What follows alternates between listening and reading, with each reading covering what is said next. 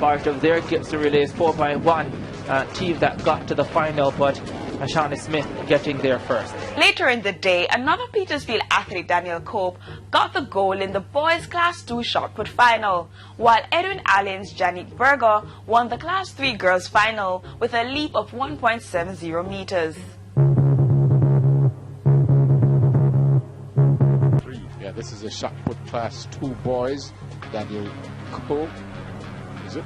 Or no, Courtney Lawrence from Petersfield. 15.62 meters. You might be wondering what's going to happen in the football field, but they have a almost artificial turf underneath that. Kobe Graham from Meadowbrook, 16.22 second position, and Daniel Cook from Petersfield would have won that 16.8. Best 16.81. Daniel, your captain already won today. Another gold medal for Petersfield. Quickly tell us your emotions right now. Well, I have joy in my mind right now.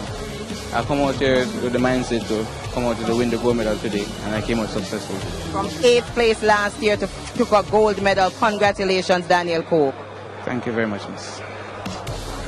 So what we are seeing though in the long jump, particularly with the girls, you're finding that the sprinters are not really, apart from Kimon Shaw. Kimon Shaw is a jumper, but most of the top sprinters are not trying the long jump, and therefore, to jump far, you have to be able to run fast. You can't walk up to the board and expect to stand up and jump in the pit. It doesn't work that way. You have to carry the momentum, and so therefore we need more sprinters in the pit if we are going to extend our lead, if we're going to extend the distance that we're jumping in the long and triple jump. Right now, we are really poor, both in the female side and the male side. There's nobody on the world stage for Jamaica in these events right now. Shawnee Hall of St. Jake, and you're absolutely right, Earl. It is the speed plus the elevation. First time at championships, a personal best and a gold medal. Talk to us about your feelings right now. I'm feeling extremely proud of myself, and to know that I just went out there and did my best and did what I was told to do, and I came out victorious. You're from St. Thomas, ended up at St. Jake. How did that happen? Well, I'm a very talented young lady, so I just did a lot of work, and I ended up where I am now. You're a young athlete, first time at championships. Any nerves at all this afternoon as you cut the sand? Yes, a little bit, but after all of the encouragement from all the persons around me, I just gained a lot of confidence and just said, okay, I'm going out there and I'm going to do my best. And your best was good enough. Congratulations, Shawnee. Thank you. On to the semis of the two-lap event, the 800 meters. In the girls' Class 3, we saw Seymour Donald from Edwin Allen, Delverna Bromfield of Homewood, and Brittany Brown from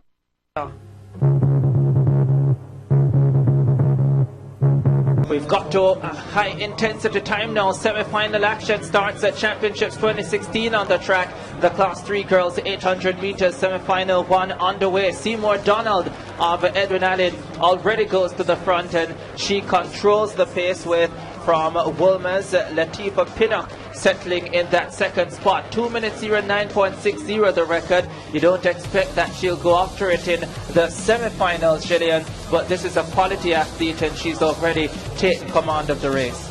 25-30 meters behind the leader who turns for home, Seymour Donald, and she is really comfortable in this first semi-final. This is a dominant athlete, and I don't think there is a more overwhelming favorite at championships this year than this one. Seymour Donald of Edwin Allen, she comes through in a 2 minutes 12.98. That is very easy for her, and I tell you, if she runs for it, the record is going to be in trouble. Looks as if it was Sinead Finley of Stets who got the second automatic qualifying spot, but that was a fantastic performance from this one. Seymour Donald, she says she's number one.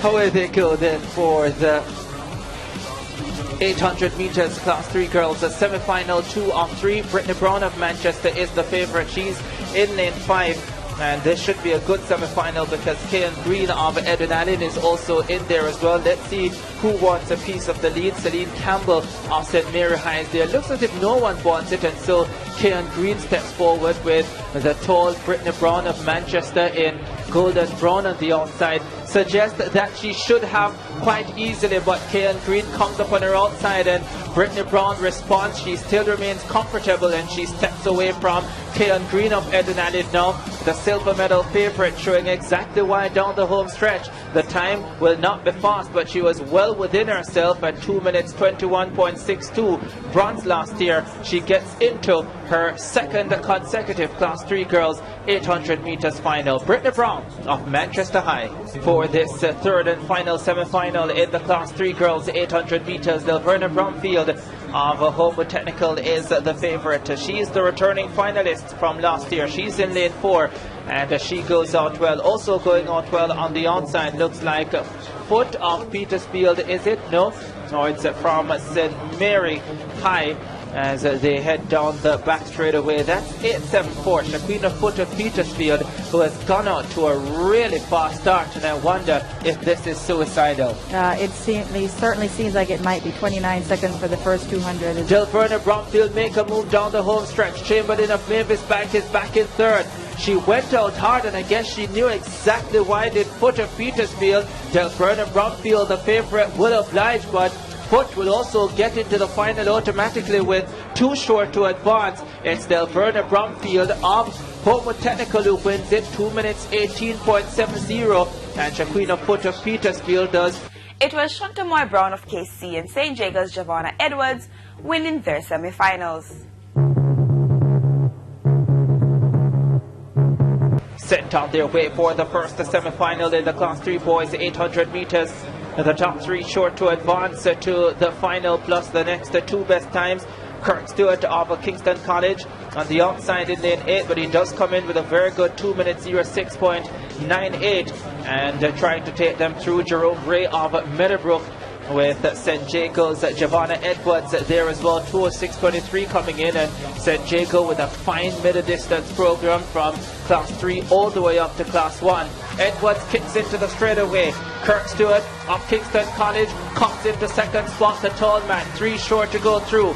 Ricketts of St. Jago pushes down the home stretch. He's going to win this heat and advance to the final. The man from Kingston College, Kirk Stewart, goes with him into second spot, and getting the third and final automatic qualifying spot, Malik Ricketts, with the man from Stets, David Martin, finishing fast for fourth. But there's your semi-final 1 winner from St. Jago, Giovanna Edwards. Sent up their way. Shantamoy Brown, Kingston College, the favourite, goes in lane 4. And he's already off to a good start. He's got fine 400 meter speed as well. He's doing a really tough double, the 400, 800 meters double, Gillian. And so it's going to be important for him to pace himself all the way through the rounds and up to the 2 finals on Saturday. But he comes to the front early and takes command. Oh, we see a little bit of a bobble there as the athletes are a little bit bunched closely, and you don't want to see anybody go down in this one. So KC's leading at Shantamoy Brown. They come into the straightaway. Shantamoy Brown has seen enough and he goes by the field. Anderson of Donald Quarry tries to go with him. Also coming into the picture as well looks to be Jones of St. Jago. There they go. Shantamoy Brown will win it easily. Was playing around a little bit but then decided he'd seen enough. Anderson comes into second spot from Donald Quarry, and I think it's Clayton Cooper of St. Mary High who got third and also qualified automatically. But there's your winner, Shantamoy Brown. In Class 2, Homewood's Christina May and Brittany Dixon of Vale Technical were also victorious in their semis, while the St. Jago pair of Keenan Lawrence and Anthony Cox won their semis along with Dwight Mason of Stets. Homewood your favourites? Yeah, Christina May of Homewood Technical got to the semi-finals of the World Youth Championship last year, and she comes in here as the favourite, has run under 210 before, and so she knows she has some quality. Christina May of Homewood Technical. Her sister, Casey and May, is also on the Homewood Technical team. She heads down the back straight away. Tall and nice is Christina May. Fine job with the young ladies at Spalding High, but seeing enough is the Homewood Technical #1 and probably the Class 2 #1, Christina May, and she kicks into the straightaway with the comfortable lead now. Only 3 short to go through, and the group is coming back to the top two. The Edwin Allen athlete is fading. Chrisani May is going to win it comfortably. Second spot is going to go to Masters of Heidel, with Campbell of Spalding holding on for that third spot to qualify automatically to the final of the 800 meters for class 2 girls. She's been around, former class 3 double champion, and been Carissa champion as well. And she is in there. And she's the favorite coming into this one. Mothersill of Albert Town is to be watched as well. She has some quality. Tanya Wright of St. Elizabeth Technical, more known for her 400 meters quality, but has been pushed up to the 800 this year. And Brittany Dixon at the back has some pushing and shoving. A very good semi-final down the home stretch. Brittany Dixon is not the fastest runner in the world, so let's see if she has a sprint finish here as they turn into the straightaway. Dixon has the lead from Homewood Technical. Campbell is there as well. 3 short to go through. Barnes of Edwin Allen is trying to come forward. Mothersill has been dropped now from Albert Town. She's going to be fourth. Brittany Dixon cruises home here in 2:16.53 ahead of Homewood Technical's Brittany Campbell. And then in third spot, Moesha Barnes of Edwin Allen. The 3 traditional Powers That Girls Championships, getting through 1, 2, and 3 in that heat. A very bumpy race for those ladies. St. Elizabeth star girl Janelle Bromfield then took to the track, leading the other competitors in the Class 1 800 meters.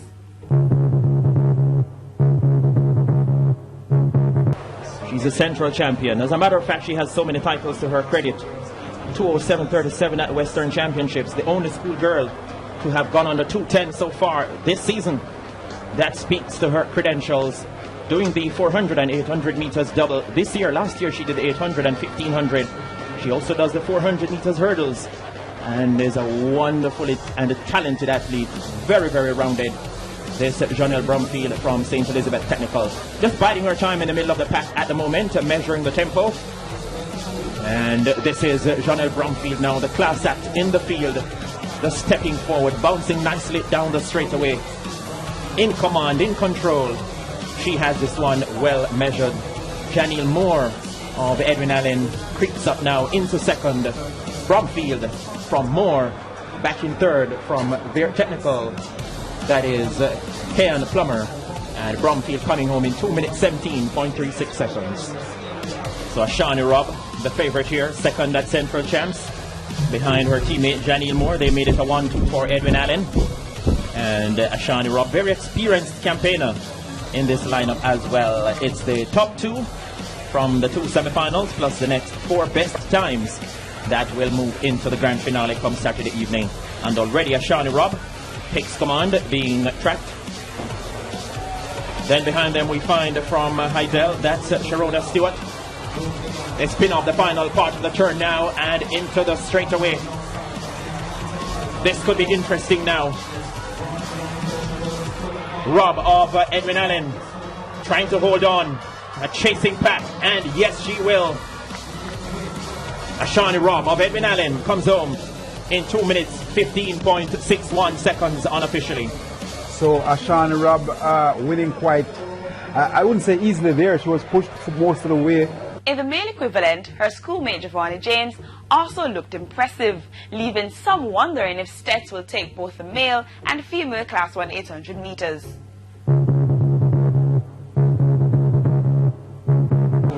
They're underway now in this first of 3 semifinals for the Class 1 boys 800 meters.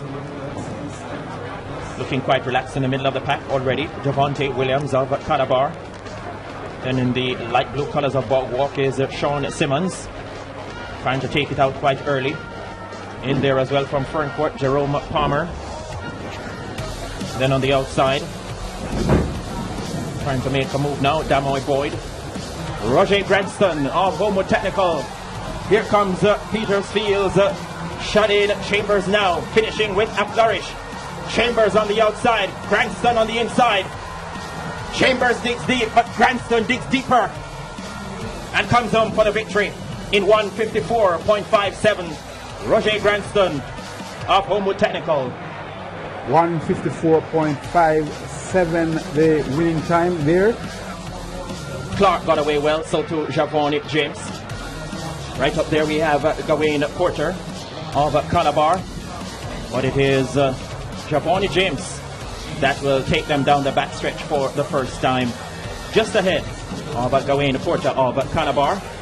Leon Clark tucked in nicely, now moving on the outside and looking to swing himself into the lead. Leon Clark, tall figure of Leon Clark from St. Jago. Right in there as well from Kingston College, Lerone Bowden. As they spring off the top bend now and come into the home stretch. Bowden of Kingston College on top. Here comes Javoni James. Leon Clark of St. Jago is trying to hold them in at this stage. It is Javoni James now from St. Elizabeth Technical that glides away from the pack. Leon Clark finishes second. Those two certainly moving into Saturday's final. 1:55.57 the time for Javoni James.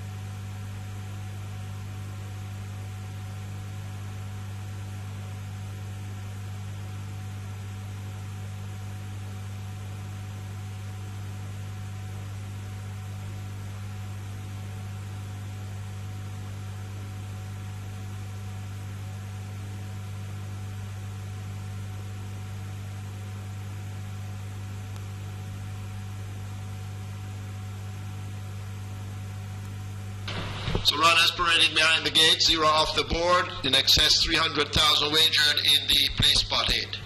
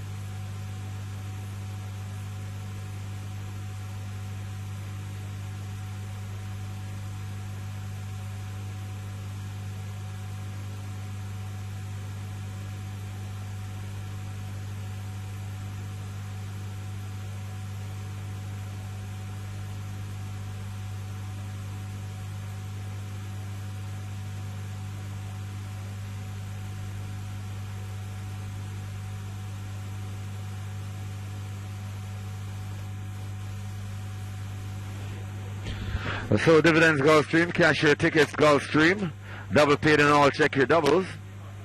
Nearly 350,000 in the play spot 8.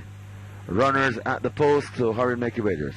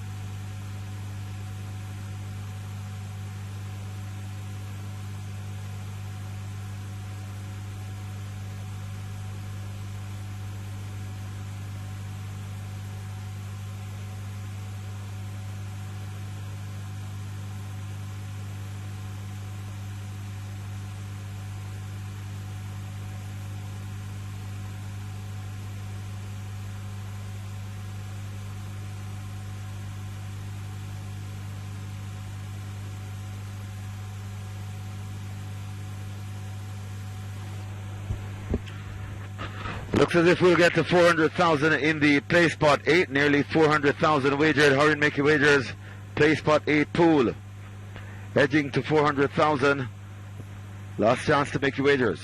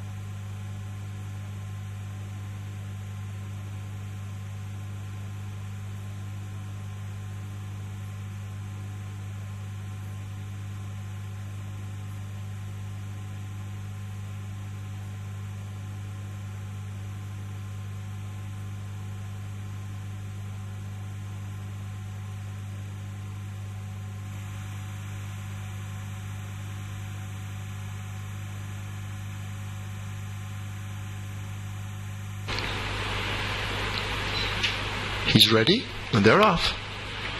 Jagrity gets off slowest. Homecoming gets a good start.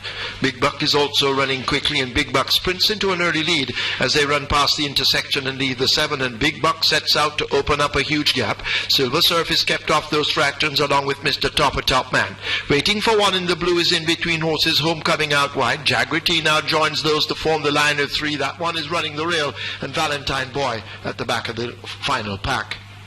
They head down the far side, and it's Big Buck as they leave the 5 with a clear lead, maybe 10 lengths held over Silver Surf. Mr. Top Man a length in behind him, a length and a half to Jaggerty. Waiting for 1 races next as the leader now leaves the half-mile marker. Homecoming is 3 further lengths toward the outside, and Valentine Boy trails, but it is a Big Buck continuing to tear away on that lead. Leaving the 7/16th, a huge gap remains. Silver Surf and Mr. Top Man race shoulder to shoulder. 3 lengths back to Jaggerty, now beginning to be ridden. Waiting for 1 is a further 4 lengths down. 3 more to Homecoming as we have a strung out field. Forget Valentine Boy. Big Buck, how long can he keep this up? Comes into the lane with that lead. Mr. Top Man has ground to make up. So too Silver Surf. Jaggerty is on the rail as they arrive at the 3/16th, and a Big Buck now begins to show some signs of stress as they run toward the furlong pole, but maintains a huge lead. Silver Surf and Mr. Top Man chasing in behind. Jaggerty is left further back on the rail, waiting for 1 and Homecoming, but this Big Buck maintains the advantage inside the final 16th. He has done more than enough, and even if he shuts down badly now, they won't catch him. Big Buck, an enterprising ride, wins it easily in the end over Silver Surf. Then Jaggerty, Mr. Top Man, waiting for 1 and Homecoming nearest to us.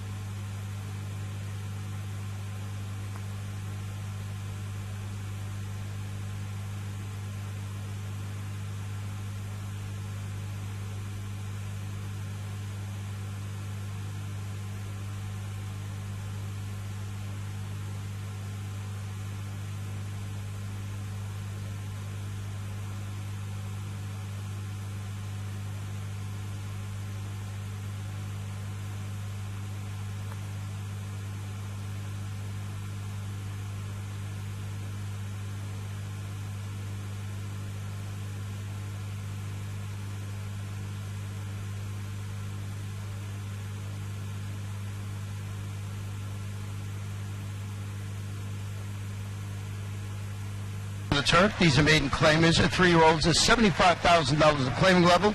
We do have a couple of scratches. One important here, scratch the number 1, the number 5 Derby Champagne, and the main track only number 13 Wonder Frolic. Current favorite up there right now from the Todd Pletcher Bond is the number 2 horse, and that is Gracious Plenty. And no better place to start the analysis than with the current favorite. Okay, and that is the 2 Gracious Plenty. Does draw the rail now today, going out to the of the second, number 5 Big Buck. A 4-year-old bay gelding by Who's Staying On. Buck's Orchid by Better Buck. Brad Vincent Lumsden. Owned a VMW. Train Wind Parchment, the rider Jerome Innes. Second 1 Silver Surf. Third 4 Jaggerty. Fourth 3 Mr. Top Man. Running time 1500 meters, 1:39 and 1.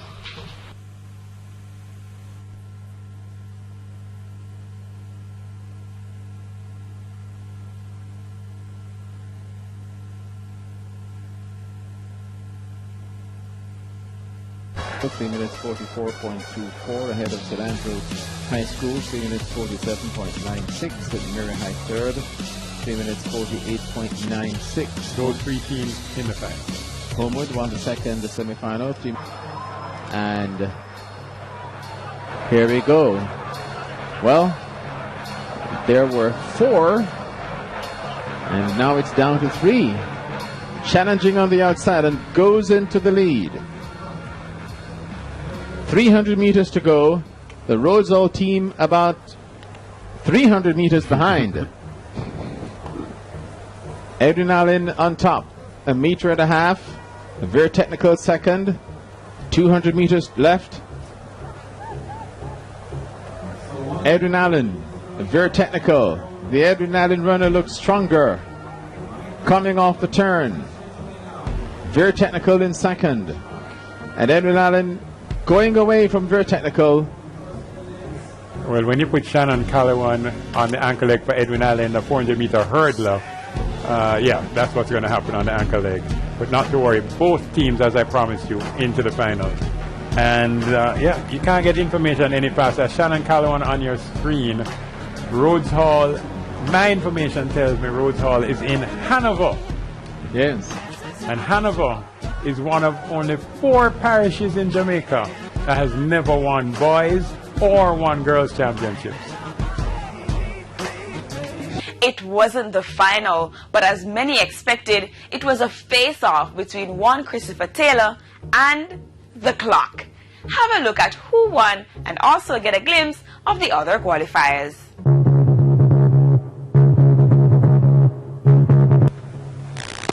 Here they go for the first heat. Boys 4x400 meter relay open. 14 to 19 years of age. And they are flying.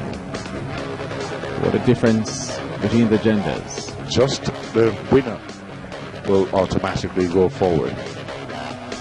Same structure as the girls, 4 heats. As Neville said, the winner is guaranteed a spot in the final, so the other 3 teams are going to have to hustle.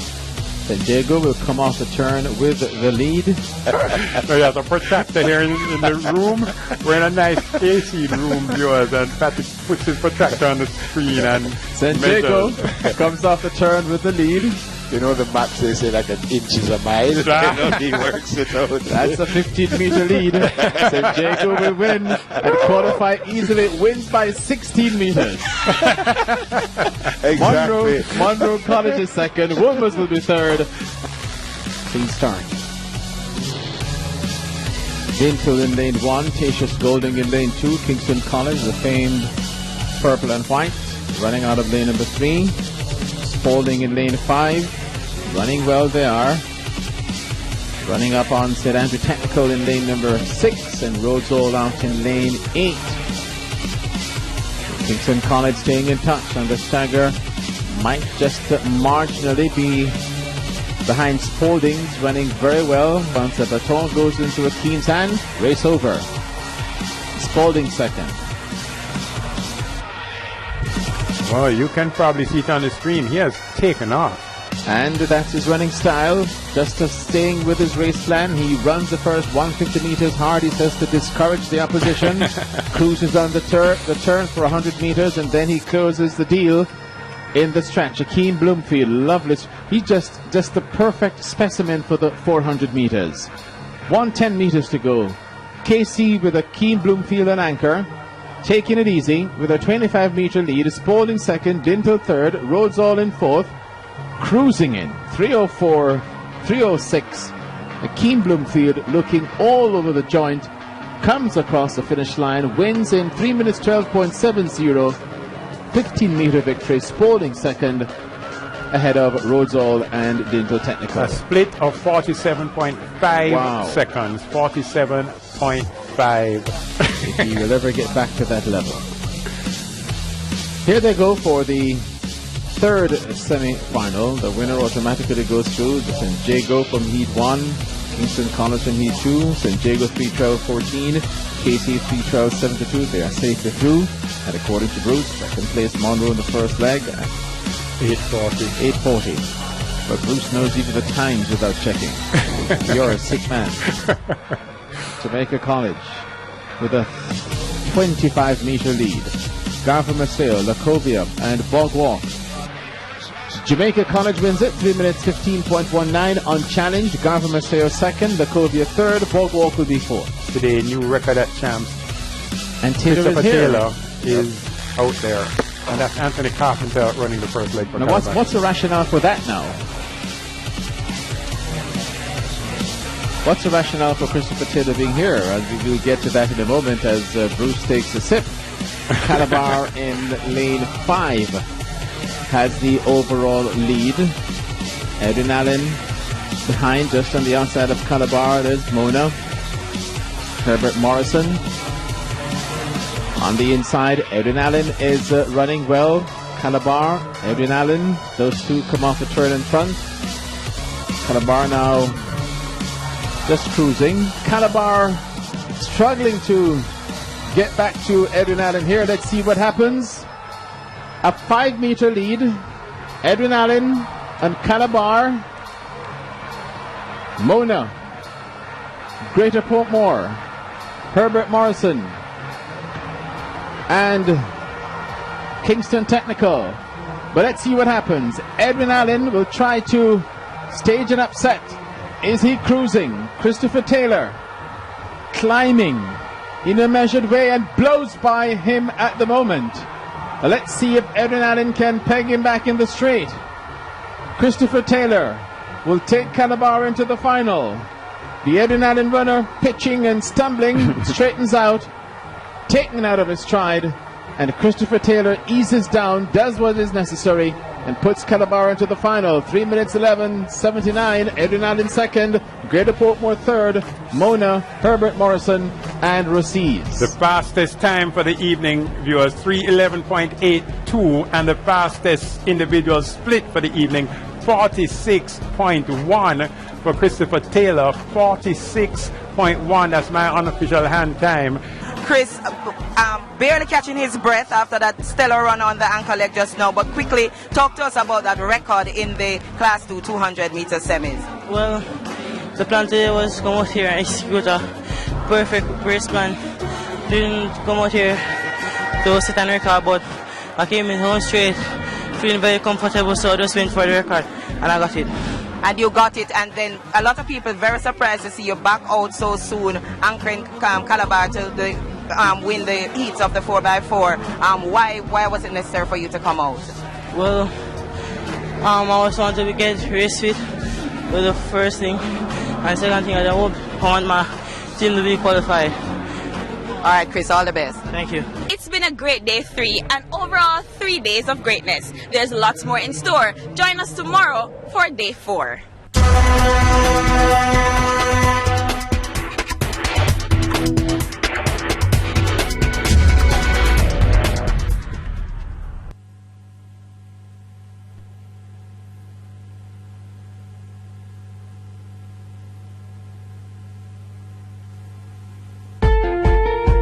Limited offer. The National Sportsman and Sportswoman magazine is now available for purchase exclusively at the RGR gift shop for $500. Come and get your copy now and share the moments with our beloved heroes who continue to make us proud. So get your copy of the National Sportsman and Sportswoman magazine at the RGR gift shop, 32 Lyndhurst Road. Telephone 733-2142.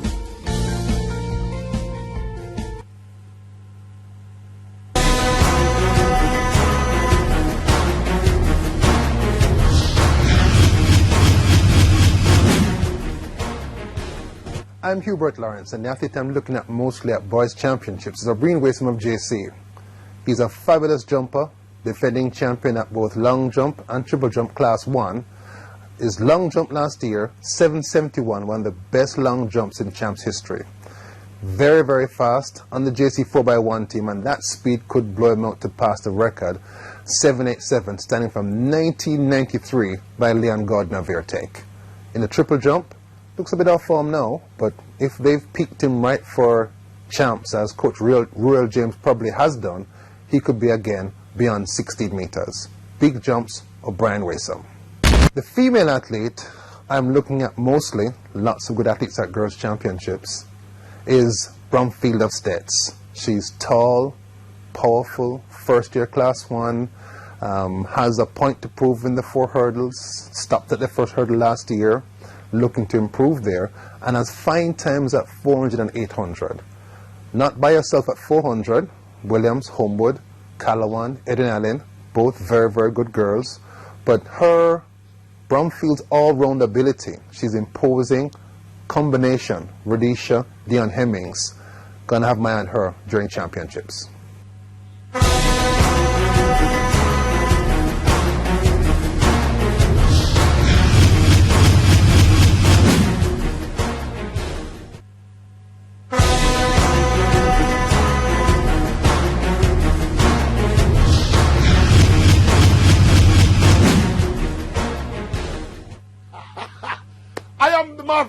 Oral Tracy. And I'm looking forward to Champs 2016, but especially the male athlete I'm looking forward to see perform at Champs 2016 is Nigel Ellis from States, not a normal youth. Any athlete that can be threatening 100-meter record at Champs, Class 1 that is not a normal athlete. So I am more than looking forward to that Nigel Ellis attacking that record. As for the female performer, for the girls, I'm looking forward to seeing Ashley Williams from Homewood. I like her. I just like her spirit, I like her performance, I like her determination, and I just love how she performs as an athlete. And I'm particularly looking forward to she and Miss Brumfield from States clashing again in the 4x4. Champs 2016, mad!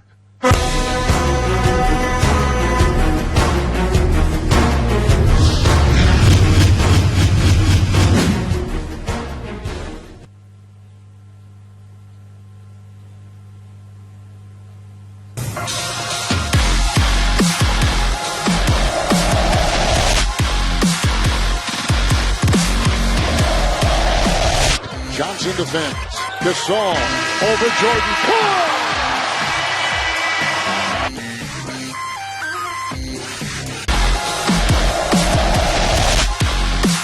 Take a tab at Clippers.com for more information for the nation. Together we will. All the lights just dim. There's Laura Brooklyn taking away the lights are going. I can take a free throw. Let's go play ball.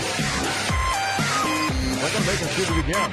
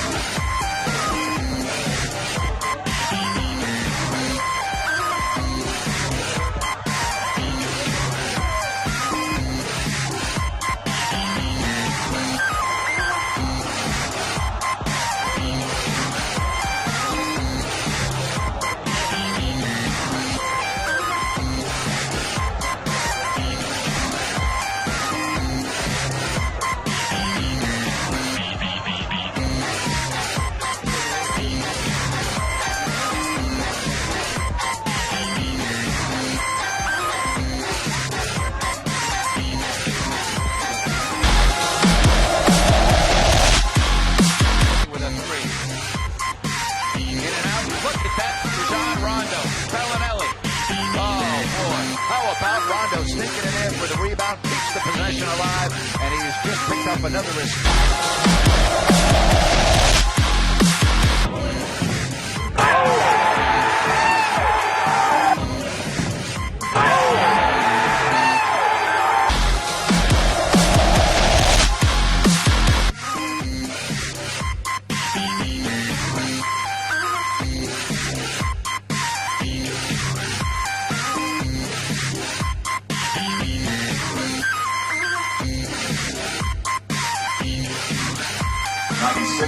He scores a four. Sosa. Wimpkins and Donna Ackerman both score at 95 by majority.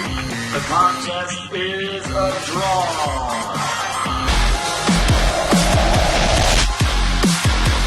15 or so run. It was that receiver response. Yeah, Milwaukee kept answering. Absolutely three of their own. Michael Carter Williams run the floor. Transition again. This again, not necessarily the way the Bucks usually play. 28-11 to hand at MCW to steal the put-away shot. Near the near indeed. And ends the streak.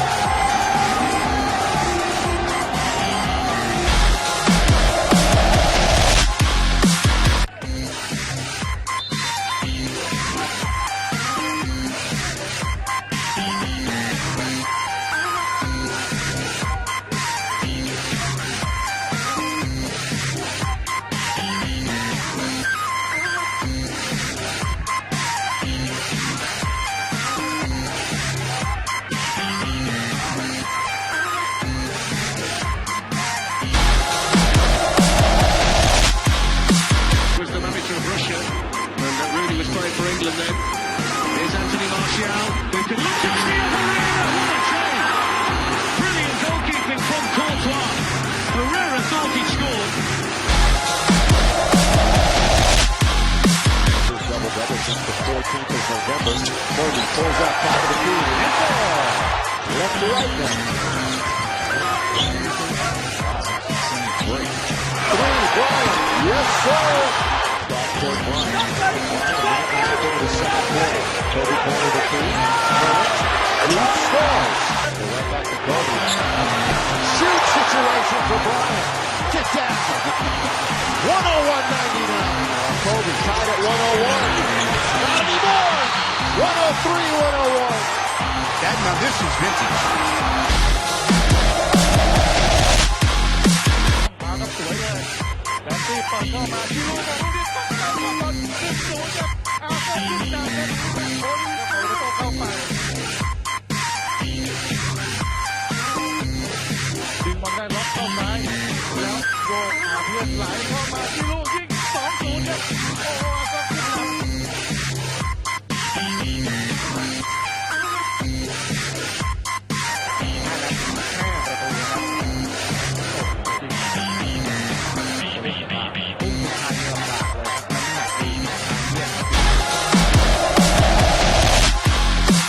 Altered it, got a piece of it, and McLemore, and you can't pass the ball any better than that, folks. Rajon Rondo just threading the needle. The doctor of passology at work.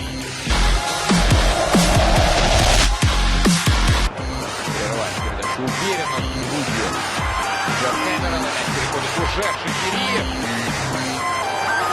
2-1, блестяще, ничего себе. Прям не верите? Передачи Бояна Киркича, в одно касание, наконец-то никакого офсайда. Белого не успевает, и такое изящное исполнение. Мама дорогая.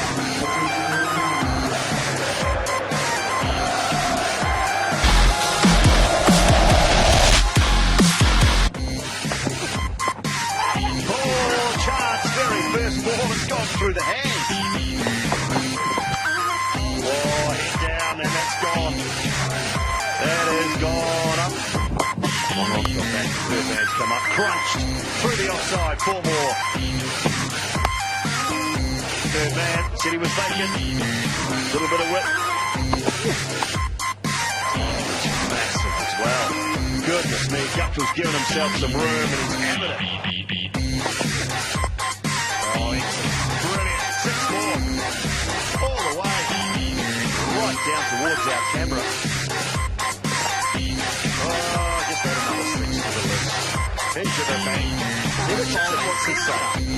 Richardson wants to say. 6 more. Lovely strike from Gutfield up onto the bank again. Wonderful to watch. This display of power.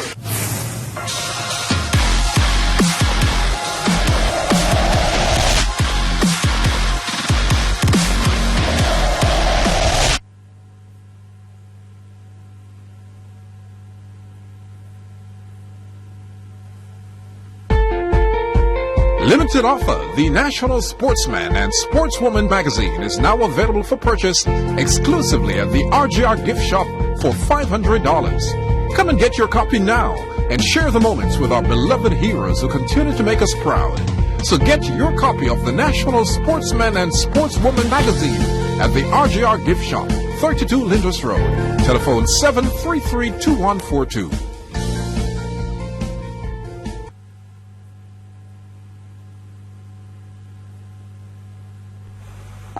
That's 68-1. Highly doubted.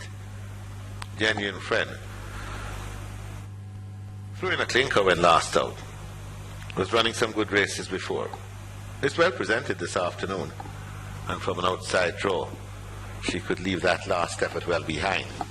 Like I said, runner, and explosive princess. Suspect that they'll cut each other's throats. 7-2 and 5. Semper Fidelis. Shoreman.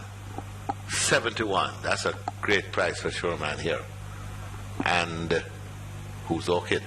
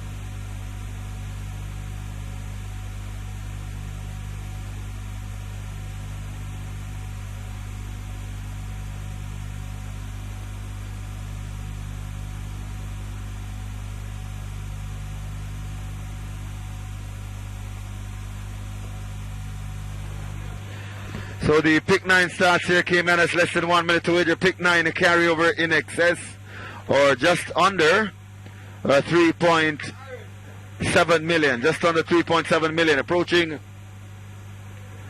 2.5 million. That's the pick 9 pool. It starts here. Cash your tickets, Gulfstream. 1 minute. Hurry and make your wagers. Well worth the wager. The pick 9. Caymanas pick 9 carryover just under 3.7. Nearly 2.5 in the pool. Less than a minute.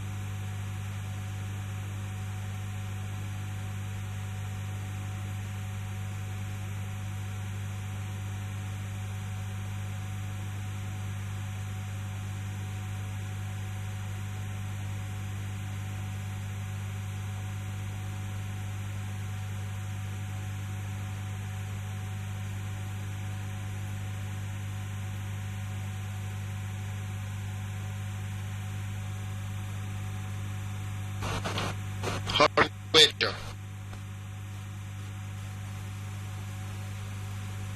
Pick 9 wagering with a massive carryover of almost $4 million, 2.5 million wagered and climbing.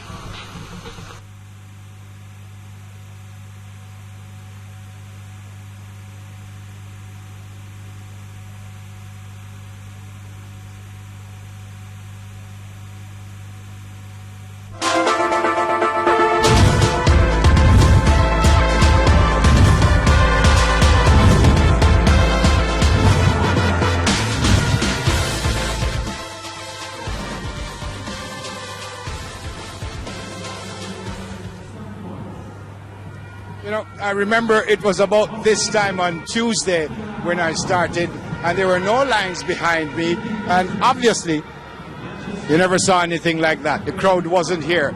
But I've been telling you since Tuesday that come Saturday there won't be any spaces in the National Stadium. Hello everyone, welcome to our coverage of Issa Grace Kennedy Boys and Girls Champs 2016. I'm Neville, the entire crew here with you today. And as you look behind me, I'm sure you see the purples, you see the black and green, and you see the different colors coming to represent their schools, because what a day we expect to have.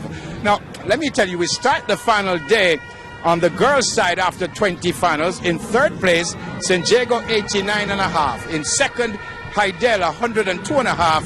And leading the girls after 20 finals, Edwin Allen with 142 points. So it seems, as the experts have been predicting, that Edwin Allen will go away with this. Some people think they've already won this. On the boys' side, things are a little different.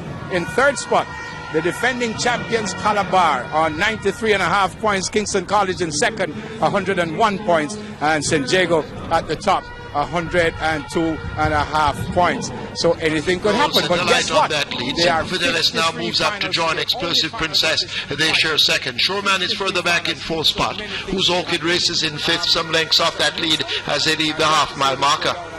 Runner now beginning to make ground, overtaking Who's Orchid. Little Tough Man in the orange with the white sleeves races a length and a piece in front of Genuine Friend. A long gap opens up to Little Rhea, and Swift Gold, not swift at all, is struggling at the back. As they leave the 3 and come toward the 5/16th, Perfect Gold now being attacked on all sides. Explosive Princess, and toward the outside, Semper Fidelis now asked to come at him, beginning to make some ground in between horses. That looks to be a Shoreman asked to make some ground. Toward the outside, Who's Orchid and Semper Fidelis. Runner has also made progress, but they race past the furlong pole, and it is Explosive Princess. Runner now beginning to challenge near the rail. Shoreman backs out a bit in third spot. Genuine Friend Friend is racing in fourth. It's Explosive Princess and Dane Nelson showing Explosive Princess the right-hand stick, and they beat Runner Runner. Showman is third. Fourth, Genuine Friend. Fifth, Little Rhea. Expected to get even more so, Hubert Lawrence, as we go through today's final day. Of course,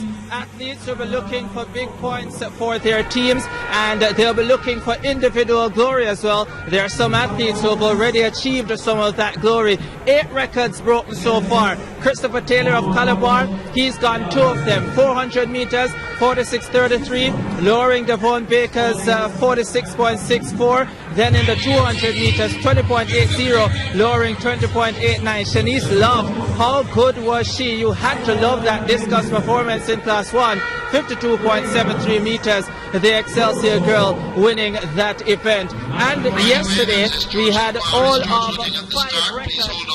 We're going to be having a look at those records as I say good afternoon to you, Bert. Thanks, Ricardo. Brittany Anderson of Veritech, 11.10 in the girls' Class 3 hurdles.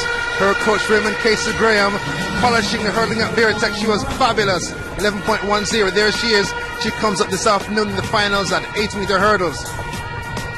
Brittany Anderson, spectacular running by her, has been good all season. She's also in the long jump and the 200 meters. Here is a record in the boys' class to 300 meters. He's got my surname, Keenan Lawrence from St. Diego High School, blitzed them with pace, 3:57 to take down a Kimoy Campbell record. Said when he was at Belfield, this boy can really go. 3:54, 3:55, 3:56. 3:57.26 for Keenan Lawrence of St. Diego. Great running. Yeah, absolutely fantastic. He's been in good form. Ran 4 flat at the Herb McKinley Win Classic. That was back in January, and he really delivered in the final last Ready night. Lane McMaster, Bon Train Raymond Townsend, the rider Dave Nelson. Reminding you of this George inquiry. George looking at the start of the race. So please hold all your tickets. Second to 11, Runner Runner. Third goes to 2, Sure Man. Fourth, 10, Genuine Friend.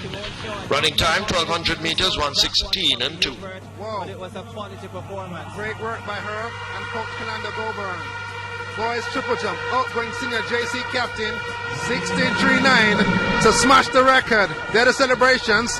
Had a beat of it last year, 16 flat, and won the gold. But here it is, third attempt, 16.39 meters, JC captain, O'Brien Raysom. Yeah, and of course, before O'Brien Raysom broke that record, Calabar severely equaled the previous record of 16.04. So he did it under a little bit of pressure as well. The intensity is rising inside the National Stadium. We heard Neville Bell giving the point standings coming into the Hubert. Edwin Allen well ahead on the girls' side. Let's start there. Can we safely say girls' champs is over? I think so. Stocked with qualifiers is Edwin Allen, and high quality as well. That's about all she wrote. The big battle for second, Hydel, St. Diego, and Homewood all battling for the second place. Hydel, very strong middle distances compared to the rest. Maybe the team to watch for second place. Outgoing senior, Samara Spencer. Is there a race, an event to look out for on today's final day on the girls' side? I think so. Girls class 1, 400 meters. Bromfield won last night for Stets at the 15. That's an extra run. Williams, Homewood is comparatively fresh.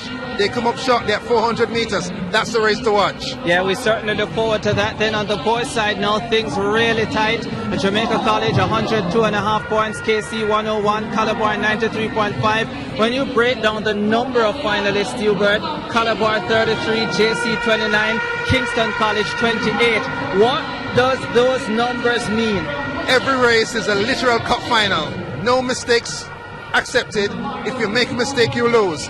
Calabar have the edge on the number of finalists and quality overall and should win, but it's no gimme. They've got to deliver everything on the board today. Jamaica College coming into today as leaders. There are a lot of people who gave them an opportunity to win, to be second behind Calabar. How good of an opportunity do they have to go on and upstage? Unfortunate. Haslam being hurt in Class 3 hurts Jamaica College. They run out of people midway through Saturday. I don't expect them to challenge for the title today. Great JC team, but just running out of people midway today. And KC, Akeem Bloomfield at 400 meters.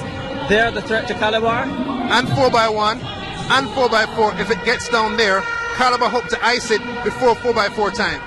All right, so it's all setting up to be a fantastic, absolutely magnificent final day of the Issa Grace Kennedy Boys and Girls Championships 2016. We are about to get what so many of us wanted, and you can already hear. This is the broadcast schedule. We have started, yes, we have started. We'll go up to 7 o'clock on TVJ, and then, of course, we'll be breaking in and out of the news, and then from 8 o'clock to 9:40. Of course, we don't break on TVJSN, we don't break on One Spot Media. We go all the way through on those platforms. For live streaming of the event, www.onespotmedia.com. Free for viewers in Jamaica. Pay-per-view rate applies to viewers overseas.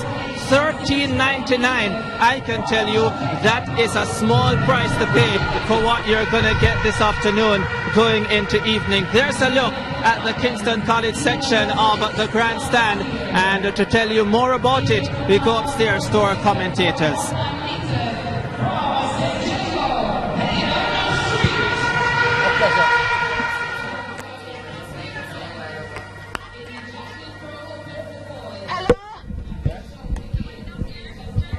All right. Yeah, we're here. All right. Thank you so very much, Ricardo. And, of course, it is the 5th and final day of the Issa Grace Kennedy Boys and Girls Athletics Championships. I am Jermaine Brown. And with me is Dwayne Extall. And, Dwayne, what a jam-packed day we have coming up in just a short while.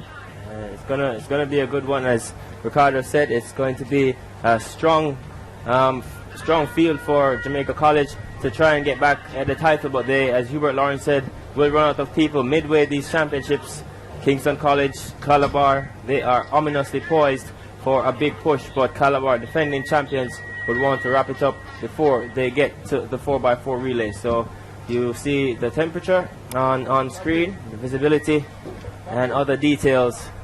And there to meet schedule. The girls' long jump open is already underway, and we just saw introduction of the boys' javelin throw open, and then we will proceed to the girls' high jump class 2 at 2:05. We will go at 2:15 with the girls 400 meters. They will start from class 3, go down to 2:40, concluded in the 400 meters of class 1 boys, and set to be a good one. Now, Dwayne, you would have been a competitor at Boys and Girls Jams for quite a number of years, competing for Woolmer's Boys.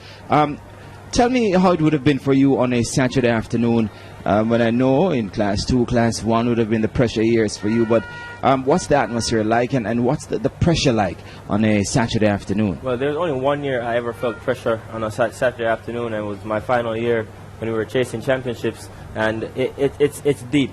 You know, as the captain that year, I had the charge to go and lead the team in the 400 meter final. So it's a lot of pressure, but when you get through that first race, everything gets easier. Of course, there are point standings at the start of the final day. Jamaica College 102.5 points. They lead from KC 101, and Calabar 93.5. St. Jago 63.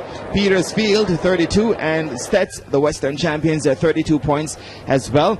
So the point standings are setting up quite nicely, and the suspense is already there, and it could very well come down to the wire on the boys' side. On the girls' side, with Edwin Allen, they've pretty much led throughout the championships, and 142 points. Heidel 102.5. They would have been second last year. St. Jago 89.5. Homewood 68 points, and this is how they finished last year too, from 1 to 4. Vertec, many time champions, fifth last year, 58 points. Excelsior 45.5 points in 6th place, and have been doing quite well, Excelsior. And based on what we have coming up, Dwayne, the point standings on the girls' side could very well remain the same. Yeah, they should remain the same. Edwin will run away with this one again, and the others will follow. But the battle is for the minor second to fifth, if you will. Some changes will come up because, you know, I think Homewood finished second at the Central Championships, and they have enough persons in finals today to maybe move up a place or two. They're currently lying fourth. The 11-time champions. Last one back in 2013. On screen now we have the long jump, heptathlon for girls. And that's the athlete from Hydel, Trishana Hemmings, who's making her way down the runway. And that's a no jump for her. Really didn't get much on the board. She got almost all the board. Overextended herself in stretching on the last part. And didn't have any speed either going down that runway.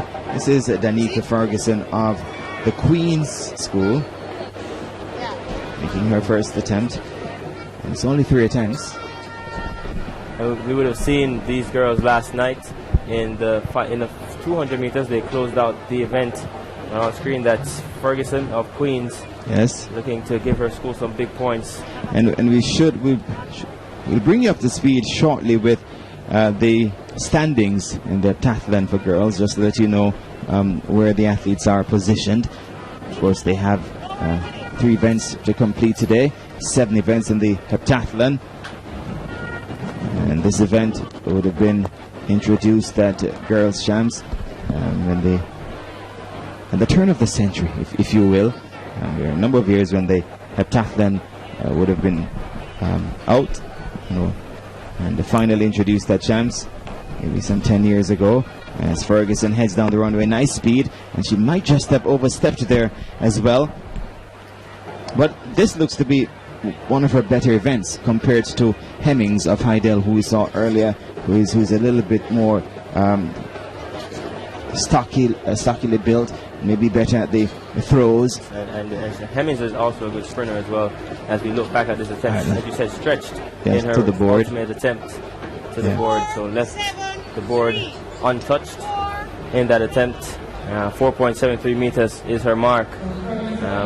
And it's all done by points in the heptathlon. It depends on how far you jump, the amount of points you get will increase. So as you go through the event, how fast you run, the points will increase as well. Peter Gay McKenzie takes up her position on the runway in the heptathlon. Long jump for girls. And it's Peter Gay McKenzie just waiting on the officials to give her the go-ahead. Number 285. Adrian Allen will be hoping to pick up just to ensure that they continue to pick up points, and they won by 100 points last year. Adrian Allen, the overall championships. McKenzie now speeds down at the runway. A nice speed to the board. Took off from just behind the board too, but the best attempt we've seen thus far from these jumpers. And maybe one of her better events. She may be one of those quality athletes who couldn't get a spot, individual spot on the team.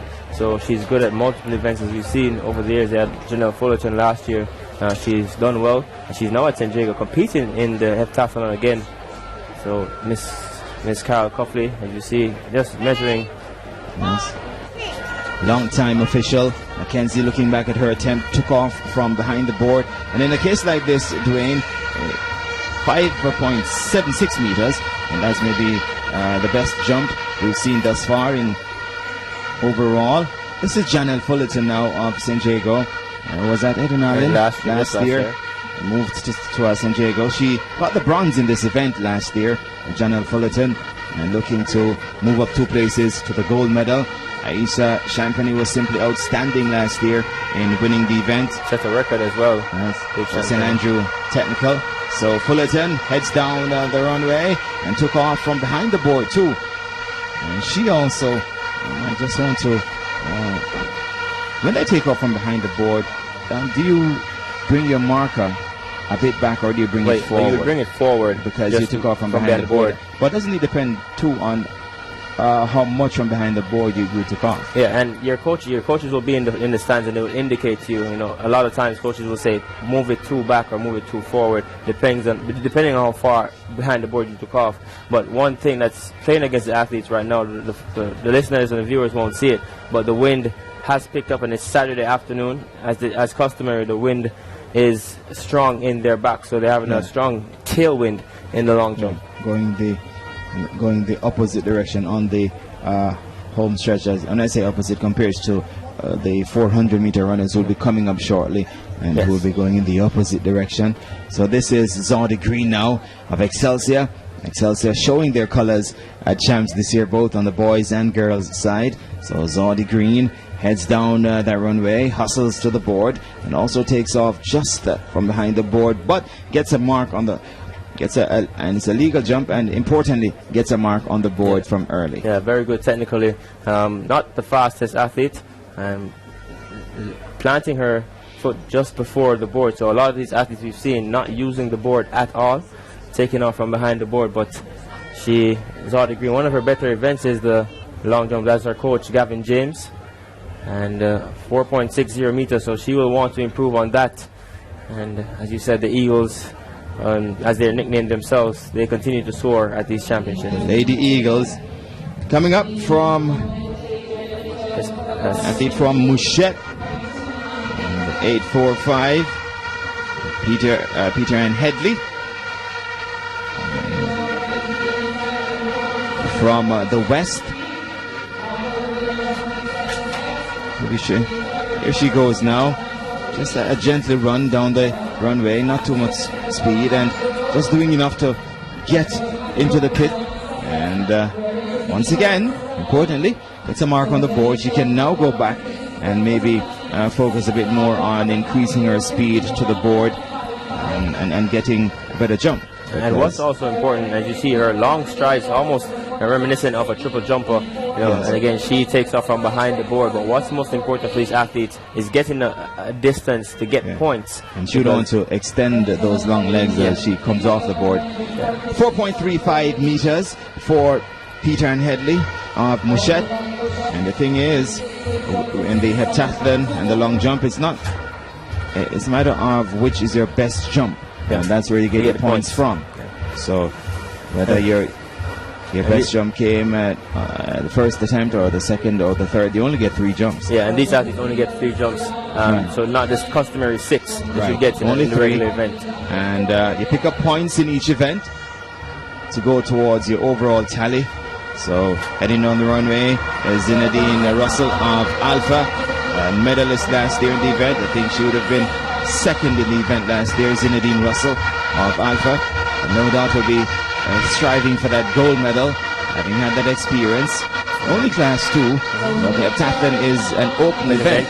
So if you have a class 3 athlete who is good enough, then you might just see that athlete competing in the heptathlon. But usually it's the class 1 and the class 2 girls who meet in this event, the heptathlon, because it's 7 events spread over 2 days, so a heavy workload. Yeah, 5.33, and Zinedine Russell seems to have been around for a long time. This is actually her last year championship, as she has taken up a scholarship to the University of West Virginia. And still only class 2. Still only class 2.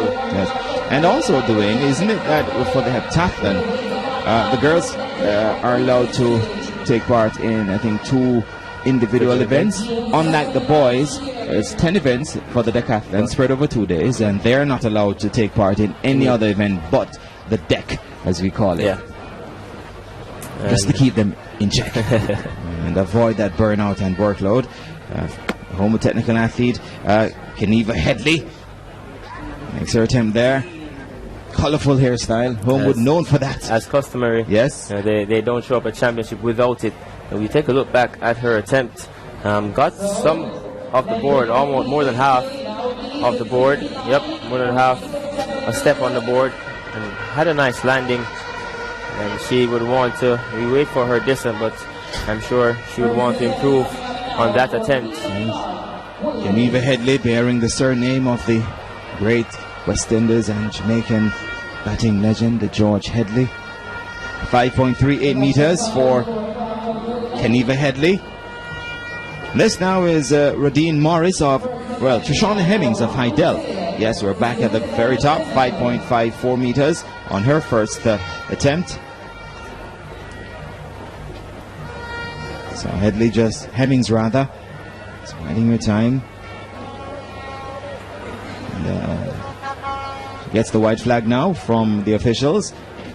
We'll just set off on the runway. There she goes. Shauna Hemmings of Hydel pops to the board. Nice jump. 5.54 meters on her first attempt. Let's see what she gets on this second attempt. She's gotten the white flag, so it's all clear. Better jump from her. may have improved on her 5.54. Nice hand technique. Got a lot on the board, and she did, and her takeoff was impressive. She floated in the air, floated almost like, as Muhammad Ali says, float like a butterfly. But in this strong breeze, that kind of technique comes in quite handily. So we see the official signal in 5.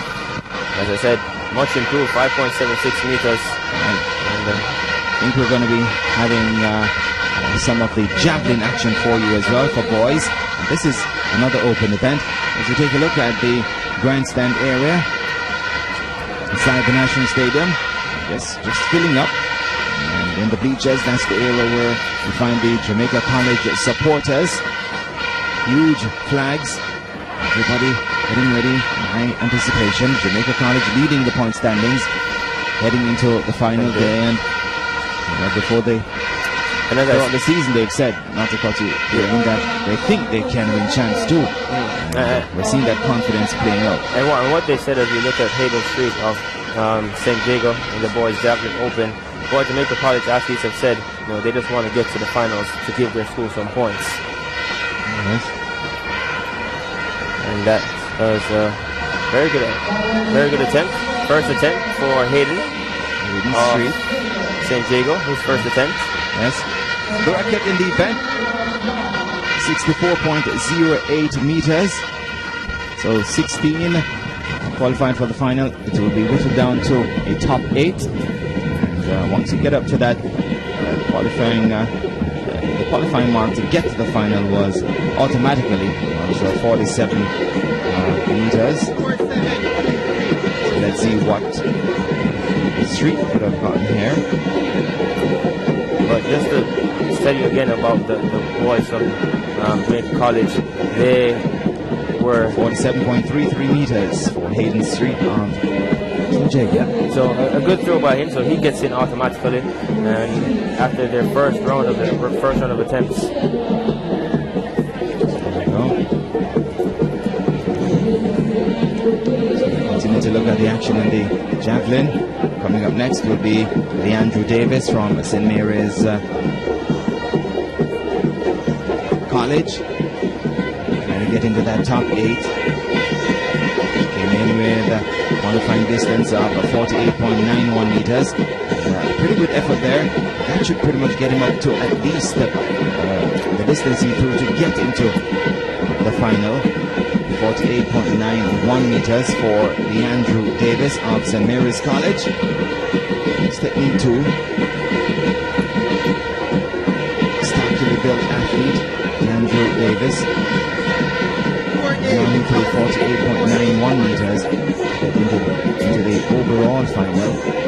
Yes, 48.16 meters he gets on this attempt. Yeah, so the top 8 by distance will get to the final. That's where you score points. So the field will be split in half. Michael Williams of Excelsior takes up his position and takes aim. Raises Jamar. Bronze medalist in last night's pole vault. A little bit too much height on that one, but a pretty good effort. Pretty good effort.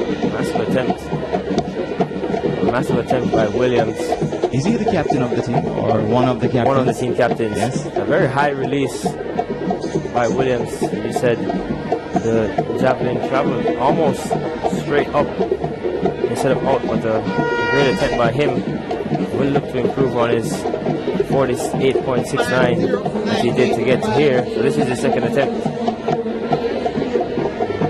50.98. So a personal best for him, no doubt. And that should be enough to get him to the final. Pretty good effort. And the athletes, what they sometimes do is strategically, those seconds they have, just wait on the wind a bit to carry the implement forward. This is Ronaldo Smith of Camperdown. That's going to be a 45-meter effort from Smith of Camperdown. It's the way they do try that as well. Just wait on the wind. If you feel it picking up, and if it's wind that you feel can aid the implement after releasing it. You just wait on that seconds. And I wonder how much it would affect these athletes in javelin with the wind blowing into the javelin itself. So we await his attempt, but I'm not sure how much the wind affects. 44.54 meters for Smith of Camperdown. Through 47.13 to get here, so not at his best at the moment. Javod Pringle of Belfield from Manchester takes aim now, hustles forward, and nice strong release towards the end. Didn't get much height on that, and you want a bit of height, and then for the implements to flatten out a bit. Just under 50 meters. Not the best of run-ups. He managed to stay in to get a legal mark, but didn't look convincing in his run-up, and so it reflected on his release. I don't think he will improve on his first round effort. I think he was trying to be a bit cautious in his run-up, trying to stay in the sector as well. 38.52 meters for Pringle of Belfield. Through 50.89 to get to the final round, but you'll have to go better than 38 to get through to the final 8. Aval Denton now of Edwin Allen. His turn. Sideway kind of approach. Nice height. Pretty decent effort. Saw his teammate last night having some difficulties in the 400-meter hurdles final. Fainting, in fact. Had to be wheeled away from the track. Understand that he's under medical observation still. And I think a marker for the athletes to get into the top 8 is to get their javelin into the icon, the logo, the ISA logo. That's over 50 meters. Yeah, that's over 50 sure. meters, just about, if not over. We saw Williams of Excelsior get up to 50.98 meters. Just about 50.49 meters. 50.49. Looks a little bit further than what Williams threw. We're up here. We have an eagle-eye view. Yes. And where we see the yellow tape, if we get a clearer view of the entire sector, that's where the record for the event stands. So, another clean effort there for Jer Bulgin of Mouchette. The implement, javelin was a bit wobbly after release too, and that can tell the story sometimes of just how far it will end up. Here we go, just a wobbly.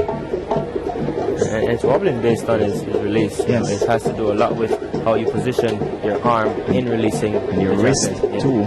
Be firm at the very end at release. You have to know how to flick the wrist. Yes. And getting the attempt off. 44.48 meters for Bulgin of Mouchette.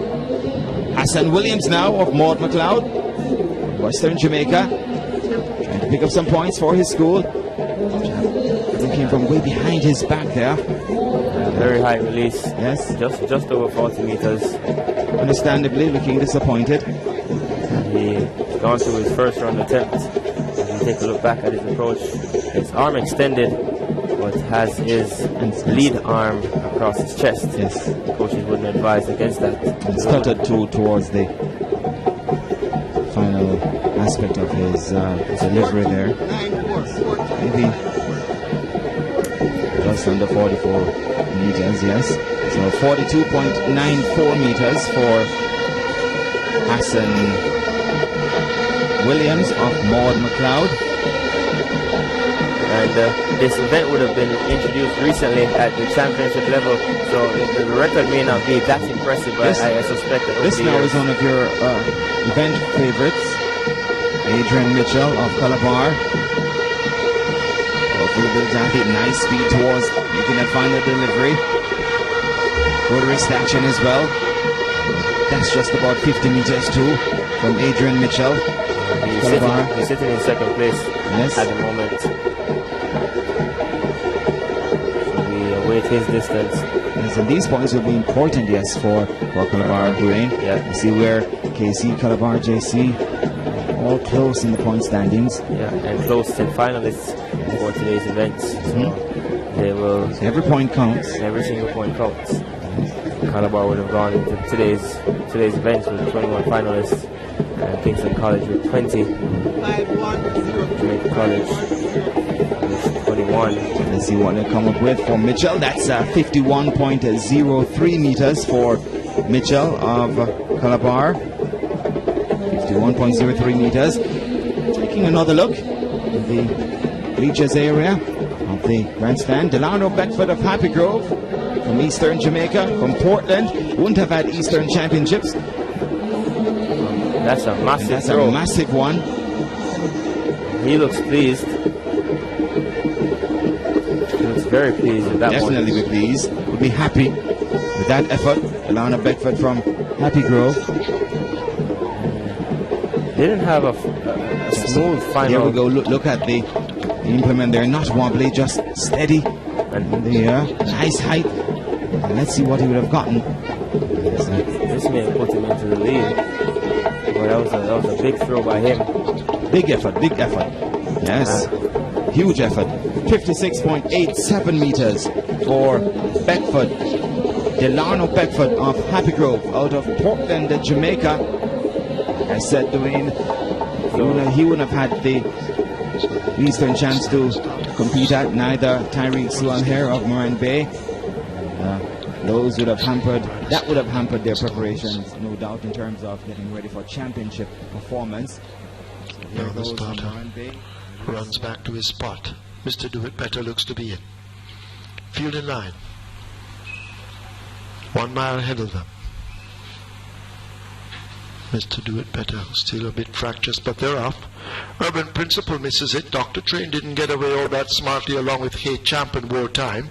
But he's a machine now, ticks over and gets that lead quickly. As they run past the 7, the rider had a peep over his shoulder. He's 4.5 lengths clear of Mr. Bones and Dusseldorf racing as a team. Ian Links under a snug wrap now, pulls closer all the time. Gopher Ground is 2 lengths back running the rail. Right alongside him, that's Big Al. They're followed up by Mr. Do It Better. Dr. Train asked to edge closer on the rail. Diligent races in the white cap just wide of horses. Wartime has made some very mild progress. Urban Principal a further 2 lengths in behind that one as they leave the 5. Hay Champ races in behind him and Major Force trails the field. The large field run now toward the half mile. They're almost there, and it's Mr. Bones who has now hit the front. He's a machine a length down and asked to challenge once again. Ian Links is right there on the premises. Dusseldorf is there, just about 3 lengths separates these 4 as they go flashing past the 3/8 pole. Mr. Do It Better now unleashed for a run, along with Wartime switched out wide. Big Al and Dr. Train just in behind them, both need time. 6 or more lengths. Diligent in the white cap making progress, widest of them all. As the leaders come into the lane, it's Ian Links challenging Mr. Bones for it. These 2 battle as they leave the quarter pole behind. Dusseldorf now making progress on the rail. Wartime asks for an effort and put to the left-hand stick. Dr. Train now set alight by Dane Nelson and will come wide as they run past the furlong pole. And now Ian Links snatches the lead from Mr. Bones, giving way. It's Ian Links with the advantage. They run past the 16th pole. Ian Links, Dr. Train now asked to leap at him, but Ian Links has the first run and 20 meters. Ian Links wins it over Dr. Train, then Mr. Bones, Mr. Do It Better, and Wartime. Or anything like that. Okay, so we'll talk about some other options. The one Golden Rivet was my top selection. I was trying to get a decent price on him, but he is, I believe, second in the doubles, so I don't know what price we're going to get on him. He's dropping in class from that open $35,000 condition, and he gets back to a firmer going, which I think he needs. He used to show a tendency to show speed, and I think from that inside post position, now back on the cutback, I hope he gets back to that speed that we used to see. Last time out, it was a very good level race. We saw Quiet Force come back to win an open $50,000 race. That's 2 in a row for that horse. And Gunderson, the 3rd place finisher, come back to win an open $30,000 race. So on a little bit of a class relief, hoping he can get back to his previous speed and go from there. Yeah, it looks like he's going to have to go from that inside post position, and people are jumping on him. 8-1 in the morning line, currently up there at 5-1. Looking to the 4, Dr. Goldfarb. This is a horse that you like, second off the layoff, and he's the one that should pressure the early pace. Paco Lopez now today, a very good speed rider, of course. Yeah, this one should be primed and ready to offer a good performance after returning from the layup to speed the pace, get the lead before finishing second at this level and distance. The trainer's Pat McBurney. You mentioned Paco Lopez, and this is a 5-time turf winner. So this is a hard-knocking campaigner, and I think this one can carve out a nice trip. I don't know if Paco has to be completely on the lead here for this horse to offer its best. I think he might even fare better taking off work, sitting in that pressing or stalking trip, because in the past he seemed to fare a little bit better making that one-run move and then going from there. So maybe they can get him to settle a little bit kinder second off the layoff. The 6, Hidden Bow, is a horse that I threw in on the bottom of the ticket too, and he's just consistently grinding out a run. Now you have Javier Castellano in the saddle. Honestly, I didn't think that Nick Juarez did anything wrong in the start previous to this one, but has been competitive. He just needs a pace set up here. He needs a pace to come back to him, and he very well could get it today, Ron, if my top selection, the 1, Golden Rivet, shows speed. If Dr. Goldfarb shows speed, of course the 5, Amaze, now stretching out a distance, should be forwardly placed. It could set up for a deep closer like that. Yeah, like Hidden Vow, and what better jock than Javier Castellano to judge the pace in front of him, maybe to close and get the job done there. So currently on the board right now at 5-1. Your favorite, the 8, Saffron Hall, but a wide open event. We're 5 minutes out from race 6. Once again, this does kick off our 50-cent middle pick 4. 7, Ian Lynx. A 3-year-old bay colt by Fearless Vision, Witchcraft by Patton Jack. Bred Orange Valley Estates Limited. Owned Ian Lodge. Trained by Acosta OD, the rider Omar Walker. Second, 2, Dr. Train. Third, 14, Mr. Bones. Fourth, 9, Mr. Do It Better. Fifth, 4, Wartime. Running time, 1600 meters, 1:41 and 3.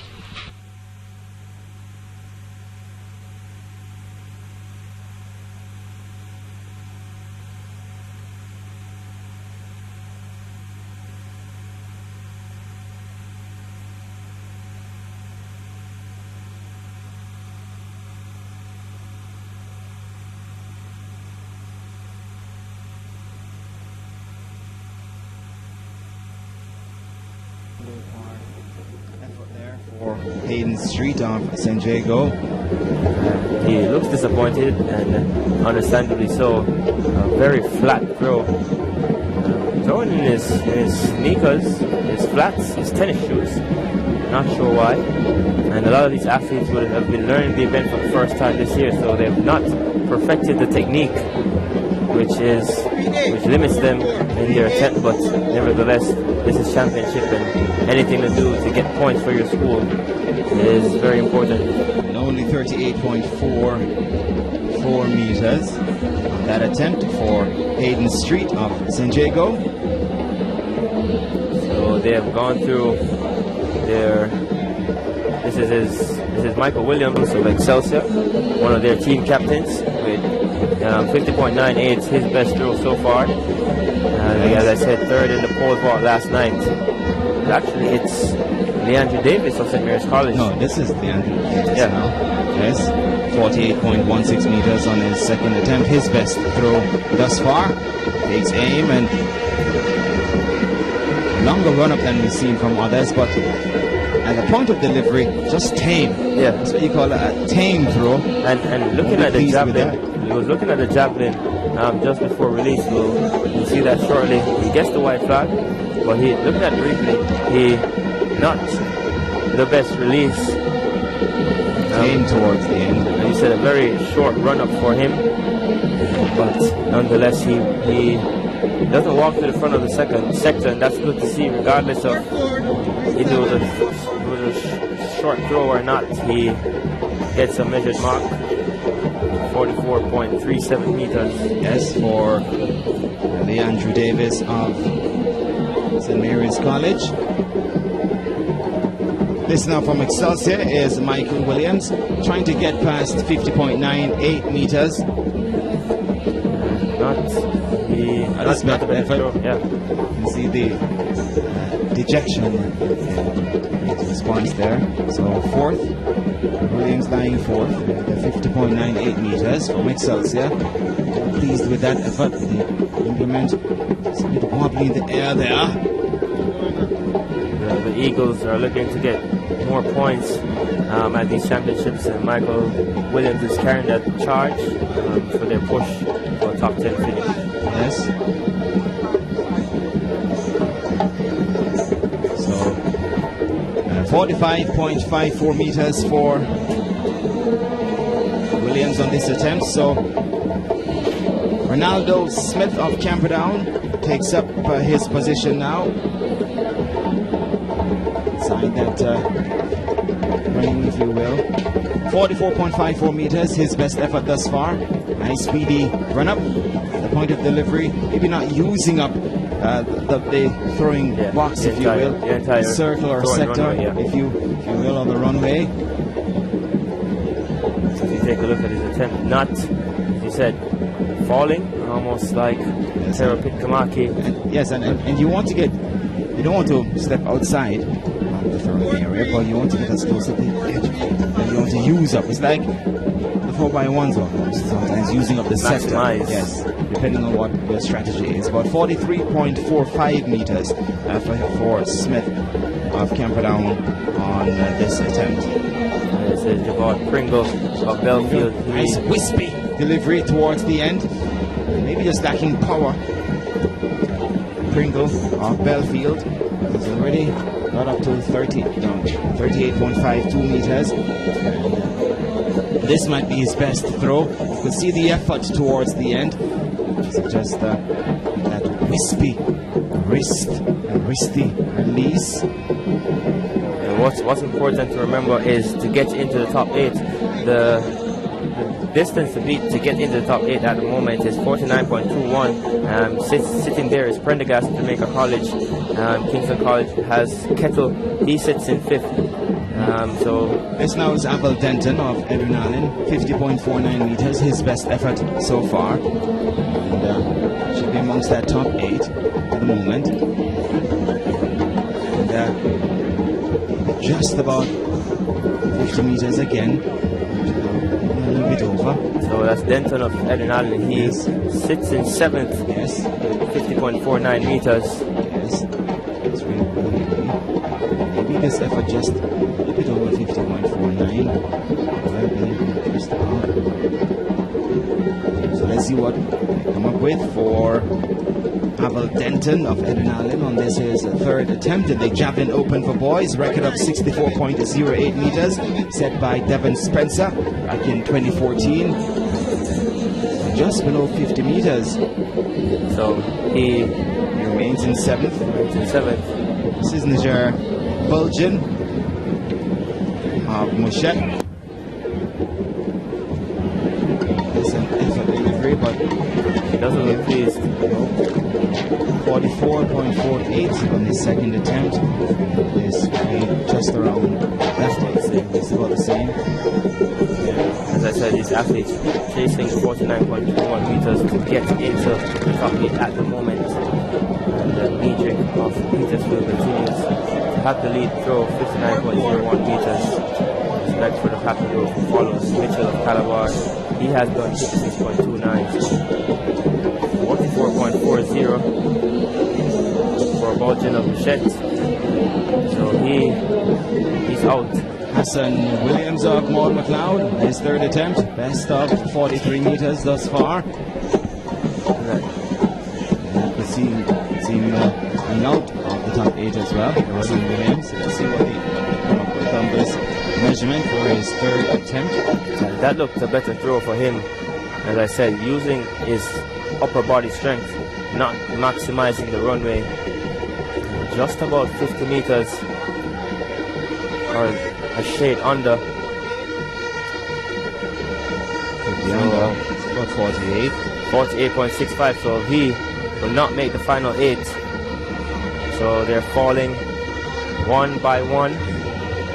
As up next, Adrian Mitchell of Calabar. He was third last year. Adrian Mitchell, one of the event favorites. Already inside that top 8. They will be going for a huge effort. This one using up the runway. Adrian Mitchell already. Point of delivery. Nice wispy action. Technically looking quite Massive. sound. Very good. And that's Massive just event. below. Massive just effort. below the record. For the Massive event, which stands effort. at 64.08 meters. I did say he was shaping up for a big effort on this throw, knowing that this is the third attempt before the final 8 will throw off against each other. Massive attempt, Jermaine. Big effort for Mitchell, the bronze medalist from last year.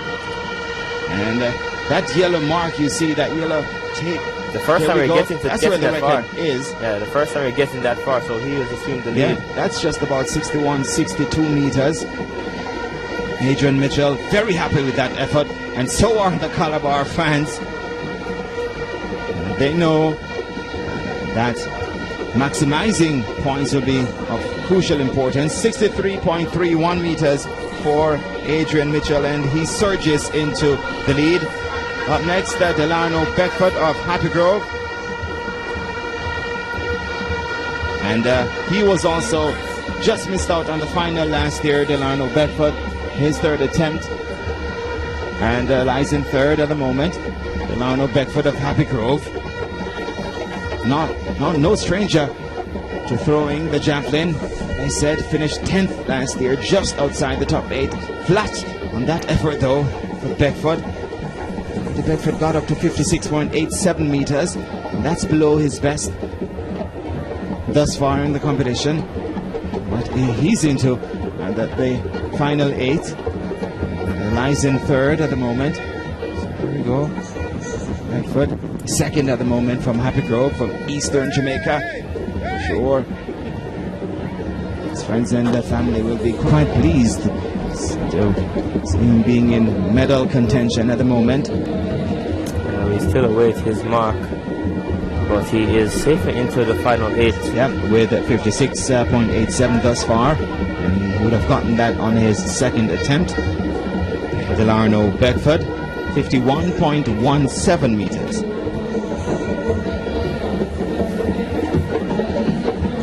Tyreek Swell now of Moran Bay, lying in 6th place, so he's into the final 8 at the moment. Trying to move up. Bustling approach as well, but strongly built athlete. Not looking pleased with this one. Yes. So, but he's in the final 8, which means he has 3 more throws.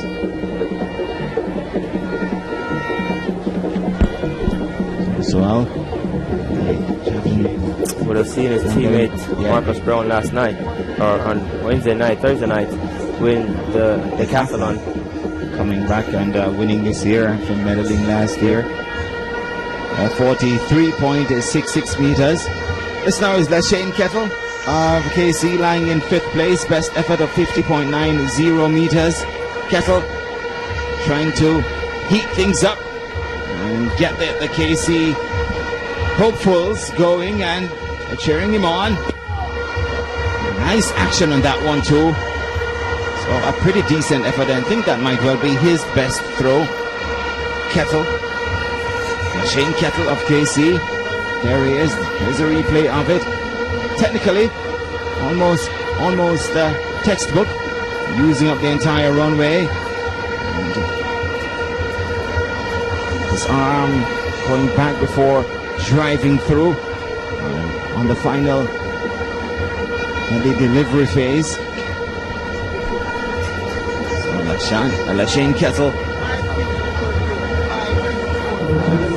pumping up the KC supporters, heating them up. 56.44 meters for Lashane Kettle on that attempt. Kevin Niedrick, second last year, lying in 2nd place at the moment. Kevin Niedrick of Petersfield, outstanding talent, very good at the discus too, strong athlete, and has his own inimitable style in throwing the javelin. Depends a lot on his shoulders from a short run-up.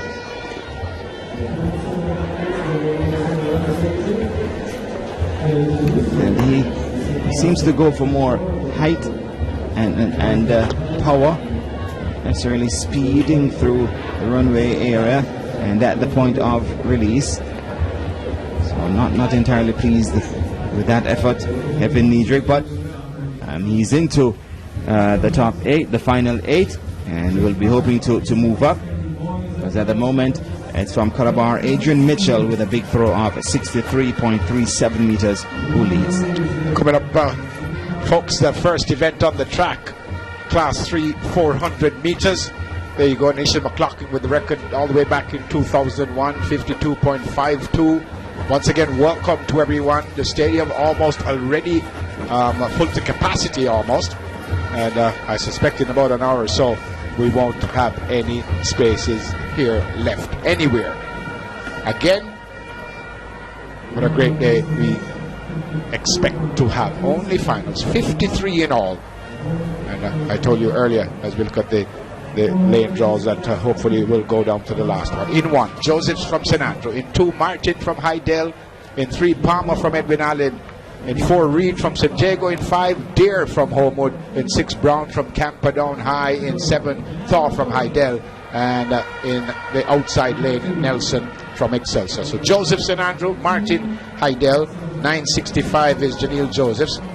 As we come across Jada Martin from Hydel. Finalist last year, Jada Martin, ending up outside the medals. Salisa Palmer from Edwin Allen is in 3. Yes, your Central finalist, medalist at the Central Championships, Salisa Palmer. And in lane 4, will come up on the screen now, Joanne Reed from St. Jago High. Tall athlete, won the 100 and 200 meters in Class 4 last year. Her coach has moved her up to the 400 meters, where she has looked quite adept as well. In lane 5, Daniela Deer from Homewood. Finalist at the Central Championships too, Daniela Deer, bearing the same surname as the captain of the team, Shanta Deer. That's Camperdown's Shannon Brown. Chris Brown would have been a finalist at the Corporate Championships, Shannon Brown. In lane 7, Taten Thor from Hydel coming in with 57.51. Yes, good athlete as well, Taten Thor of Hydel. Hydel athletes continuing to do well overall. Hydel lying in 2nd place. And on the outside, from the school from Mountain View, Excelsior, Dorian Nelson. 36.90 seconds is the time she comes in with. And also, one to look out for. Will not have it easy running from lane 8 on the outside. The track final for the afternoon, final day of the Asa Grace Kennedy Boys and Girls Athletic Championships. On your screen there is your race favorite, Joanne Reed, Class 4 100 and 200 meter champion from last year. They get inside their blocks. Stand up. Outstanding record of 52.52. Stand up. Set by Anisha Clarkin back in 2001. So this record now Lane 8. 14 years old. Let's see if it stands after this run. The record On your mark. set back by Anisha McLaughlin in 2001. Janelle Josephs of St. Andrew, she will go in 1/3 last year in this event. And Jada Martin, 2 of the returning finalists, or Joanne Reed of St. Jago, is the prime favorite.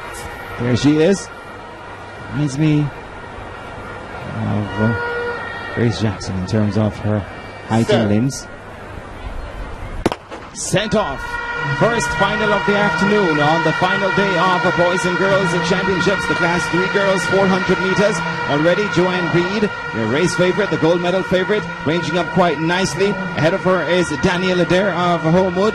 These two would have battled out at the Central Championships. Joanne Reed looking quite easy as she heads down at the back stretch. Winner of Class 4 100 and 200 meters. So these big finals are not new or strange to her. And the 150 meters to go. Dare still leads. But here comes Joanne Reed of St. Jago stepping forward. And on the inside, this is Janelle Josephs of St. Andrew, who would have been a medalist last year. Also moving up from Edwin Island, Salisa Palmer. But it's Reed of St. Jago who leads. Palmer coming through on the inside. Reed trying to hold her off. And will Joanne Reed take it? Yes, she does. So Reed gets it ahead of Palmer of Edwin Island. And on the outside, Dorian Nelson of Excelsior running quite a good race. on the very outside. But there's your winner, Joanne Reed. Ran a very good strategic race. And we saw the athlete on the inside. That might have been Janine Josephs of St. Andrew Falling. Medaled last year. But unfortunately not being able to do so. As you look at the replay, Dwayne, next up. Yeah, Joanne Reed, she a very tall athlete. You said reminds you of Grace Jackson in her prime, but she was led by Deer of Homewood coming off the final 100 meters. But Joanne Reed assumed the lead. She swings her arms across her chest, and on her inside, you can see, is Joseph trying to make a run back at her. Suffered misfortune, ran out of gas, ran out of steam, and it was Edwin Allen's Salisa Palmer who came back for the bronze medal. Dorian Nelson on the outside, but it's Joanne Reed and Palmer who finished 1-2. Nelson of Excelsior out there in lane 8 finishes in third, but a dogged effort was required today, and Joanne Reed got it, stepping up in class and shows her class in class 3. Outstanding athlete Joanne Reed won 3 gold medals at Champs last year. 55.63, and the winning time, Palmer 55.97, and Nelson of Excelsior 56.43 seconds rather. And they take the gold, the silver, and the bronze. And Janelle Joseph. The circle starts with solid support and a smile. This is real life, with its ups and its downs. This is going the extra mile, and the feeling you get when you can help someone along their journey. Through the twists and turns, we're here. This is Western Union, making sure your support reaches its destination. This is Western Union, moving money for better. I would never have won a single medal, broken a single record, or held both world and Olympic titles simultaneously if it were not for Champs. Champs gave all of us our start. Before we were legends, we were just boys and girls with a dream. Grace is giving away over $10 million in the Chase Your Dreams promotion. $5 million to the sports programs of 3 schools. $1 million to 1 lucky shopper per month. Text in codes from specially marked Pupil and Tear products to 44 Grace to win instantly. Or send in 5 Grace labels for a chance to win $1 million cash. Choose Grace and help the next generation chase their dreams while you chase yours. There's a big screen. There are a couple of big screens, so they come up on the screen in lane 2 beside him from Excelsior, Devontae Archer. He's did one of the Central Championships, Devontae Archer. And he's because beside him is Devontae. Yes. And he's Devontae Haywood from Monroe. Devontae with an A, the Class 4 champion from Western Jamaica. Record of 52.81 to win at that time. Kingston College's Shantamoy Brown is in lane 4, comes in with the fastest time. And the KC fans will go wild because last year Shantamoy would have gotten third and is expected to win the event this year. That's Daniel Binns from Herbert Morriston, lane 5. Yes, second at the Western Championships, Daniel Binns. We'll be hoping for a medal here as well. In lane 6 from Rhodes Hall, CJ White. Yes, he would have been 7th. CJ White at the Western Championships. Rhodes Hall from Western Jamaica. That's close to Green Island. And in 7th, Jahari Taylor from Wolmer's wearing 15.78. There he is. The tough going on the outside for Jahari Taylor of Wolmer's. A tall athlete. And in lane 8, representing Glenmuir, Zidane Brown. Yes. Winner at the Central Championships, Zidane Brown, won the 1-2-4. Well, he won the 200 and 400. 200 and 400. Second in the 100, yes. And, getting into the 400 final. We'll have to run from lane 8 though. But on screen, your race favorite, Shantamoy Brown, confident is he, as he looks to the KC supporters and says, and he will be confident because Antonio Watson of Petersfield, one of the favorites, was disqualified in the semi-final. Yes, the Western champion. There have been quite a battle between Brown and Hanson. Under the starters' orders, the Class 3 boys 400 meters, record of 48.72, set by Chris Taylor in 2014, and sent about their business in this. Second final of the track final of the afternoon. Moving up well already is Shantamoy Brown of KC, wasting no time as he catches up with the bins of Herbert Morrison and heads down the back stretch. So Brown moving best of the lot. And up top from Roseau, CJ White also looking good at this juncture. 200 meters to go and Shantamoy Brown continues to lead and is taking it a little bit easy. Here comes the Class 4. This is the 5th. All set to go. They're off. Silent Storm staggers out at the back. Ray gets a good one. Goes for that lead. Shows by ahead over King Nebaru pressing. Awesome Cat right with them and now opting for that run against the rail. No Money Friend the grey just in behind. Natasha Don't Play in the green sleeves races on the rail. Win it a length and a half in behind her. A further length and a half back to seal the deal and a gap opens up to Silent Storm and the trailing Sister Margaret. They've run past the half mile and make their way now to the 7/16th, and Ray now begins to inch off from Awesome Cat, a length between them. 4 lengths back to King Nebaru being guided along, down against the rail, No Money Friend. Natasha Don't Play now splits horses and Disaster make progress and quickly slips down into third. Win it is further back on the outside, then seal the deal. The gap remains to Silent Storm and Sister Margaret as they're to the left. And they've got to get back to this Ray, and he's accelerating and gathering momentum as they lead the 3/16th. Here now is Natasha Don't Play, Let Loose and Asked to Explode as Ray arrives at the furlong pole. Natasha Don't Play now beginning to take little pieces out of that lead. Ray now beginning to tire. Natasha Don't Play is worrying Ray and now puts the head in front. Natasha Don't Play and Javaniel Patterson come romping in to win by 3 over Ray. Then King Nebaru, seal the deal, is 4th.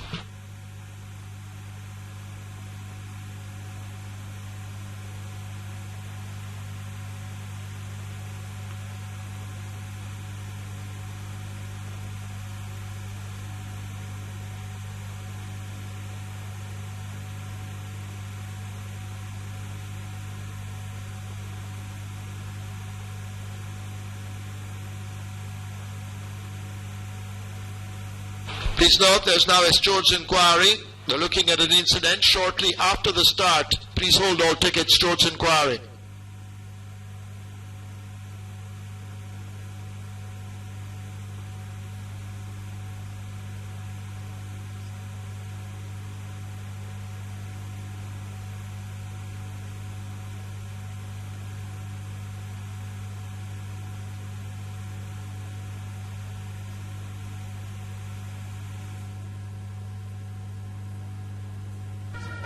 The vibes and the excitement and the KC supporters, it must be said, year in, year out, they do bring those elements to boys and girls' jams. Yep. Up next on the track, it's the 400-meter Class 2 for girls. Chrisanne Gordon, back in 2011, she has the record, 51.62. And a buzz around the National Stadium. Ray from San Diego in 1.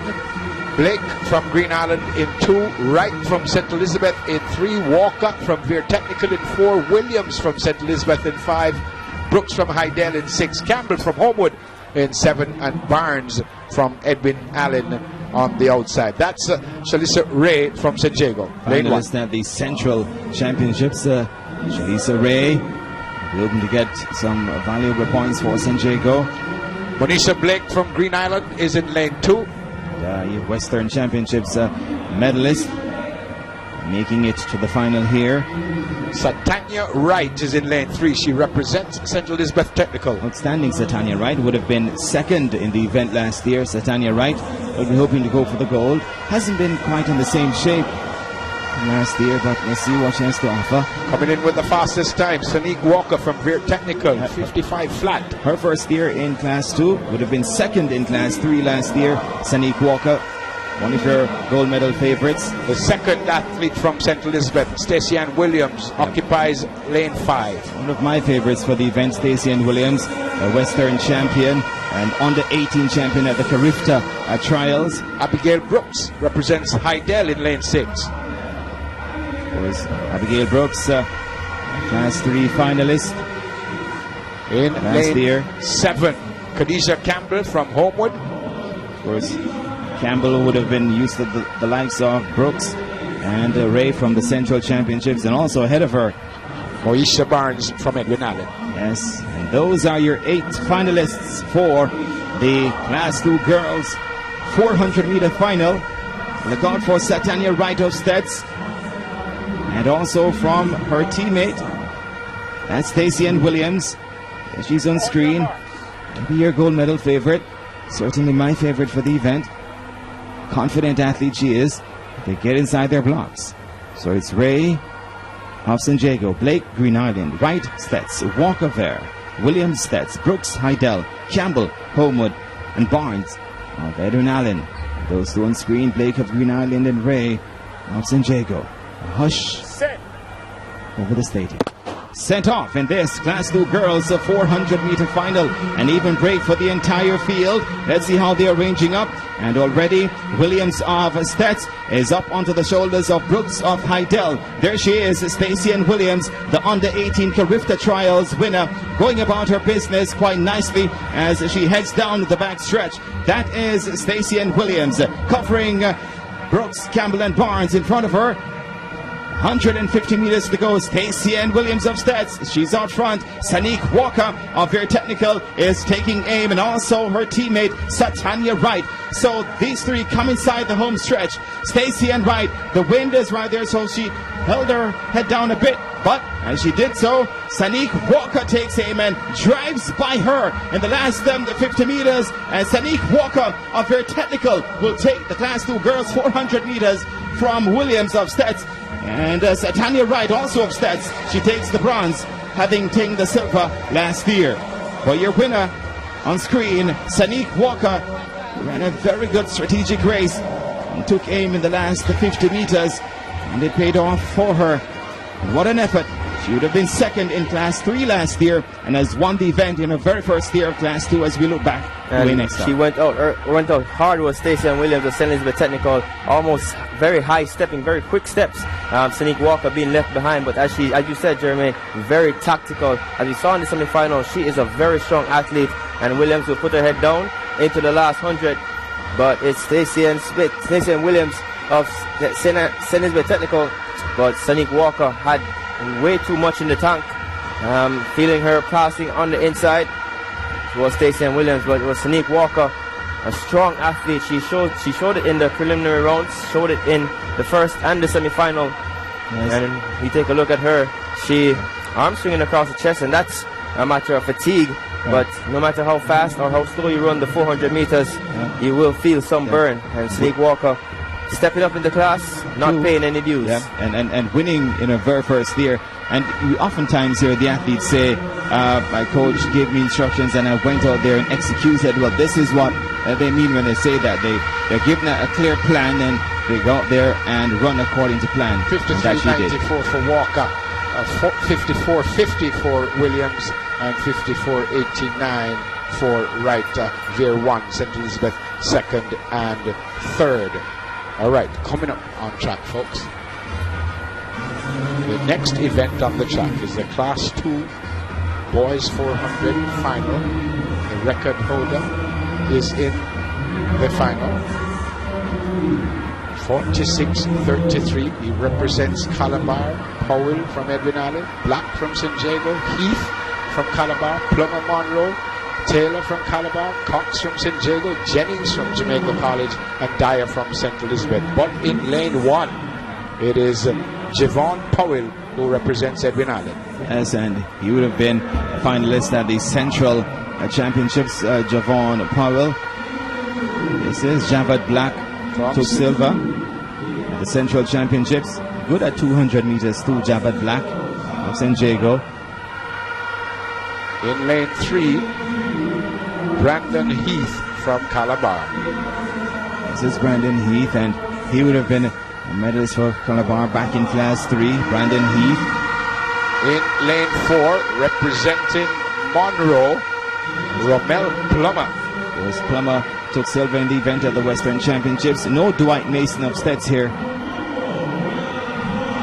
He would have won at the Western Champs. Now listen to this, folks. Listen to this.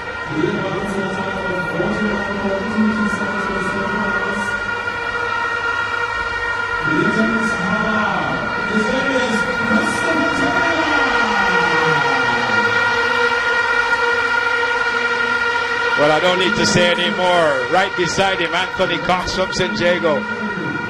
Resounding applause for Chris Taylor. Anthony Cox. That's your central winner. Colby Anthony Jennings Cox. represents Jamaica College. He's in lane 7. Good athlete, Colby Jennings. And on the outside, representing St. Elizabeth, Dashanel Dyer. Dyer of Stets completes the field, comes in with a time of 50.01. But all eyes will be on Chris Taylor of Calabar, your gold medal favorite, the defending champion for the event, the record holder for the event. And Dwayne Extall, I think he comes here this afternoon just to win the event. And if the record comes, it comes, but he's just here to win and defend it today. Yeah, I think, but he may be motivated. You know, this man runs for the crowd, runs to please, and he may be motivated to go fast, but he has a heavy workload this afternoon, doesn't need to go that fast. There's a great Jamaican athlete who likes to run for the crowd and feeds off that energy. Mr. Usain Sendia Bolt. Let's see if Taylor is in that same entertainment mold as well, or entertainer mold. Number 163, your gold medal favorite for the event, defending champion, record holder. Set position. Set about their business in this, the Class 2 boys 400-meter final. Powell, Black, Heath, Plummer, Taylor, Cox, Jennings and Dyer. Already Chris Taylor, well, he is ranging up on Cox of St. Jago. So there he is as he heads down to the backside. It is Chris Taylor and Cox, the central champion, also going well. Here comes Heath, his teammate, and Plummer of Monroe as well. 150 meters to go. They're all bunched. Taylor already has the record for the event at 46.33. His teammate Brandon Heath leads. Taylor back in third. Plummer is right there. Here comes Taylor now, as he did last year, almost toying with the field. He takes aim, he looks left, he looks right. He says to his teammate Brandon Heath, let's go, let's get that 1-2. Taylor takes gold, defends his title. Heath second, and Plummer of Monroe gets the bronze, 47.76. And Taylor, easy win, facile win for him. And he ensures that Calabar gets that 1-2 like they did last year when it was himself and Anthony Carpenter. But your winner, defending his title, Chris Taylor, he broke the record on the very first day of the meet. So that wasn't a concern for him or an aim for him this afternoon. He just came here to win, like we had said before the race began, as we look back at it. And just to tell you, just to put this in context, Christopher Taylor, 47.76 seconds. He got out very slowly. I think he was waiting for Brandon Heath to pass him. You know, he measured his time. He was a little bit behind, stepped on the gas just a bit. Came off the curve in third. Heath was in front, and it was Plummer of Monroe struggling to get back. Christopher Taylor checking to see if no one will pass him on the right-hand side. And if I can tell you, 2010, myself and Julian Fort, a moment like this is what separated us in the championship. And Calabar has made their statement. Christopher Taylor bringing his teammate all the way through the line. Calabar 1-2. This is fantastic. Fantastic. He expected to win, but he says, I want my friend beside me. And you know, says, Neville, come on. he has a heavy workload this afternoon. He has the 400 final. He has the 200 final to come. He has the 4x1 and the 4x4. So he's trying to ensure that he balances that workload on this final afternoon quite well. And he has started that mission in a good fashion. And this is how you win the championship. This is how you send a message. We will win the championship, and we will dictate how we win. He does 47.76 to win. His teammate Brandon Heath does 48.03, and Romel Plummer from Monroe does 48.43, the top three. Coming up on the track, 400 Class 1 for girls. Sunita Sutherland back in 2006 did the record, 51.13. Davia Smith is in one from Edwin Allen. There she is. Yes, of course, Smith would have been a finalist at the Central Championships, and hoping to ensure that she gives Edwin Allen the points that are expected. Andrenet Knight represents San Diego. She's in lane 2. Yes, would have been was a finalist in the hurdles last night and got the silver. Shannon Calloway from Edwin Allen is in lane 3. 2 gold in the 400-meter hurdles last night, Shannon Calloway, and her confidence would have been boosted coming into this final. Coming in with the fastest time in lane 4, Janelle Bromfield from St. Elizabeth. Yeah, won the 1500 meters, and she's the Western champion in this event, and a supremely confident athlete is Janelle Bromfield, and all eyes will be on her. In lane 5, Ashley Williams from Homewood. The Central Championships winner, going for gold in the event. Well, says for her, Bromfield is no challenge. Well, let's see how that will go this afternoon. They call her the Alison Felix of Jamaica. In lane 6, Kamisha Chambers from St. Elizabeth. Chambers, of course, finalist at the Western Championships, took the silver behind Janelle Bromfield. And in lane 7, Segale Brown from Petersfield. Segale Brown would have taken the bronze at the Western Championships. There she is from Petersfield. And in lane 8, representing Hydel, Semoy Hemmings. This is the 400 meters class 1 for girls final. Hemmings rounding out the field. Class 1 girls 400 meter final promises to be a treat. Yeah, set to be a good one. And I think the advantage in this one goes to Janelle Bromfield. She's able to see Ashley Williams all the way around. Let's see what tactic or which athlete is better prepared mentally for this one as they settle into their blocks. It's endurance versus speed. That's Ashley Williams. And that's Antoinette Knight, who was second in the 400 meter hurdles last night. Behind her, Davia Smith of Edwin Allen. Under the starters' orders, Class 1 girls 400 meter final. Smith, Knight, Calloway, Bromfield, Williams, Chambers, Brown, and Hemmings. Hush over the stadium. Set position. Sent off. And this, the Class 1 girls 400 meter final. What a race we have on our hands. Moving up already is Chambers of Stets there in lane 6. And Bromfield has already caught up with Ashley Williams of Homewood, who will be biding her time. Also going well is Calloway of Edwin Allen. The big 3 on your screen right now, heading down the back stretch together. 200 meter mark. Calloway takes off, and Bromfield goes with her. Ashley Williams yet to go to work. So it's Calloway, the 400 meter hurdles champion, who leads them coming inside the home stretch. Bromfield, the 1500 meter winner from last night. Where is Ashley Williams? Here she comes from Homewood, but it's Bromfield who leads. Williams back in second. Will she be able to catch Bromfield? I think she will not. Too much work to do. And Bromfield takes the Class 1 girls 400 meter final and the gold. 51.704 Bromfield of Stets. Second gold medal for her, and winning convincingly. Speed enduring, rather the endurance topping the overall speed in this one. Speed versus endurance, and Bromfield, well, she prevailed. And it's Bromfield who took the gold ahead of Ashley Williams of Homewood, and Calloway of Edwin Allen, I think, might have hung on for the bronze. And Janelle Bromfield will have to do some thanking. She will have to say thank you to Shannon Calloway, who made most of this race. She ran by Bromfield, that prompted her at 200 meters to start running. Ashley Williams left it way too late. She was blown into oblivion by Janelle Bromfield. Shannon Calloway, after a gold medal performance last night in the 400 meters hurdles, holds on for bronze. But Janelle Bromfield, a warrior, shows her strength, shows that strength will overcome speed in the 400 meters. 51.70 seconds, a massive personal best for her. Winning in her first year in Class 1 as well. All right, as we look at the end of the replay, let's go down to Karen Hunt. Janelle, gold last night in the 1500 meters, gold again here today. A lot of people concerned about your workload. How are you feeling? Well, I must say I'm feeling great because I know I put in the mileage to run all 3 events, so there's nothing for anyone to worry about. I'm very happy to hear that. Congratulations and all the best. Thank you very much.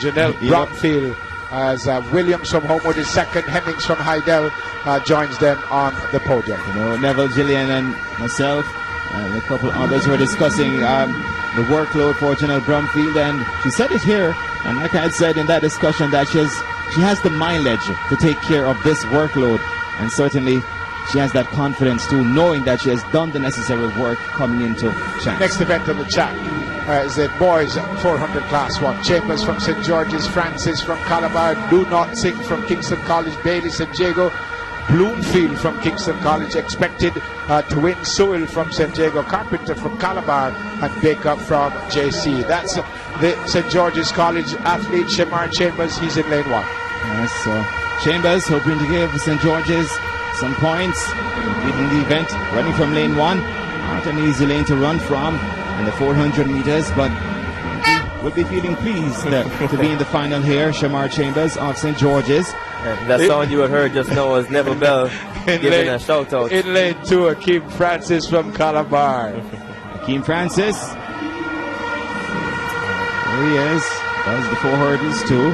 In 3, Marco Do Not Sing. Yes, that's Marco Do Not Sing, would have transferred to KC from Geisel last year. Wasn't able to run due to injury. Back here in the final. Lane 4, Sean Bailey from St. Diego. Yes, we're looking at your central champion, Sean Bailey. Very good talent. Comes in with a time of 47.76. Will be hoping to do his best to try and push this man. The favorite is on your screen. He represents Kingston College. Akeem Bloomfield.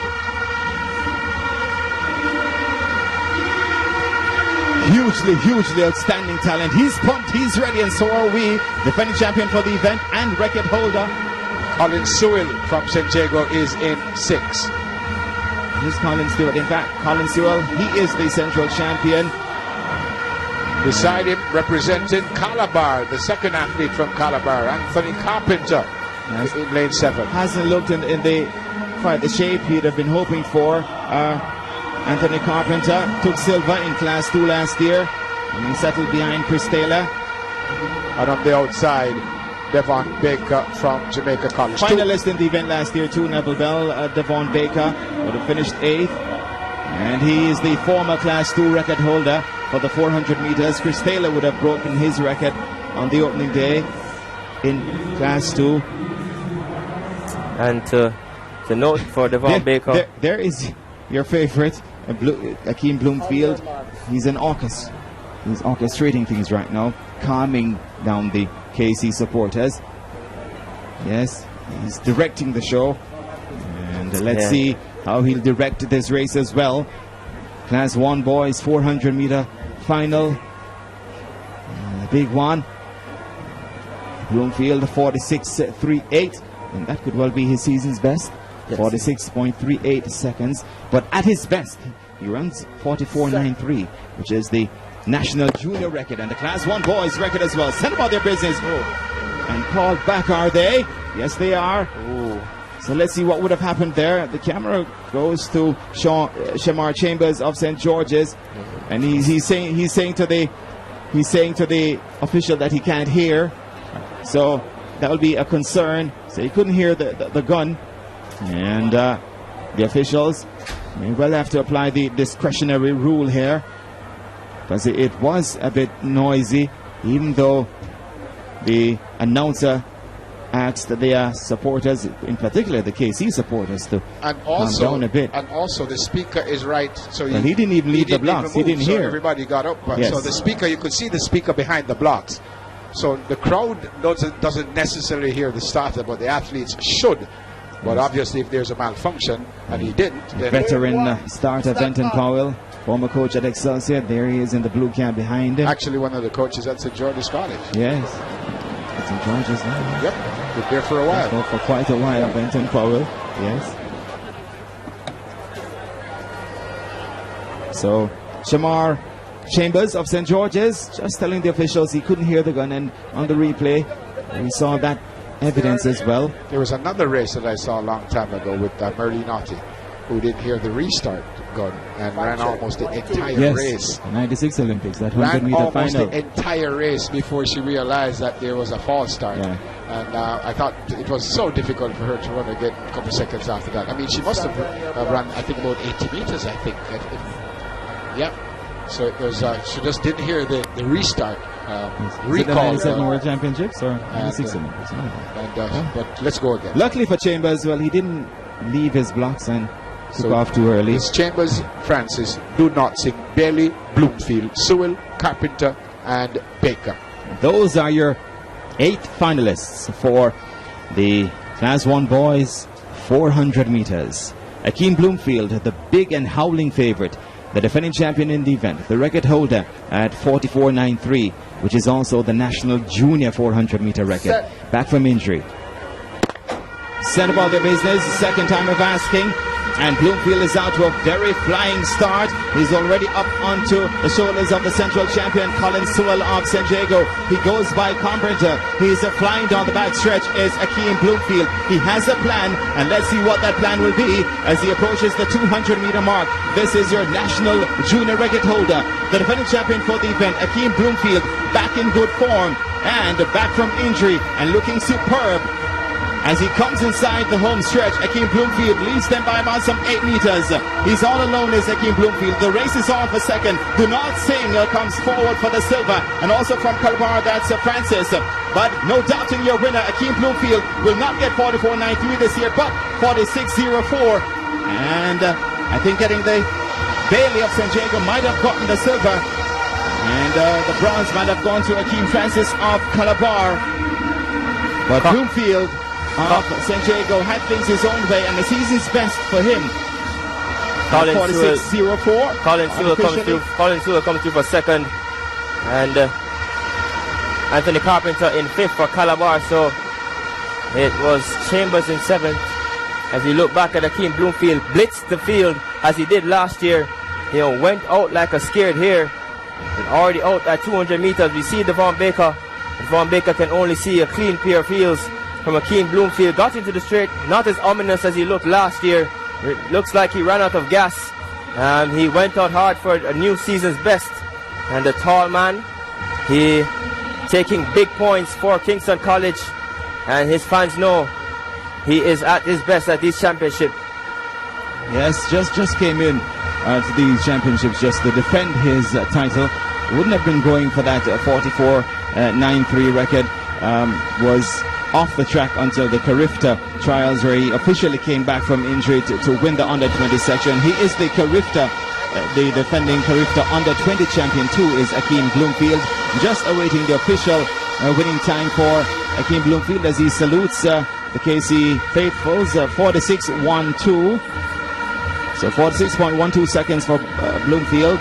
Sewell of San Diego takes the silver, 47.51, and Akeem Francis of Calabar, who ran from lane 2, took the bronze at 47.66. Let's go to Karen. She has the winner.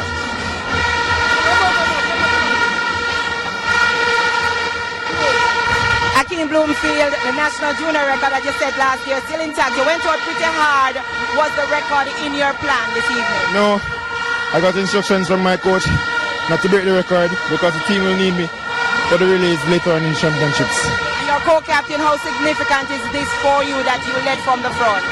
Well, as a captain, I have the hopes and dreams of every one of my teammates on my back, and therefore I can't afford to fail. Congratulations, Zaki. Thank you. It's strategy, isn't it? Because it's not only about your personal performances. He knew he would win, so it's strategy because you have to be thinking about the entire team. Yeah, and what I said to someone before, he got into this championship. Akeem Bloomfield doesn't even need to run 45 seconds to win this event. He is that good. He has run that good this season. You know, started this season pretty late. So as he said, he's saving himself for the relays. He has the 4x1 and the 4x4 to contend with. So just in case the championship comes down to the relays, he will be ready. All right, now the next event on the track doesn't come up until about 5 minutes after 3 o'clock. The sprint hurdles have some field events going on, so we welcome you once again. It's the final day of Boys and Girls Champs 2016. We're at a beautiful national stadium in Kingston. Wherever you are, we welcome our viewers on onespotmedia.com. We invite you to share pictures and comments on Instagram and Twitter using hashtag TVJChamps. The entire crew are with you today, and a beautiful sight, the dancers in the stand. They don't represent a school, they represent a brand, which is fantastic. But the Calabar faithful are there. Here you saw Kingston College. That's after not certain, that's after 23 finals, and at number 10 Alpha Number 9, St. Andrew. Number 8, Wolmer's. Number 7, St. Elizabeth. Excelsior doing well in 6. Vere Technical in 5. Homewood in 4. St. Jago at 3rd. And Hydel 2nd. Edwin Allen in front by 160 points. The feeling is that Edwin Allen will win. And on the boys' side, now these would include the 400 meters. Kingston College leads Calabar. Jamaica College, so KC on 124, C-Bar 119.5, Jamaica College 107.5, St. Jago in 4th, Monroe 5th, St. Elizabeth, Petersfield, Excelsior in the top 10 on both sides, Herbert Morrison 29 in 9th, and Wolmer's High School for Boys, Dwayne's school, who won in 2010 with Dwayne, gave them some 23 points. So class 4 hurlers will come up in just a little while. It's the 70-meter hurlers class 4. Class 3 would be 80 meters, and then they go class 2, and class 1 would be 100 meters. So they put the hurdles on the track, and we certainly hope that you're enjoying our coverage. We're certainly having fun watching these outstanding athletes. Jamaica College, Calabar, Kingston College, the 3 schools vying for the boys' championships overall. After more than 100 years at Kingston College, they lead all schools with 31 titles. They had a 14-year unbeaten run. Calabar in 2nd on 25, and in 3rd would be Jamaica College with 21 titles. And the outstanding coach at Calabar, I think, could be the only coach to have won at 3 different schools. He won at St. Jago, he won at Jamaica College, and he won at Calabar. He's been winning at Calabar, because this would be 5 straight if they do win. And Dwayne, it's going to be tough. And I said at the start, from a neutral standpoint, it would be great if this went down to the 4x4. To the 4x4s. Yeah. But fantastic. It seems like Edwin Allen, they have this wrapped up. But Calabar, KC, JC in a tussle, aren't they? Yeah, and what happened in 2009, the championship went down to the 4x4, where Kingston College won by 1.5 points. 2010, it went down to the 4x4 again. Wolmer's prevailed that year over Calabar. So, as I said, championship, it would be great for a great storyline. It would be great for the neutrals. I don't think Calabar or Kingston College or Jamaica College would want it to go all the way down. But again, the entire crew is here. Gillian Russell Love, the outstanding hurdler, right behind us, and she will probably come in a little later on, and maybe for these hurdles she will be telling us what these youngsters. Velocity.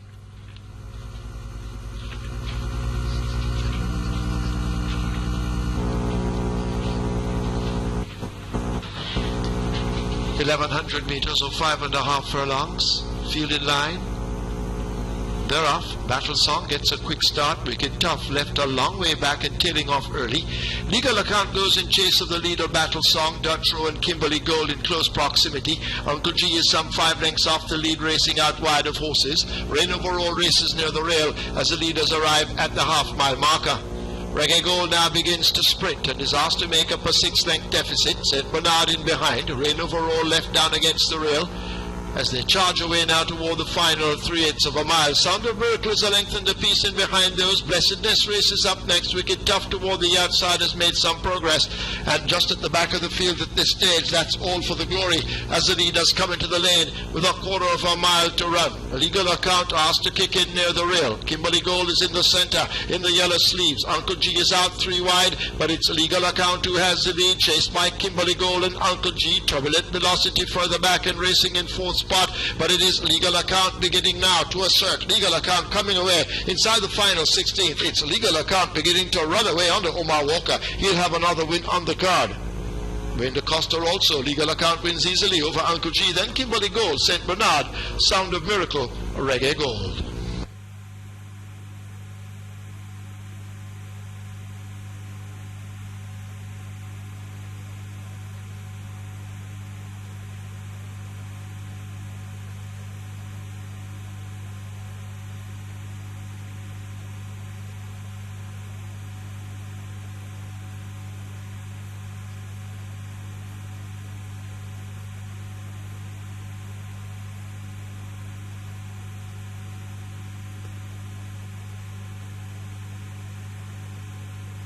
Open, and Jermaine and Dwayne will take you through that. So welcome everyone. Beautiful final day here at Boys and Girls Championships at the National Stadium. We're in Kingston, Jamaica, and wherever you are on OneSpotMedia.com, thank you so much for being with us.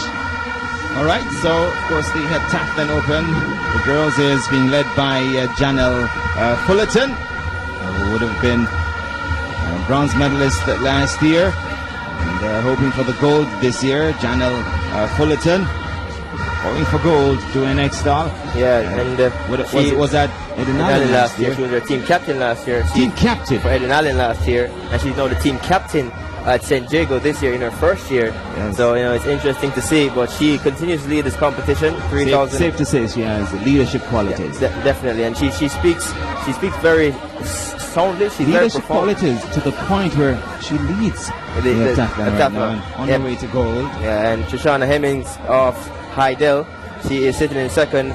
Fullerton's former teammate Peter Gay McKenzie, she's from Eden Allen. She sits in third with 3 events to go: the long jump, the javelin throw, and that grueling 800 meters that I know they all dread. And so on the runway. Well, in fact, this is the Class 3 girls long jump final, and this is Sade Parr of Heidel, who was 10th in the event last year, finished outside of the last 8. We'll get to the Heptathlon Open for girls shortly. Their next event will be in track soon too. But on screen, Sade Parr of Heidel, and fouling that attempt, which would have been her first attempt here in the Class 3 girls long jump.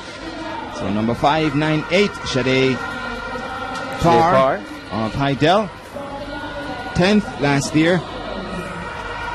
But that attempt, no jump, certainly not par for the course. You must be clean on that takeoff board and not overstep. From Wolmer's, Noella Marie Mason, and she would have made this final last year too, but finished outside the top 8. Noella Marie Mason of Wolmer's, her first attempt here in the Class 3 girls long jump final. A record of 6.06 meters set by Samara Spencer in 2012. So just biding her time before she sets off that runway. Here she goes. This is Mason, one of the medal favorites for the event too, and legal jump there, and she has a mark on the board. Importantly, to the next stop. Yeah, a fine sprinter for them as well, because as you see, her speed shows on the runway, and a nice hang technique, as we discussed earlier. They didn't get any of the board, but the hang technique helping in this tailwind that they're experiencing and this Class 3 girls long jump final. Hanging in the wind, hanging in the breeze, if you will, but it's a technique that works, and particularly against this strong breeze. 4.48 meters for Mason of Wolmer's. So the early leader. A fair first attempt for her. And we get ready for the other athletes in this event. The record in this event, 6.06 meters, set back in 2012 by Samara Spencer. Yes. Next up should be Latavia Brown of Eden Allen, another gold medal favorite. Latavia would have been 5th in the event last year, looking to move up 4 places. And she has the quality to move up 4 places as well. Comes in with 4.31 meters in the qualifying rounds. There she is, Latavia Brown, finalist last year. Has that confidence coming back this year, sets off down that runway, nice speeds to the board, and a fairly good effort there. Maybe just would have wanted a bit more height, but certainly in terms of speed, she had everything right and hit that board, and it didn't take off from behind. Here we go, Dwayne looking back. Got a lot of height, got good height. Didn't land in the pit, landed feet first, and can improve. Certainly. Can improve leaps and bounds, but landing, and that's Coach Jeremy. He used to be at Kingston College, now leading the ship, steering the ship. And Eden Allen, assisting at Eden Allen now. Yeah, he's at Eden Allen. 5.52 meters for Latavia Brown, and she's now the early leader. And it's the top 3 jumps, the top 8 jumps, that will get into the final 8 of the 12, and only those 8 will score points for their school. Here now from St. Jago, Crystal Morrison Sets off down that runway. Good at hurdles as well, Morrison. So Morrison gets the white flag. Look down at the board. That's a no. And it looked a little bit awkward as she took off from way behind. Yeah, she took off from way behind the board. Did Morrison of San Diego, a fine hurdler herself, and she is carrying hopes. 5.04 meters on her first attempt, so she over that 4 meter mark, but she will want to improve if she wants to get into the final. Right, so the class 3 girls, the long jump final on the way. 12 of them would have made it to the final, and then they'll be whittled down to the top 8, who will then have 3 additional jumps. On screen now, this is Danae McFarlane, Central Championships medalist as well. Danae McFarlane. So here she goes, just biding her time, and sets off now and speeds down that runway. Gets to the board, takes off from behind it as well. And like the others before her, certainly has some room for improvement. There you go. Right then, so about to be joined by Patrick Anderson, who will take over the commentating duties for you. Gillian Love will also be here doing analysis work, and of course her pet events, if you will, favorite events. Made her name in these events. The hurdles will come up next on track, and finally on the screen going back, that's Brittany Anderson, 3rd last year and the gold medal favorite in the class 3 girls long jump. Comes in with 5.70 meters. Brittany Anderson took the bronze last year in this same class 3, certainly hoping to move 2 places up. Sets off, tall athlete down that runway, has that power, good height, but just collapsed towards the end, and Gillian certainly has a lot more left. So next up on the track will be the 70-meter hurdles. So we usher in Patrick Anderson now as we continue to look at the long jump for class 3 girls. I think it's John Holt who did a song called Memories by the Score, and I suspect when Gillian Russell sees these next events on the track, that will happen to her. She is a hurdler of world repute, and as we come to the next event on the track, it's the class 4 70-meter hurdles, and Patrick Anderson takes over as commentator. I have to be on my best behavior. You never are.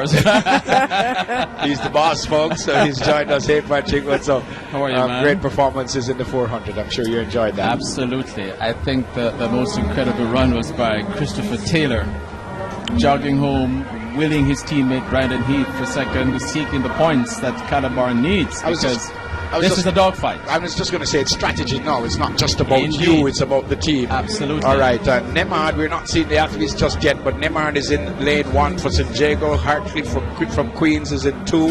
Clark from Edwin Allen is in 3. Matthews from Hydel is in 4. There they are. Miles from Edwin Allen is in 5. Simpson from Clarendon is in 6. Wilson from Hydel is in 7. Blake from Holy Childhood is in 8. This is class 4 70-meter hurdles, and there they are. There must be some very, very nervous young ladies. Gillian, what would have gone through your mind as a class 4 athlete in front of this huge crowd? Just don't trip. Just don't trip. Don't false start and don't trip. That's all they need to manage right now. The wind is still against them. Maybe not as strong as before, but the flags still seem to be whipping up pretty frenziedly. So they have that to worry about as well.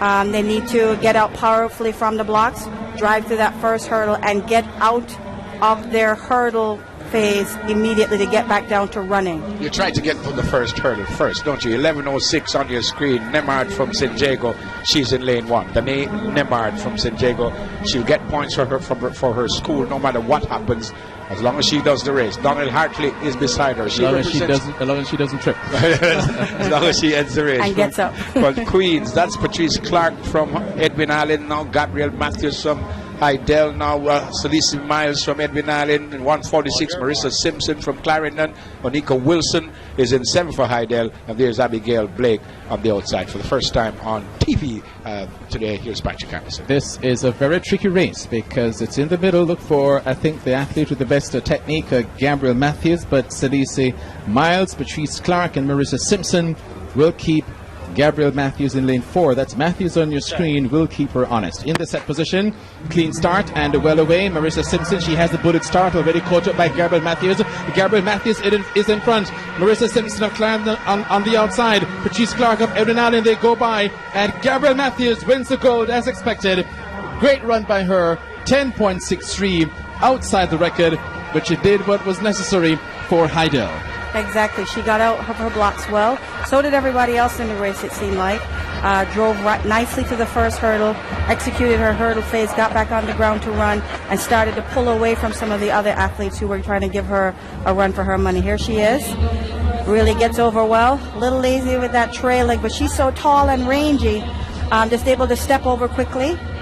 Running between, really minimizing the work that her arms are doing, then a nice dip at the end, and also looks like Simpson from Clarendon on the outside might have gotten up for second. You'll notice that Patrice Clark coming to the end. On your screen now, that's Celeste Miles on your left, and Gabriel and Miles from Matthews to her right. 2:51. Patrice Clark tripped coming towards the end. She's looking to her right on the pressure. She slipped there. Yeah. You have to run your own race in the hurdles. You can't get caught up in anybody else's rhythm or get your focus out of what you're doing, because then you can trip and that spells disaster for you. But luckily for her, she was able to stay upright and get points that she needed for her school. All right, so just quickly to tell you, Matthews was first, Clark from Edwin Allen second, and Simpson from Clarendon third. We're going to go down to Keon Rayner. He has some representatives from Western Union. Thank you very much, Neville. I can tell you, track and field boys and girls championship, it can't go on without the sponsorship, and we have one of the major money transfer companies here with us, Western Union. First, I'll get a word from Mr. Sean Mason, Vice President for the Caribbean, also a JC old boy. Why is Western Union so interested in boys and girls championships? Well, the easy answer would be because I'm a JC old boy and I'm sponsoring champs for JC, but truthfully it's because Western Union is really committed to the youth and education for Jamaica, and as future customers of ours, we certainly want to support that and support development of the youth within Jamaica and the future athletes. We want to find the next Usain Bolt. Of course, Argentina is known for football, and I was just talking to Mr. Mariano Del Arso, the Senior Vice President, Western Union, for, of course, Mexico. It covers Mexico, Canada, and the Caribbean. Track and field in Jamaica, football in Argentina. Why is it so important for an international brand to participate in this kind of event? Well, first of all, thank you for having us here. Champs is very unique around the world and is carried through the Olympics. For us, it's all about relevant cultural engagement, and we are aware of how important this is to the DNA of Jamaica, and we're truly committed to be here all the way along. Look forward to seeing all the Jamaicans in the Olympics as well. It's been 9 years so far, a part of the Grace Kennedy Company, of course. How long do you guys stay with this? As long as possible. I mean, we'd love to have a perpetual relationship with the champs going forward. So as long as we can, and we're committed to being here for whatever it takes in terms of the development of the meets and being able to just move things forward. Thank you very much, sirs. We'll talk again sometime. Thank you. Thank you. Any friend of sport is a great friend to have. There's the outstanding Donald Quarry, a gold medalist at the Olympic Games all the way back in Montreal in 1976. I suspect he was brilliant at champs too. No doubt. Before all of that, and also the head of the organizing committee for the international meet, which comes up here at the National Stadium May 7th. Next event on the track, they would move the hurdles because it goes from 70 to 80 when we get to class 3. How difficult was the move up for you, Gillian, or it wasn't any problem at all? You would have been a bigger young lady then. It was easy? I mean older. I don't mean No bigger in pun size. intended. Yes, I was older Which is and what I meant. stronger, a little bit faster. So Folks, you should have seen the look on her face. I never said that you were bigger. bigger, yes. I was a little bit older and stronger and faster. So opening up the hurdles a little bit more to 80 meters rather than 70 wasn't too much of a switch for me. Okay. What about the hurdling just now? Did everyone look with good technique and everything? The class four? There's still some things that they can clean up. The winner, Gabrielle Matthews, her trail leg started to get a little bit funky towards the end, but she's so tall that she's able to get away with that. As the hurdles get taller, she's going to have to clean that up and make sure that her toe is pointing in the right direction so she doesn't trip over that hurdle. Why did you do that? It needs incredible technique, doesn't it? I personally did it because I was not fast enough to beat the Veer girls. So I needed an event where there weren't so many congregants, and that's why we went to the hurdles. Who would have been close to you at the time? Who would have been In giving hurdles? you some problems at that time? Hurdle-wise, there really wasn't anybody. Really? Nobody gave you a nightmare. It was wide open. It was more on the sprint side with Nicole Mitchell and Merlene Fraser. Okay, on the track, Ashley Jarman from Alpha, the girls shot put final class one. Only finals today, 53 finals today, and they're all finals. So, And in fact, to add some context to that, Neville, it's actually 49 because 3 of those are the girls, the heptathlon, right, and one a special final for the principals at 8x50. There are 49 finals of reckoning, 24 finals for the boys and 25 for the girls. So I don't know. Are you running, Neville, or later? No, wasn't invited. I think we can remedy that. No, that would have been a Smile Jamaica moment. Yes. Type Saunders on the screen just now.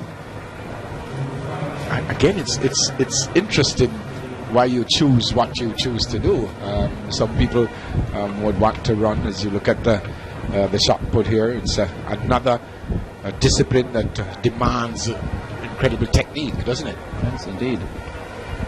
Bristol O'Connor of Edwin Allen, as we're taking a look at some of the throws of the girls. One of the myths about the shot put, if I may say so, Gillian, is that you have to be big, both male and female. Discus, Frederick Dakers has debunked that myth, and if you recall, Nadia Alexander, who did well at the girls' champs and Carifta Pen Relays, you would never believe that she threw the shot put if you took a look at her. But that's the exception, I think, rather than the rule. Okay, lane draw for the 80-meter hurdles finals class 3. Brown, Edwin Allen, McLeod, San Diego, Morrison, San Diego, Anderson, Veer Technical, Williams, Heidel, Lewis, Veer Technical, Wood, Edwin Allen, and Harris, St. Elizabeth. 2:35 is Lysandra Brown from Edwin Allen. She is in lane 1. Again, must be just concentrating. In lane 2, Kimone McLeod.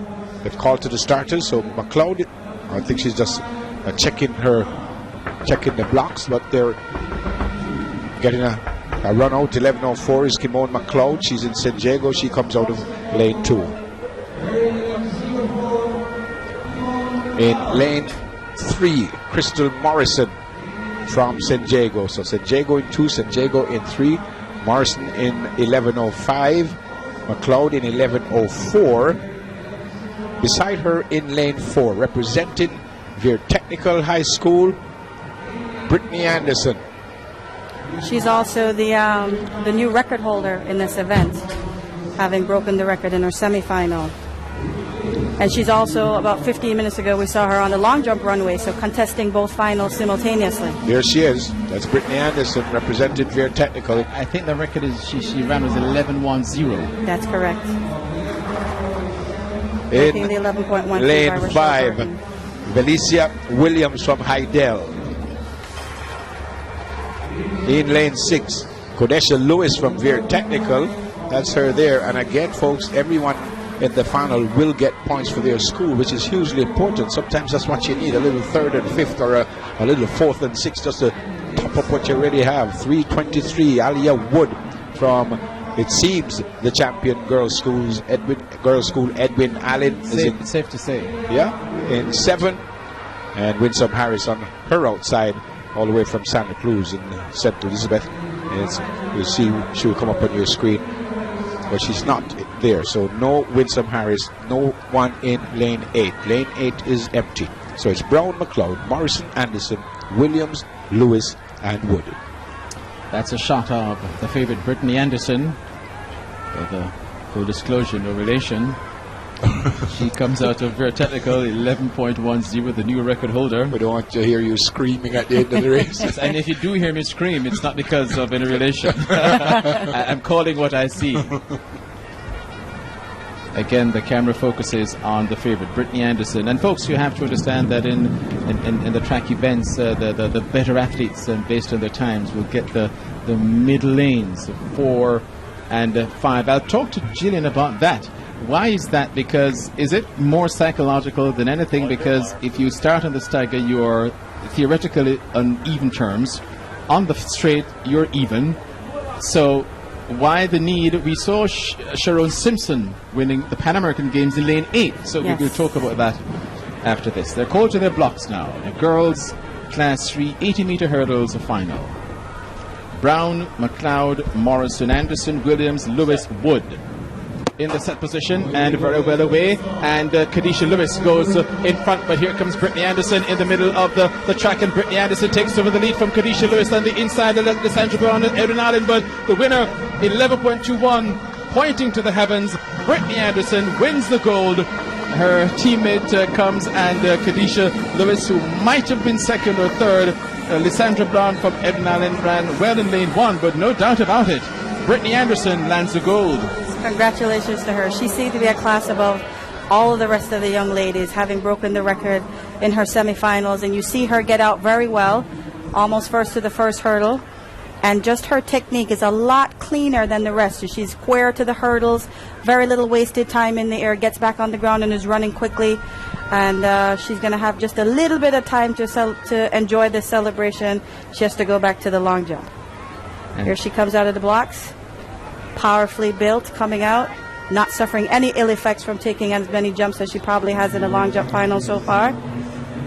Nice and square to the hurdle. Hits that hurdle, interestingly, the first one. She's a little bit tall. We're a little bit closer to the end of the race here. Last hurdle, I believe. Nice and straight and tall. Runs to the next hurdle. Maybe this is the last. Totally in control, very comfortable, no strain on her face whatsoever. Running to the finish line, hand in the air, all is well. All the work in the season, she says, yeah. Paid off. Anderson 11.24 from Veer. Lewis 11.60 from Veer. Brown 11.66 from Edwin Allen. We're going to go down to Keon Rayner. He has with him the Chief Executive Officer of Grace Kennedy and Company, Mr. Don Webby. Thank you, Neville. Well, it's a fellow St. George's man, so I know you would have loved to do this interview. But as you said, the group CEO of Grace Kennedy since 2011. You were very interested just now in the sprint hurdles. Of course, you would have gotten double silver in Class 1, 110, 4 hurdles. Talk to us about the race you just saw and your thoughts and the memories it brought back. Yeah, well, I mean, it brought back a lot of great memories. I actually won Class 300-meter hurdles, and that was really a great feeling. You remember it like yesterday. And that young lady a while ago, I think her name is Brittany Anderson. She has a lot of potential, and I think she's going to go very far. Once she stays focused and work hard. Of course, she is a record breaker. Yeah. She did so in the semifinals, and I gather that not only her, but persons like Christopher Taylor, who has broken records, Grace has something special for them. Yeah, well, we started a new innovation this year, where every record that is broken, we're going to give $25,000 to the school. But the athlete that breaks the record will determine how that money is spent in the school. So I think it's a great innovation. The last time I checked, I think about 8 or 9 records were broken. So hopefully we'll see some more later this afternoon. But it's a little bit windy, because I noticed that the 400-meter hurdles, 400-meter at the times were a little bit slow. But hopefully it will calm down and we'll see some more records being broken. And of course, you're also saying if the same person breaks the record twice, it's twice as much. Absolutely. So Chris Taylor decided he was going to go out early. He broke the record in the heats. If he broke it again later, it's double. It's 50,000. Of course, 9 years so far, Grace has taken over the sponsorship of boys and girls championships. And this year alone, you're spending about 100 million. Yeah. Why? Well, as I said, that we at Grace Kennedy, our corporate social responsibility, we are focusing on education and sports. And what better event to tie the two together, sports and education. And I say that our investment, the 100 million, I don't even call it an expense. I call it an investment in our country, our investment in our children, and our investment in our schools. And as you can see, look at the great branding. This is a win-win for corporate Jamaica and Grace Kennedy, and the schools, and a win for Jamaica. It's one of the most exciting events, not only in Jamaica, but worldwide. Last year, I haven't seen the numbers yet, but when you talk about live streaming, there's thousands and thousands of Jamaicans all over the world watching this event, and we watch it with a lot of pride, because we are seeing the future champions of Jamaica being developed right here at this meet. 2 years left on your current partnership with ISA. Does that continue? Yes, man. We are in it for the long haul. We are in it to stay. Once Grace Kennedy is given the opportunity to sponsor this meet, Boys and Girls Championship, we will be there. And as you know, we formed a joint venture with ISA, Greenfield Media, where we have a media company now jointly owned by both of us. And TVJ actually won the contract for the next 3 years. So the relationship with ISA and Grace is very strong. I think they are a very, very professional unit, being well managed, and that's what Grace Kennedy is attracted to in terms of our sponsorship. Of course, a bank, a money transfer company. Big Brown Grey Hope took off quickly. Western Rose fitted in between horses, and Western Rose now comes away with the lead, attacked right away by Blackthorn. These two go for it. Big Brown Grey Hope just in behind them. Hovercraft racing close up. Rum Punch in between horses with Commanding Chief in the orange silks racing 3 wide of those. Royal Vibes is further back. Original Train is asked to make some progress. Just about 7 lengths separates those. Else Pegasus on the heels of them. A break of 2 lengths to Miss Juanita and Miracle Star, both running at the back of the field. They go toward the half mile, they're almost there. And the Blackthorn goes for it with Western Rose, heads apart these two as they run to the 7/16th. Commanding Chief now pulled out for an effort and beginning to gain slowly as they run toward the 3/8 pole. Hovercraft is in a handy spot, so too Original Train, gaining momentum on the outside all the time. Big Brown Grey Hope looks to be fading through horses. Rum Punch is the one on the rail. Miracle Star now kicking in the widest of them all as the leaders will come thundering into the lane, and it's Western Rose accelerating to take charge. Original Train and Commanding Chief along with Hovercraft. Now these 4 across the course. They lead the 3/16th. Western Rose on the rail. Hovercraft right alongside, and now Hovercraft points the noseband in front. Original Train and Miracle Star trying to run Hovercraft down. They race toward the final 16th. It's Hovercraft and Omar Walker looking for a triple along with Wayne DaCosta, and Hovercraft delivers it. Hovercraft wins by 3 1/4 over Miracle Star. Then Original Train. Western Rose, Commanding Chief.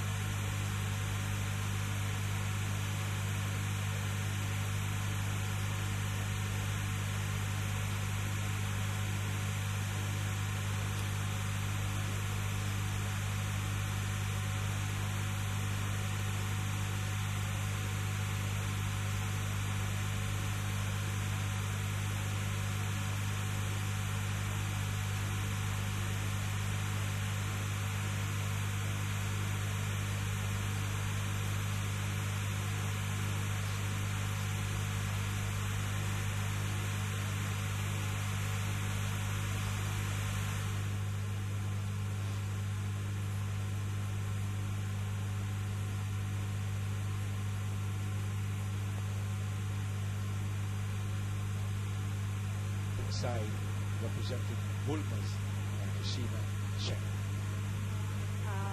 You asked about the distribution of the athletes through the lane. And why they do it is to put the similarly talented athletes in terms of time-wise together so that they'll pull each other down the track. If you have somebody out in lane 8, they don't necessarily feel the heat that's going on in the middle of the track and are able to respond and run as well. So that's why they do That's it. if Usain Bolt is not in the race. So that's why they put them all in the middle. Okay, I get it. I get it. I don't. He does, folks. Call to the blocks, girls class 2, 100-meter hurdles. You see the transition from the 70 to the 80 to the 100. Classes 4, 3, now to 2. In the set position. We saw Amoy Brown. Right. Is it that they were asked to stand up, or No, did she flinched, but did not lift her hands up. And she flinched with the her legs. High arch of the lower back, the derriere. You can see it, that green and gold. Is she out? Let's see. There's nothing just yet. She's getting a talking to. Is A that warning. A warning. Yes. But we didn't see a flag. Would the warning be the yellow flag? The green means everything is all right. The yellow is the warning, and the red you go, right? I think they just walked it off at this point. Not giving her any flag as to say, I might say to her, settle I might down. say, don't flinch like that. Right. Because she did flinch. There are sensors on the blocks, folks. So you're allowed to. I think if the foot moves or the It's hand, recorded, or the yes. hand comes up off the track, then you're in trouble. But I think you could get away with a bit of a twitch almost. And maybe she just did. We're going back to the blocks, girls class 2, 100-meter hurdles. Roy in lane 1, Farquharson 2, Marshall 3, Brown 4, Freeman 5, Addison 6, Campbell 7, Chen 8. In the set position, clean start this time, and well away in lane number 6, Shannon Addison on her inside, Daisy Freeman in lane number 2, Kamoy Farquharson. Sydney Marshall is also going pretty well. It's Marshall and indeed in the middle, Daisy Freeman and Farquharson. They come across the line. Looks to be Daisy Freeman. Very, very close. Looks to be Daisy Freeman. Sydney Marshall was also there running very well in lane number 3. It could be looks to be 1-2 for Manchester. These Manchester High athletes came into the final with the same identical time, 13.75, and seemed to run identically past the finish line. It's going to be hard to separate them, but it looks like Desiree Freeman might have gotten the thing, although Sydney Marshall led most of the race. It looks like Amoy Brown was rattled by her being cautioned at the start and did not get out well and was not a factor in the race. Let's see if we can look at these Manchester High athletes on the replay. Sydney Marshall got a fantastic start. I think she was first to hurdle in lane 3 there. And Desiree Freeman starts working hard, and you see her really busy with her arms between the hurdles. Both of them looking identical technique-wise. They're coached by the same person at Manchester High School. Almost stepping in unison. Almost stepping in unison, but as you see, Desiree is just seeming to be just a little bit more determined, a little bit more grit. And on this run-in, she quits herself well and gets to the line first. Congratulations, Desiree Freeman. What a Manchester High, 1-2. And she does 13.69. Marshall 13.74. Allison 13.96. Took the final spot on the podium. Let me tell you something quickly. Edwin Allen, they lead 195.5. Heidel 142. Jago 114.5 after 26 events on the girls' side. Now listen to this, folks. The boys' side, after 21 events. Third, Jamaica College 109.5. Second, Calabar 128.5. And first, Kingston College, they lead by half a point, 129. So this is after 21 finals. Kingston College 129, Calabar 128.5, Jamaica College 109.5. There you go. And I could also tell you that the boys javelin open, the final, Adrian Mitchell from Calabar won that one, 63.31 meters. Kevin Nedrick from Petersfield in second, 59.07. Delana Beckford from Happy Grove, 56.84. Kingston College Come to Quartz came Optical 4th. for Jamaica complete College eye care came that 8th fits in your that one. I'll style, tell you. making trendy and stylish eyewear more affordable than ever before. At Quartz Optical, get your eyes tested for free, fill your prescriptions, and select from a wide range of brand name frames and contact lenses. And when you use Quartz Ready Finance, you get up to 24 months to pay. So visit us at Quartz Optical today, with locations island-wide. Quartz Optical, value you can see. I would never have won a single medal, broken a single record, or held both world and Olympic titles simultaneously if it were not for Champs. Champs gave all of us our start. Before we were legends, we were just boys and girls with a dream.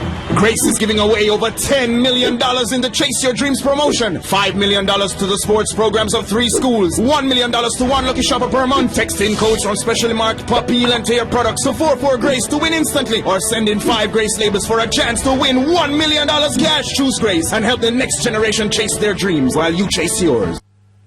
Surely if she wins, but if she's all the way back by her speed, her strength, her technique, because she was clearly hampered in her mindset after the injury, and now she's looking to be back to where she was. Here's Brittany Thompson from Hydel. She's in lane 1. Her teammate is right beside her, Shoshana Hemmings, in lane 2. So they're going to get some points for their school.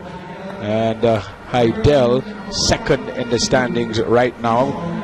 Well, more than a few points behind Edwin Allen. Gabrielle MacDonald for Homewood, 10 times they have been champions here. Maurice Wilson won 9 straight and then missed one, then came back and won his 10th. She was in lane 3. In lane 4, Rochelle Burton from Camperdown, wears the number 64, comes in with the fastest time, 14.02. I guess I don't have to tell you that because they're always in lane 4, aren't they? In lane 5, Antoinette Knight from San Diego High, 1099, the babe in lane 6. Nicolette Foster from Homewood would be to her right, to your left. There she is, represents Homewood. So Homewood with a couple of athletes, Hydel with a couple of athletes in this race. And in lane 7, coming up on the screen in just a little while, all the way from Santa Cruz, St. Elizabeth Technical, she represents. Her name is, well, she's not, Kamisha Chambers not in the race, and Janique Brown from Wolmer's is on the outside. So no lane 7.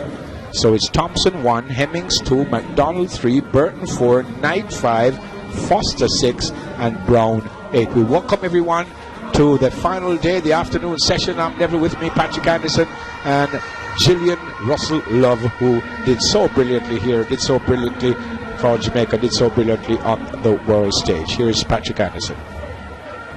Runners are on your marks. Standing. They're now called to the blocks. Thompson of Hydel, lane 1. Hemmings of Hydel, lane 2. McDonald, Homewood, lane 3. Burton of Camperdown, lane 4. Knight of St. Jago, lane 5. Foster of Homewood in lane 6. Kenesha Chambers is a scratch, and Janique Brown of Wolmer's in lane 8. She should run well. Officials making sure that they're all set to go in the blocks. Set, clean break in the middle. Rochelle Burton is running very well already, along with Antoinette Knight. Burton on the outside, look for Nicolette Foster. So Foster has that lead. Here comes Rochelle Burton. Can she get back to Nicolette Foster? Foster might have gotten away. Here comes Burton, close. Burton wins it. Tight at the end. The power and finishing rush of Rochelle Burton. Caught on the line, Nicolette Foster, who got away. Rochelle Burton is back. Yes, indeed, she's back. She got caught napping in the middle of the race by Nicolette Foster, who was very fast between those hurdles, really using her arms. But Rochelle really dug down deep over those last 2 hurdles and that last run-in to take the title. It looks to be Gabrielle MacDonald who went down on track. She's being helped up. We're looking back here at Nicolette Foster. Look at her arms, very busy. You're right. She got away from Burton. Burton was spending a lot of time in the air, not getting back on the ground to run. And then, towards the latter part of the race, these last 3 hurdles, you'll see Rochelle resolve that she is going to go back at her, using her power, and then she's running into the finish line, and she keeps running through the line, which is what these young ladies need to do. Nicolette leaned way too early, and ended up second as a result. And Nicolee Foster was cleaner over the hurdles, as you said. Foster Burton here, 64, a little bit high. Antoinette Knight to her right. And she spent a lot of time in the air. Antoinette came second in the 400 hurdles last night. As compared to Nicolee Foster, who was 496, pretty close to the hurdle. Less time in the air. Back on the ground quickly, back into her running position. But on that run-in, Nicolee made a crucial mistake and leaning too early. And Rochelle ran right through the line. Like Elaine in Beijing last year. Like Elaine. All right, the results will come up now. Camperdown first, Homewood second, St. Jago third. The race before this, Manchester got 1-2. Karen Madden as the young ladies. You said all season that your biggest threat would be your teammate and friend. How important was it that you two train together? It's very important because we do everything together, and I'm happy that she is here with me right now. And Sydney, you led for a good way, and then she caught you on the line. How does it feel to have one of the fiercest rivals being your competitor? First and foremost, I'd just like to thank God for allowing me to finish this race. If I came here to win, but if anyone should beat me, it would definitely have to be my teammate. We've trained really hard. We have to thank our coach, Mr. Jarrett, Mr. Holness, and we'd also like to thank Mr. Edwards, who he's an excellent coach, and he really helped us to be who we are today. And Carifta next, you see 1-2 again? Definitely. Congratulations, ladies. Thank you. Beautifully done. 1-2. That's coming up on the track. Sydney was a spokeswoman. Yeah, beautifully done. Though. Very articulate. Yeah, beautifully done. Kamali Simpson has the record in this one. I was saying to Gillian, like Gillian and Bridget, very articulate. Beautifully done, and you want to hear that. They know their sport. They speak beautifully. St. Jago High, Clinton Simmons in 1. Shabon Carr from Calabar in 2. Tyrone Barnes from St. Elizabeth in 3. Devian Williams from KC in 4. Warren Hedlund from St. Elizabeth in 5. Horatio Craig from Calabar in 6. Carlo Bailey from JC in 7. And Tajay Adams from Wolmer's on the outside. So Calabar with 2 athletes. KC 1, JC 1. As you look at the Kingston College athlete Devian Williams saying, please help me out and let me do my best here. So is God listening to the others who may be praying quietly, or he's just listening to David? I always tell the team that when they pray, I say, you don't pray to win, because if we play in another school, we just have to pray that he likes blue and white more than the other schools. So you pray to, I guess, to get the power to put out your best, and whatever happens after that, you have to live with. I'm sure he wants that too. He's Clinton Simmons from St. Jago. He's in lane 1. Final day of boys champs, almost a full house here, and I suspect about another hour. You can rely on me for an estimate. Yeah, but please. And the estimate at this time, we are at, let me tell you, we are at 24,000. And 3. 24,000. Pretty close to 30. He's the only person. 4 o'clock. At 4 o'clock. 4:30 we'll get to 30,000. He's the only person that will tell you that the athlete is in front by 10.5 meters. He's right. He has a tape measure up here.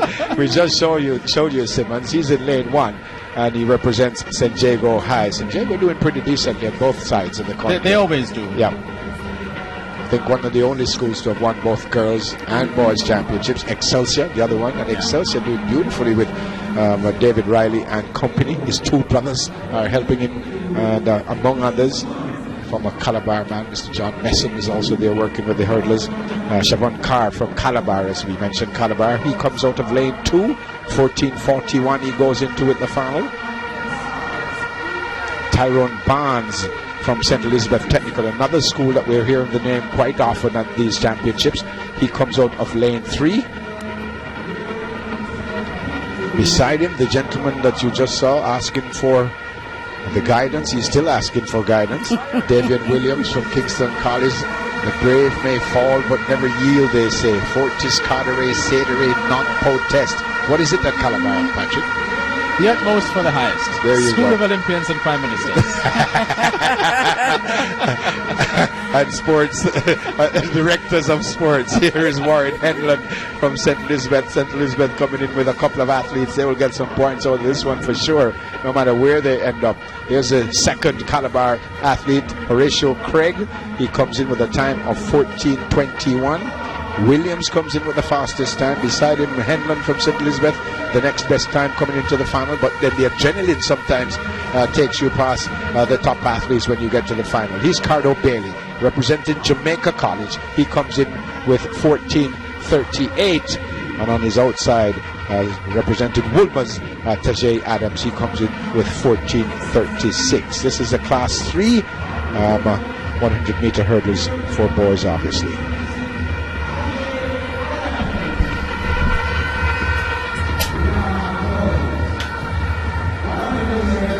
So this is the field. That's the favorite. I'm expecting Davian Williams to win and win easily. He might not have been praying all the time, folks. He might have been just, and there he goes. I think he's just, keeping himself focused, psyching himself up, and looking pretty much, that's the kind of ritual of Tyson Gay.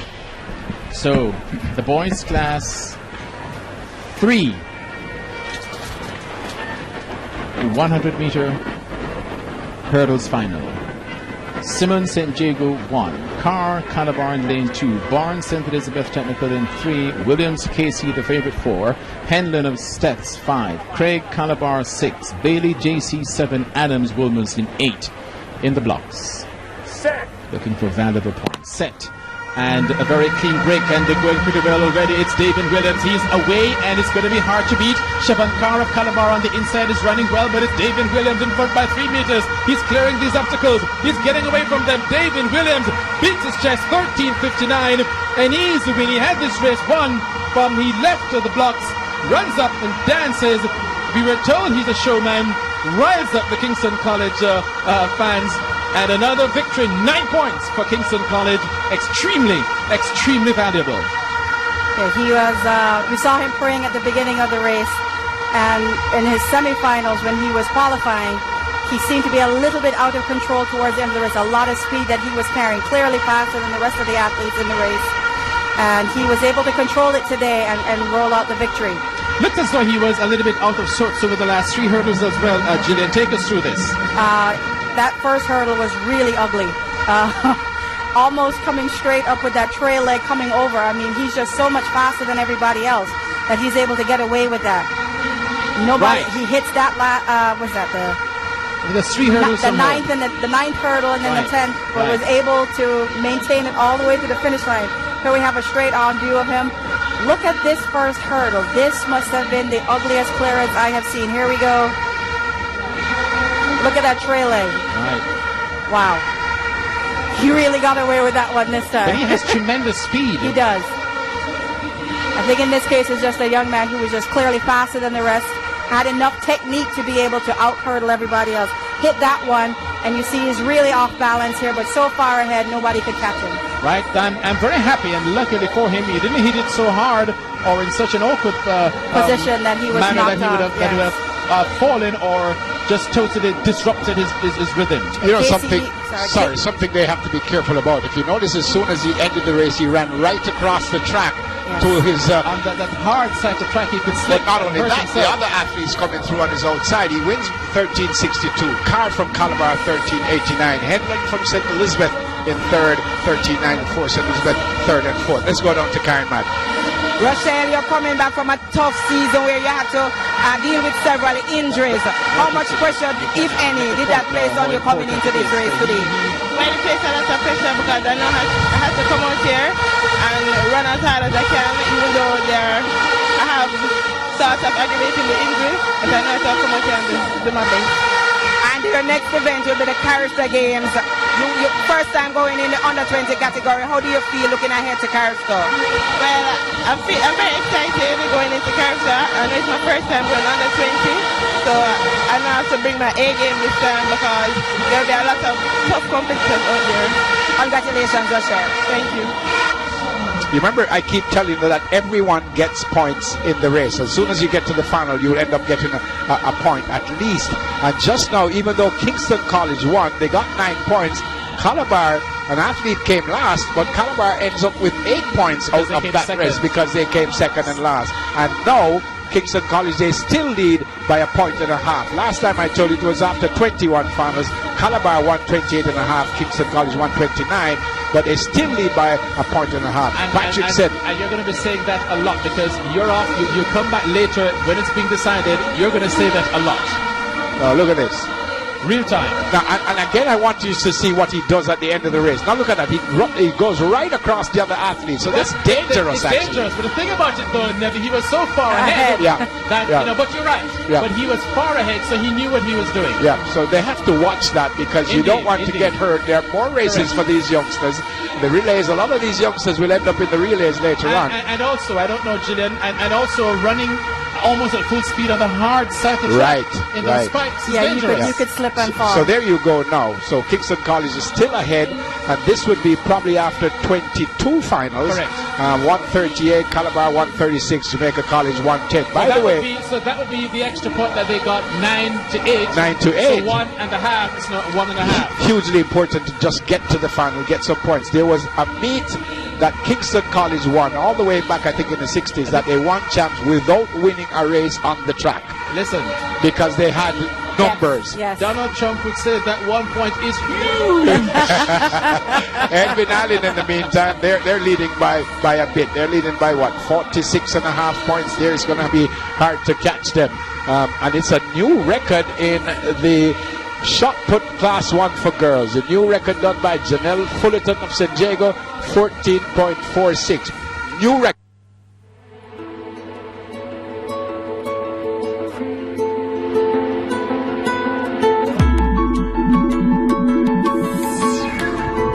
Welcome to Court's Digital World, where we have the widest range of digital products from the world's best brands, televisions, tablets, laptop computers, mobile phones, and much more. Connect, explore, engage. Come to Quartz Optical for complete eye care that fits your style, making trendy and stylish eyewear more affordable than ever before. At Quartz Optical, get your eyes tested for free, fill your prescriptions, and select from a wide range of brand name frames and contact lenses. And when you use Quartz Ready Finance, you get up to 24 months to pay. So, visit us at Quartz Optical today, with locations island-wide. Quartz Optical, value you can see. 7 and Lloyd Facey Jr. I hope this is not deja vu. His name is De Jour, but myself and Gillian, I think you were here to discuss, it happened yesterday, In the Friday night, semifinals, that yeah. when he meets an athlete of equal caliber and he gives away a meter or two at the start, he's going to be in trouble. We saw it last night, and we are wondering if it could happen again here in the sprint hurdles final. And you know, we are all professionals, and we should and we do behave like professionals, but everyone here in the box went to a high school, supports a high school. Indeed. Some of us even represented our schools here. Jermaine Brown was a gold medalist from Monroe. Jermaine Brown. Yeah, Jermaine Brown was always hurt. was a gold medalist He never ran. in the relays from Monroe. Dwayne Extall won a gold medal Ricardo here. played cricket for Calabar, and what did he do on the track, Ricardo? Well, he was one of the Run his mouth. he was one of the volunteers that ran around and helped out his school. And Gillian, of course, the most accomplished of us all in the box as far as competition goes, a Junior World Championship.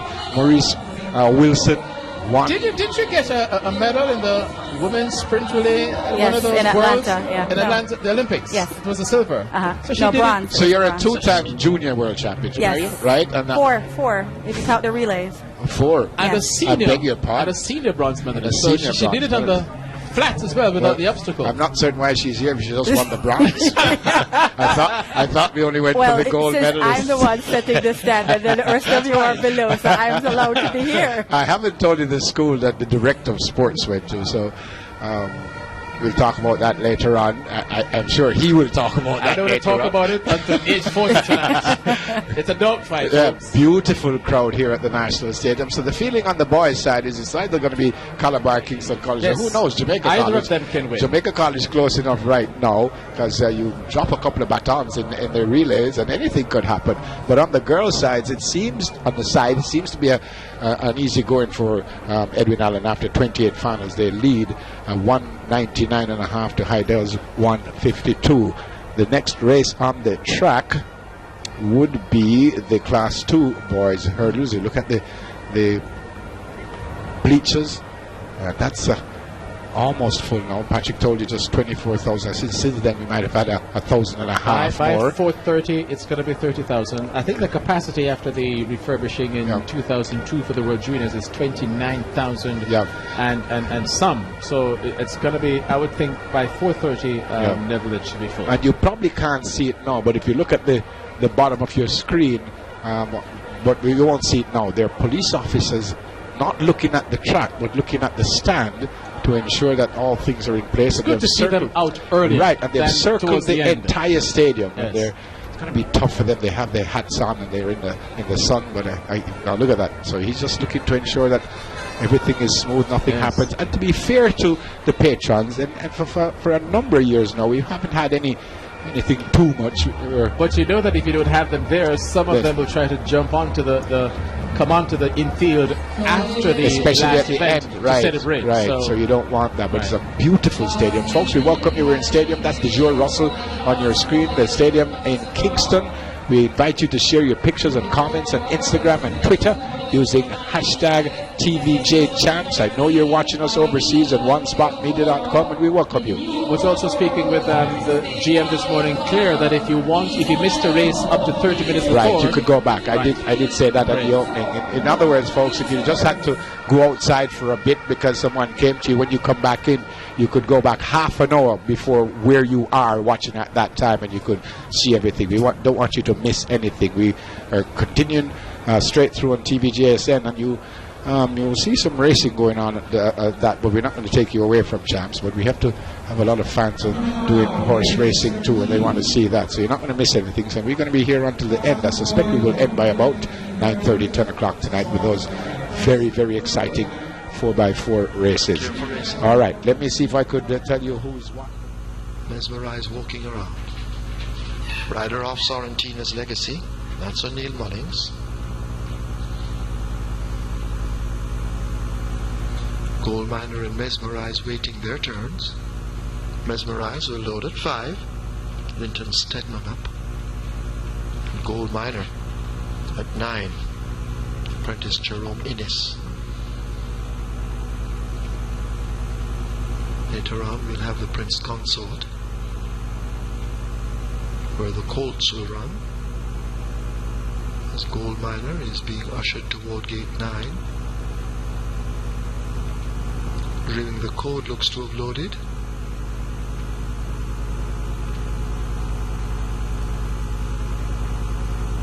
Now we wait. If Gold Miner goes in, we'll then wait on Mesmerize, and then we'll have a start. All of these prep races for the Guineas and the other classics to come.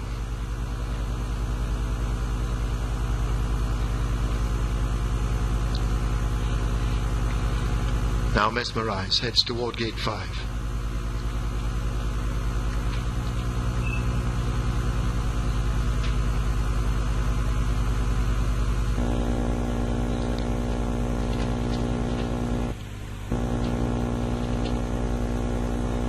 Mesmerizing, field in line for the Thornbird.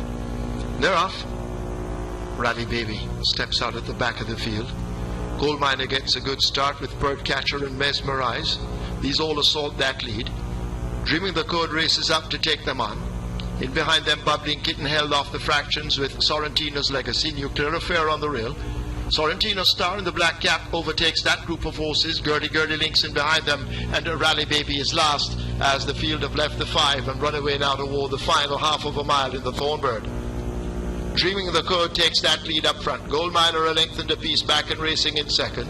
There goes Sorrentina's Star edging closer. Birdcatcher on the heels of those horses. Mesmerizes a further 2 lengths down. Bubbling Kitten and Gertie links now let loose by the rider. Sorrentina's Legacy kept to the outside of Nuclear Affair. Both have a lot to find from there. And Undriven Rally Baby at the back of the field as they leave the 5/16th. Dreaming the Code with that lead. Gold Miner trying to cut into it. Sorrentino Star in the black cap now sent out wide in chase. Dreaming the Code with the lead from Sorrentino Star. Over against the rail, beginning to make some ground. That's Birdcatcher. Gold Miner is in behind horses as the field arrive at the furlong pole. Dreaming the Code. Here's Nuclear Affair now exploding. And Nuclear Affair has taken that lead over Birdcatcher. Bubbling Kitten has been reserved for a stretch. But up front it's Nuclear Affair and Dane Nelson. Nuclear Affair and Dane Nelson take the Thornbird Stakes over Birdcatcher, then Bubbling Kitten, Dreaming the Code, and Sorrentino Star. He needs to clear the obstacles and he will win quite away. He's looking for a time. 13:43. A new record if it stays there. Let's see at the moment.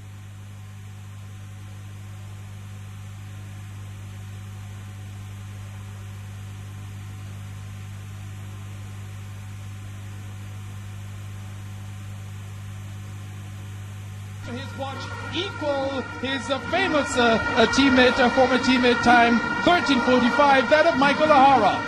He looked like he learned his lessons from yesterday in that 100-meter final where he was disappointed to have second place behind his teammate Michael Stevens.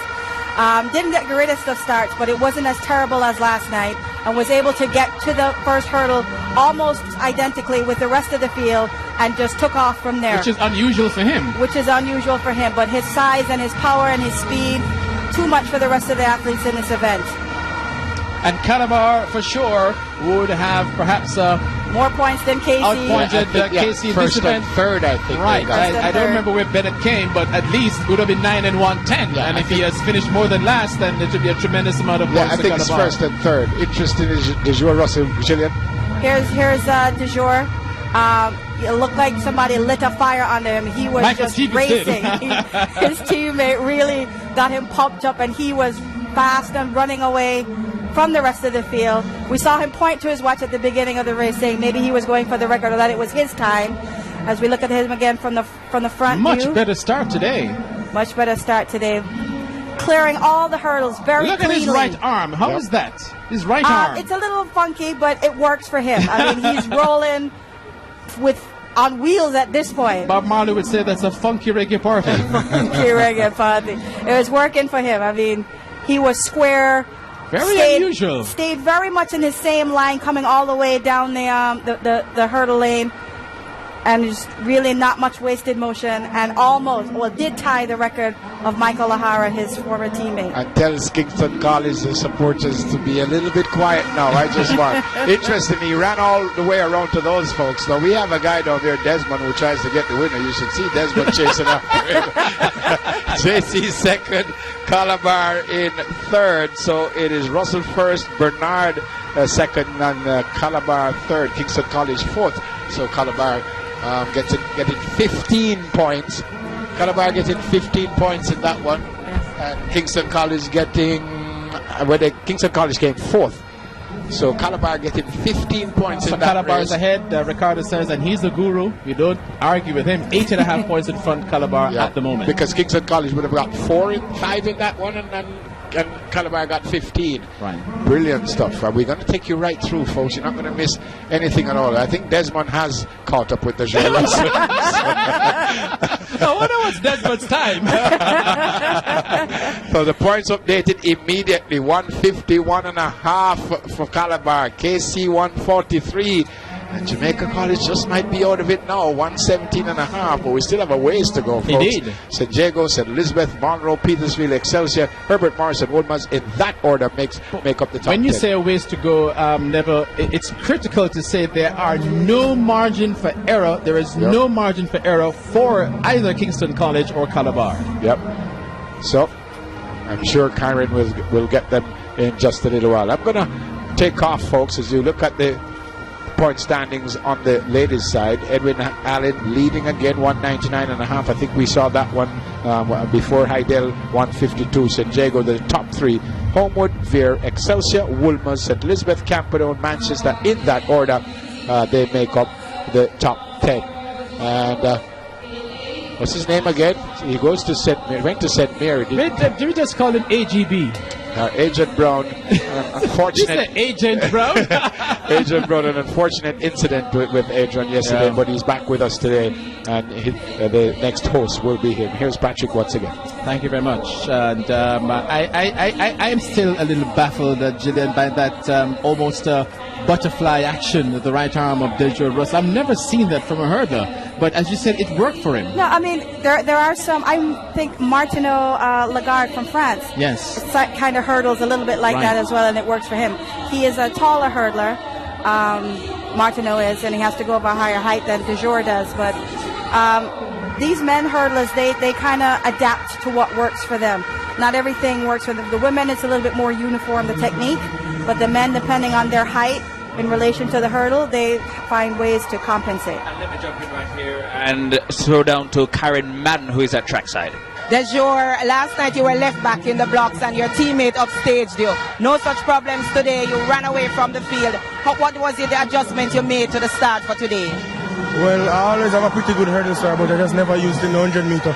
But today I just came out with a lot of things on my mind, so I just cleared out the way and get the win today. One of those things on your mind must be the closeness of these championships. A lot of the experts saying that the hurdles will be a factor. Was that one of the things that was on your mind? That was definitely what was on my mind. Knowing that Casey is so close to us, that never normally happens. Oh, we're going to take it to something on Saturday. And you're one of the vibes man in the team. How important is that over at Stadium East? It's very important to keep the boys focused. So I have to keep the vibes in the camp and just let them know that there's no pressure out there. Just go for have fun. Congratulations, DeJoy, and all the best. Thank you. I think of Gillian. I was not able to hear clearly, but is it that he said that on the hurdles to come was on his mind, which sort of played on his mind last For the 100, night? Is that what he said, Adrian? I didn't hear it very clearly, but it sounded very much like that. Here is that race again. There he comes out of the blocks. At this point, he's even with all the rest of the entrants in the race. But then he just starts to pull away. You see the size in comparison to some of the other athletes in the race. Leroy Burrell. It does look like Leroy Burrell. But he's just so much faster. I mean, a lot of 100-meter flat speed. So for him, this was just cake. And DeJoy Russell, of course, last year he would have beaten Tyreek Wilson. This year over the flat 100, he got beaten by his teammate.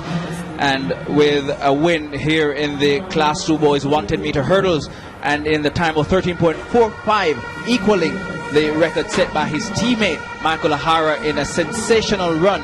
Of course, you will want to say that DeJoy Russell is really coming into his own as an athlete. Indeed. And he has tremendous upsides. The issue that we constantly harp about, and we saw him make some adjustments today, is that start.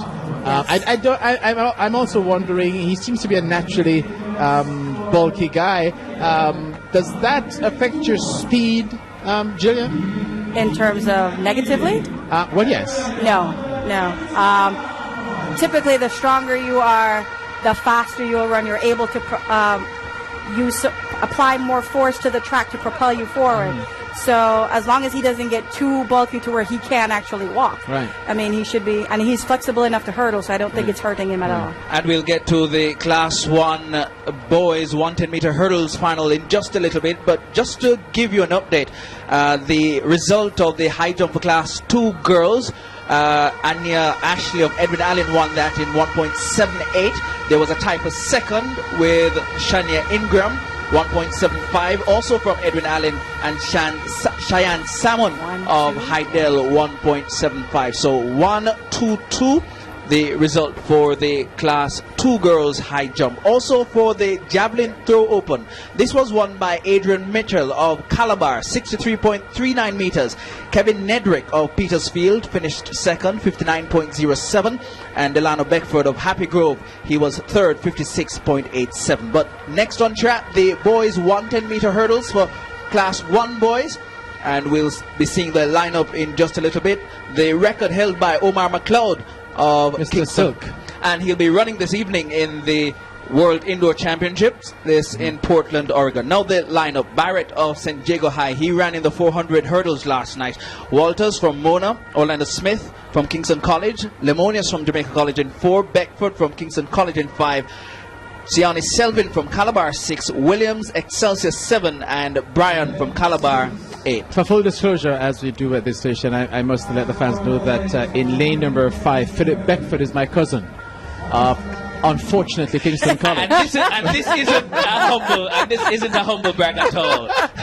So just for full disclosure, I tell him all the time that's just the only wrong thing he has done in his life is to have gone to Kingston College. As we look at the competitor from Kingston College, interesting to note that there are 2 athletes from Kingston College and 2 from Calabar. So the race for the championship heating up, we'll want to see the placings, of course, as they hold the lineup. In terms of how they are lined up on the track, the KC athletes have favorable lanes in terms of how they have qualified in terms of time. So on paper, it seems as if they should be in the medal hunt or further ahead of the Calabar athletes at the end of the finish line. But as you know, this is an unpredictable event and we have to see what happens.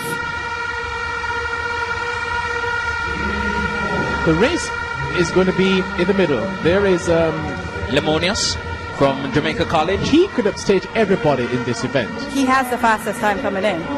So let's be very clear about that. Actually, he has the second fastest time. He was pipped by this man, Philip Beckford, just by 100th of a second, 14.44 to 14.45. So you'll want to keep an eye on those 2. Philip is so anti-KC because he never speaks. Very quiet lad. And then from Calabar we have Selvin, who was a 3rd place finisher in this event last year. And a favorite, but finding himself on the outside. One of the favorites. Calvin Williams from Excelsior.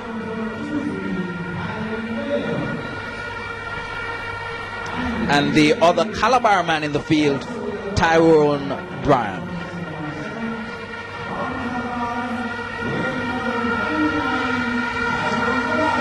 So the distribution of points, head-to-head combat will continue in this event. Kingston College fields 2 starters who could perhaps finish ahead of Calabar. They could split the Calabar runners. The Calabar runners could split them. Orlando Smith in lane 3, Philip Beckford in lane 5 for Kingston College. For Calabar, Shawnee Selvin in lane 6 and Tyrone Bryan in lane 8. But Philip Lemonius of Jamaica College in lane 4 could be the perfect spoiler here in this, the boys sprint hurdles final class 1, 110 meters.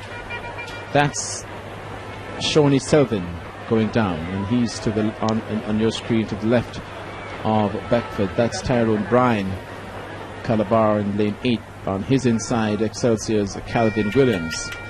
They're in the blocks. Boys Class 1, 110 meter hurdles final. Barrett, Walters, Smith, Lemonius, Beckford, Selvin, Williams, Bryan. In the blocks.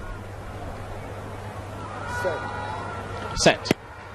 Clean start, and Beckford is well away. So too Shawnee Selvin of Calabar in the middle. Lemonius is running pretty well, but it's Selvin of Calabar. He hits the hurdle on the outside. Tyrone Bryan of Calabar is also going well. 1-2 for Calabar. Beckford and Smith are left behind. 1-2 for Calabar. It is Shawnee Selvin, Tyrone Bryan ahead of the KC pair. The flash time 14.05. What a run and a performance here. Tyrone Bryan in lane 8 might have overachieved, and it could be critical by the time we get to 8:40 tonight. What a race from the Calabar athletes, pulling themselves to 1st and 2nd, getting big points for their school. When you go back and look at this replay, you will see that Siani Selvin got out decently well, but by the 2nd hurdle, he had started to pull away and pull his teammate, who was in lane 8, Tyrone Bryan, with him. And the 2 of them led the race from the outside lanes, the non-preferred lanes, to 1st and 2nd. 9 and 7 points for Calabar. 16 in total. And as we said, Shawnee Selvin, he was returning from last year's final, but he wasn't very impressive in the lead up to the final. And now he's pulled out a very big performance. Absolutely. A big performance by him and an even bigger performance by Tyrone Bryan in lane 8 for Calabar. Take us through this, Gillian. As I said, Siani Selvin after hurdle number 2, and he was just flying, hitting hurdles left and right, but not letting him pull him off. You see him look to his right and see his teammate and says, come on, Tyrone, let's go and get these points for our team. Both of them running out of their skins and up to limitless potential here. Talking to each other, shooting down the KC fans as they cross the finish line. We're not going to celebrate that, but we wish they would never do that. We know what they're saying, but we really wish in the times that we have in Jamaica that they would refrain from doing that. But here is Beckford to the right of Selvin. Selvin won this race out of the blocks. He did. A He power really hurdler. He hit did. the hurdles, but he never lost his rhythm. Here he is. I don't know. Well, he's starting to look across and see his teammate coming, feeling the pressure on his outside. And he's still hurdling, trying to stay square. A little bit unbalanced at this moment, but he is so determined and powering through, right through the hurdles that nothing else around him matters. And you're going to see him look to his right again and see his teammate and says, come on, let's go and get these points for Calabar. Both of them ran fantastically, out of their potential, really getting big points for their school.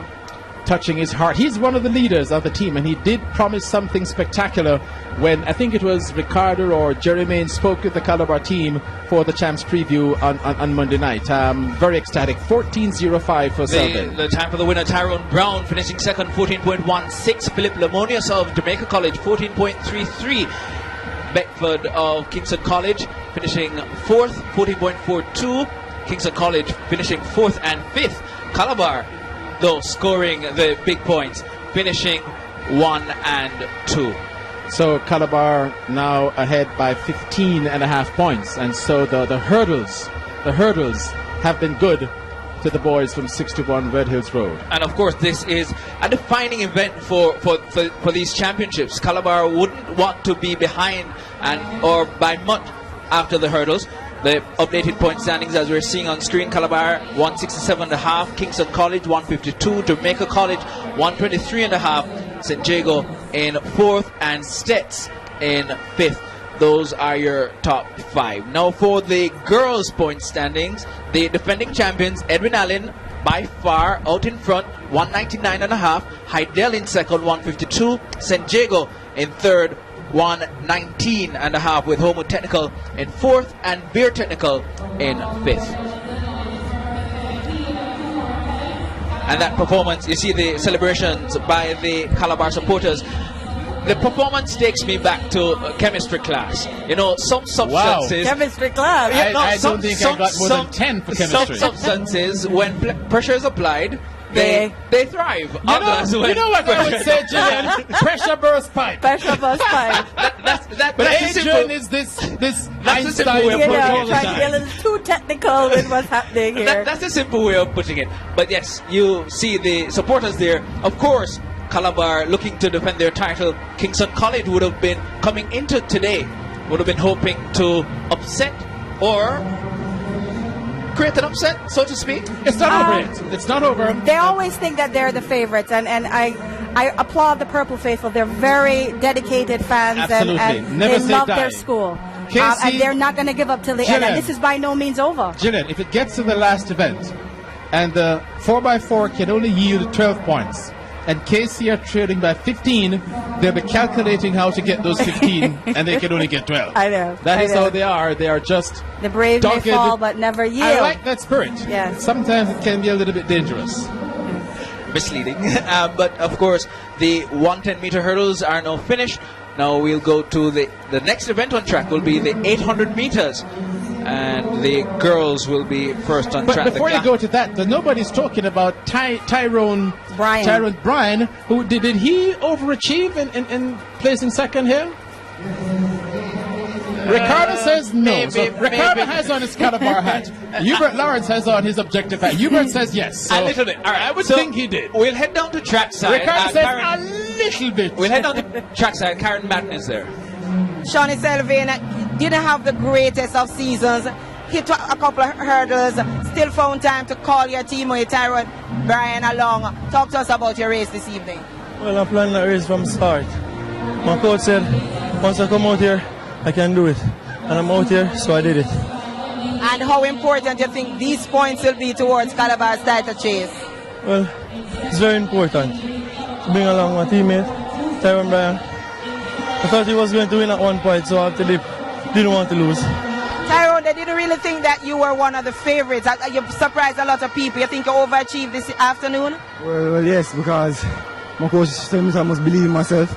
So I just came out and said, okay, my team needed the points, so I'm going to come out here and do it. Congratulations, gentlemen. Thank you. You can see the raw emotion, Gillian, and I think the fun part there is that Shona said, hey, he was looking as though he was going to win, so I had to dip. Yeah, it was funny that he was actually looking over in the race. I could have really thrown him off. Right. But ended up calling his teammate along to get that second place. All right, the lineup for the Class 3 800-meter final. We'll see Zenon Carr from Hydel, Shanika Reed from Homewood, Brittany Brown, Manchester, Seymour Donald, Edwin Allen, the defending champion, Delverna Bromfield, Homewood, Shade Finley from Stets, Ken Green, Edwin Allen, Shaquina Foot from Petersfield, the 8 runners for the girls' Class 3 800-meter final. So we've been seeing a lot of sprints. We'll go to the middle distance for a little bit. Seymour Donald from Edwin Allen, the defending champion, in lane 4. You know, they're saying, I think it was Gillian I was speaking with, that, that the 800-meter can almost be a sprint now these days. So it's interesting when you said the middle distance that I heard Gillian's voice in my head. Sprint! And we see the lineup. From Homewood Technical, Shanika Reed. She's in lane 2. Qualified with a time of 2 minutes 21.20.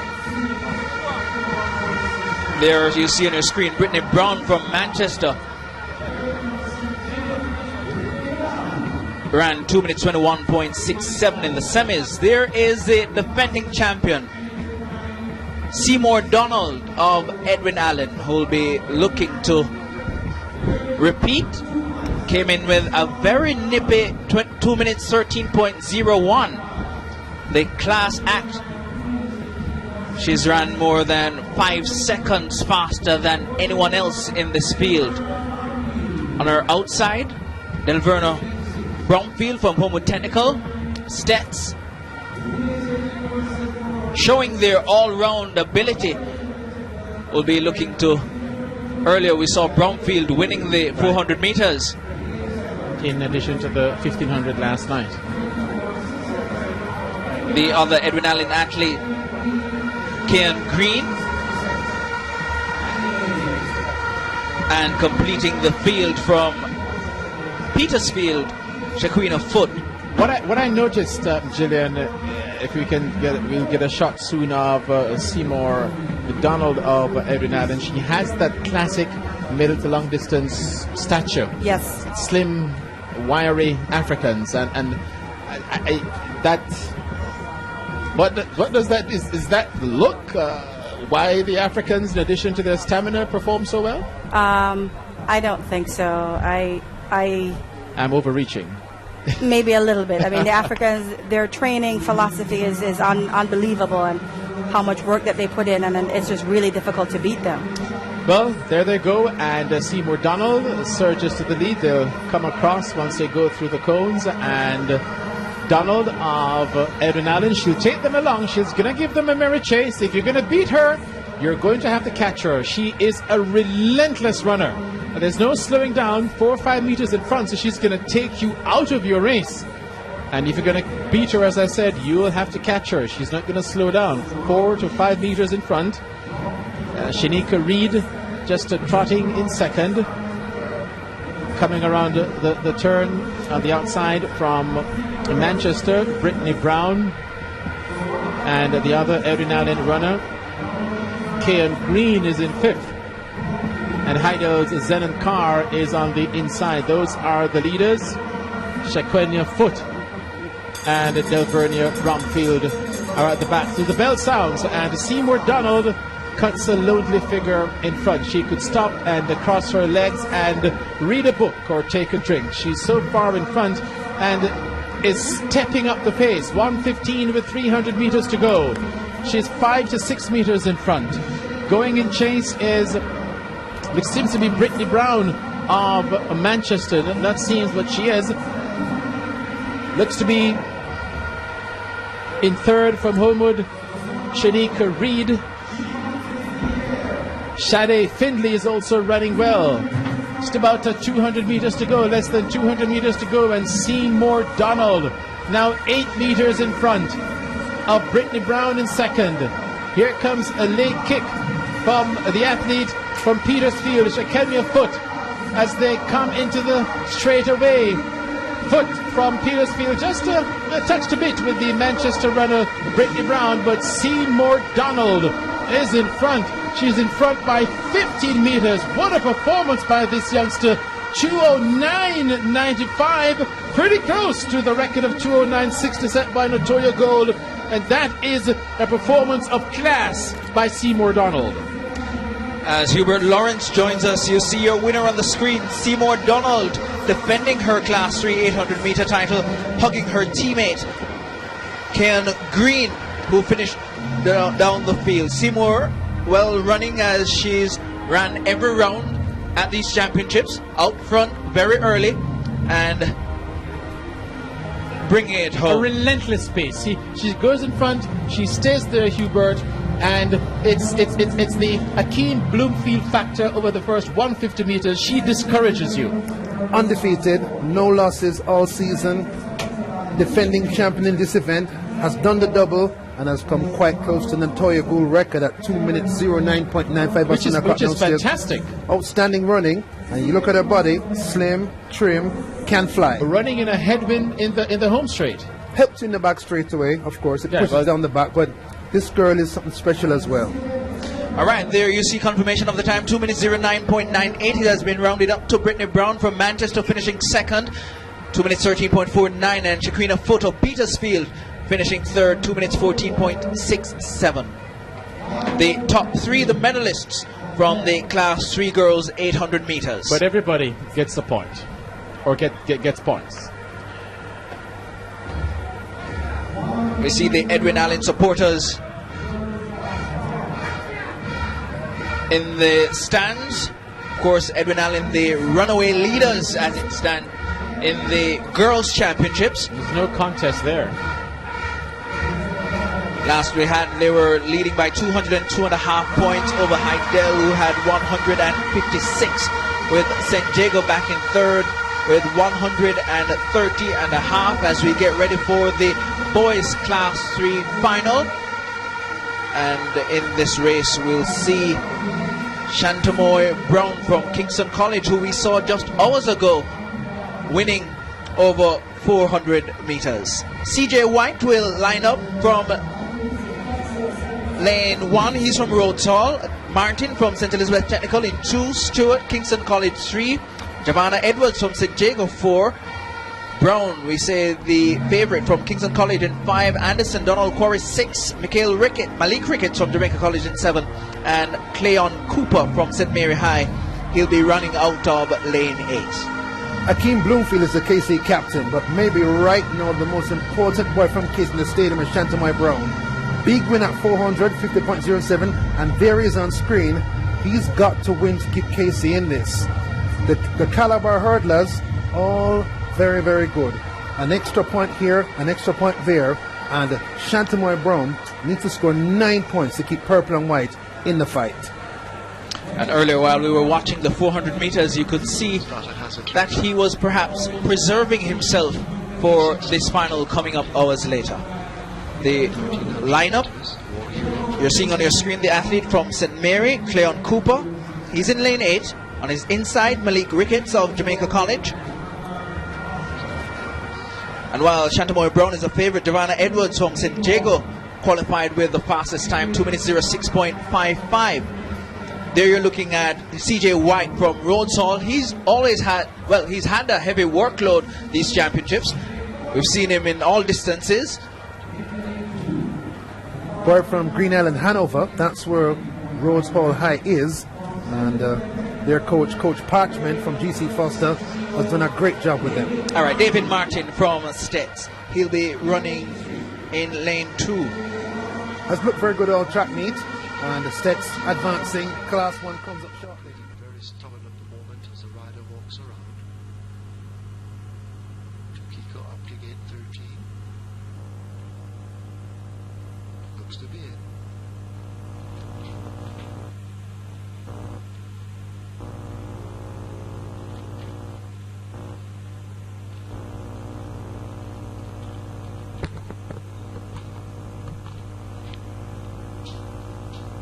Veronica B holding up the start. That's the one giving the problems, Veronica B.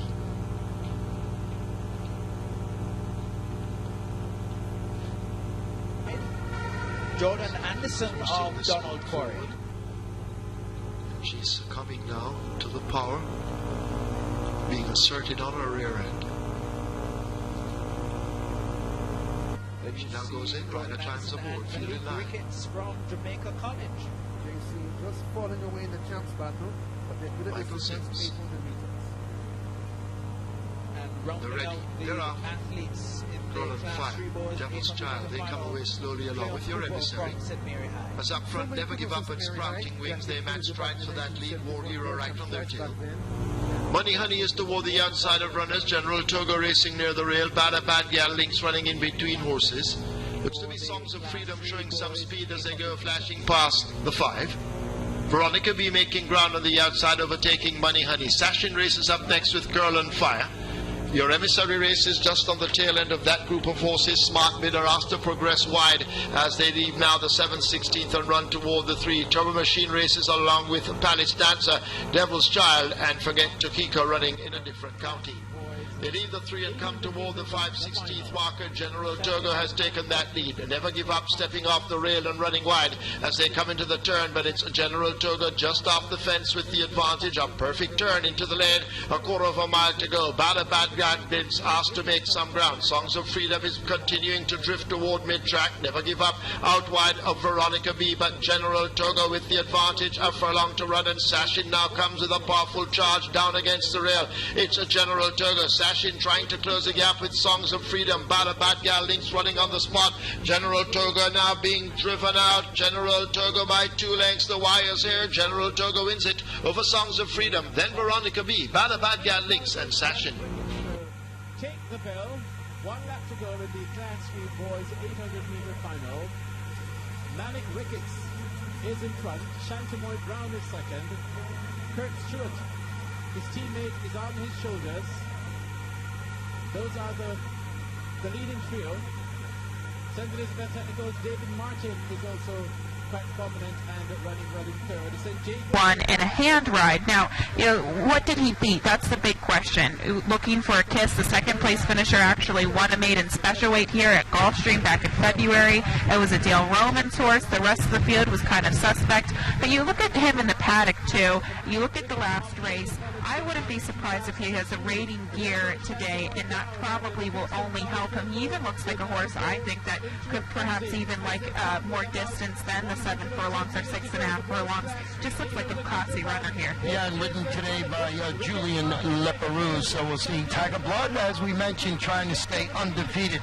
What about the number 4, Morning Fire? This one who won the 7 furlong Pasco at Tampa, turning back today to 6.5. He went up, he set the pace. He finished third behind Tampa Bay, won at Destin in that race. Was the grade 3, mile in the 16th, Sam Davis. When you talk about options, there was obviously the option to go to the Tampa Bay Derby. He was entered in that race and then scratched. Keith Nations, the Connections, deciding to Takes the mantle on seriously and scores 9 more big ones for Purple and White. Well-timed run by him, has great foot speed, and the KC faithful throw him a KC banner. He did not yield. And with that result, the Calabar lead is now just down to 1.5 points. We'll get the exact numbers for you in just a little bit. But Shantamoy Brown sitting back and producing a late sprint. He's got good foot speed, runs 4x1, headed later in life to the KC 4x4 squad. I think we can also talk about the late kickoff, St. Diego's Giovanna Edwards.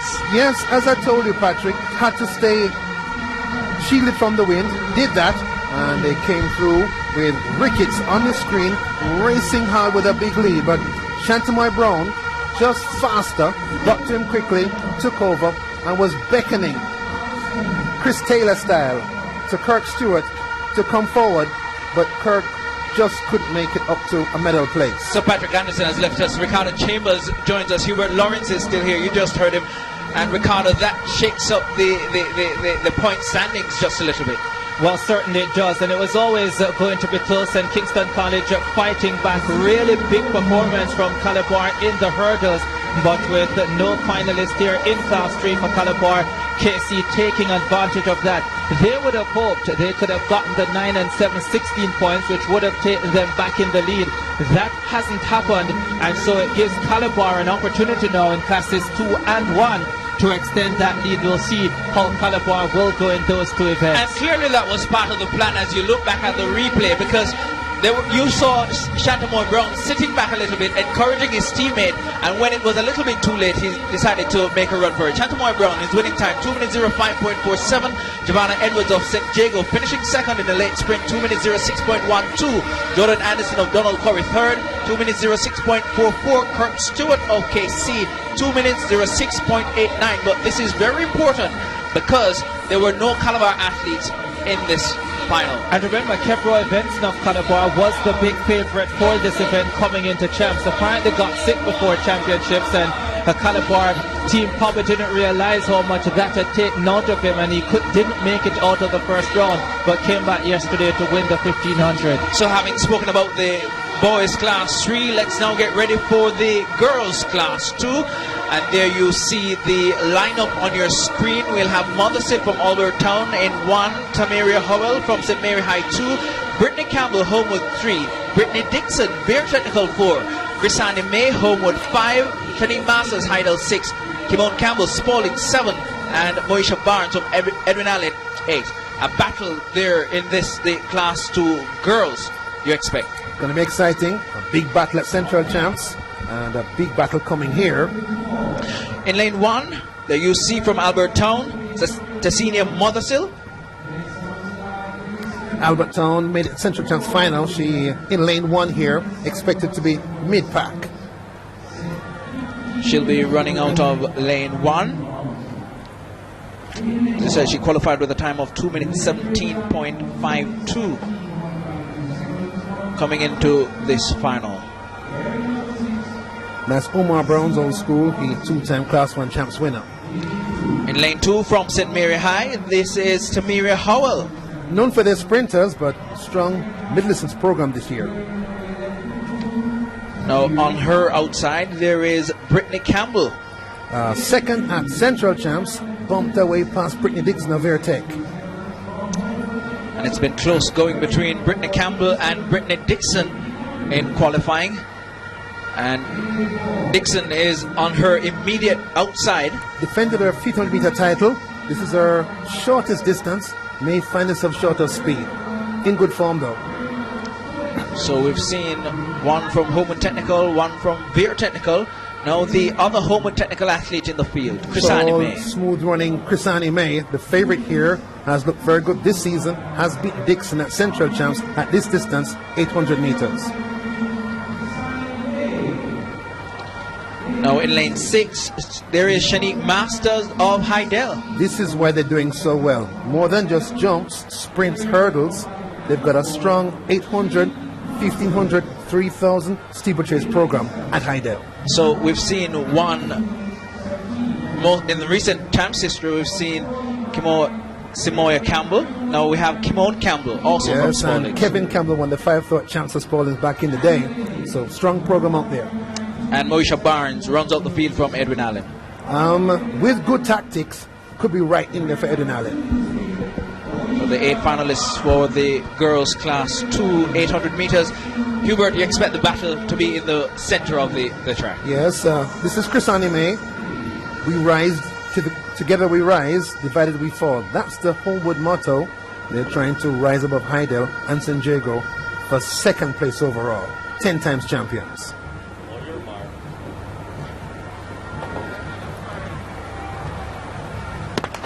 Brittany Dixon and Chrisani May have had some outstanding battles at 800 meters over the last couple of seasons, and their renewed rivalry here in this 800 for Class 2 girls. Chrisani May, the tall one, represented Jamaica at the World Youth Championship last year, and she wants a piece of the lead. Brittany Dixon fighting in mid-pack as Moesha Barnes of Eden Allen tries to get the lead, but it's Chrisani May of Homewood Technical who takes command up at 200 meters. Yeah, she's got the speed, runs on the Homewood 4x4 team that's trying to string this field out. I'm surprised that Dixon didn't take the lead early to push the pace. Dixon comes into second spot as she tries to break out of the pack. She knows that she doesn't have as much speed as Chrisani May, and so she wants to push the pace. She's in second place at the moment with Campbell of Spalding back in third, coached by Megan Wilson, the coach of or former coach of Samoya Campbell, and she was at Spalding as well. Chrisani May having the lead coming through the first 400 meters in just over a minute. Got my clock on, 61 seconds exactly, and the person with the best speed, the person with the nice smooth running style, Chrisani May, has a two-step lead over Brittany Dixon of Airtech. These two girls have had some magnificent finishes in the last few seasons. Brittany Dixon a couple of occasions falling to the track in trying to get the better of Chrisani May, and these two go away from the rest of the field. In third spot at the moment is Campbell of Spalding, and then back in fourth spot looks like the second Homewood Technical athlete in the field. That's Campbell, 200 meters to run, and Chrisani May still has the lead. Dixon is in striking distance. Dixon is doing really well. She's played a different style race than she used to do. That 1500 meters has closed in on Chrisani May and comes down for the attack. Who has the sprint finish? It is Brittany Dixon of Bear Technical on the outside. Can Chrisani May respond? She quickens her steps into the straightaway. Chrisani May takes control of the race, and Dixon doesn't look as if she has much left to give. Chrisani May is going to go away and win this one. I think it's going to be all about what time she'll run now. Campbell runs very well for Homewood Technical. It's going to be big points of Homewood Technical here, or is it? It's going to be time. Oh, Dixon has got it. Dixon has got it. 2:14.24. Oh my goodness me. Chrisani May did not lean at the line, and Brittany Dixon stole it. It was almost like a brilliantly worked piece of trickery from Brittany Dixon, just sitting behind her as if she wasn't racing, and then she pulled ahead, and I don't think Chrisani May knows it. I don't think so. Looks like she ran out of gas as well down the stretch. 780, 790, tank empty, and somehow Dixon sensed it and picked up her steps and snuck by for the victory. Double for Brittany Dixon. And as we look back at the replay, this is early on in the race. I was writing, did Brittany Dixon lose this for not pressing the pace, knowing that she didn't have as much speed as Chrisani May for a sprint finish? And then to see that final surprise, that's all I can describe it as. It's just a surprise. Just seemed to fall asleep. Maybe she thought she had it, maybe she was tired. Saw this trick in the World Champs with David Rudisha in the semis at the World Champs last year. Here's Chrisani May, head down in the breeze. Maybe the breeze is beating her back down the stretch and just ran out of gas down the stretch. Dixon, not even in the picture right now, as May strides toward what seems to be a certain gold medal. Looks up, she's in trouble. That stride, rugged, ragged, she's tired, and suddenly here's Brittany Dixon, sprinting as best she can, low pitter-patter steps, and when May eases up at the line, Dixon dips in and steals the gold medal. Wow. Big win, Brittany Dixon, Vertec. Wow. It's like a beautifully worked story for all those CXC students. That's not Tessinia Mothersill, that's Brittany Dixon. For the CXC students, it's like a beautifully worked story. That's how you do a twist. And she's downstairs with Karen Mann.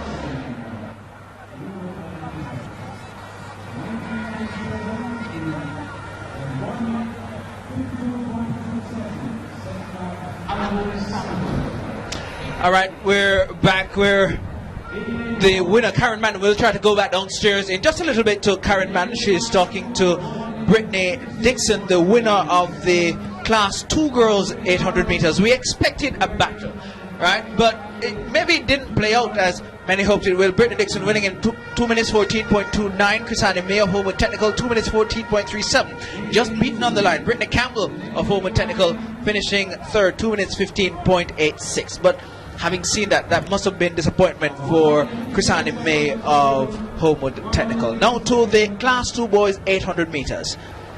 And the lineup, we'll have Dougian Blackman from Jamaica College. He's on the inside in lane 1. We're seeing on the screen Kamar Parkinson of Calabar.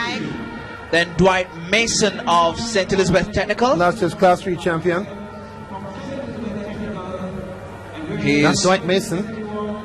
He's coming with a qualifying time of 1:56.75. Next to him is from St. Jago, Keenan Lawrence. Record break at 1500 meters last night. Has looked good at 800 as well. And on his outside in lane 5 is Cavell Beckles of Jamaica College. If there's anyone who might be in reach of a medal outside everyone's understanding, it might be this boy. 1:55.88 in qualifying. Look good. And a second St. Jago competitor, Anthony Cox. Tough 400, 800 double. Let's see how he holds up to it. Brand new to track. Cox will be running out of lane 6. And in lane 7, there is Brandon Phillips. He's from Cornwall College. That's Cox. Look at that 400. Calabar 1-2 there. Big part of the Calabar revival. Cox has looked good at 200, 400, 800 this season. Lines up at here. Here's the boy from Cornwall. And at 800, one of their specialties. Had Ricardo McKenzie a few years ago, was a Carifta medalist for Jamaica, gold medalist. And on the outside, Therese Roden of Kingston College. Look good at 1500 meters. This event might be a tad short for him. The final of the Class 2 boys 800 meters. The record is 1:52.27, set in 1997 by Aldwin Sappleton. Last night we had a record in the 1500 meters for Class 2 boys from that man, Keenan Lawrence. He has been supreme this season, beaten just once. The Carifta Trials under 18, and that was by Javonte Williams, who will come up in the Class 1 final. Away they go for this 800 meters for Class 2 boys. Does Keenan Lawrence go after the record, and does he get anywhere close to it? He'll just have to wait and see. Anthony Cox of St. Jago, disappointing, only 5th in that 400 final. Many expected him to be much higher and certainly in the medals. He goes to the lead and takes them up to 200 meters with Lawrence's teammate following him. Could be team racing. Cox has good speed, may want to take his teammate out to the early fractions to give him a chance to attack the record. That's a great record, 1:52.27. 2 Jamaica College athletes in the final, Cavell Beckles and Dougian Blackman, as they head down the home stretch for the first time. Mason of St. Elizabeth Technical is in fourth. He's last year's Class 3 champion, and stepping forward as well on the outside, Parkinson of Calabar wants a share of the top 3. 56.9 on my clock for Keenan Lawrence, and of course a battle inside there. Calabar and Casey, both are men there seeking important points. Calabar leading championships by 1.5 points over Kingston College, and the Calabar athlete ahead of the Kingston College athlete in this race. Parkinson of Calabar in second spot, but it's Keenan Lawrence with the advantage and going away from the rest of the field. Let's see if anyone can go with him. The battle really strong behind him, but Keenan Lawrence in command with 200 to run. Majestic running by Lawrence, has a lead by 6, 7, 8 meters. Here he comes, he will spring off the curb. Is the record under danger? He will go for the final kick. A strong battle on for the minor places, but Keenan Lawrence in command, having a look behind him. Anthony Cox is coming forward. The 2 Jamaica College men are coming forward. Parkinson of Calabar is being pushed around, and that's going to be serious, but Keenan Lawrence wins it, 1:54.83, well outside the record. But it's a double victory for this man. 1500 record and gold last night, 800 gold today. Keenan Lawrence of St. Jago, he's your champion. Yes, great surname, 56.9 and 58 flat for the second lap for the double champion Keenan Lawrence. Great season, looked great at Calabar on the new track and has carried here to champs. And I'm almost sure, Hubert, that the protest is going to be somewhere in there as we looked at the jostling coming down the home stretch. Was some contact, but contact does happen in races without lanes. Let's see how that works out. St. Jago fans, pretty pleased. As they should be. All right, St. Jago's Keenan Lawrence winning that race. as we look back at the replay. Cox taking them out with Lawrence sitting behind him, and then Lawrence taking charge at 400 meters. Look majestic, very, very smooth. In the straightaway, you'll see him lean down because hit a wall of breeze coming up the straightaway, wanted to stay on balance. And here we'll he have is. another look at the One jostling. second. Here's the straight. That there, the head goes down to help him go through the breeze. He's comfortable.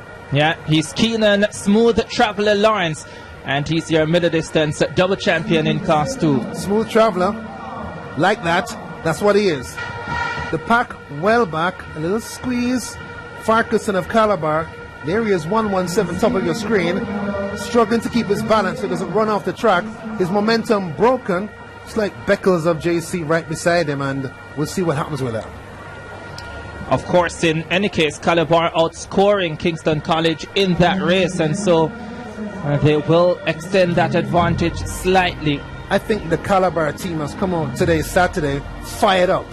Every man, every single man for Calabar has run to his absolute maximum best today and given an extra point here, an extra point there. And we see the results there. Keenan Lawrence of St. Jago, 1 minute 54.84. Anthony Cox also of St. Jago, 156.60.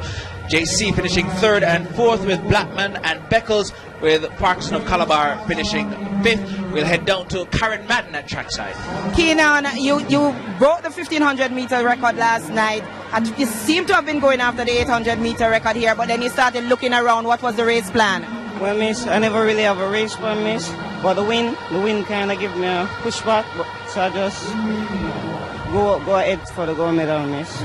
Congratulations, Keenan. Yes, miss, I'm just very elated for my victory, man. All right, thanks to Karen Madden for that, and we'll get the permutations for the boys' championships in just a little bit. But we're looking now at the finalists for the girls' 800 meter class 1. We saw Casey and Plummer from Beertech in 1. Now this is Melissa Time. Yes, she in the finals, BC Championships, has run the steeplechase as well. All right, from Heidel, Sharona Stewart, she's in 3. Again, the rise of Heidel, powered by their presence in these events. And on her outside, there is Ashani Robb, who will be on your screen in just a little bit, from Edwin Allen. Last year's Class 2 1500 meter champion, second in a crackerjack race last night in Class 1. And outside Robb is Janelle Brownfield from Sticks. Well, when she told me she wanted 3 gold medals, I thought 484 hurdles. Won an exciting race at 1500 meters last night, and the 400 today. Big running. Let's look if she'll get that third medal. Janelle Bromfield from Stets. Outside her will be Janelle Moore of Edwin Allen. Yes, and she's been steady for us right through her champ's career. Maybe a chance for a medal here. So 2 Edwin Allen athletes. Also a second athlete from Homewood Technical will be running out of lane 7. Casey and May. That's Chrisani May's older sister. Her young sister just edged up for a gold medal. She'll try and do better. And an athlete from St. Andrew Tech rounding out the competitors for this, the girls' 800 meter class 1. How bad Kamika with the last few seasons, with her on scholarship now. She's in lane number 8, Adi Walker. The class 1 girls' 800 meter final, your 8 finalists. Plummer, Time, Stewart, Robb, Bromfield, Moore, May, and Walker. This young lady unbeaten at 800 meters here in 3 years. On your She mark. has been absolutely dominant at this event. Stand back. You're so right, Ricardo. And says she loves the 800 more than any other event and takes special pride in running it. And undefeated from Class 3. At the Western Championships, Janelle Bromfield ran 52.43 for 400 meters and came back 45 minutes later to run 2:07 for 800 meters. And now she has a little bit more time since that 400 51.74, and she comes back trying to win in her first year of Class 1, having won in Class 3 and Class 2. And Janelle Bromfield there sitting in behind Stewart of Heidel, who takes them through up to 200 meters. She's been busy, but she's been dangerous. One last night at 500 meters, one to that 400, and here, maybe worn out, comfortable, following, not leading, just following. She knows the breeze is tough in the home stretch. She's waiting to pounce with her speed. In third position there from Eden Allen is Rob stepping forward, along with her teammate Janelle Moore right there as well on the inside. Rob comes into that third spot with Stewart still in second, and Bromfield has seen enough of the field. She wants a piece of the lead. Janelle Bromfield said to me that she wishes she was racing against the Class 3 champion Seymour Donald. Wow, that's a big statement. She's making a statement in this race. Cruise through the first lap. Now she hits the hammer. She's gone away from the field now. Yeah, Janelle Bromfield in command of the race. Shani Robb of Eden Allen is in second spot, but Bromfield is really in command here. She's heading towards her third gold medal of these championships. So close at 1500 last night. Many feel a tactical mistake from Shani Robb and the rest of the field, making the race slow, playing into Bromfield's hand and cost her the race. But this time around, Bromfield is ensuring that there will be no sprint finish. Exhibition racing, one lady against the clock, behind record pace, but running hard again in the 800 meters. Big running by Janelle Bromfield. This has been the Girl of Girls Champs for 2016 so far. Janelle Bromfield has the lead. She is in command of the race. She's going to have to fall into a hole to lose this one, and there are no holes on the stadium track. Janelle Bromfield will go away. She will be outside her personal best, but she lands another gold medal. 1500, 400, and now 800. 2 minutes here at 9.66, and she's still bouncing. Janelle Bromfield of St. Elizabeth Technical, a star in the making. A command performance by the world youth finalist at 400 meter hurdles. So much talent, can run anything you want her to run. Big anchor for steps on the 4x4. That's coming on later on tonight. Maybe another medal, maybe a gold medal for her at that event to make 4, not just 3. And we're seeing on screen the athletes from Eden Allen finishing second and third, Ashani Robb and Janelle Moore. But there's your winner, Janelle Bromfield of States. Yeah, she was never really troubled, Hubert, and as I said, won in her second year of Class 3, won twice in Class 2, and now she's won again in her first year of Class 1. 4 years on the trot, unbeaten at 800. And the field didn't test her, didn't ask her a question. She's just run 400, 15 last night. They just let her go when she was ready.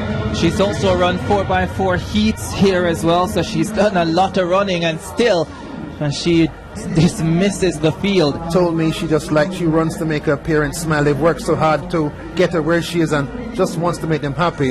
This should 3 gold medals. I would never have won a single medal, broken a single record, or held both world and Olympic titles simultaneously if it were not for Champs. Champs gave all of us our start. Before we were legends, we were just boys and girls with a dream. Grace is giving away over $10 million in the Chase Your Dreams promotion. $5 million to the sports programs of 3 schools. $1 million to 1 lucky shopper per month. Text in codes from specially marked Peel and Tear products to 44Grace to win instantly. Or send in 5 Grace labels for a chance to win $1 million cash. Choose Grace and help the next generation chase their dreams while you chase yours. How are you feeling now? Well, I'm feeling good, and I'm ready for the 4x400 meter later. Think you have another gold medal in you this afternoon? Yes, because I believe in my team, and I believe that I will help to lead them to that gold medal. Congratulations, Johnny. Thank you very much. A strong competitor. There was a lot said coming into Champs, but now Janelle Bromfield is letting her performance do the talking. Now let's see the lineup for the boys 800 meters Class 1. We have Coley from Recedes, William from Calabar, Parks from Belfield, Cranston from Homewood, Giovanni James from Stets, Chambers from Petersfield, Clark from St. Jacob, and Brown from Excelsior. Another exciting battle this lining up to be. Can Siobhan Parks do the double? Can he defeat Giovanni James, who has been wonderful the last few weeks? Great at 4 hurdles, Giovanni James. Has won 800 in Class 2 and Class 3. A lot of talent, that boy. So let's see if St. Elizabeth Technical will win 2 consecutive races on this track here at the National Stadium. Janelle Bromfield just winning the Class 1 girls 800 meters. Now for the Class 1 boys 800 meters, you see Giovanni James on your screen. Ran an outstanding anchor leg at Gibson McCook, 1 minute 50.6. That's lane number 1. On the inside, Akeen Coley from Recedes. A little bit of a surprise package. Did well to get here, 54.88. There you see from Recedes, Akeen Coley. And just outside the medals at Western Champs, he's really improved since then. Yes. You're quite right, Ricardo. Good run by him. Next to him from Calabar, Javonte Williams from Calabar. Beat Lawrence of San Diego under 18 Curve Trials and ran really well at 1500 meters. A danger man. From Belfield, there is Siobhan Parks. Undefeated at 8 and 15, 3-time 1500 meter champion, has beaten Giovanni James and Leon Clark this season. Next to him is Roger Granston from Homewood Technical. Very gifted, very, very quick. Medal at Central Champs. Which Granston shows up? Is he in the mix or switch off? We've said a lot about him already, but there he is, St. Elizabeth Technical's Giovanni James. Little genius, World Youth 4 Hurdles final list last year, and the Crypto Church at that event. I think he likes that one more. 150.6 relay at Gibson McCook. Now in lane 6, Shadane Chambers. He's from Petersfield. Good tradition in this event. Dion Gray and O'Shane Peters there in the past. Looking forward to see what they do in the final. And from St. Jago, here is Leon Clark. Not at his best. 150.49 World Youth finalist, can really roll. They call him Rhodesia and too tall at Monk Street, but not quite at his best this season since his comeback from there. And Nathan Brown in lane 8 from Excelsior. The winner at the Corporate Air Development Meet anchored Excelsior in the medley last year in the flat events this season. The word is that Leon Clark might have had a slight injury problem right after GC Foster Classic, and we'll see how he goes here. Giovanni James, who had a poor GC Foster Classic, by the way, has looked great since that time. Has looked quite awesome. 800 final Class 1 boys, record 148.84. That was set all the way back in 1987 by Sherwin Burgess, and they are away. Let's see how that man, Giovanni James, handles things. Siobhan Parks, the 1500 champion from last night, is unbeaten all season, and when they raced at the GC Foster Classic, it was Parks who came up with, on the day, what seemed like a surprise win, but he's been so good. Leon Clark takes them to the front with Nathan Brown of Excelsior in behind him in second. Good move for Clark. He is tall and long-limbed, wants to stay out of traffic. Javonte Williams of Calabar at the back in 8th at the moment. He has a really good kit, but will have to be careful as Leon Clark pushes the pace for the first 400 meters. Parks in second spot. Nathan Brown of Excelsior in third. Giovanni James of St. Elizabeth Technical shifts into 5th spot with Chambers in 6th, and Colin Granston battling with Williams of Calabar well back. James only does enough to win. Parks, a master tactician, he's in a good position in second place right now. Leon Clark leading the field, a World Youth finalist from Cali, Colombia last year. 150.49 is personal best, but can he hang on? Is he in very good shape here? Siobhan Parks is pushing him down the back straight away. Giovanni James looks a little bit spent. I think he's back in 4th spot. Nathan Brown is still in 3rd spot for Excelsior, and the race looks at the moment St. Jago, Belfield and Excelsior. A battle of curve the champions. 800 champion Leon Clark, 1500 meter champion Parks, with Nathan Brown right near to them too. Nathan Brown has run well all season. Is Giovanni James out of it, or does he have one final kick into the straight they come? It's Leon Clark. Here comes Nathan Brown. Do we have a big upset on the cards? Clark is trying to push. Nathan Brown has the lead. Looks around. Giovanni James is finishing like a bullet on the outside. Nathan Brown creates the upset. 155.19. I won't say it's a massive upset, but it's a slight one. All the talk has been about Giovanni James' record. Siobhan Parks, David Riley celebrates with his man because that is a huge victory. How many expected that? I'll tell you, not many. The favorites have been left hanging. Yes, how many thought it would happen? Let's call it 0 unless you come from Excelsior. That program on the move again, and Nathan Brown makes up for missing the medley gold medal last year with a big win tonight. Wow. 155.19 came off the pace. The favorites ran themselves out. He's got good 4x4 speed. Whizzed by them to win the gold medal. Wow. Nathan Brown from Excelsior. As we look back at the replay, Giovanni James still in the pack early on. Leon Clark leading. Yeah, Leon Clark likes to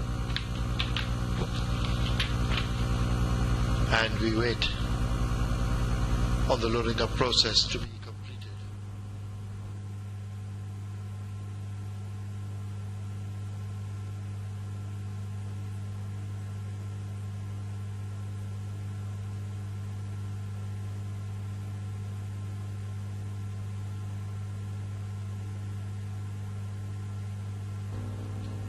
So back to the gate we go. Starter getting into his spot, where he will start for the Prince Consort, field in line.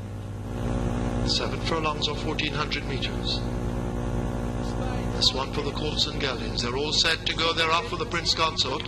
Lord Eckers wobbled out just a bit at the back. Chase the Great has been sent early.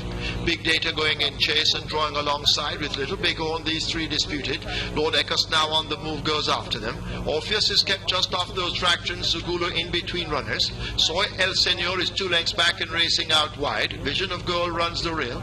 Jamai Raja now splitting horses with the Promised Land and Vision of Gold. Office they hit traffic and fades quickly back through the field. Nolan Hill and Big Daddy Cool race ahead of him.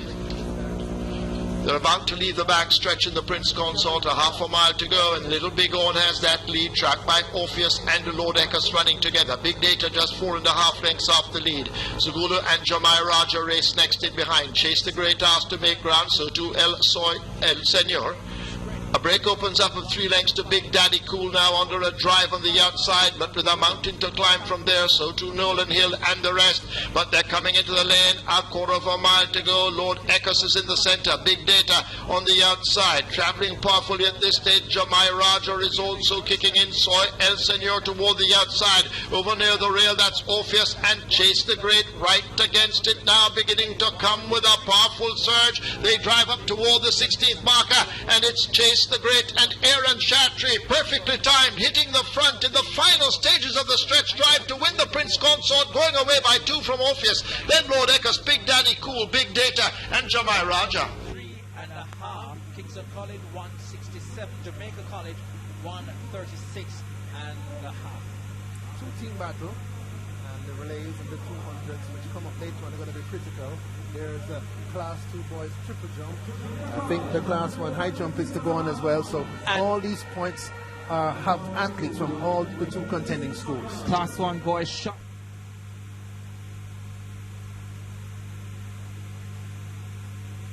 Off to a good start.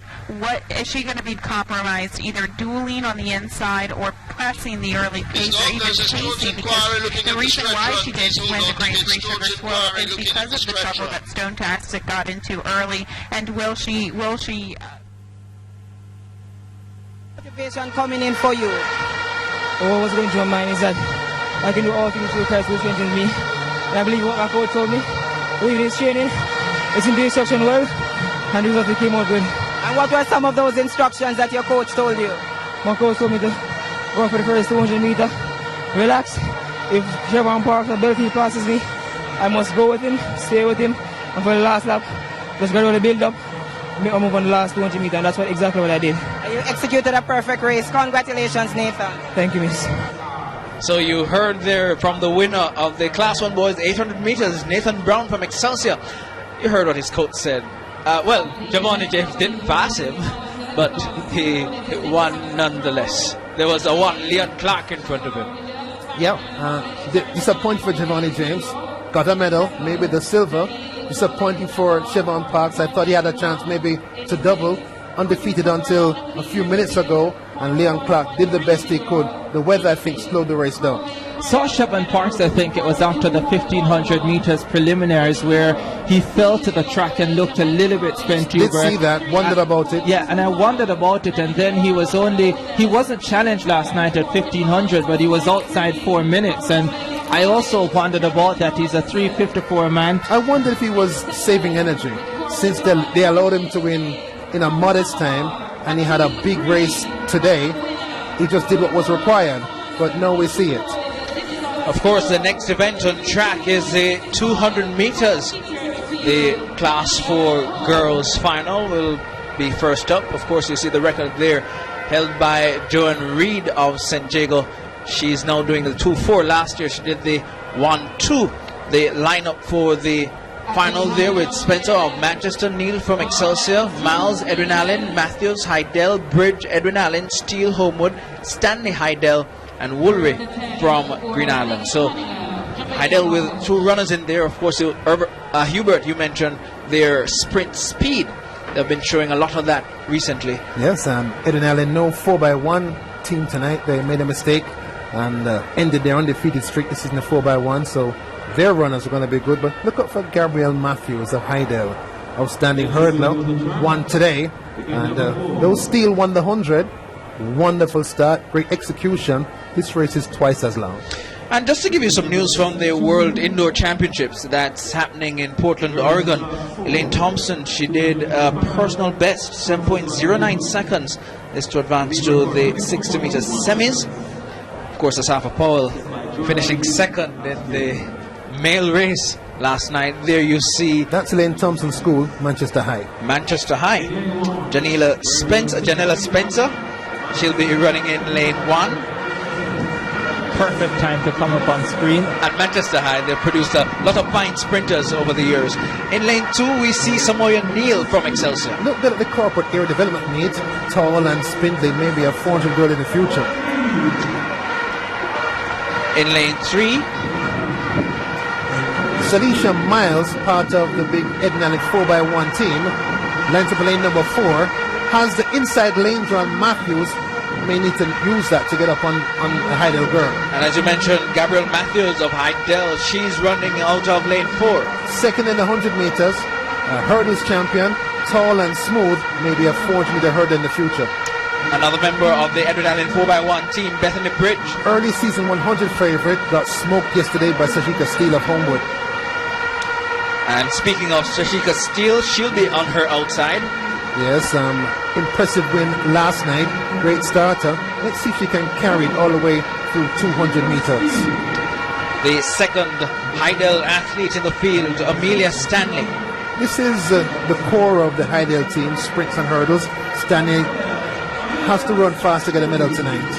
Stanley running out of lane 7, and JCN Woolry from Green Island. Another big sprint team, Green Island. That's Odale Todd School. And the higher up in the classes they go, the better they get.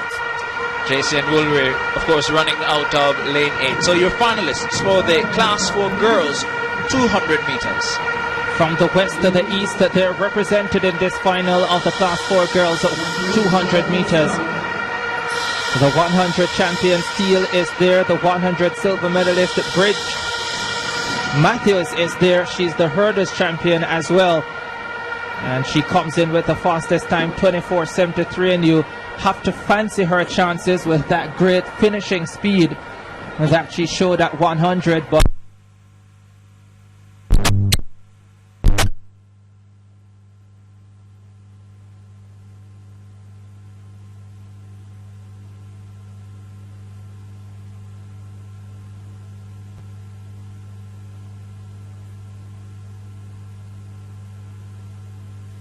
I never do a better thing when it's a KFC, you know.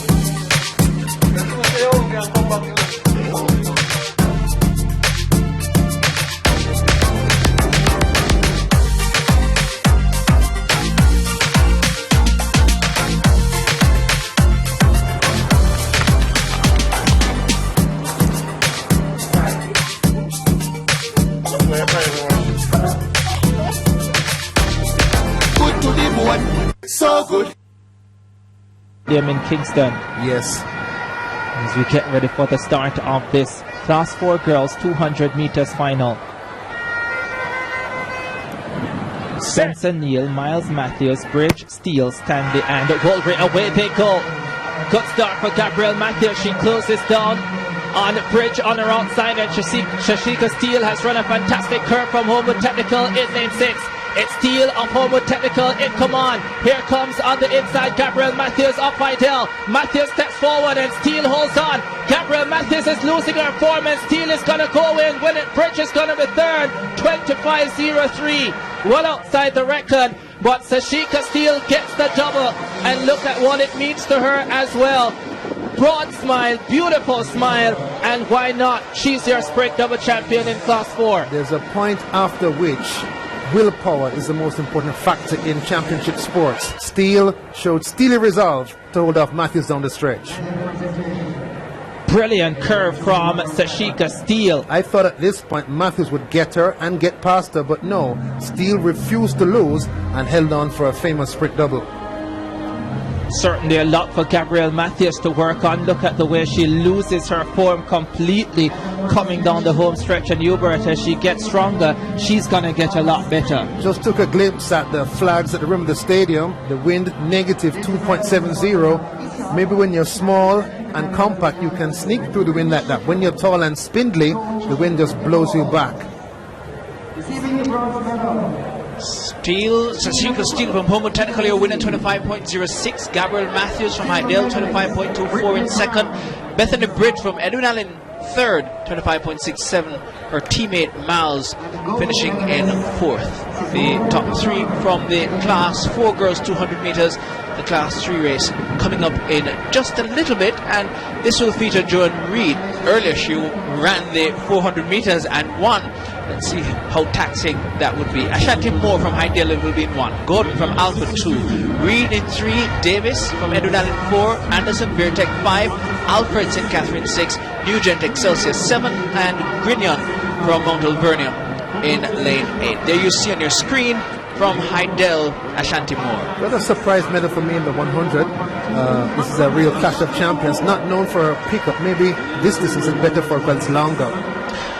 Another sprinter from Alpha, Janelle Gordon. Alpha number 2, the number 1 grant out of it because of injury. Joanne Reed from St. Jago, she'll be running out of lane 3. First in the line of champions in the lane draws now. She was the 200 champion class for last year, won the 400 earlier today. Kevona Davis will be on her outside from Edwin Allen. Extremely dangerous. Big finish to win the 100 meters last night. She part of a record-breaking class for 4x1 team last year. Dangerous. In lane 5, Brittany Anderson from Beer Technical. Set a record in the hurdles yesterday. Won the event today in a heavy headwind. Won the under 18 200 trials, beat Shanique English of St. Jago. Are you hearing me, Chris? From St. Catherine High, Julian Alfred. From St. Lucia as well. She second in the 100 meters. Just loving life at St. John's Road at St. Catherine High School. In lane 7, Akira Nugent of Excelsior. Busy has run the hurdles as well, and not 100% right now. And Saini Grenion from Mount Alvernia rounding out the field. Double Western champion in class 4 last year, has been sort of in and out of the results this season, but very, very gifted. Saini Grenion, Mount Alvernia. Very talented athlete indeed. And as we look forward to this race, you know, the classic battle, the 2-4 versus the 1-2. Yes, that's Kibona Davis, and finishing like a house on fire at 100 meters. This distance at 200 won't hurt her. There's Alfred. This is going to be a fantastic race. Kivona Davis has beaten the girls at class 2 this season, like the Zay Freeman at the GC Foster Classics. Brilliant 100 victory last night. She was beaten last year in class 4. She also went under the previous record in class 4 last year, but lost that race on the line to Joanne Reed. What happens in 2016? Set up their way for the class 3 girls 200 meters. Brittany Anderson up here technical is already off to a good start. Julian Alfred is left back slightly, and Kivona Davis is running a fabulous curve. Kivona Davis has a comfortable advantage. Brittany Anderson will have a lot of work to do to try and catch her. Julian Alfred is coming forward, but Kivona Davis is blowing this field away. Fabulous performance, 23.93. Alfred came through into second spot, and Brittany Anderson got third. There's another sprint double. This girl has been unstoppable in 2016, and she has destroyed that field. Wow. Dangerous. Told you. Missing at Gibson McCook. The Eagles of caution in the cold weather, but here has come up gangbusters. Won the 100 meters going away, and at twice the distance, the story exactly the same. Kivona Davis from Edwin Allen. As we look back at the replay, Hubert, you can just talk us through this. Yes, in the light blue, Kivona Davis comes up the curve, fires past Anderson, the hurdles champion.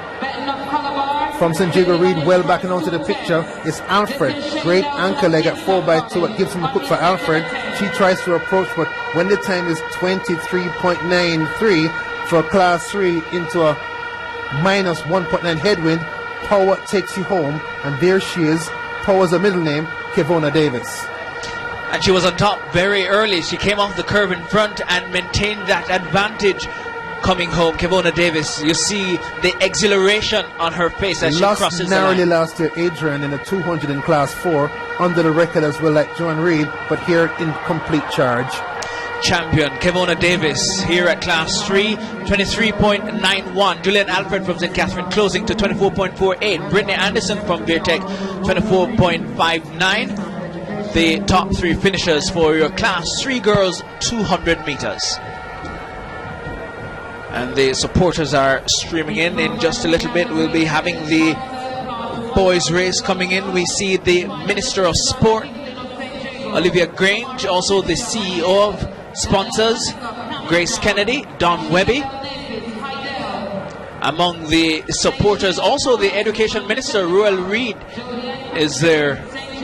Dressed in blue and white, and that makes sense. His job before, his present job, was headmaster of Jamaica College for, I think, 8 or 9 years. Did a good job there. And I understand that Veronica Campbell-Brown is also in the house. Of course, her brother, Sean Bailey from St. Jago. He was a finalist in the 400. Lots of Olympians here. Just saw Bobby Gay Wilkins. She's the last school athlete to make the Olympic team. Did that when she was at Homewood in 2008.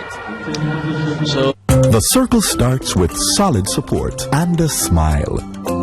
This is real life, with its ups and its downs. This is going the extra mile, and the feeling you get when you can help someone along their journey. Through the twists and turns, we're here. This is Western Union, making sure your support reaches its destination. This is Western Union, moving money for better. Jump final, which is going on, and we'll take you to that in just a little bit. There's also the shot put, which is on, but the boys Class 3 200 meters, that's coming up in just a little bit. You see the record on your screen, the lineup as well, with Williams from Meadowbrook, Ben from William Nib, Christian from Clarendon College, Dennis from Stets, who won the 100 meters, Shea from Wolmer's Boys, Williams, Kingston College, Willis, Papine, and Watson from Petersfield High. Important to note, there's a Kingston College runner in this, the Class 3 boys 200 meters. None from Calabar.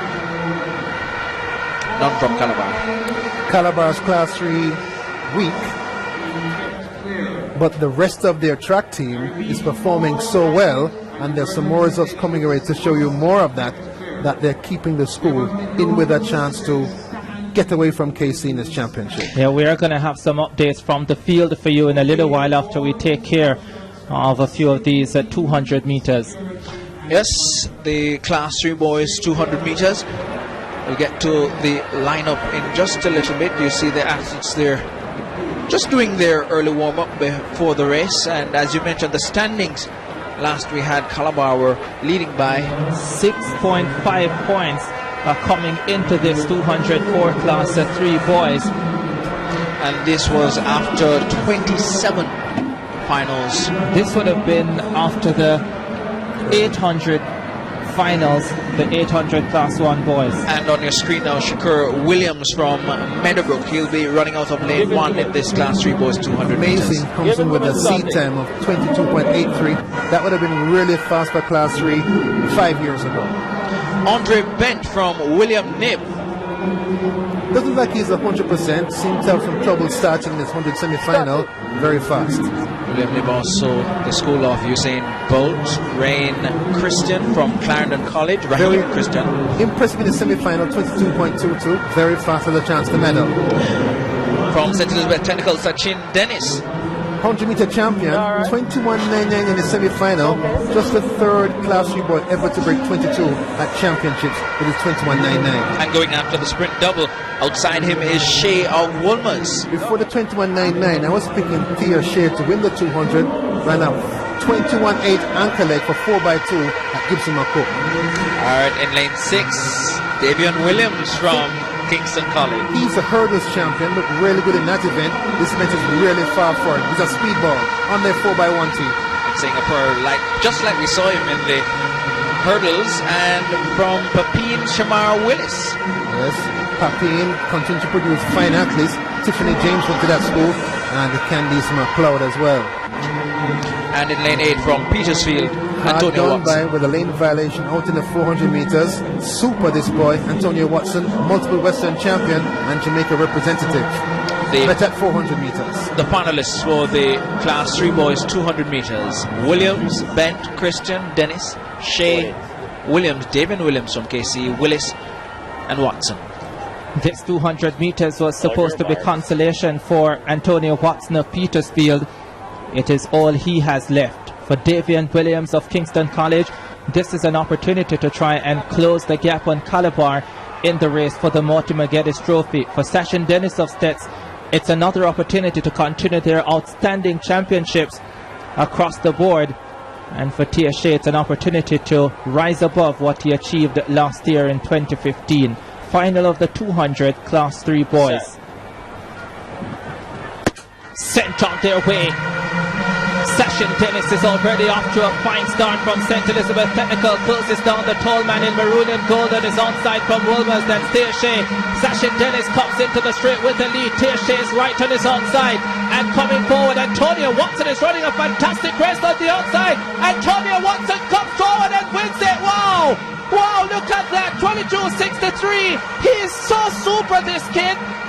He was one of the favorites on the 400, got disqualified. He's good at 800 as well, and he turns up out of lane 8. He was only third in his semi-final. Antonio Watson shocks everyone in the middle and wins the Class 3 boys 200. In 1987, Calvin Smith won the World Championship from lane number 8. Antonio Watson of Petersfield does the same here at championships. The wind minus 2.3. Dennis, just a small boy, maybe tied in his 6th individual race in his championships, gets walked down by the powerful 400 boy, 800 boy from Petersfield, Watson. Tia Shea trying to come forward in the breeze but can't advance. There you see Sashin Dennis struggling in the breeze, and on the outside in white, gold, green and black, slapping his chest with joy, Antonio Watson of Petersfield. I told you, look at that face. This was all he had left after that massive 400 disappointment. As pleased as Petersfield Punch is Antonio Watson. I love Petersfield Punch. And so does Antonio Watson. As we look at the winner there, we'll get to the times in just a little bit. Antonio Watson from Petersfield winning 22.61. Surprising Sashin Dennis from Stets 22.81. Raheem Christian from Clarendon College finishing third 22.92. We'll head down to Keon Rayner, who has Shane Nelson from Kingston College. Of course, you won on count back, but most importantly, you failed to score last year. What does it mean to you to move from not scoring and winning for Kingston College? Well, my coaches, they had faith in me, and even though I never made it top 8 last year, it was my goal to come out here and give KC the points that they need and to win. It was a ding-dong battle with Calabar. What made a difference for you? Well, seeing the athletes on the track at my school winning, and it just pushed me to go further and further to take it home for KC and not make Calabar win. Congratulations, man. Thank you. So Shane Nelson from Kingston College, winner of the Class 2 boys high jump. KC also picking up more points in the 200 meter Class 3, which we saw there earlier. Yeah, and of course we have also the boys discus Class 2 to get you some information from, and that high jump will try and update the point standings with those events. All right, and Hubert? Looks like Calabar doing a really great job today. They've come out organized and saw lots of green and black in that picture, and have come out determined. Coming up, girls Class 2 200. The record has been there since 2002, smashing Anisha McLaughlin at Homewood. An outstanding sprinter, Anisha McLaughlin from Homewood Technical, but one of their fierce rivals from Edwin Allen, Kashika Cameron, she'll be running out of lane 1. Williams from St. Catherine in 2. Kimon Shaw from St. Diego in 3. Tajay Freeman from Manchester, we saw her earlier in 4. Chanel English, also from St. Jago, in 5. Parkinson, Edwin Allen, 6. Nelson, Mount Alvernia, 7. And Kelly in Wolmer's. From Wolmer's, she'll be in lane 8. The finalists for the girls class 2 200 meters. Kimon Shaw from St. Jago, a favorite. So good in the 100 last night, 11.40, smashing the record of 11.46 set by Jura Leva. That surprised a lot of people, I think. When she lost to Freeman at Central Champs, that too was a surprise. Let's see their point. This is Cameron from Edwin Allen. Sort of an all-purpose sprinter. Great on the 4x4 last year for Edwin Allen, and she's related to Sakine Cameron. And we have Gisani Williams from St. Catherine. She'll be in lane 2. Part of the big St. Catherine sprint team in lane number 2. And on her outside there is Kimon Shaw, the 100-meter record holder. She set that last night from St. Jago. Wow, we just saw sprint double derailed in class 3 for the boys. Will that happen to Kimon Shaw? In great shape, expect her to win. From Manchester High School, there is Tajay Freeman. Another champion, won the hurdles, beat her teammate Sydney Marshall in the hurdles, long-legged, high top-end speed. Chanel English, another St. Jago athlete here in this field. 2 seasons ago for Heidel, a class 3 champion, a World Youth 200 finalist, looked really good in the 100 when she got 3rd. St. Jago has 2, Edwin Allen also has 2. Kamai Farquharson, part of, she anchors that class to 4x1, gets the baton from Shanice Clark, high top-end speed. And then there is from Mount Alvernia, Kemba Nelson. 100 finalist, she out-dragged near the end as people surged in for the higher places. Fast, 24.30 in the semi. And from Hero Circle, from Wolmer's, Kelly and Kelly. Sort of a surprise. Looked at her all season, making progress. Nice, tall, lean body. Maybe in the future, should try the 400. Great potential. So Kelly in 8, Nelson are inside, Farquharson, English, Freeman, Shaw, Williams and Cameron for the class 2 200-meter girls. Kimon Shaw, sensational performance in the 100 meters last night. She's never really been as good at 200 meters, but she still has some quality. Chanel English was so superb in 2015, but she could not compete here, having transferred from Heidel to St. Jago. And Tajay Freeman before this season was really only a sprint hurdler, and now she's a fine 200 sprinter as well. She goes in lane 4. That's been the favored lane at Champs 2016. English coming on though, has a chance. Class 2 girls 200 final. Away they go. Chanel English got up well, closed this down a little bit on Farquharson, up Edwin Allen. Tajay Freeman gets left behind just slightly, and the 100 champion Kimon Shaw runs a fine curve. Kimon Shaw in lane 3 has a slight advantage. English is on her outside. Freeman is trying to rally. She's not going to get there. Chanel English steps forward and steps away. Farquharson closes fast on the outside. Chanel English wins it 1-2 St. Jago. 24.25 the flash time for Chanel English. And Kimon Shaw celebrates with her teammate, hanging on for that second spot. And a big bonanza of points for the St. Jago girls. 9 and 7, 16 of them. Need to rewind and press edit. Has a good chance to win. That's what I should have said. Great stretch run by Chanel English down. Maybe in the future, 400 meters. Good finish. Kimon Shaw dying at 150. Here's a second look at it. A good start for Shaw on the inside. Off the turn in front. Freeman tired and tying up.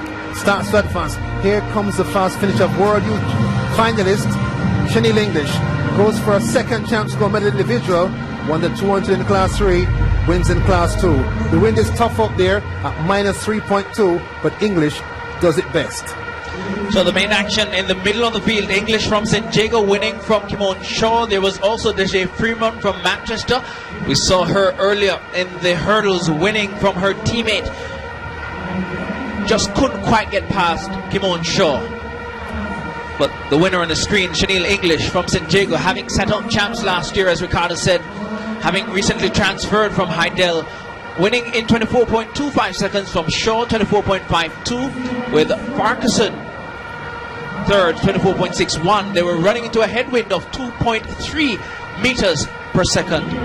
Hubert. Impressive for English. She's waited a year to run a champs a second time and comes away with a gold medal. Patience rewarded. And Ajay Freeman finishing fourth there from Manchester High, having won the hurdles earlier on. Now we're waiting on the Class 2 boys 200 meters, and this, a lot of people are waiting to see Christopher Taylor run, having set a record in qualifying. Jennings from Jamaica College will be here, Johnson from Green Island, Gordon from Jamaica College. There's also Gordon from St. Jago, Gary Gordon, and then there's this man, Jesús Russell, Jabad Black from St. Jago, and Xavier Nairn from Wolmer's boys. The best Class 2 in history of high school track and fielders Calabar team. That's Chris Taylor in the middle of that super team, with Michael Russell and DeJour Russell and Michael Stevens, DeJour Russell and Tyreek Wilson and Brandon Heath. We're looking at Colvin Jennings from Jamaica College. Yes, stuck in lane 1 in the final. Going to be a tough break for him. And there's Javier Johnson from Green Island. Last year's Class 3 200 champion and second in the 100. Then in lane 3 there's Chislin Gordon, the very, very fast starter on the JC 4x1 team. So we've gone back to Jennings from Jamaica College. I think they've gone back to lane 1. Jennings stuck in lane number 1. Nice first name, Hubert. Colby. Yes, and Jennings, of course, a big name in the news. Your business, Ricardo. All right, there's Javier Johnson. Javier Johnson, sort of a Odell Todd Part 2. Very smooth. First year Class 2, won in Class 3 last year. He was well done at Western Champs. Wow. Had a little bit of an injury, but back now. Chislin Gordon, very fast starter. Rode that to success in the 100. Measured success after the Calabar 1-2. And now the big man from Calabar. Big man, but a little big man. Got the record already at 20.80. May take it easy here because he has 4x1 and 4x4 duty later tonight. All right, Christopher Taylor of Calabar in the middle of your field. Beside him is Gary Gordon from St. Jago in 5. Central 100 champion. Got medals at 200 and 400 in Class 3 2 years ago. Has shown a good turn of speed. Now, DeJour Russell earlier pulled off a big performance in the hurdles. He'll be running out of 6. He's the tank. Last year's Class 2 100 champion. Has won the hurdles in Class 3 and in Class 2 now. So DeJour Russell, you can hear the cheers go up. And in lane 7, there's Javad Black from St. Jago. Fourth in the Class 3 200, 400 a couple of years ago. Very speedy. But in this field, maybe chasing the medals. And Wolmer's also getting a sprinter in, Xavier Nairn. He might be thinking that in a race just gone, Watson won the Class 3 200 in lane 8. So earlier, Kingston College scored at Class 3. Now Calabar will be looking to score big with Christopher Taylor and DeJour Russell in this final. No athlete from Kingston College, but 2 from JC. 2 from JC, 2 from Calabar, 2 from St. Jago, 1 from Wolmer's, and from Green Island, Javier Johnson was so far down at Western Championships. You wondered if he would have anything to smile about in 2016, but he's in the final. Spoke to his coach. He on his way back from some minor niggles. The star is in lane 4, Christopher Taylor of Calabar. The record, he has it at 20.80 seconds. Will have to run if he wants to beat DeJour Russell. Let's see what they do. Away they go. Christopher Taylor gets up well. Closes in, and Gordon on his outside. Chislin Gordon, Jamaica College, is also having a fine curve and comes off the curve with a slight advantage. Christopher Taylor quickens his pace and comes to the front. DeJour Russell is right there with him. Taylor and Russell. Taylor inches ahead of Russell. Calabar 1-2, 16 points, 21-23. Well outside the record, but he was never running for that. They were running for 16 points. And then we'll be ready for a start. as soon as we get the signal that the track is clear for racing.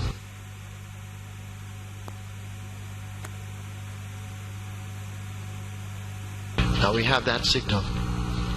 And Meet Justin goes forward. Field in line. 1, 2 is in class 2, 1 in class 3, 1 in class 1. And look at them go. Set to go. And as the Calabar supporters go, well, Ricardo, what does this mean? They're off. Slew the clock. Traditional Storm, Angel Star, Meet Justin. They're the back markers early. Jessie's Favorite sprints easily into an early lead and shows by some 3 lengths over Bimini. King Within and Fiery Path chasing with rising power right there. Free Range and Fix It Up in behind. These group tightly as Jessie's Favorite leads them toward the half mile. A break back to Lazar. Casey racing near the rail. Traditional Storm wide of these. Meet Justin asked to make ground, overtaking Mona Lisa Smile. Angel Star is with the back marker, Slew the Clock. They run toward the final 3/8, and it's a Jessie's Favorite. Here's Bimini now hooking up on the outside, and they're eye to eye as they meet the 5/16th, about to turn for home. Bimini quickening up. Jessie's Favorite hanging on to that rail run and cuts the corner. They're into it now, the top of the stretch, and Bimini has accelerated past Jessie's Favorite. King Within in behind in the yellow cap, asks for an effort. Traditional Storm is racing toward the extreme outside and now angling down, but Bimini has them off their legs with a furlong to run. Jessie's Favorite is only flattered to deceive as Bimini holds that lead. A 16th remaining, it's Bimini by 4 lengths. Traditional Storm now finishing best of the rest, but they can't get back to Bimini, winning by maybe 6 over Traditional Storm. Then Lazar close between Mona Lisa Smile and Jessie's Favorite. Another 1-2. Very impressive. Those 1-2s for this group of Calabar boys. Common since their class 3 days. Here it is Taylor Russell, 21-2-4. 22-4, Russell 21-3-8, and Gordon from St. Jago squeezing in for third, 22-0-9. She's on good. They're finishing fourth from Jamaica College. Now for the girls' class 1 event. And you see the lineup there with Blake, Williamson, White, Williams, Reed, Hines, Deere, and Pusey. In lane 1, there you see Tashoy Blake of Edwin Allen. Part of a big 4x1 team chasing homeward all season. She's in lane number 1. Tashoy Blake qualifying with 24.69. This run at the semifinals. And in lane 2 from Wolmer's, Trudian Williamson. School of Shell and Fraser.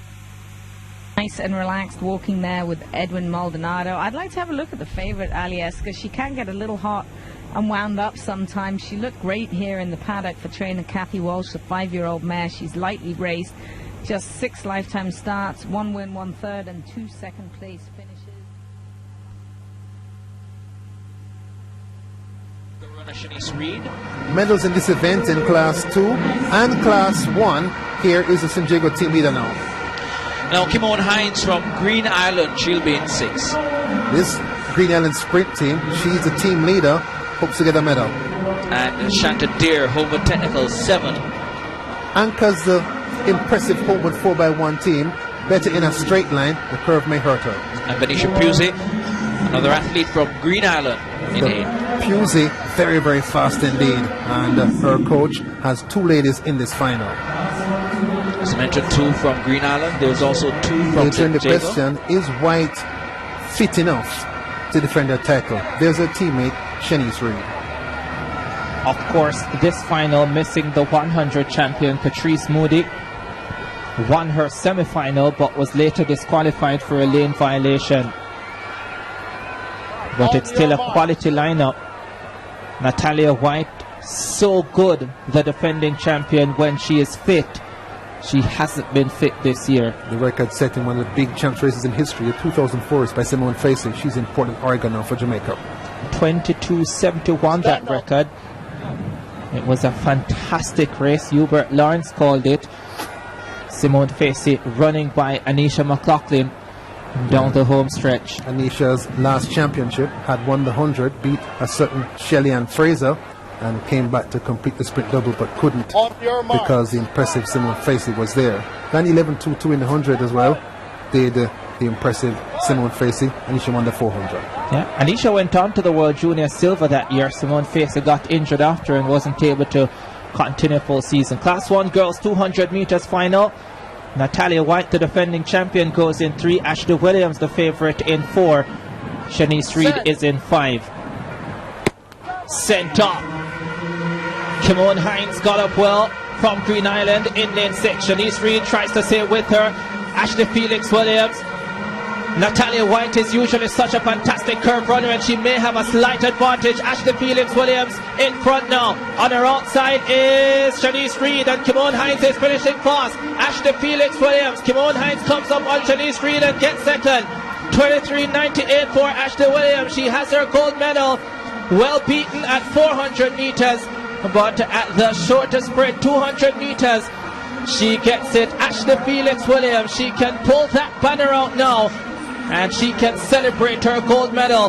This is her last championship, and she has her gold medal in the 200 meters. At last.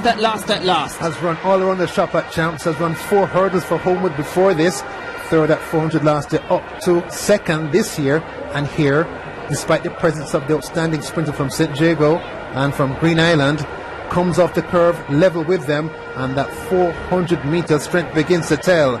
Reed on her left as we look, White on her right, fading into the background. She knocked back at 100%, and Ashley Felix Williams was trying to stop myself. She comes through to win 23.98, and in her last Champs she gets her first individual gold medal. And you can just see the relief on her face. Of course, Ashley, she's been here before.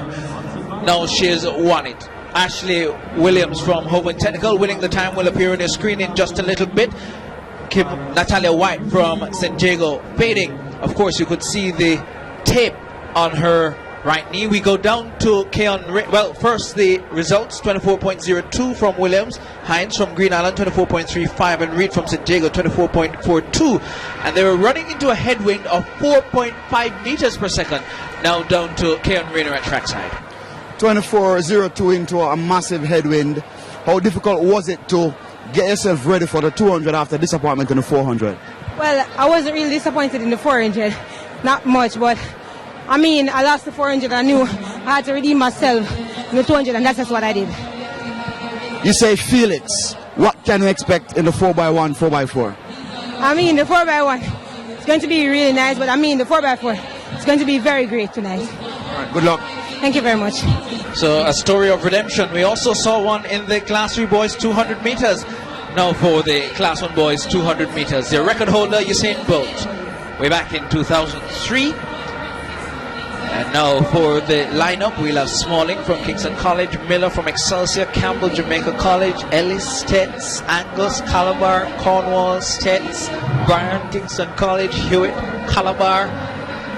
The battle for championship points continues. And Ricardo, of course, you have the latest on that. Yeah, Calabar, they have opened up a 29.5 point lead on Kingston College after 31 finals. Calabar 205.5, KC 176, JC 157.5. In a little while, we are going to show you some of how they were able to do it through a few of the field events that you would have missed, but Calabar really taking command now. All right, on your screen a while ago was the Calabar captain. Now you're looking at Nigel Ellis from Stets, number 1261. He'll be running out of 4, but on your screen now, Shivner and Smalling from Kingston College. Finalist last year, double Western champ from Newell 2 seasons ago. On his inside, Andel Miller from Excelsior. Very impressive this season. Won the under 20 200 trials at the Curfew trials a couple Saturdays ago. All right, Miller in 2. In 3, Michael Campbell of Jamaica College. Mayday transfer to JC. Fast at top end. Needs to run the curve very fast. And in lane 4, Nigel Ellis of Stets, another one going for the double. Yes, impressive in the 100 last night. If the weather cooperates, maybe he could get near Usain Bolt's record, 20.25. And as you hear the cheers go up for Nigel Ellis, now the first of Calabar's 2 competitors, Xavier Angus. Yes, Dintil transferred to Calabar, looked good in the 100 final last night, but outpaced by the big guns. Now from Stets, another Stets runner, Cornwall. He'll be in lane 6, but we've gone to Tyreek Bryan of Kingston College. Versatile, lead-off man of the KC 4x1 team with that 400 as well. And in lane 8, Fabian Hewitt of Calabar, the team captain. The Calabar captain hustled to get into this final to make sure his team had more points in the saving bank. And we're going back to Tyreek Bryan and Hewitt from Calabar, as we mentioned, the team captain. Strong sprinter, Fabian Hewitt, former national junior champion as well, and has come back to form in time. His teammate Angus also has looked great all season. All right, so 2 from Calabar. You have Smalling from Kingston College on the inside. And based on how this race is shaping up, 2 men, Hubert, have broken 21 seconds this season. They're both from the same place, St. Elizabeth Technical. Angus was not far outside 21 in his semi-final. This may be his better event. 21.08 last year, 21.04. And there's no Cornwall. No Cornwall in lane 6, so one of the sub-21 men not there. That will also hurt the Stets 4x1 team later on. Final of the Class 1 boys at 200 meters. Set. Sent on their way, and the Kingston College man got left in the blocks. Tyreek Bryan, the recall gun. But just before the gun went off, I saw him looking around as to perhaps say something wasn't quite right. It might end up being a faulty start, and sometimes you wonder if those... here's a look at it. He doesn't move, others do. He's in his block, so he's done the right thing. So maybe a faulty start. And the question is he hearing the commands of the starter through those speaker boxes, those speakers stuck onto the back of the blocks? Don't see any wires up there, so is that a wireless system that they're using to carry the sound from the starter, from the microphone to the block? So I saw wires behind these blocks up to last season. No wires now, so this might be, in this 21st century technological age, wireless communications from the starter to the blocks to the microphones. First faulty start we've had in 200 finals. Yes, and hopefully won't set the boys ill at ease, because sometimes your mind is tuned in to get going now, and if there's a delay you've got to recompose yourself. Seeing that at the Olympic Games in 2004 the Greeks began to sing the song Zorba the Greek, and I think that threw some of the sprinters off back in 2004. Tyreek Bryan, a Class 2 400 finalist last year, was second, I think, at the Carifta Trials on the 18 400. Very smooth mover, but the smoothest of them all is the man with the high top end speed, Nigel Ellis. There is your favorite, 20.4 this season, 20.51 in qualifying. Sent on their way. Nigel Ellis gets off to a good start. The 100 champion in the yellow top, almost looking like the Jamaica gear. Also running brilliantly is Michael Campbell of JC off the curb. Nigel Ellis now takes command. Xavier Angus of Calabar is in second and coming forward, but Nigel Ellis goes away from the field and wins it comfortably. No flash time. I've got 20.6 on my clock for Nigel Ellis. The wind strong against them, so no chance for the record, but a sprint double done by this boy, Nigel Ellis. Fourth in the 100, fourth in the 200 last year, first in the 100, and now first in the 200 this time around. Nigel Ellis, the boy from Cambridge, transferring to St. Elizabeth Technical, and now finds himself number 1 as a junior in Jamaica for 2016. And at this stage at 100, number 1 in the world as well, and this was a super performance. High top end speed, a great curve by Michael Campbell of JC, but Ellis has run 4x4 in 46.4. Former 400 boy hits the turbos. There's those puffing cheeks down the stretch and breaks way to complete an impressive sprint double in Class 1. Nigel Ellis of St. Elizabeth Technical running away with it. We'll get the confirmation on the time for you in just a little bit. Hubert Lawrence is leaving us, and joining us is Maurice Wilson, and we'll get his views on this in just a little bit. But St. Elizabeth Technical, Nigel Ellis, of course, winning the 1-2 double Ronaldo Walcott, the coach, doing a fantastic job down there at States. As we go across to the shot put final for Class 1 boys, this one includes Warren Barrett of Calabar. He's the big favourite in this event. Has been over 19 meters this season, has been very, very good, and Calabar looking for big points here with Kyle Mitchell also in it. That's 14.91 as we watch this shot put final for Class 1 boys. This is live. This is Moses Parkinson of Titchfield in the third round of the competition. You could see his first and second round efforts just there. Of course, after 3 rounds, the top 8. We started with all of 26 boys for this Class 1 final.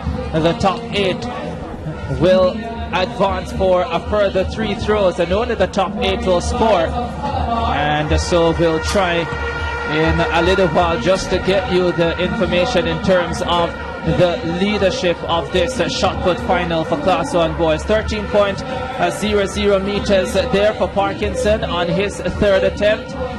Let's see if that will be enough. As I say, good afternoon to Maurice Wilson. Javon Smith of Spalding, they produce fantastic middle distance runners and meddling in the throws now as well. And let's see what he delivers. Round about that 14-meter mark, gets the white flag as the throws move thick and fast. 26 athletes in the final, Maurice. Not what you want to see, because qualifiers are supposed to eliminate people. Most definitely, Ricardo. Good afternoon to all the listeners and viewers in Jamaica and overseas. Excellent day of sprinting, Ricardo. Yeah, it's been a fantastic day. This is the shot put champion, the discus champion, Sanjay Lawrence. He's chasing the shot put title as well, already over 18 meters, and a fabulous spin technique, very fast in the circle, and gets the red flag this time around though, so he'll have to do it all over again. That third attempt, look at him, gets starts at the back of the circle, and the motion fast and smooth as he utilizes that spin technique. And on that occasion though, he got the red flag. Stepping forward now, Kyle Mitchell, 17.95 on his second round. Missed the discus final. This man was at Wolmer's last year, decided he wanted Julian Robinson as his coach. Now at Calabar, he uses the spin technique as well. That's a big effort. Oh, he falls out of the circle, but that was huge. Maurice Wilson. That was a huge throw, but his recovery was not what it should be, and he fell out of the circle. So unfortunate. Yeah, Kyle Mitchell will look at that one and think he has what it takes to try and create a 1-2 for Calabar. Michael Daly of Lacovia, that's the school that the 800 champion of 2015, Paul Tate, started at. And he is close to 14 meters, maybe in the mid 13 meter region. This man from Lacovia in the Class 1 boys, the shot put final. It started off very close. Calabar starting to assert the type of dominance that many would have expected, but it's still not over yet. The relays are still to come, and you have to maintain that focus. Few more field events still to come. The Class 1 boys high jump final in progress. 14.29 for Deandra Leith of Wolmer's. Would have had Kyle Mitchell, as a teammate last year, and now he's their top man. He's all by himself. Still a very interesting chance to come. I thought KC would have done more in the hurdles, but the performances were not what they should have been. And Calabar is extending their lead, but still a close championship. Yeah, still not over yet by any stretch of the imagination. You still have to maintain the focus and get the job done, especially when you get to the relays, which we know a lot of things can happen there. Oh, he just falls out of the ring. I don't think he got the technique right at all. I think it was he was halfway between the spin. Oh, yeah, it was like a half short turn. Yeah, more like the South African, like a half turn coming across the circle. Sometimes it's better to use just the standing throw if you're not focusing on your technique. Jordan Tucker, And we can tell you that Warren Barrett is leading the shot put at 18.18. He's ahead of Sanjay Lawrence at 18.06 and Kyle Mitchell 17.95. So Calabar 1-3 here and really looking good now. 13.02. If you're going to survive for championships, the field events, it's very important that you pick up those points. When it comes to Saturday, it makes all the difference between you and your competitors. Elliott of Monroe College, they've had a pretty good throws tradition, Monroe, and that should certainly be an improvement on his second round effort, and that should also safely get him into the top 8 as well, where he will score for Monroe College. That's a much better effort.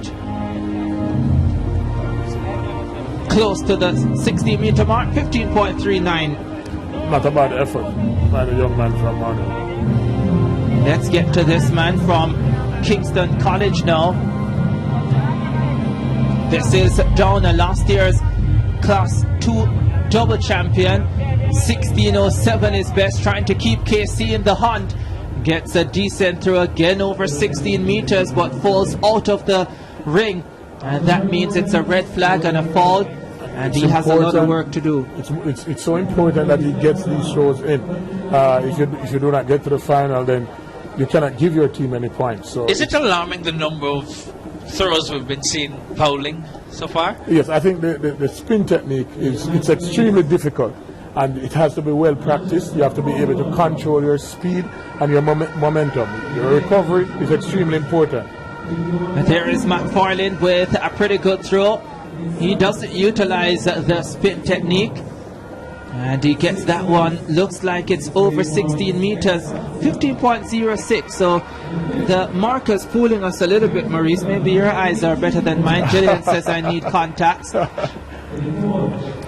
Here's the leader, 18.18 on his first attempt. Paul is second, very fast. Oh, that's huge. That's a big throw. Does he get the white flag? He does. He doesn't look too pleased. That's because he's thrown well over 19 meters this season. And Warren Barrett, I'm sure, chasing the record of Demar Gale, 19.52 meters from last year. Let's see how close to it he's gotten. If you saw the recovery, if you were to look at the recovery and you saw the recovery, I mean, it shows that he's well coached. And, you know, he has the sort of experience. Even though his team is vying for championships, he's doing what he's supposed to do. 18.77, he extends his lead, but he's still outside the record. Omar Williams of Rhodesville, they've had a fine championship, I think. And in years to come, if they continue in this vein, you expect that they are going to deliver some quality performances. We're in round 3 of the shot put final for Class 1 boys, and Williams, he is 15th of 26 in the line of throwers. And so after the third round, we're going to be left with just 8.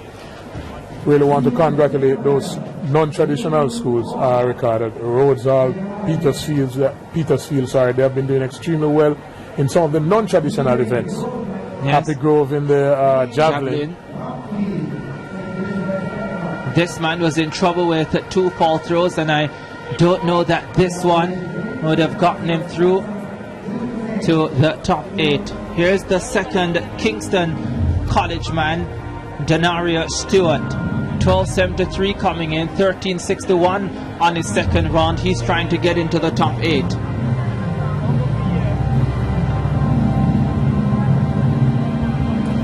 Not necessarily the sort of effort that I think he would have expected, but I guess he's just trying to make sure that he gets there in the top 8. Very slow coming across the circle, and if you were to look at the recovery, the momentum was not what it should have been. Improvement, 13.96 meters, so that should help him on his way trying to get into the top 8. Jamaica College started the day thinking they had a chance at championship. The top 2 have gone away from them. This is Carl Leon Grant, 13.97 on his last attempt. Does he get over 14 meters here? Not far away from it. Again, we are fooled a little bit by those markers, I think. When you look at the meet record, Ricardo, 1952 was a huge show back then for Demar last year, and it's going to take some doing to break that record this year. 14.70, massive improvement on his best. That will go a long way to getting him into the top 8. Vashon McCarthy. This man has a storied champs career, 1791. He's in 4th spot at the moment. You know, Jamaicans are extremely sentimental to Vashon. Oh yes, he's a wonderful young man as well. Spent a few weeks with him in Nanjing, China in 2014 at the Youth Olympics. And he's delightful to be around. Oh, that's a delightful throw too, and he loves it. Vashon McCarthy may well have come good on the big stage here, and the Jamaica College fans love it. And why not? He used the glide technique a while ago, Adrian, which is very effective for him. So it's not all the time that you must use the spin or the full turn or the half turn. Using the glide, the basic O'Brien glide technique makes a difference. 18.01, he's gone ahead of Kyle Mitchell of Calabar. He's in 3rd. Oh, there's another big throw coming now from this Monroe College man, Keena Dunkley. 16.64, his best before this, but he's certainly threatening the top 3 now. And this shot put is getting really hot. That's a big throw for Dunkley. Good control, good speed, good recovery. 18.08, he's in 2nd. That's ahead of Sanjay Lawrence of Petersfield. And ahead of Vashon McCarthy, who you just saw. Kyle Mitchell of Calabar down in 5th. This is sweet now. Yes, the shot put has now become very exciting. So the guys getting in their throws, they did their warm-up throws, and now they're getting the technique perfect. 13.86, that is down on I think what he'll need to make progress.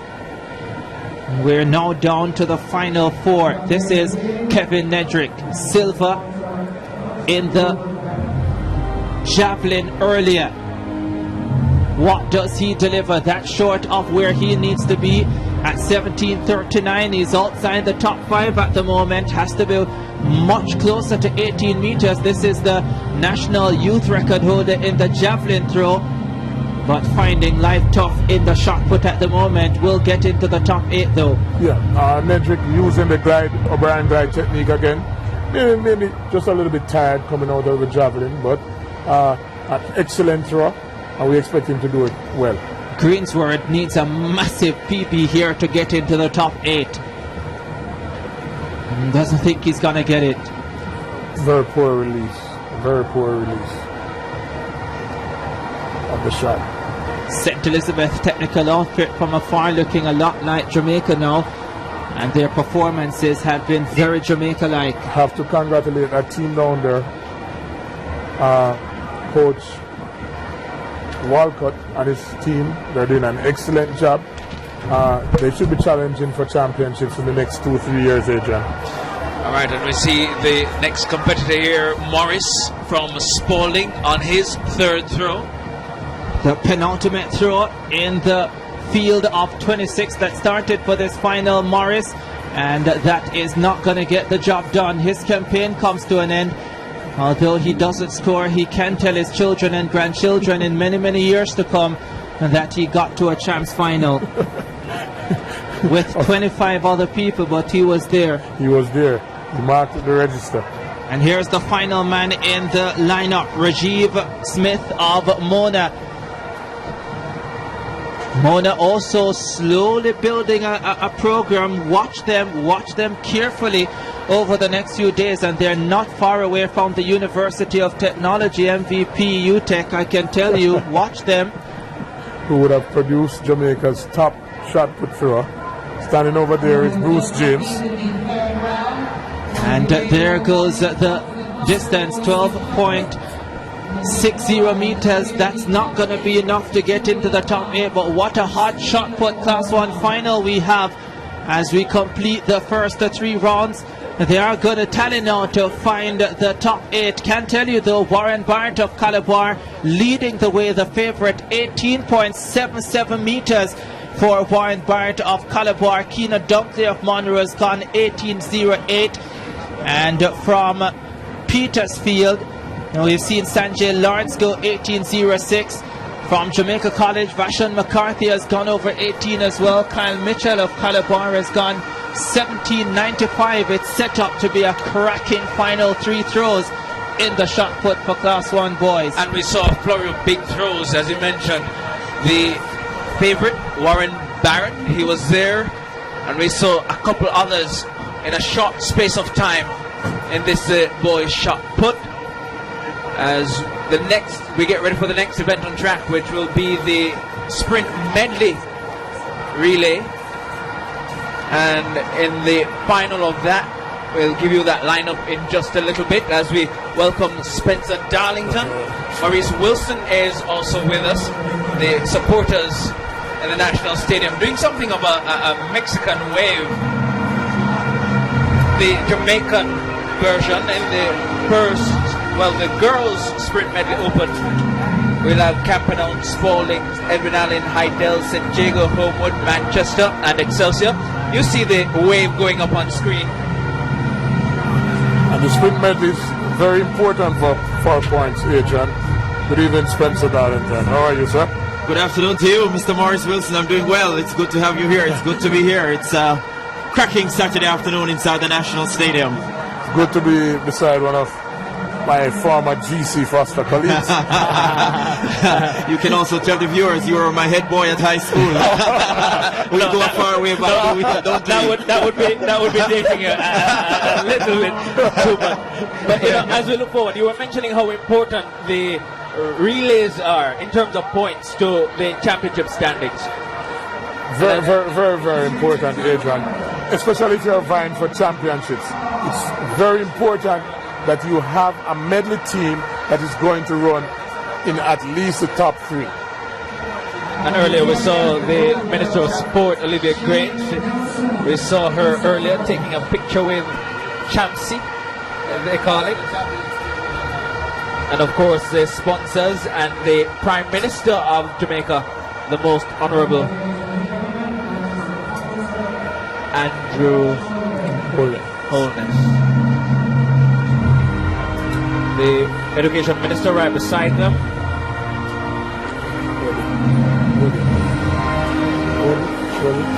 Yes, and Don Webby. There's also the former Governor General of Jamaica, Sir Kenneth Hall. So lots of dignitaries in the house. And this is the final day of the championships. As Spencer Darlington said earlier, things have pretty much reached a crescendo at the championships. No two ways about that, Adrian. It's normally like this. At this time on the final day of the championships, the stadium is absolutely rocking, bursting at its seams. This doesn't happen anywhere else in the Western Hemisphere, and you can stretch it nowhere else across the globe. So a number of finals. We've seen 37. Qualified for work in the hospitality industry in 2 to 3 months? Why wait? Register now at Distinction College and approve the City and Guilds Center. Come earn your City and Guilds International Certificate in food and beverage, food preparation, housekeeping, and customer service. Qualify for work in hotels, restaurants, on cruise ships locally and overseas. No subjects required, no age limits, no entrance test. Register this week and win up to 30% discount on all courses or exam fees. Call us at 356-4167 or 749-5224.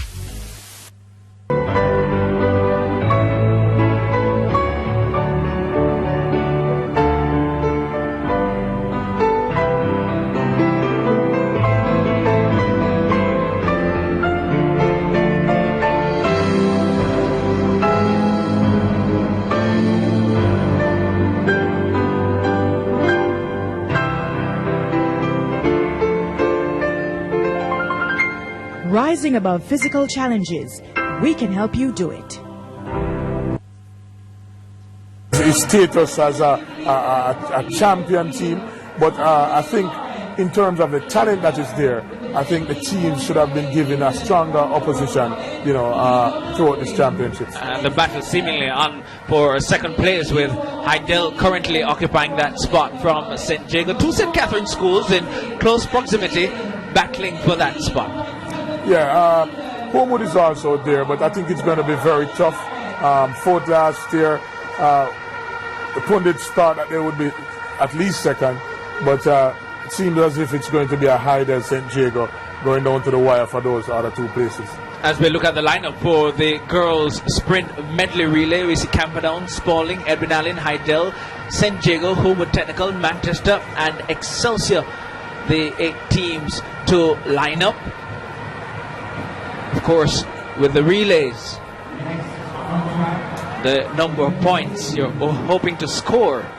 This is a open relay, 12 points, 12 big points. If you're vying for championships and you hope to win, can also make a dent in terms of the position that you are in. So it's important that the athletes follow the rules carefully and try and make sure that they give their school the big points that are needed. Camperdown, they used to call them the sprint factory, and they still very much. Well, those were during the days of Glen Mills. They still have a potent program there.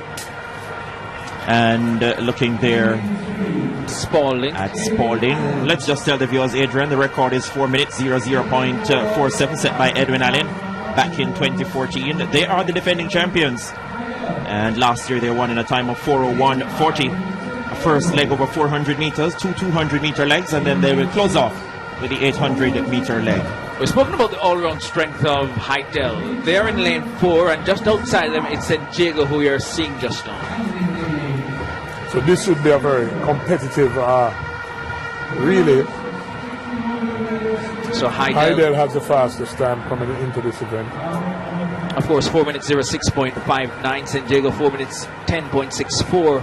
Homewood is also there, and Manchester you're seeing on screen.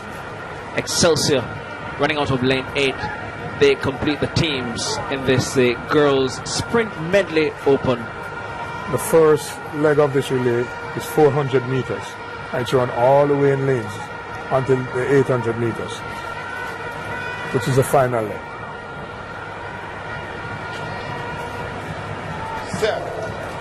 So anticipation surrounding this event, and what do you know, the field for the girls sprint medley open final is very much in business now. Level start by all and sundry. Edwin Allen, Heidel, St. Jago out there as well. Edwin Allen looking very prominent in the early goings, so too Heidel and St. Jago. And also nicely poised at this stage is Homewood Technical. First leg over 400 meters. On the outside we have Manchester High and Excelsior moving like scared hares. They are out there at the moment. In the middle we see St. Jago, Homewood Technical looking quite comfortable at the moment. St. Jago on the inside of Homewood Technical, and Heidel is in there as well. Second exchange, and this is the first of the 2 200-meter legs now in this sprint medley open final for girls. Heidel, St. Jago, Manchester High on the outside, Homewood Technical. Then behind them we find Spalding. They head down the backstretch. St. Jago looking to raise a ruckus now. Homewood Technical, Spalding, Heidel in there as well. Spalding, St. Jago trying to reel them in at this stage. Heidel takes them off the top bend. Then we see Spalding beginning to creep closer and looking ever so dangerous. St. Jago is still in there. And this is the final exchange now. It's Heidel from St. Elizabeth. Spalding, Homewood in there as well. And St. Jago now wants to creep closer and draws into second, just about some 7 or 8 meters behind Heidel. And this is the final leg over 800 meters in the sprint medley open for girls. Heidel have led them quite comfortably so far, but the distance or the gap is being narrowed by the second, courtesy of St. Jago. Then we have Heidel just coming under a bit of pressure, and Spalding looking to creep up at this stage. They come off the top bend one more time. Heidel bouncing along nicely and still having a slender advantage. St. Jago right in there. Excelsior also in with a shout at this stage. Nothing much in it at the moment. And 1 lap to go or 400 meters in the girls sprint medley open final. In this event, Spencer, the half miler sometimes makes the biggest difference on this relay. So Heidel and St. Jago, Excelsior, Heidel, St. Jago, Spalding have produced a very good effort so far, and Manchester High is also dangerously poised. That is the top four as they get set to hit the 200-meter marker. St. Jago now creeping on the outside, marginally ahead of Heidel. Spalding, Manchester High left back in fourth. The tempo should increase now. This is St. Jago, followed through by Heidel. Then we have a crazy race behind them between Spalding and Manchester High. Off the top bend for the final time. This is St. Jago on the inside, Heidel on the outside. They have gone away from Spalding and Manchester High. The gold medal will be decided between Heidel, who steps away now from St. Jago, and Heidel, coached by Corey Bennett, comes away for the victory. St. Jago back in second, Spalding third, and Manchester High fourth. The Heidel anchor runner bided her time, made her move. Excellent running by her. What is also important though is that after running the first 400 meters in lane, the next 200 meter person has to remain in lane for the next 100 meter and position themselves going down on the backstretch in order to create that momentum for the next 200 meter runner to hand over to the 800 meter runner. But excellent running by the Heidel team. Of course, Heidel challenged late on by St. Jago. We see Excelsior there running out of lane 8. But Heidel making their intentions clear early on and maintaining that lead. They lost it briefly, but came home first to score big points for their team, now in second place in the championship for girls, with Edwin Allen all the way out in front. Edwin Allen, of course, also in this field, finishing down the field. But of course, Heidel and St. Jago, the top two teams, see the final stretch. And the official time for Heidel, Adrian, 4 minutes 02.71 seconds. So that's 4:02.71. So Heidel, not a bad run, Spencer. Traditionally, the teams from the rural part of the country, normally they do well in the medley. But here we have Heidel coming from St. Catherine, their 800 meter runner, doing exceptionally well to hold off a challenge of Edwin Allen, Homewood, and St. Jago High School. All right, we'll head down to trackside. Karen Madden is there. Cherokee, you did this first leg for your team. How confident were you that the rest of your teammates would be able to bring it home for Heidel? We're very confident because we believe in strong team spirit and we knew that we could come through. Congratulations and all the best. Thank you very much. So a strong team spirit, but also a strong team.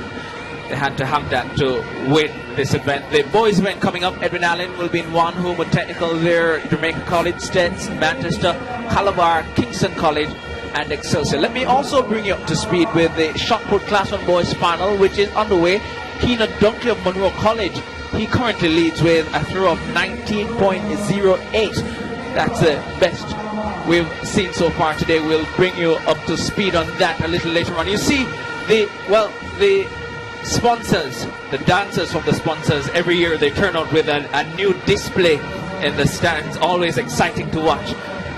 And the supporters, they're paying attention to what's going on in the field and on the track, but they're also looking to the stands to see what's there. The boys are on track for the sprint medley. A lot of the teams, Adrian, tend to use some of their runners who would not necessarily make it in the individual event in the medley. So they will put their top 400 meter, top 200 meter runners who would not necessarily place well in the final of an individual event. So look out for some of those non-traditional teams doing extremely well. In the medley relay, and of course it's a chance to make a mark for your school. Jamaica College, a traditional power, as we said, they were in the reckoning early on and fell off somewhat, will be looking to make up some ground perhaps in the the sprint medley relay later on. We have other relays coming up, the sprint relay. For example, I'm expecting Manchester High School to do extremely well. I've not seen any 400 meter runners in Class 1 running, so it's obvious that their best 400 meter runner will be running the medley. I've not seen any 800 meter runners running, so I expect Manchester High School and possibly Homewood to do extremely well. And we've seen Edwin Allen here also. We haven't seen many Edwin Allen boys doing well. And I think Stets should have a very competitive team. Because they've been strong all round this year. They have been strong all round and strong in the middle distances also. I earlier spoke about Manchester. You see them in the field here. Calabar, the leaders of boys championships just now. Kingston College. The difference though is that Calabar and Kingston College, they need these points, especially Kingston College, to make a dent in the numbers that have been posted by Calabar. And we'll give you those standings in just a little bit. But as we read the lineup for the boys sprint medley open, Edwin Allen in 1, Homewood 2, JC 3, Stets 4, Manchester 5, Calabar 6, KC 7, and Excelsior 8. So somewhat of an unpredictable event at times. But as Maurice told you, look out for a couple of teams here. Manchester High. KC have always produced good sprint medley teams over the years. So too Calabar, St. Elizabeth Technical, Jamaica College, Homewood. The defending champions for this event, Manchester High. Won last year in 3:28.50, the record, 3:25.78, set by Kingston College 2 years ago, and they have been sent about their business. Clean start by the entire pack, and already ranging up we see Calabar. St. Elizabeth Technical is in the middle there, but look at Calabar moving fluidly at the moment. Manchester High is also in the thick of things at this stage. So Calabar and Manchester High. Kingston College, well positioned. St. Elizabeth Technical in there as well. So Manchester High, Calabar, Kingston College, Excelsior trying to stay in business, and Stets is in there as well. But a good first leg by Kingston College, a good one by Calabar as well. Manchester High still looking dangerous. Second leg now over 200 meters. Manchester High, Calabar, Kingston College begins to creep closer. Homewood Technical not wanting to be left behind at this stage, sticking to the leading pack on the penultimate exchange. Manchester High, there goes Calabar now, going in serious pursuit of Manchester High. Then behind them we've got Kingston College, St. Elizabeth Technical. Calabar takes them off the top bend, followed through by Manchester High, Jamaica College, St. Elizabeth Technical, and Kingston College. That's the top 5 at this stage on the final exchange now, over 800 meters. Again, Spencer, I think the half miler is the person who's going to make the difference in this relay. It doesn't matter how good sometimes your 200 meter runners are. The half miler will make that difference. Slight bit of bumping and boring. A man from Kingston College, seeing what's going on up front, takes things under his command now, and he takes up the ascendancy. So it's Kingston College opening up a slight advantage. Manchester High still dangerously poised. Jamaica College and Calabar nibbling and bubbling at their heels, followed through by St. Elizabeth Technical and Homewood Technical. By no stretch of the imagination are they out of it at this stage as they head down then straight away for the penultimate time. Kingston College prompting the issue. Then on the outside, that is Excelsior, sounding a warning. The JC man being bounced about just a bit of bumping and boring, and they're in a tight cluster. Excelsior, St. Elizabeth Technical, Calabar, Manchester High, Kingston College, Homewood Technical. It looks like any of these teams can land it from here. Up front, Manchester High now wants a piece of the pie, but St. Elizabeth Technical says, oh no. Kingston College back into third. Excelsior fading just a bit. Calabar overtakes Excelsior, and Jamaica College will go by Excelsior as well. St. Elizabeth Technical from Manchester High, from Calabar. Excelsior looks ominous now. Jamaica College is also looming large, and Kingston College has been left behind. Off the top bed now, under 100 meters to go. Step forward, St. Elizabeth Technical, Manchester High, Excelsior, Calabar, Jamaica College. St. Elizabeth Technical will go away, and will go away in fine style for the gold. Manchester High second, and it could be Excelsior back in third. 3 minutes 30.10 seconds, the winning time. Outside the record of 3 minutes 25.78, but not a bad run. But I think the Kingston College runner got himself into some difficulties trying to pass on the inside. But excellent run by St. Elizabeth Technical, Manchester High School. Good run by those athletes. All right, Maurice, you touched on it in just a little bit. St. Elizabeth Technical have won this race, but let's talk about the battle within the battle between Calabar and Kingston College. They could have done some real damage here in terms of the finish. But as we look at the Kingston College runner here and the Calabar runner, there may have been some tactical mistakes. Yes, I think that once you're in a cluster, you're running a middle distance, especially a relay, and you get in a cluster. In a situation like this where your school needs 12 big points, you have to be a little bit more strategic. And I felt that a couple of the runners got themselves in some problems trying to pass on the inside, which is really not allowable unless you're, really that big and strong. Not allowable.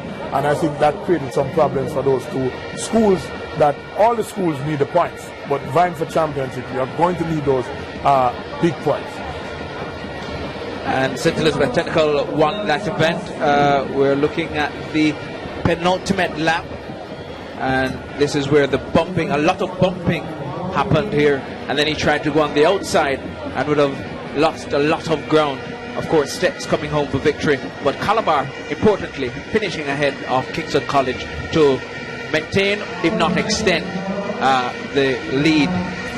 Sometimes, Adrian, some of these athletes think that going on the outside requires too much energy, but it keeps you out of trouble. So you can make a move on the outside, get back on the inside within reasonable time, and continue with your running, which would have made such a big difference for some of these athletes here this afternoon. As we look back at the finish, we'll bring you the times in just a little bit. St. Elizabeth Technical, of course, finishing first, Manchester and Excelsior also in there. And we'll give you the times in just a little bit. Before we're looking now at the photo finish camera for close for third and fourth. Calabar, of course, finishing fifth, and Jamaica and Kingston College a place behind. That was Manchester for third. Close for third between Manchester. And, the times 3 minutes 30.10 for Stets, Manchester 3 minutes 30.92, Excelsior 3:31.33. We can head down to Karen Matt.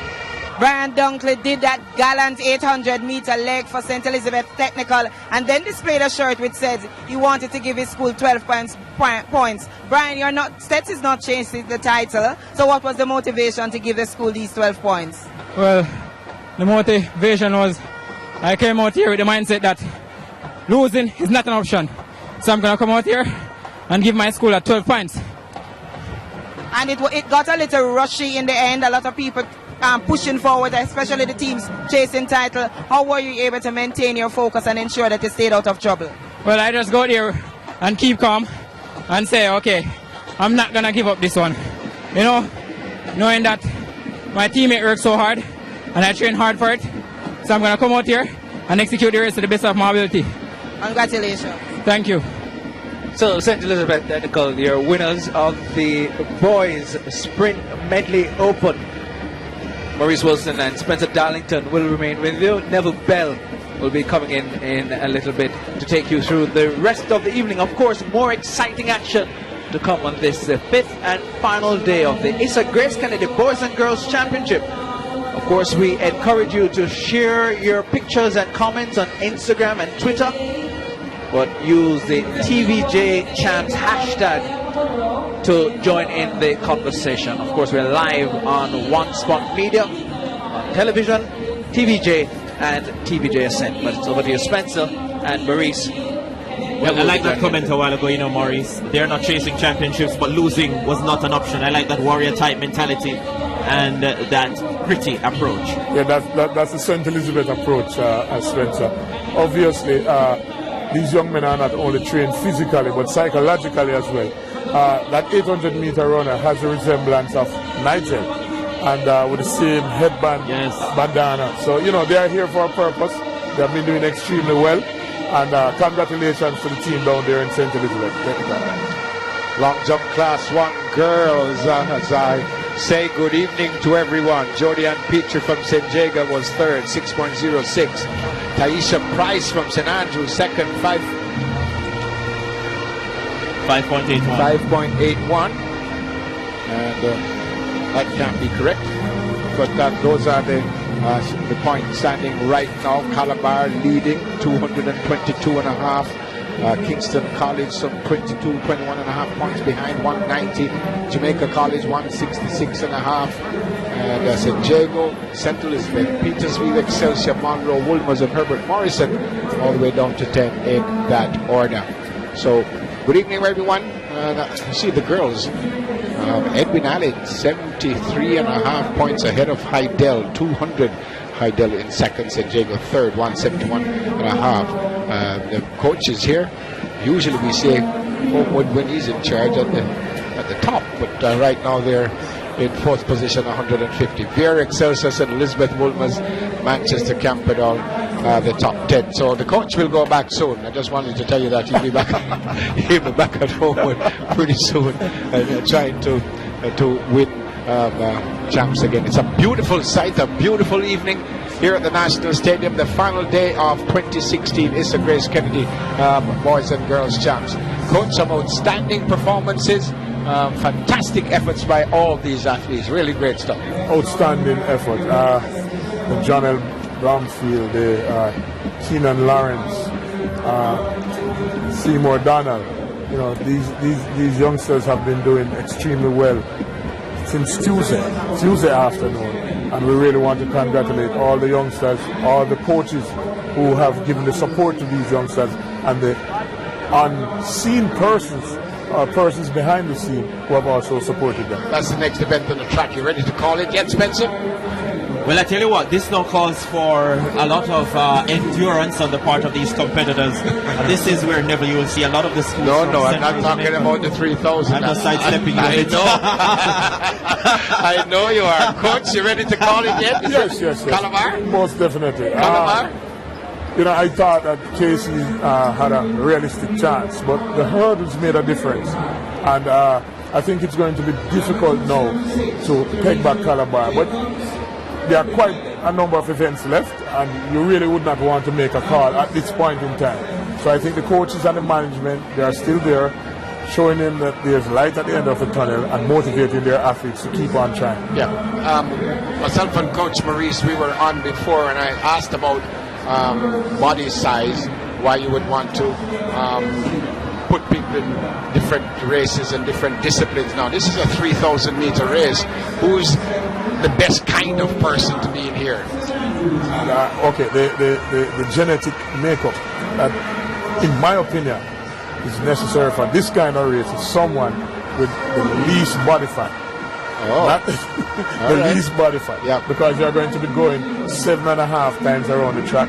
You really do not want to carry excess weight. Okay, they're almost ready. Dixon, Veer Technical, Green, Hydel, Davis, Edwin Allen, Howell, St. Mary High, Jacobs, Edwin Allen, Brown, Mavis Bank, Plummer, Veer Technical, Facey, Camperdown, Sharp, St. Andrew, Austin, Spalding, Reed, Homewood, Time, Homewood, Stuart, Hydel, Buchanan, Rossies, Witt, Manchester, Wilson, Albertown, Harris, Spalding, Chambers, Camperdown, Johnson, St. Jago, and Rexted from Magotty.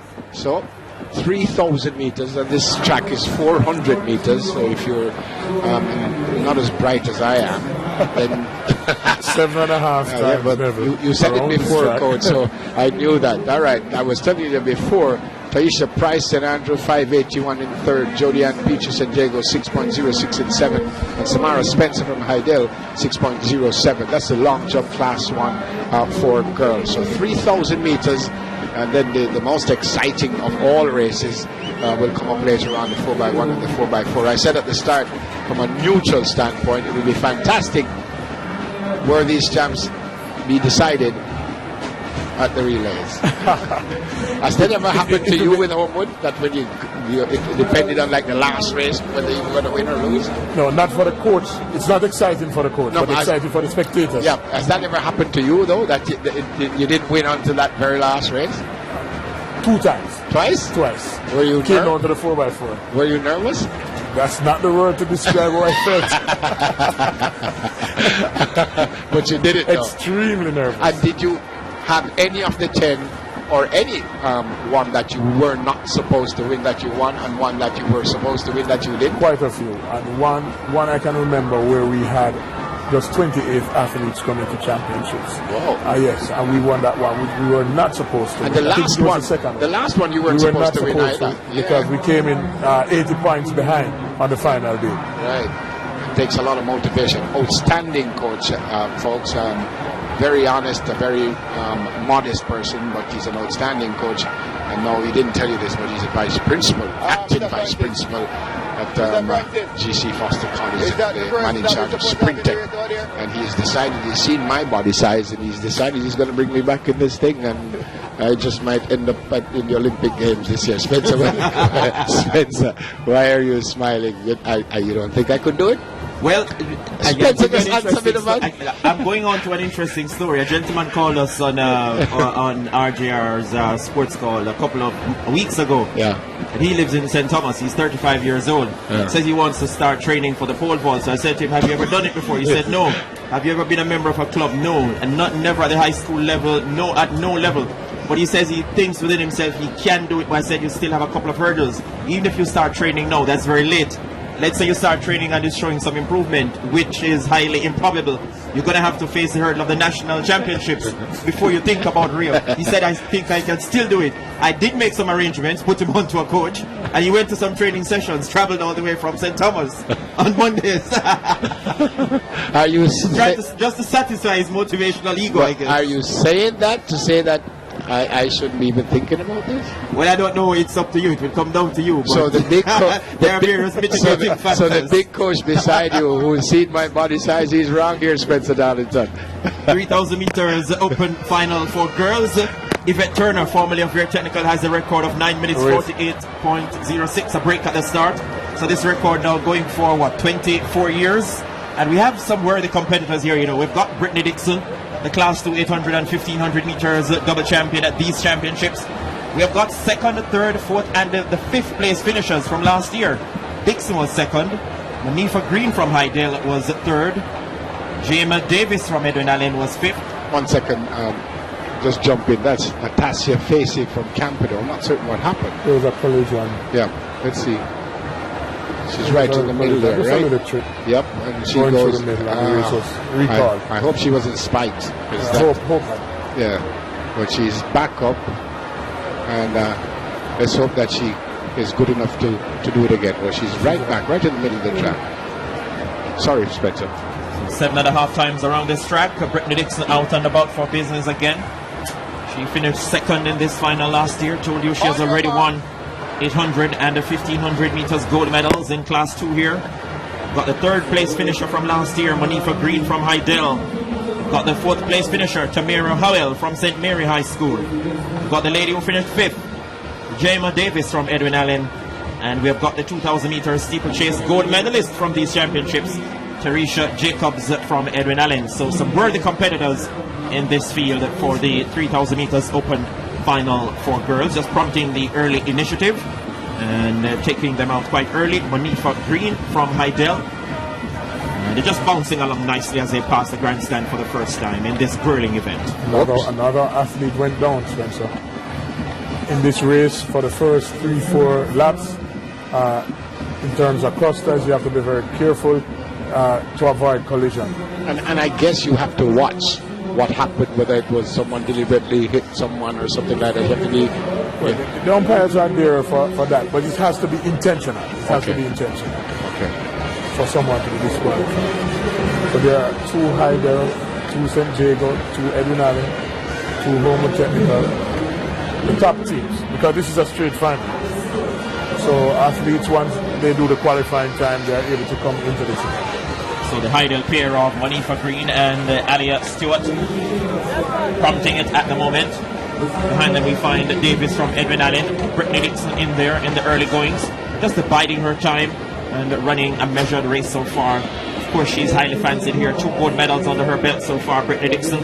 They're in the gold and green of your technical on the inside in 3rd place. And she finished 2nd here last year. So she's a worthy competitor, very experienced and very clever over a distance of ground. This little lady from your technical, young lady, Brittany Dixon. Just wondering how the 800 meter may have affected her coming into this event. But she's well trained. I think she did the triple last year, just the same. And she has good speed, good endurance, as you saw in the 800 meter earlier today. So she should be a strong competitor in this event. So Brittany Dixon there just creeping down into 3rd now. Monifa Green of Heidel, Davis of Edwin Allen, Brittany Dixon, the other Heidel representative, Alia Stewart, is up there as well. It's a group of 3 now, which has begun to separate themselves. Still in the early exchanges, nothing much in it at the moment, and it's a very, very gentle pace. Monifa Green, the Central Championship champion, is up there with Teresha Jacobs, who I consider to be the favorite. So they have been really separating themselves from the rest of the field. So Davis, Brittany Dixon, and Monifa Green from Heidel. So from Edwin Allen, leading up at the moment, Teresha Jacobs, the 2,000 meters steeplechase gold medalist here at these championships. This event, Spencer, requires great aerobic endurance. Mileage is very important in the early part of your preparation, which is a background, September, October, November. And if you're able to do a couple of cross-country runs, it also makes a big difference. All right, the 3,000 continues, but let's go to trackside and join Kyle. Kyle Mitchell, Calabar in a close championship fight with Kingston College. Did that bring, and how much pressure did that bring to you? Or were you thinking about that any at all as you competed? Well, I mean, we were thinking about it, and we had the strategy that we planned a strategy, and we came out and we executed. So we weren't really that down about the fact that we were in first position at the moment, but we knew that we could come out as Lions and contribute points and do as we should. And Warren Barrett Jr., 1-2 for Calabar here. You probably came into the event as the favorite. Were you under any kind of pressure? No, I was under no pressure at all. It was just a bad day for me. I fell flat coming to the championship. This is just a stepping stone to World Juniors, to be honest. So the championships right now is not my main focus. Congratulations, gentlemen, and all the best.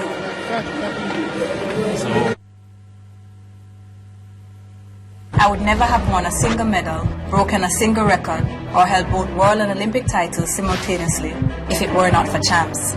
Champs gave all of us our start. Before we were legends, we were just boys and girls with a dream. Grace is giving away over $10 million in the Chase Your Dreams promotion. $5 million to the sports programs of 3 schools. $1 million to one lucky shopper per month. Text in codes from specially marked Pop Peel and Tear products to 44Grace to win instantly. Or send in 5 Grace labels for a chance to win $1 million cash. Choose Grace and help the next generation chase their dreams while you chase yours.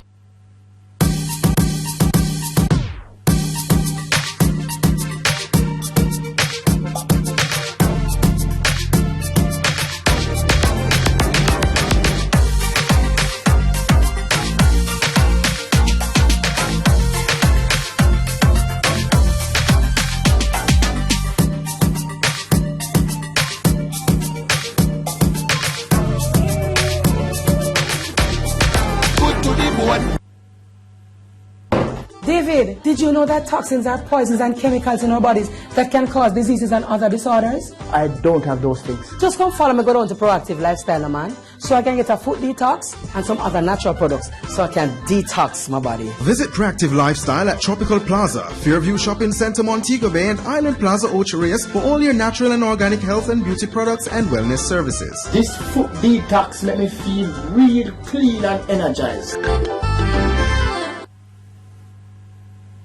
This again. Here's Karen once again. Adrian Mitchell, the winner of the Open Boys Javelin. You trailed after your first 2 throws, and then you managed to fix that. How did you make the adjustment as coming in as a favorite? Was that in your head? Well, miss, my whole plan was to just speed up at the front, but that wasn't coming in the first 2 throws. So I got that adjusted, and I got my throw in. What did you do to adjust the throw at 63? I did not slow down my run-up. I increased the speed and got the firm brace, and it came. Congratulations, Adrian. Thanks so much, man. So Adrian Mitchell, the gold medalist. And we're back with the 3,000 meters open now for girls.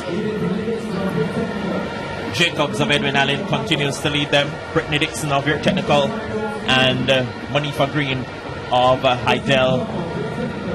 No more than about 1.5 meters separating the top 3 at the moment as they work their way past the grandstand one more time. This is a gentle pace, looking more like a training session with the Jacobs of Edwin Allen. 2 laps to go now. It's Jacobs of Edwin Allen from Brittany Dixon of Veer and Monifa Green of Heidel. Those 3 have separated themselves by about 70 to 80 meters ahead of the other Veer Technical representative, Casey Ann Plummer. And then it's a further gap before we come to Edwin Allen's second representative in this field, Davis. That's Jaima Davis. But the top 3 up front just beginning to extend that gap between themselves and the young lady in the 4th from Veer. That is Chris Ann Plummer. Still Tarisha Jacobs from Edwin Allen, Brittany Dixon. They're almost looking as if they would want to grind to a halt at this stage. And you can spread a blanket over the top 3 now. Jacobs, Dixon, and Monifa Green. These 3 athletes, Spencer, they know each other. They know they have been running against each other all season. And their coaches know how each one of these athletes run. So it's going to be interesting to see who will come up with a better game plan in terms of taking this race. So we have just about 490 meters to go. Monifa Green from Heidel. Brittany Dixon still tracking her, still staying within a bird's eye view in second. They have begun to move away from Tarisha Jacobs of Edwin Allen. 400 meters to go now. Probably the 200 meters steeplechase. Riggers taking its toll now on the legs of Jacobs, dropping back in to 3rd. Monifa Green of Heidel. Brittany Dixon still dangerously placed and positioned for Veer Technical. Brittany Dixon looks like she has a lot of gas left in that tank of hers. Let's see how much of that she will use up now and test Monifa Green as they go down the backstretch for the final time. Almost rubbing shoulders now with Monifa Green of Heidel on the inside, stepping 1 meter clear of Brittany Dixon. But you get the impression this is not yet over, not by any stretch of the imagination. Jacobs of Edwin Allen looks safe for the bronze at this time. 150 meters to go now. Step forward, Monifa Green from Heidel. She finished 3rd last year. She wants to go 2 places better this year. Off the top bed for the final time. Monifa Green of Heidel has this one in command. Brittany Dixon left back in second. Monifa Green of Heidel, large and in charge. The gold medal will be going to her. Brittany Dixon will be settling for second. Monifa Green is going, and she's gone for the gold medal. Brittany Dixon takes silver.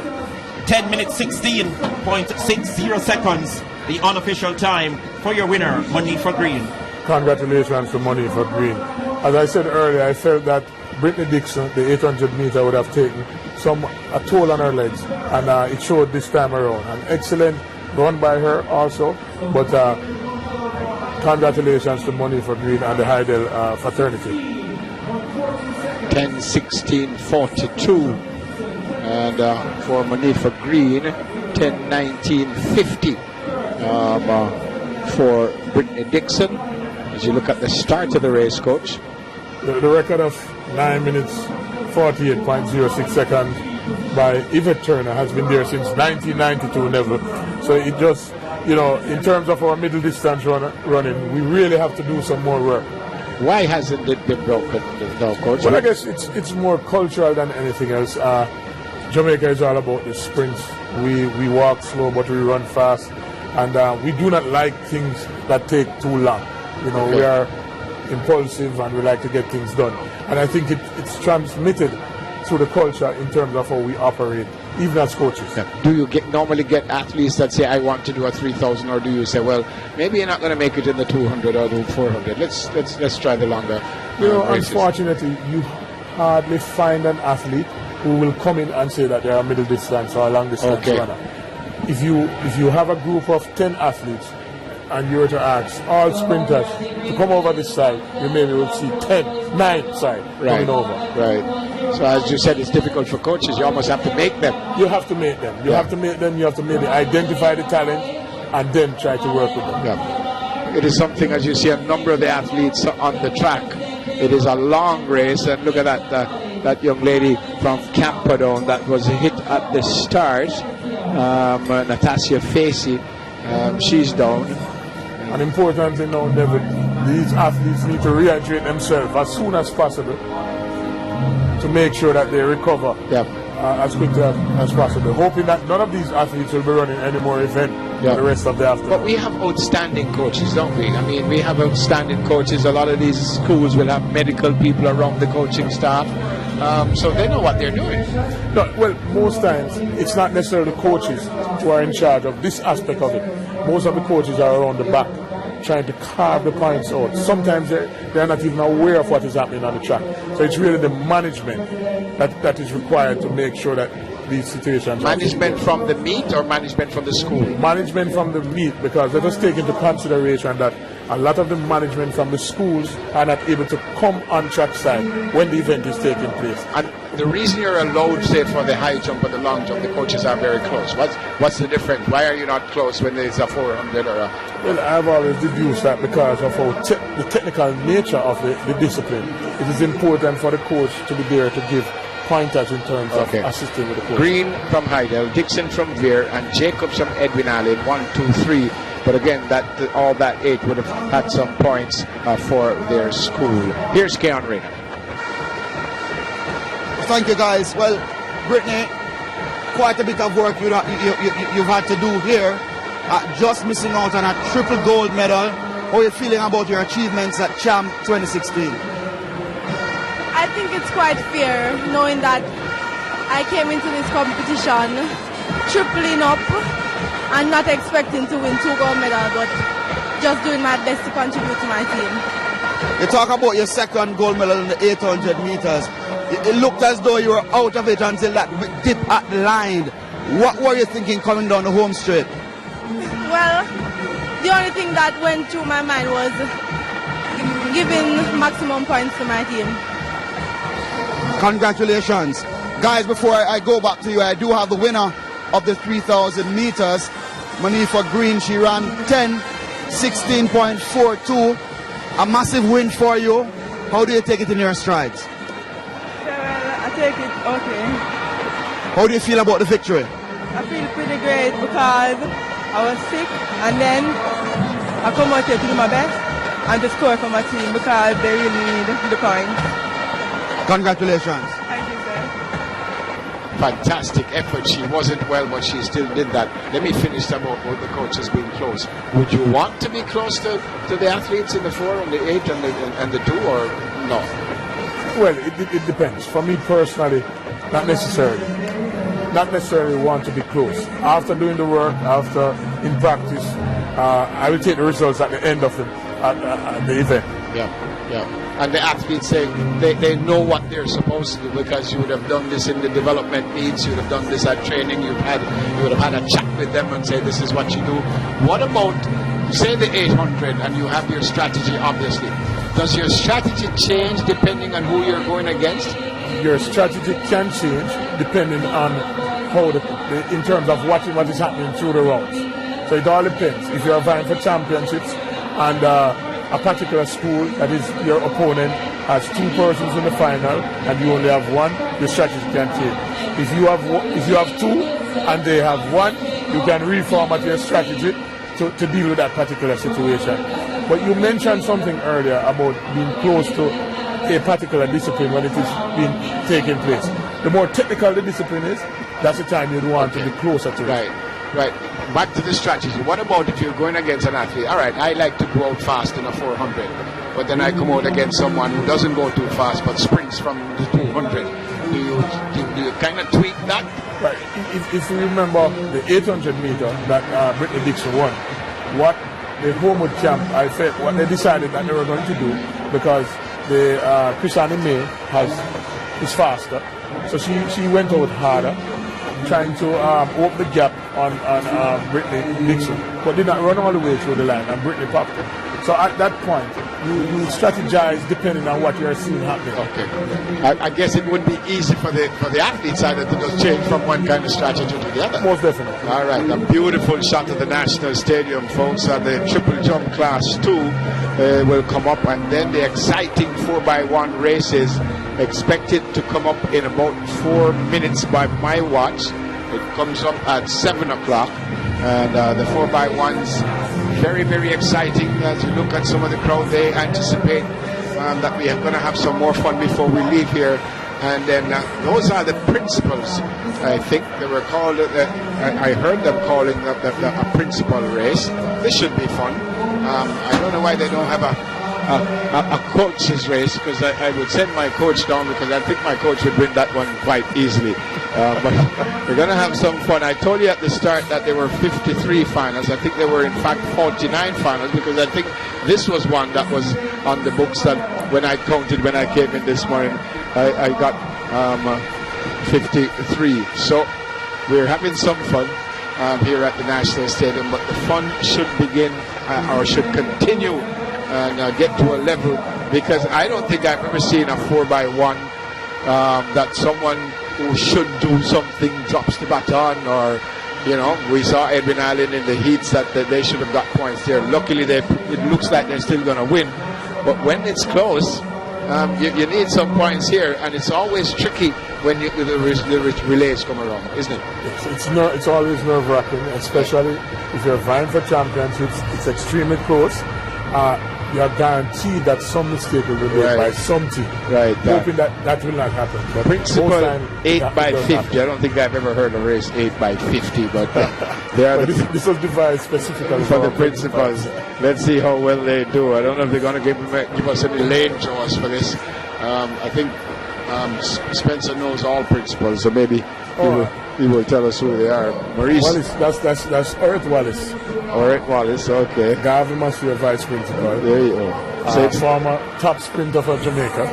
Former is a good word. As a matter of fact, he was the one who caused me to retire at college. Why? He outsprinted you? By far. So you also did this. You're a big time athlete?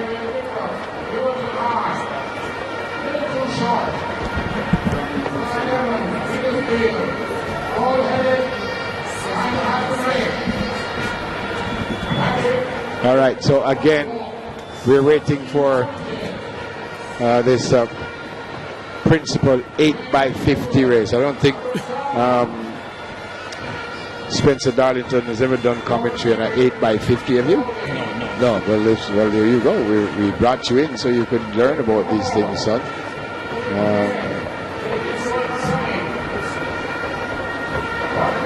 Let's see if we could have some fun. They're going to have some fun for sure. Is this a Wellington there, Spencer? No, I'm not seeing Keith Wellington. I don't know. I'm not too sure. I'm told he's a Dr. very good Walton sprinter. Small were busy on the outside, monitoring the proceedings, how things were flowing on the outside. Remember last year there were some challenges on the outside, persons having tickets and not being able to get on the inside. This is a principal's race.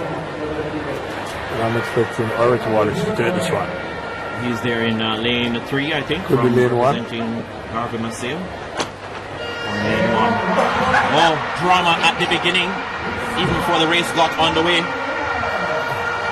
And Well, it wasn't. No, that's Sparlings.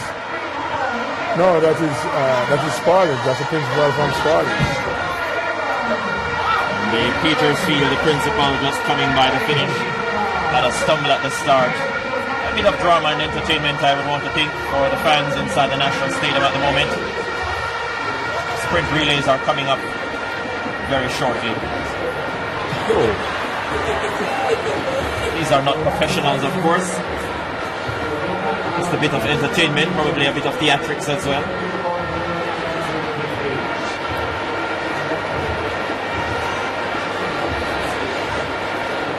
Well, it's taking a long time to do 50 yards, coach, or 50 meters, coach. Are you timing it, coach? Slow but sure. But I'm not even too certain about the sure. It didn't look like he was going to get there anytime soon. But it's fun for them. They represent their schools, and it's great to see them. This is all about fun. Doesn't matter who wins this. They get they come out and they have some fun with them, with themselves, and I guess their students will have some more fun on Monday when the students see the principal and says, "Well, sir, what were you doing down there?"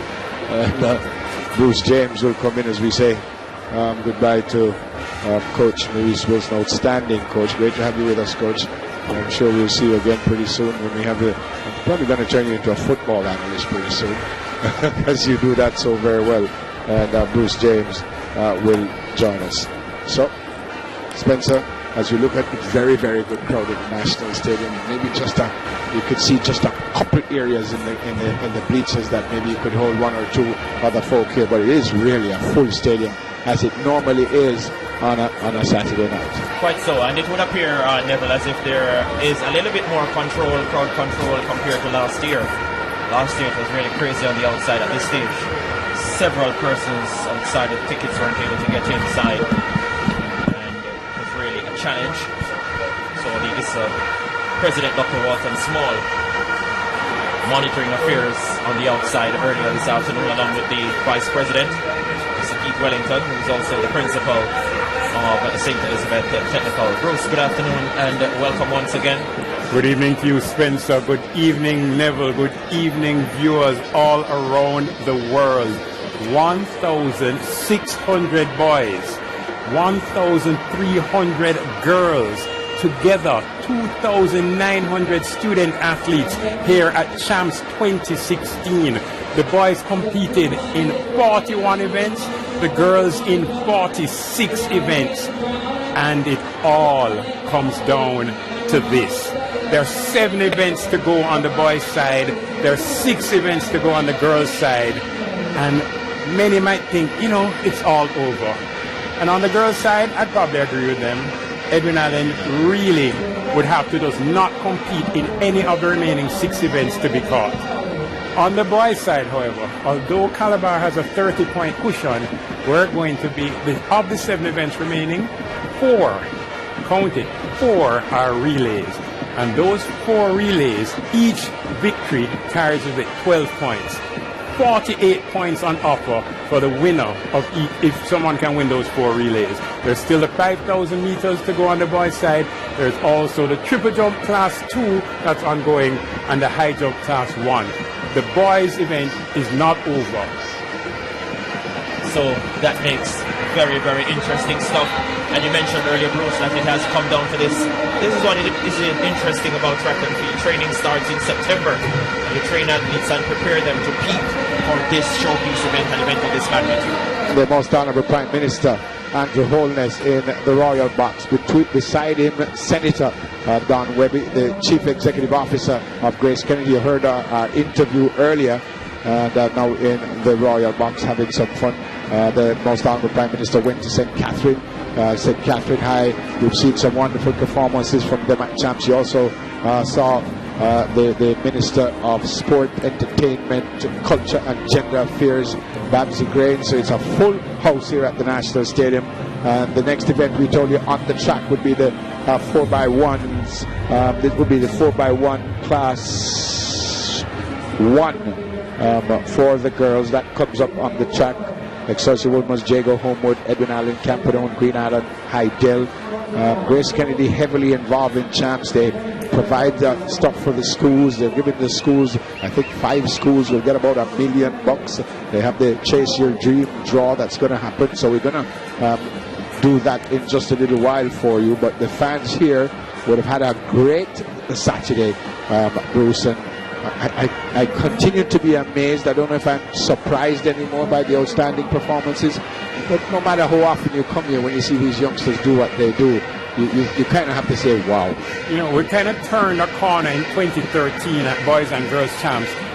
Some have dubbed it Super Champs because that year we had close to 30 records.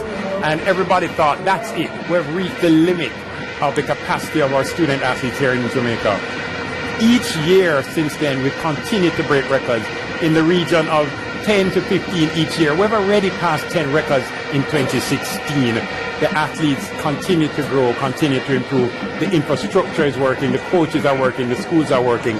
We have a fabulous system of developing student athletes in Jamaica. And we have seen a lot of them go on. So this is not just about the youngsters going to school and then you don't hear from them. Some you don't, but a lot of them have gone on to do great things at another level. No, absolutely. And that's the purpose. It's, you know, I'd be satisfied if they did exceptionally well at school, and that was great for Jamaica, but they continue. Yep. No, clearly not everyone, you know, the 2,900 boys and girls who are here today are going to go on to become world champions.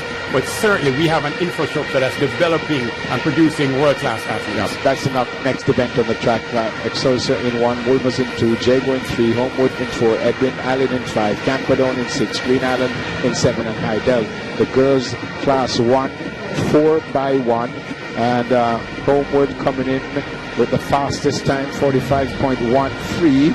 And, you know, I was talking to Maurice Wilson before, and I don't know if I'm seeing a set of 4x1s, Bruce and Spencer, that something doesn't happen to someone who you thought would do well, whether they run out of the box or they drop the baton or they mess up the baton change and it slows them down. But I don't think I've seen any race like this, that somebody who you thought would do something gets touched. Well, the biggest relay issue we've had at Champs 2016 was the Edwin Allen Class 4 girls. Right. They didn't finish the relay, and therefore they're not going to be in that final.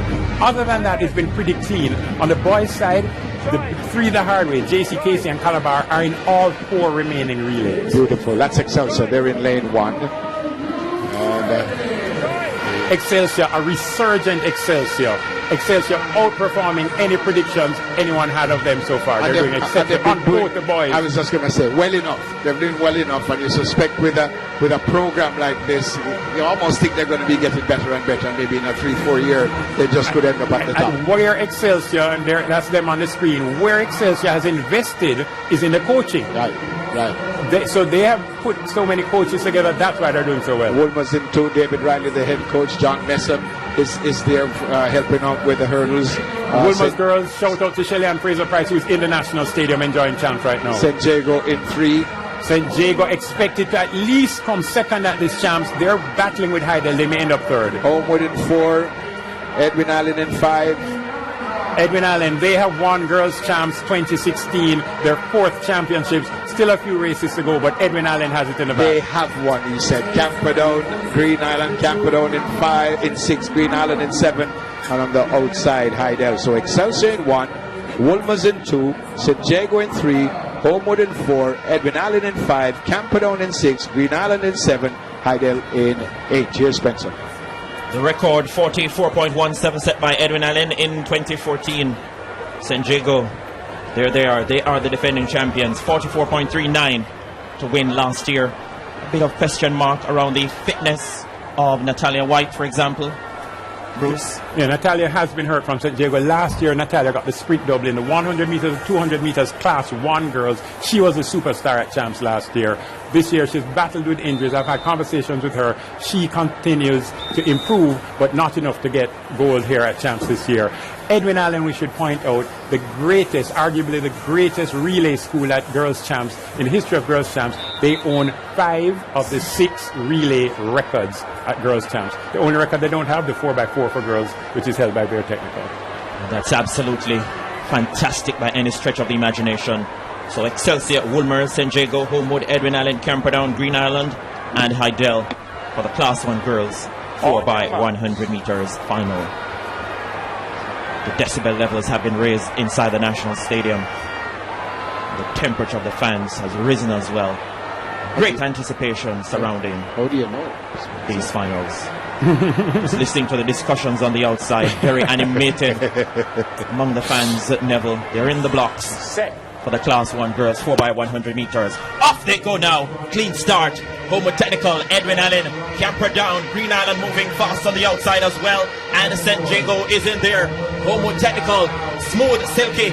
This is Ashley Williams on the backstretch for Homewood Technical. She won gold already this afternoon and is in fine fettle at the moment. Edwin Allen also raising a ruckus on the outside. Edwin Allen, Homewood Technical moving best of all on the inside though. It's between the top two at the moment. Homewood Technical, Edwin Allen, St. Jago left back in third. Off the top end now. This is Homewood Technical. On top, here comes Edwin Allen. St. Jago sprouting wings and flying forward on the inside. Natalia White with a fantastic anchor leg. Homewood Technical and St. Jago in a blanket finish. It's very, very close indeed. 44.58 seconds. Homewood Technical may just have gotten the nod.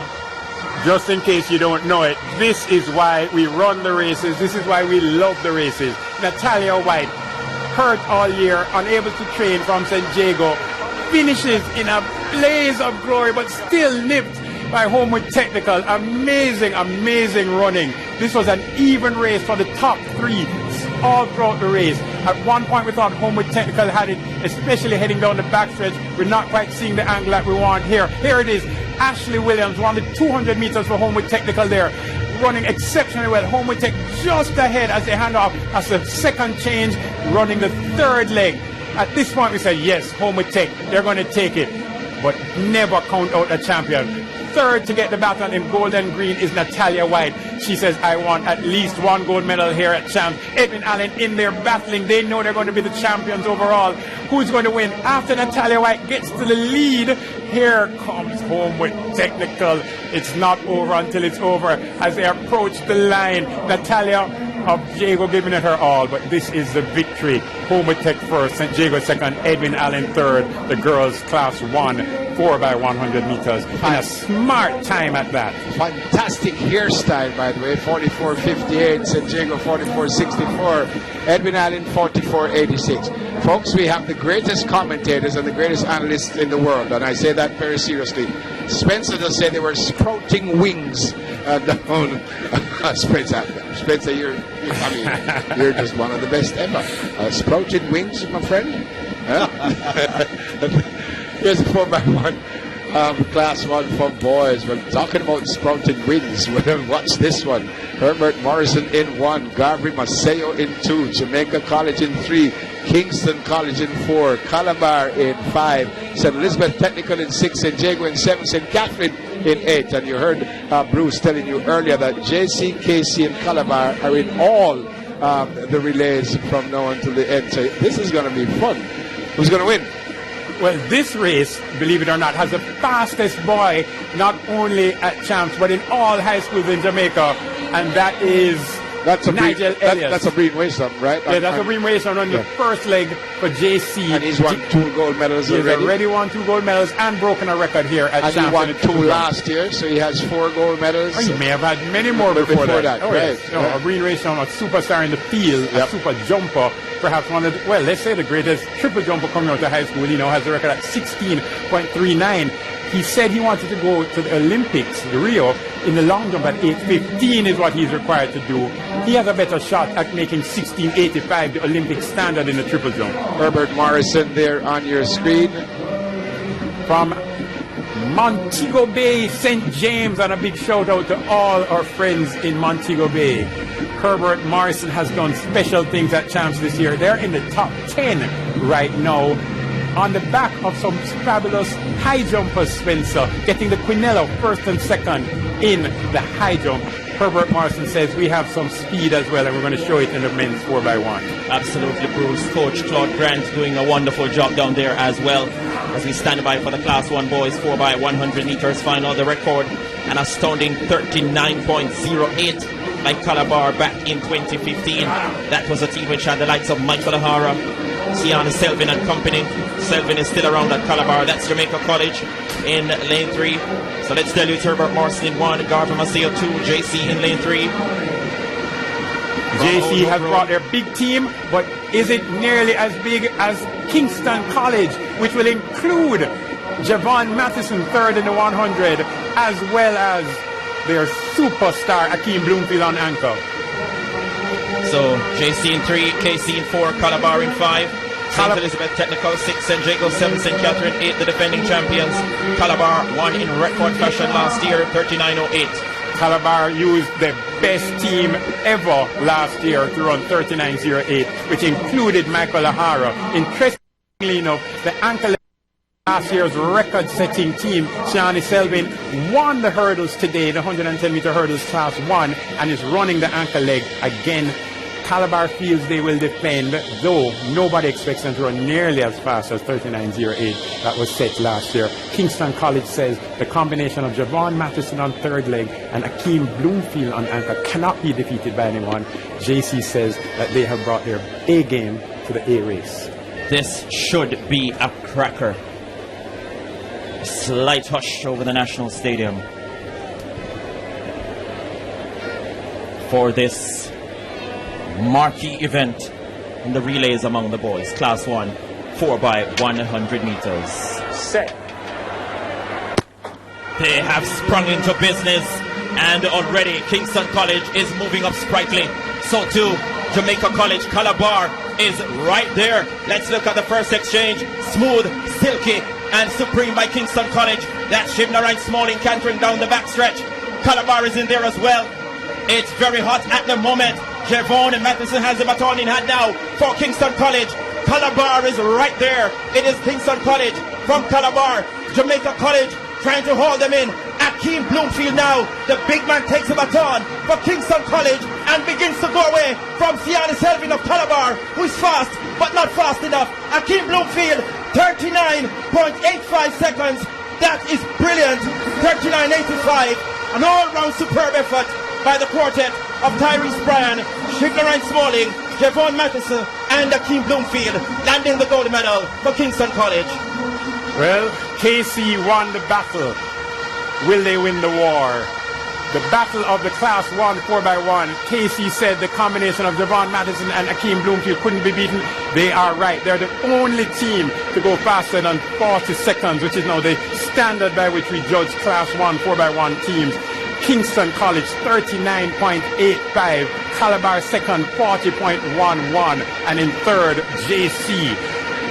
Now Akeem Bloomfield has been treated so well by KC this year, running only the 400 meters as an individual event and then coming to run both relays. But there we go. Hold it there, Bruce. Let's toss it to Kay on the track side.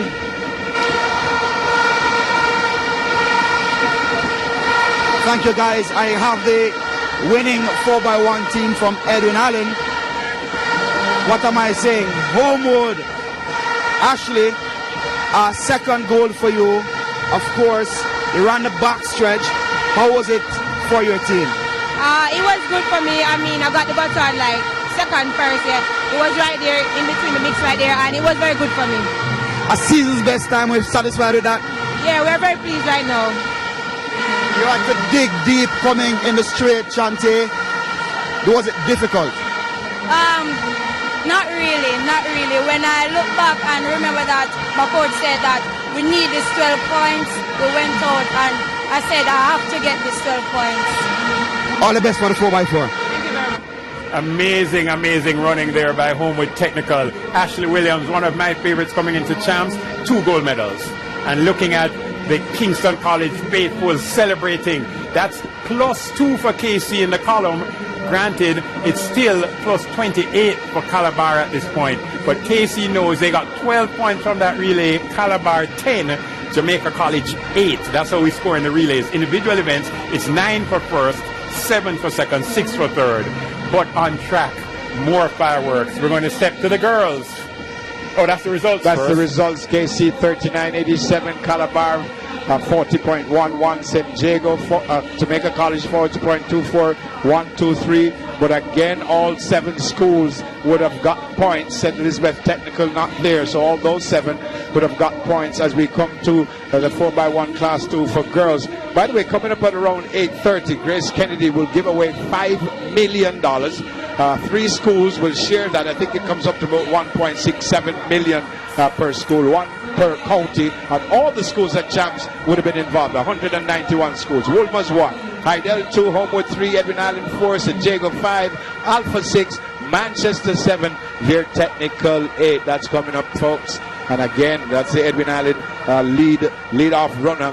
The excitement continues here at Boys and Girls Champs. Kingston College winning. Rakeem Bloomfield looking very smooth.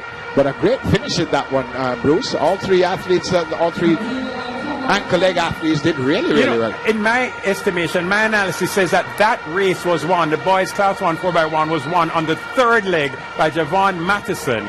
Amazing run. At that point, Casey may have been 2nd or 3rd, but after Matheson got it, Casey was way out in front. Bloomfield simply had to finish. Yep, outstanding effort. So again, the 4x1s continue.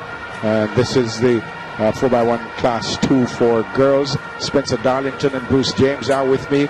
We welcome you. Maybe you were out and you couldn't get a chance to sit in front of your television and you just got home. As you look at the lead-off runner for Wolmer's, she is in lane 1. Again, this is the final of the 4x1 Class 2 for girls. And again, the fact that you're in the final, Bruce, you're going to get some points for your school. And we were talking about the top 2, so it looks like it's going to be between Kingston College and Calabar, obviously. But all these athletes are still making an effort for their schools. All right, well, let's put it in super perspective. There are 35,000 people inside the National Stadium, and they're going to watch 32 young ladies run around the track with a baton as fast as they can. It's special. You saw Hydel, you saw Homewood. Now you're looking at Edwin Allen, the 4x1, and it seems like they've wrapped it up. Bruce James said they have won girls' champs, even though it's not finished yet. I agree with him. St. Jago in 5. Beside them, the school from South Camp Road, Alpha. They're in 6. And again, doing some good stuff at Alpha, doing great stuff at most of the schools. The coaches have really done very well from Manchester High, and Veer Technical, the school on the outside. So Wolmer's in 1, Hydel in 2, Homewood in 3, Edwin Allen in 4, St. Jago in 5, Alpha in 6, Manchester in 7, Veer Technical in 8. 4x1 Class 2 for girls. It's the final, folks. And here's your commentator, Spencer Darlington. So the defending champions, Edwin Allen, set a cracking 44.88, the record to win the gold medal last year. They settle in lane number 4. Wolmer's, Hydel, Homewood, Edwin Allen, St. Jago, Alpha, Manchester High, and Veer Technical. Set. Off they go now. Clean start, St. Jago, Edwin Allen, Homewood Technical, all got very good starts. Then on the outside we see Manchester High is also ranging up. It's a nice exchange in the middle there by St. Jago. Edwin Allen has a bit of catching up to do now, but they begin to lay out nicely down the backstretch. Homewood Technical trying to stay with them also. Smooth, silky, supremely exchanged by St. Jago. Then we find Edwin Allen creeping up on the inside. Homewood Technical is also there at the moment, but making the loudest shout off the top end. This is Kimon Shaw for St. Jago and Edwin Allen on the inside. The big 2, St. Jago and Edwin Allen. Kimon Shaw looks like she may just have gotten it for St. Jago, but Edwin Allen came flying forward in the final analysis. The unofficial time, 45.21 now, the time for St. Jago. Edwin Allen back in 2nd. This is so very special for Kimon Shaw. She stepped up to these championships expecting to get 3 gold medals. She won gold in the 100 meters, but then was defeated by her teammate Chanel English in the 200 meters, where she placed 2nd. They combine in a super team for St. Jago to give St. Jago gold in the 4x1. Here we go. This is Chanel English receiving the baton on the backstretch at this point. Chanel English won the 200 meters earlier today, viewers. I know you saw it. I know you loved it. And here she goes, handing off first. Now at this point, Shelley Stark in the blue, lane 4 from Edwin Allen, goes the best 3rd leg, gets Edwin Allen into the race so far that Edwin Allen leads at this point. But you do not want to lead Kimon Shaw when you're this close to the finish line, because Kimon Shaw is going to finish faster than everyone else. And a beautiful third leg, I thought, there, Bruce, by Shalisa Ray, the Caymanian, who is now at St. Jago as well. I told you we would have a mishap. I'm sure I saw Manchester dropping the baton. I'm almost certain that they did. Well, you remember, for the boys, St. Elizabeth Technical did not finish the boys class 1 4x1, and they have on their team, as we see Kimon Shaw celebrate and look across to St. Jago in the bleachers, Nigel Ellis's team didn't finish, and Nigel Ellis is the fastest boy in high school. Yeah, I'm certain Manchester did. Question, because they normally go 3-2-1. They go 1-2-3 this time. Is it because some of these athletes will be in the 4x4? The 4x4, exactly. Right. The seniors, the 4x4. So they're giving them a little bit more time to rest. Oh, brilliant. Exactly. Because normally they go 3-2-1. I told you, Manchester, I didn't see Wolmer's either. I didn't see a problem with Wolmer's, but I saw Manchester losing the baton. Jago winning, Edwin Allen second, Homewood third, Alpha fourth, Veer Technical fifth, Heidel 6th. Wolmer's and Manchester did not finish. I did not see what went on with Wolmer's, but I know I saw the baton dropping for Manchester. That's coming up. Class 2 for boys. The record held by Jamaica College. In this one, I think I need my horn for this one. Rossies is in one. Yeah, here's my horn. I'll make a little noise, folks. No, that's not mine. Mine's over there. St. George's College in Lane 2, our second final. Why should I say our second? I'm a commentator. St. George's gets there for the second time this evening. Jamaica College in 3, Calabar in 4, Kingston College in 5, Wolmer's in... you heard. So we see Rossies in 1, George's in 2, and Jamaica College. Can I have my horn, please? Neville Bell is having flashbacks to 1925. That's me. And why do I say 1925? That's because when we won the champ. That's the last time that St. George's College won boys champs, 1925. And my information tells me that Neville was just a little boy at that time. He wasn't a big man at the time, he was a little boy. Well, actually, we won it twice. And 25 was the second time. Yeah, Rossies, St. George's, Jamaica College, Calabar, Kingston College, Wolmer's, Monroe, and Excelsior in the Class 2 4x1 for boys. We're live at the National. We're live at the National Stadium, folks. A full house here, and it's been fun since Tuesday. But it's at a high level now, and as you heard, everyone really up for this. Bruce? All right, listeners, viewers, very important information for you now. Calabar's Class 2 team has an opportunity to not only break the record 40.54 by Jamaica College, they also have an opportunity to become the first Class 2 team to go, that's Tariq Wilson, to go sub 40. Tariq Wilson has not run at champs this year. He has been saved for this very moment. Let's see if Calabar can go sub 40, the first ever Class 2 team to do that. Kingston College won 4x1 in 39.87. Last year, Calabar had problems with the preliminaries and did not make it to the final, dropped the baton. Now they're in the set position. And away they go now. Clean start. Calabar is away well. So too Jamaica College. Wolmer's is also ranging up there. Kingston College is very much in business at this stage. Let's look at this exchange now. Smoothly done by Calabar, and the Speed Merchant takes it down the backstretch for Calabar. They are large and in charge, in command at the moment. Kingston College is very much in there, but Calabar moving best of all at this stage now as they head for the final exchange. This is Calabar out of Red Hills Road. Here comes the final exchange now. This is Dejour Russell. The baton is in a safe palm. Calabar sprouting away from them, sprinting away, decimating the opposition. Look at the time. 40.30. Still a brilliant performance. They did not get the sub 40, but a brilliantly anchored leg by Dejour Russell.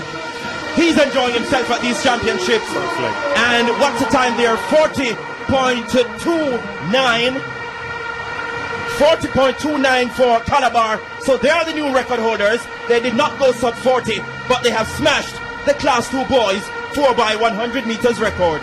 You know, I have to give a lot of credit to the Calabar coaching staff for this. Tariq Wilson was their number 2 sprinter, and they decided to rest him all champs, and it paid big dividends. A new champs record, 40.29. I would have loved to have seen a sub 40, but when you break a record by more than 0.2 two of a second. That's very, very special. A super team from Calabar, the best we've ever had at Class 2. They had, and you're going to know all these names. Tariq Wilson has not run at Champs. He walks away with gold and a record. Christopher Taylor, it's been a Christopher Taylor Champs with 2 records in the 200 and the 400. And let's take them through it. So this is Tariq Wilson, a super safe pass. Christopher Taylor at this point was behind Jamaica College, but that lasted for less than 2 seconds because at this point, Calabar is way out in front. Hands over to, believe it or not, Stevens, the 100-meter champion in Class 2. And he's going to hand over to DeJour Russell, the record holder in the 110-meter hurdles right here at Champs this year. This Calabar team is super special. Every one of the 4 of them on this team is a superstar. Look at this, running right through. I hear some people call DeJour Russell the teddy bear. He ran like a Calabar lion in that race. Here we see the handover. This is an ankle leg. 100-meter champion handing over to the man who came second to him in the 100 meters, DeJour Russell. Stevens to Russell. How are you going to beat a team if they're going to have the fastest 200-meter runner, the fastest 100-meter runner, the second fastest 100-meter runner, and, of course, a well-rested Tariq Wilson. Calabar, new record. The records continue to fall here at Boys Champs 2016. And with that victory, though, viewers, we have to say, I saw a fat lady walk past our booth and she started to sing, "It may be all over. Calabar may now just be out of reach." Calabar, new record, 40.29 in the Class 2 4x1. There it is on the screen. Kingston College second, 41.58. Jamaica College in third. Woolmer St. George's, Excelsior Monroe, and Rossi's in that order. So congrats to Calabar. We say goodbye to Spencer Darling. We say hello to Ricardo Chambers, who is now our commentator, has a smile on his face, not certain why. I think just because he's going to join his bona fide virgin beside him. So folks, we welcome Ricardo. Good to see you again, my friend. Good to see you too. You're talking Bruce, right? No, as you are talking. No, my bona fide virgin. You're talking Bruce. Want to take back off the headsets quickly as we get ready for the next race on the track. This is the Class 3 girls 4x1. St. Mary in 1, Excelsior on your screen in 335. That's in lane 2. Heidel in lane 3. And she wears the bib 617 in lane 4. St. Catherine. And I know they have a special person in the stadium here. Let me by cheering for St. Catherine. St. Jago is in 5. Edwin Allen is in 6. Woolmers is in 7. And on the outside, Homewood in lane 8. So St. Mary High in 1. Excelsior in 2. Heidel in 3. St. Catherine in 4. St. Jago in 5, Edwin Allen is 6, Woolmers in 7, and Homewood on the outside in 8. And for the first time this evening, here's Ricardo. Final of the Class 3 girls 4x100, the record set in 2014, 45.33 seconds. Maisha Fullerton, Sharon Salmon, Yannick Dale, and Shaniel English on that Heidel team 2 years ago. Away they go for the Class 3 girls 4x100. St. Catherine in lane 4, out to a good start. Outside of them, St. Jago going off really well. St. Jago making the first change. It come on down the back straight away with Edwin Allen on their outside, starting to respond brilliantly with the 100 and 200 champion. The change is effective now. Edwin Allen in command ahead of St. Jago. Edwin Allen streaking away in the Class 3 girls 4x1. These girls were brilliant in Class 4 last year. Can they lower the Class 3 record as well? Edwin Allen in command. Heidel in second spot. St. Jago in third. Here comes Julian for St. Catherine. It's going to be Edwin Allen to win it. Fabulous anchor for St. Catherine. Edwin Allen wins the gold medal in the Class 3 girls 4x1. No flash time. And fantastic anchor for the St. Lucian representing St. Catherine, taking them into second spot. And they're celebrating widely the Edwin Allen young ladies. No flash time. We'll get the time for you viewers. We want it as much as you do, but we know who the winner is, Edwin Allen. And if you listen carefully, there was an extra shout from the audience here at the stadium. That shout you heard was Prime Minister Andrew Holness screaming for St. Catherine High School, who ran to a silver medal in the 4x1 for girls class 3. I wonder if he's going to insist on making that medal presentation to his alma mater. One of the Edwin Allen girls went down. All right, here, a very slow change there. But once they get going, these girls are running super fast. Edwin Allen in the lead all the way out in lane 6. You see them taking off. And in fact, the ankle leg on this is going to be super special. Edwin Allen is first at this point. St. Jago second. St. Catherine is fourth. And the angle is not giving us what we want to see. We're just seeing Edwin Allen, who's going to run away and win. But if we could get another angle, you'll see where St. Catherine runs from fourth to second to earn a fabulous medal here at Girls Champs. All right, this angle will probably show us. So what we're looking at is Edwin Allen in blue on the left of the screen. They're already gone. Joanne Reed from St. Jago grabs the baton second. And again, we're not getting the angle we want, but you're going to see Edwin Allen very determined. These girls are 15 years old or younger, and yet they're running like superstars. And then you're going to wonder why Jamaica goes to the Olympics and the World Championships and runs so well in the relays. Now you see why. Doing the Usain Bolt chest beat. I hope that's just a salute as opposed to anything else from Edwin Allen. Shanique Crow on the ankle leg for Edwin Allen. All right, so the times should come up now. Well, it won't come up. We're going to go down to Keon Rayner. He has a couple members of that Calabar record-breaking team. Of course, Christopher Taylor having to go for the 4x4. Michael Stevens, a blistering third leg, 40.29 seconds, was a record always on the cards for Calabar. Well, yes, sir, because all of my teammates were healthy. We wanted the record, but we got the record, but I have to thank God for us finishing the race healthy. Tariq, you missed the 100, missed the 200 meters. What does it mean to you to come and get gold in the 4x1? Well, it's a wonderful feeling knowing that I came out here and tried to help my team to get the gold medal in the 4x100 meters because I was out due to injuries. So it's a wonderful feeling knowing that I could come out here and do my best. Good luck and congrats again. St. Elizabeth Technical now in the Class 3 boys 4x1. They have the 100 champion. There's Davian Williams of Kingston College, the hurdles winner, and also was in the 200 meters final. Wolmer's in the final as well. They will go in lane 6. St. Jago in 7. No Daniel Chambers for St. Jago. He out injured last year, and so he's had a rough first 2 years at championship. And on the outside, Calabar, they've had a stunning final day so far. All right, now this is what's going to happen, viewers. This is Kingston College's last-ditch effort at salvaging Boys Champ 2016.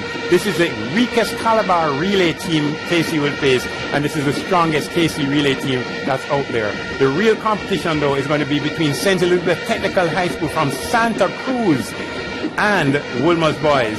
So St. Elizabeth Technical, KC and Wolmer's is a real battle. Calabar not expected to feature here. If KC gets anything less than 12 points, which is victory here, I'd say that Boys Champs is over from points perspective. Calabar getting ready to do high fives with the triple jump going on as well. Calabar with a finalist there. Kingston College with none in Class 2. 4x100 Class 3 boys final on track.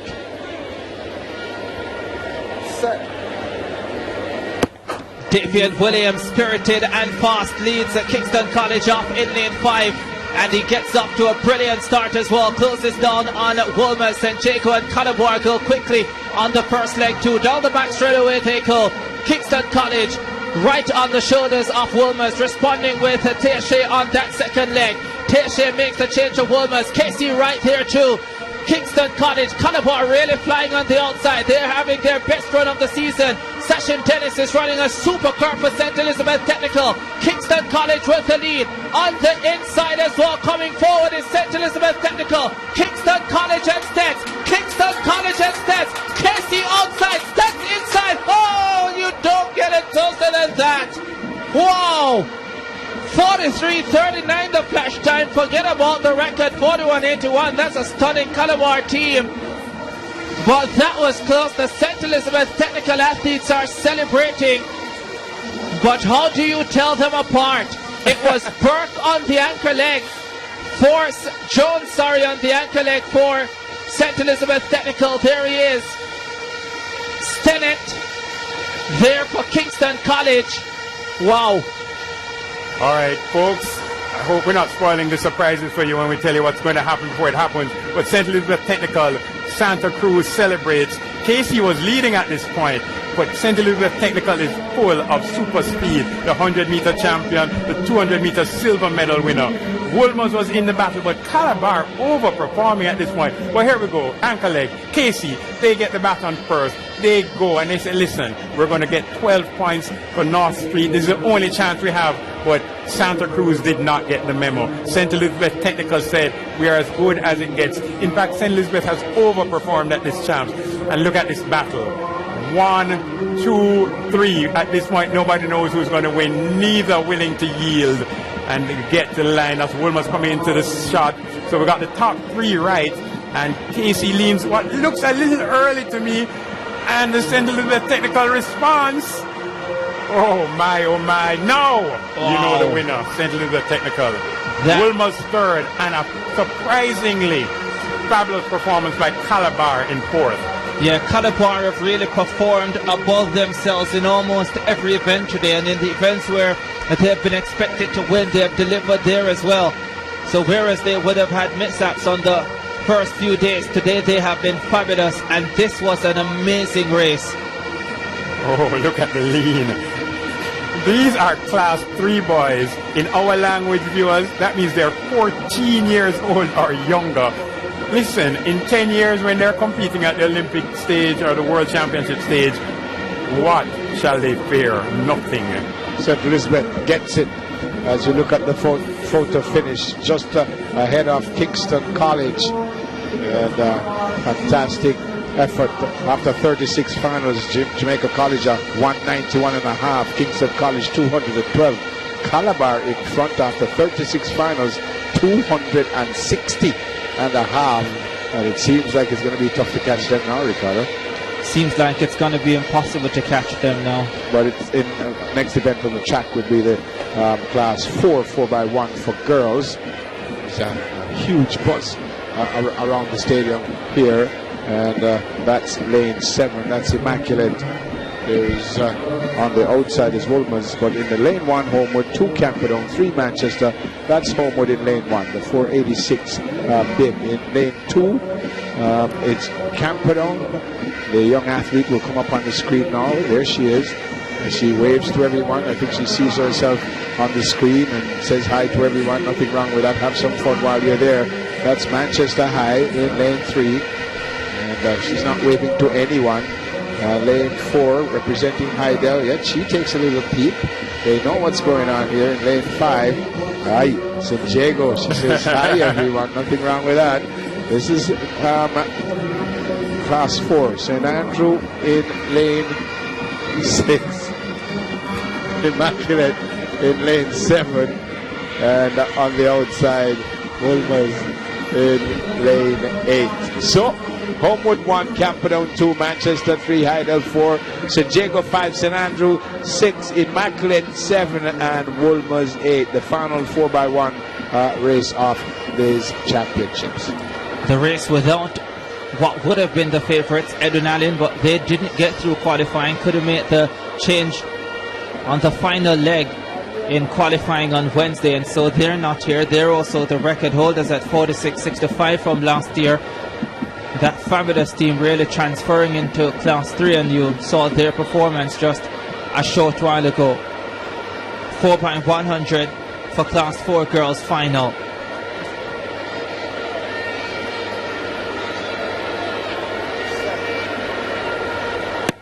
Away they go. Outwell St. Jacob in lane 5. Closing down on St. Andrew. Immaculate have gone out quickly in lane 7 as well. And Wolmer's on the outside in lane 8, not having a bad run either. St. Catherine, St. Jago, Heidel moving forward as well with Matthews. Matthews runs a very good second leg for Heidel. And Heidel now just taking command of the race. Wolmer's not having a bad run on the very outside either. They're up in the middle, St. Jago and Heidel. Here comes the final change. Heidel makes it first, and St. Jago goes after them. St. Jago on the outside in yellow and green. Heidel on the inside in blue. St. Jago away from Heidel slightly. St. Jago wins the Class 4 Girls Tour by 1, 47.58. Almost a second outside the record. But it's a gold medal for the St. Jago team ahead of Heidel. All right, drama and excitement. Those of you not in the know, the two girls' schools that have the greatest rivalry now, in my estimation, Ricardo, Heidel and St. Jago. They're both battling for second at girls' champs. Heidel has the advantage right now. They're also battling for athletes right now, or student athletes. And that race there in Class 4, very special, with St. Jago coming out on top. But let's look at the first change. And viewers, if you're wondering, how old are these girls? 13 years at most. Some are 12. Some could even just have passed GSAT last year and be running at Girls' Champs for the first time. So 11, 12, and 13-year-olds running around the track and passing the baton, not quite at the level of a Shelley and Fraser Price, but certainly fabulous right now. Look at this, the focus, the concentration. The coach will have said to you, lift your knees, swing your arms, you stay relaxed, and this is what we're going to see. The result, St. Jago first, Heidel second, both super runners. Of course, we're getting some breaking news coming in that the Calabar Class 1 sprint relay team has been disqualified. We'll get more word on that shortly. Jago winning 47.58, Heidel 47.61, Manchester 49.14. They'll be on the podium, but as Ricardo told you, we're just getting that news. I'm not. Apparently, they said from the baton exchange, but I'm not certain what they're talking about there. But they've been disqualified, I'm told, from Class 1. Yeah.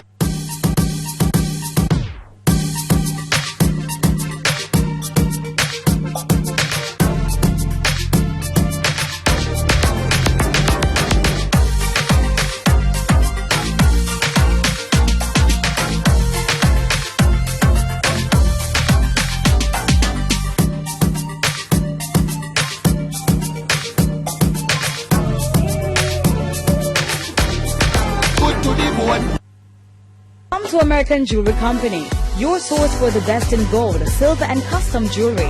Stunning wedding sets for that special occasion, and the best prices on graduation rings. We stock the widest range of appliances at prices no one can beat. Digital cameras, laptops, tablets, and so much more. Visit our new spacious location at Shop 11 Mall Plaza, Halfway Tree. American Jewelry Company Limited, your manufacturing and service center where you can get quality for less. David, did you know that toxins are poisons and chemicals in our bodies that can cause diseases and other disorders? I don't have those things. Just come follow me, go down to Proactive Lifestyle, man, so I can get a foot detox and some other natural products so I can detox my body. Visit Proactive Lifestyle at Tropical Plaza, Fairview Shopping Center, Montego Bay, and Island Plaza, Ocho Rios for all your natural and organic health and beauty products and wellness services. This foot detox makes me feel real clean and energized. Things gonna get easier. Ooh, child, things will get brighter. Ooh, child, things are gonna get easier. Ooh, child, things will get brighter. Abino Super Absorbent Adult Diapers. They've got you covered. No more embarrassing leaks. 8 to 10 hours of wetness protection. Just wet it and forget it. Exclusively available at Independent Living.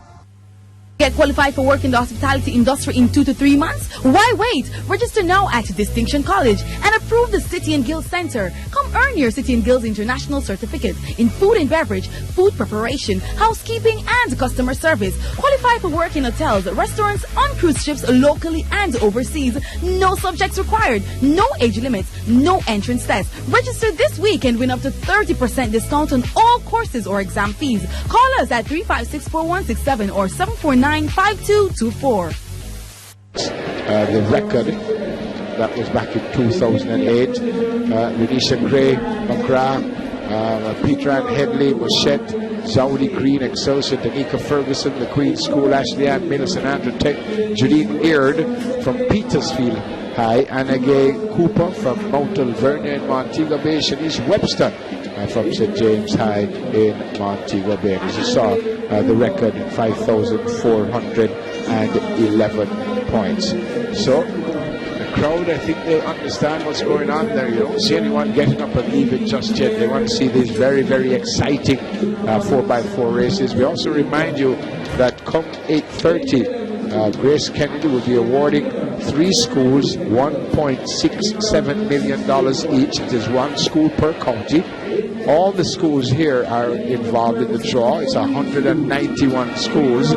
It's Grace Dream Athletic Fund, and it's a part of the Grace Chase Your Dreams promotion, which started a long time ago. Grace Kennedy, a huge sponsor at these championships. It's called the Issa Grace Kennedy Boys and Girls Championships. The Boys Championship starting all the way back in 1910. The girls starting in 1957. Only 9 schools have won the boys section, and 12 schools would have won the ladies section. And very technical, they lead on the ladies side with 21 titles. Kingston College leads on the boys side with 31 titles. Calabar, it seems that they will get their 26th title tonight, and they've won, would mean they would have won 5 in a row. There was a time when Grace Kingston College went 14 years on beat. And I think Very Technical also did that, a 14-year run. So it's 15, I'm corrected by Bruce that they went for 15 straight, but Kingston College did go 14 straight. But Very Technical, they haven't won in a while. And Kingston College, I think they won this recently about 5 years ago. Kingston College last one in 2009, after which Wilmot won in 2010, JC 2011, and then Calabar has not lost since 2012. So brought you up to date on the facts, but we still have a little more to give you. Vere has not won since 2002, rather. Yep.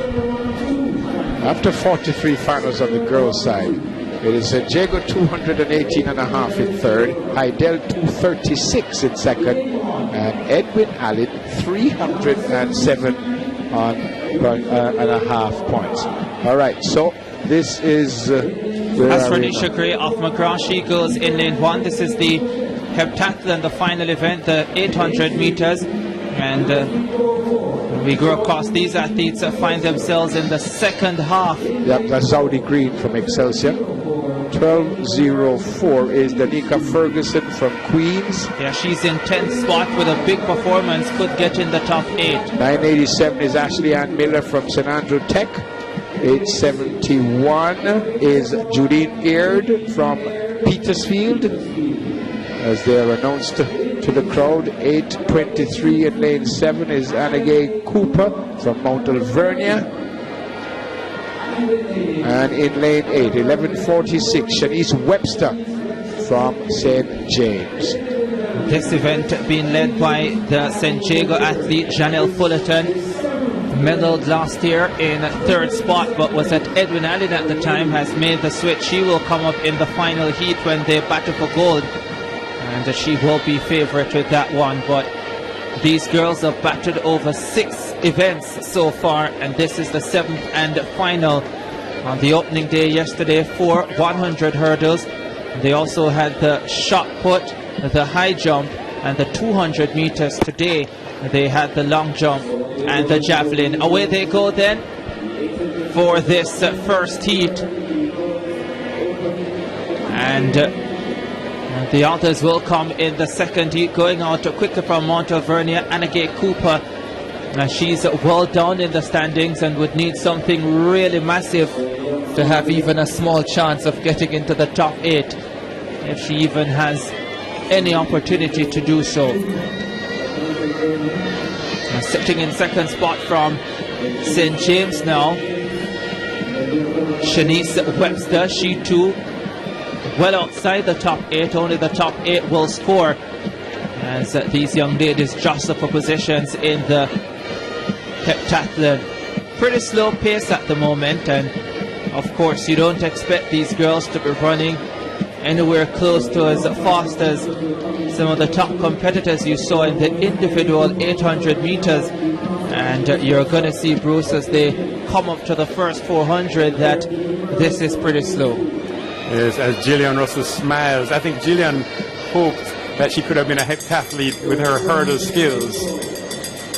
1 minute 16 for the first 400 meters. And from St. James, Shanice Webster in command of the race. And then in second spot from Mount Alvernia is Anna Gay Cooper with the young lady from the Queen's School. She's in third spot, that's Gray. And of course she in 10th position and trying to get into the top 8, but looking as if that won't be possible based on this 800 meters performance.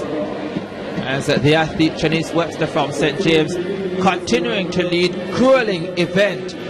Bruce, this heptathlon, to do 7 events over 2 days, not easy. And again, it's in a series of disciplines. There's the running, the 200 and the 800. There's the hurdling, the 100-meter hurdles. There's the throwing, the shot put. There's the jumping, the high jump. It challenges athletes in a range of events, and that's why the heptathlon and the decathlon for the men is considered such a very special event, because you have to have multi-skills in multi-events.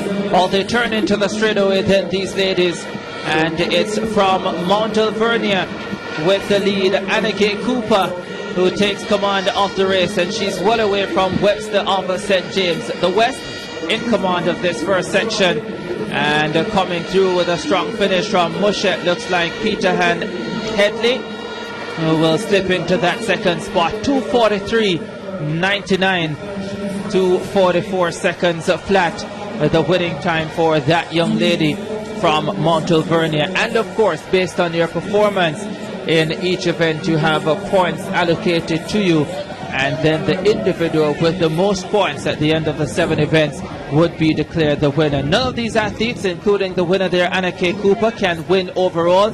Doubt any of them will make it into the top 8, but they have represented well. Certainly. One of the best stories I've heard in track and field is when a marathon runner from Tanzania went to the Olympics, and during the marathon he got hurt, and the medical team said, well, you might as well stop. You can't win again and you're hurt. Guess what he did? He said, I didn't come all the way from Tanzania to start. I came all the way from Tanzania to finish. These young ladies in the heptathlon didn't come just to start the heptathlon, they came to finish it, and that's what they've done. These young ladies have come all the way from Western Jamaica. By the way, this point standings after 37. Now this would be the adjusted point standings after Calabar's disqualification. In third, Jamaica College 196.5. In second, Kingston College 222. And in first, Calabar 256.5. So they lead by 33 points. I don't think you're good at counting, Neville. How much? 34?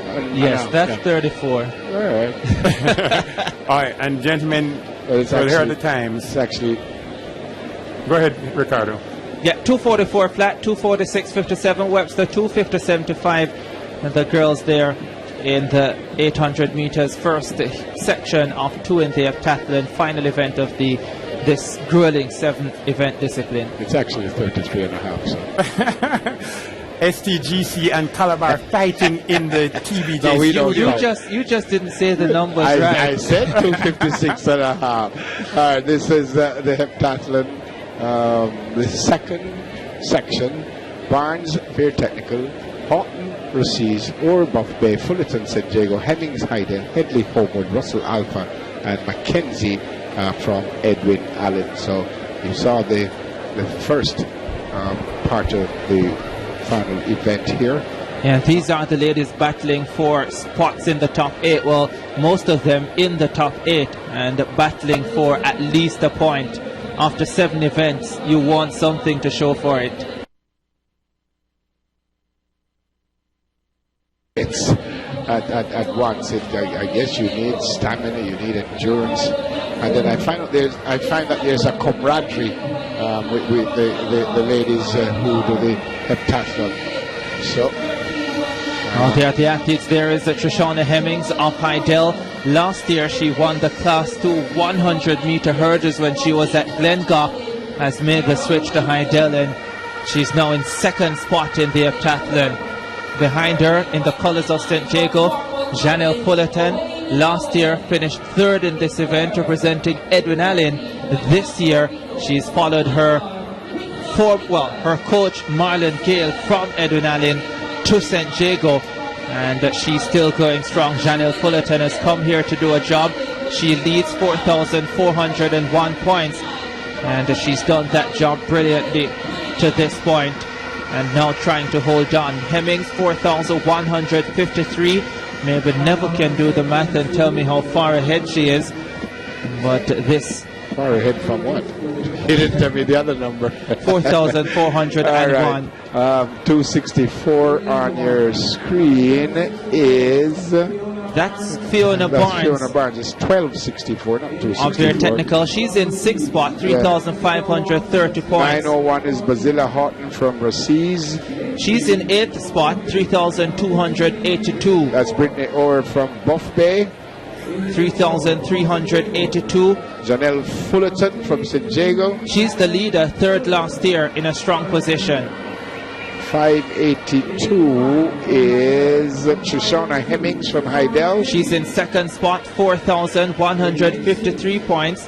501 from Homewood Technical is Keneva Headley. She's in third, 3,877. And 191 from Alpha is Zinedine Russell. Yeah, silver medalist last year. Carifta silver medalist as well, but she's only fourth at the moment.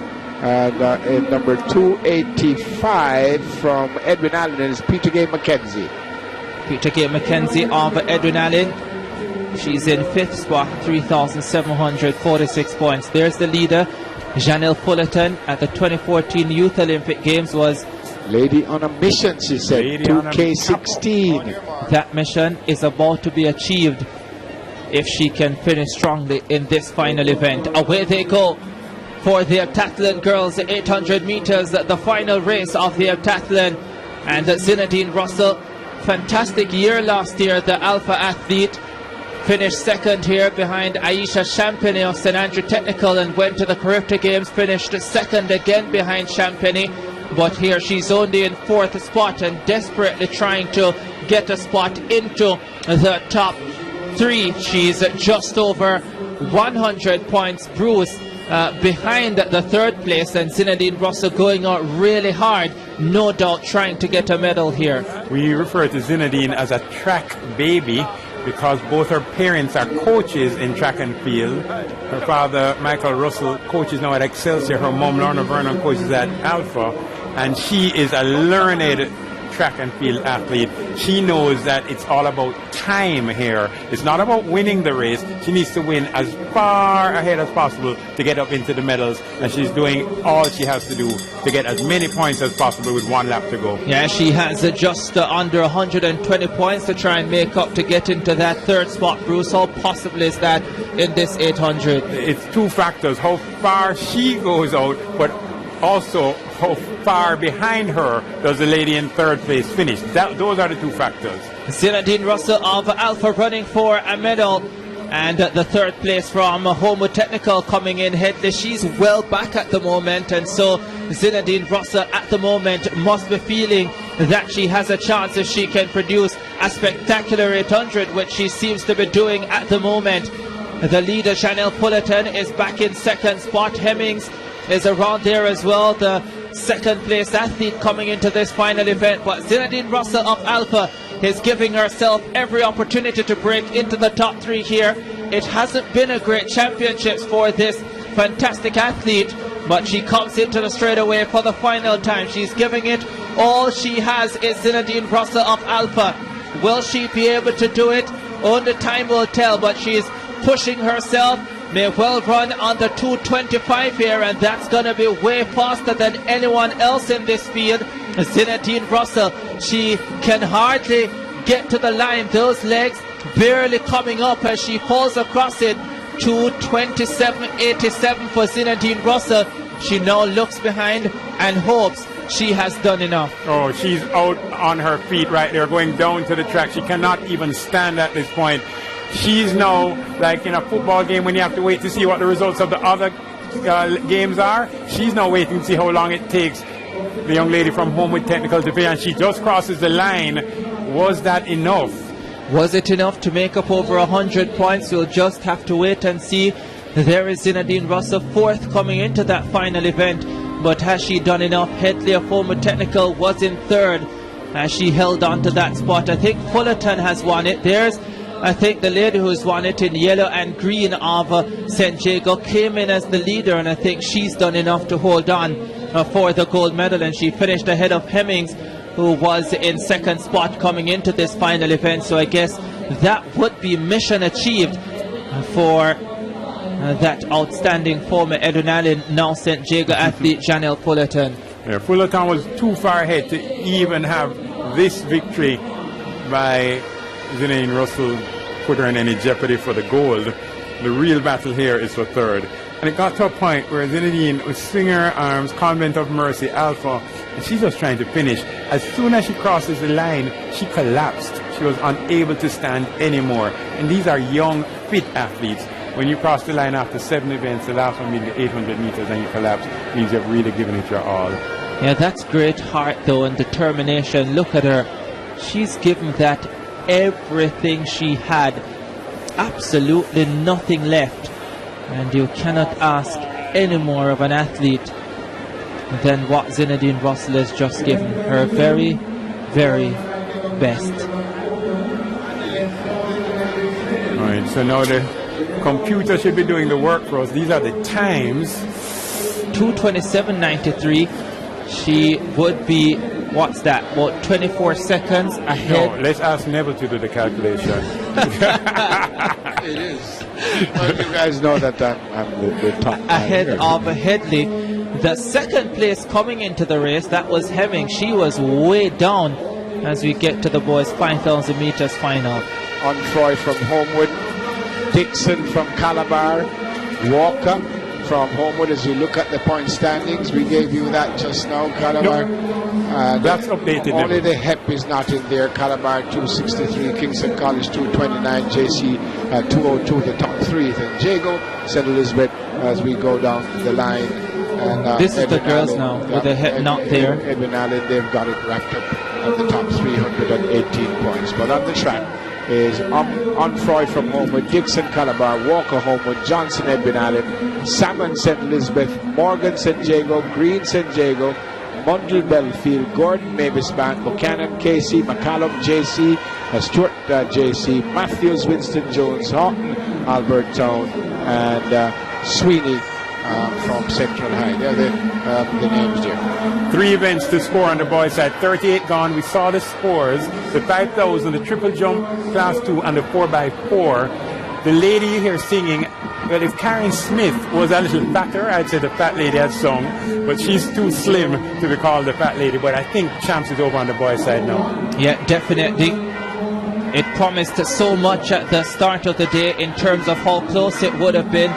Many people felt that this event, the 5,000 meters, could play a factor in deciding where championships went this year.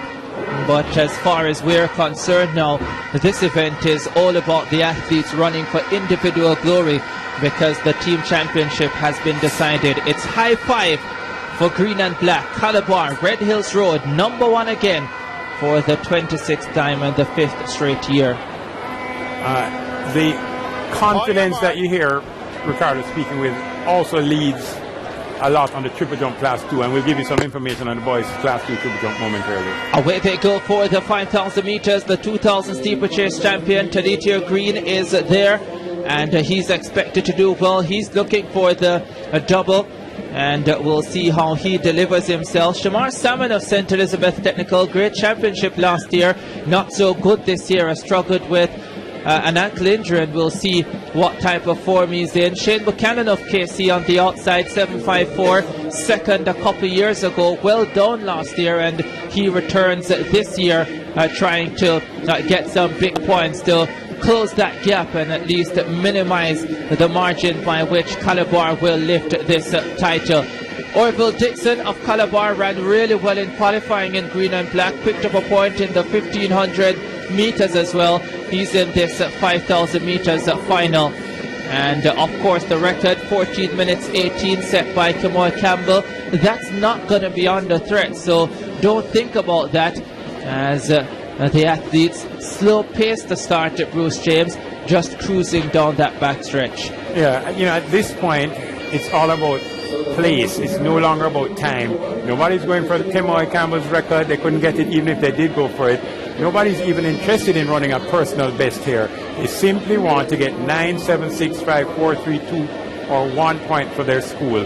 Now there are a lot more than 8 athletes out there, but only the top 8 are going to score.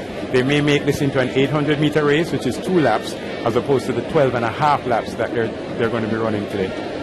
The man from Mavis Bank is also in there as well, Garfield Gordon. He has great times running 5Ks on the road, has had good time at Champs 2, was second in the steeplechase, and was in the final last year as well. Mavis Bank really doing well in the distance events.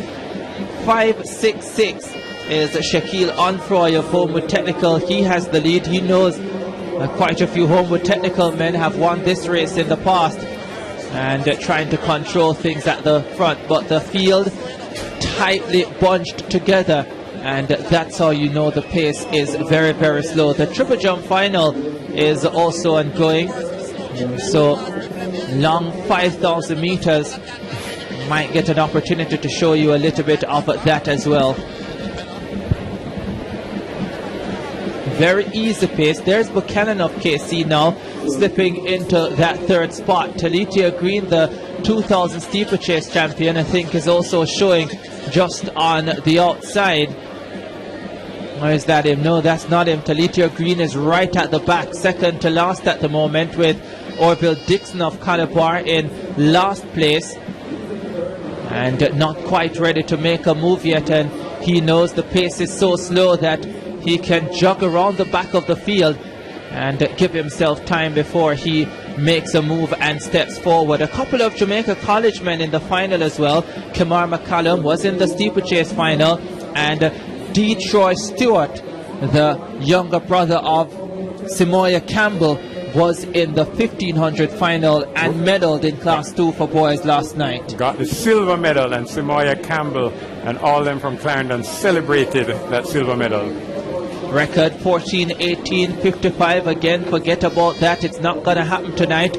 Maybe if Keenan Lawrence decides that he will go 5,000, the record may be challenged one day, but for now, it's very, very safe. One of the favorites at the back, second to last, that's Talitia Green. He's fast as well, has run 4:05 for 1500 meters, so if speed is needed in the last portion of the race, which at this pace it definitely will be, and then Talitia Green will have that and will be able to produce it. 5,000 meters open final for boys. Issa Grace Kennedy Boys and Girls Championships final day.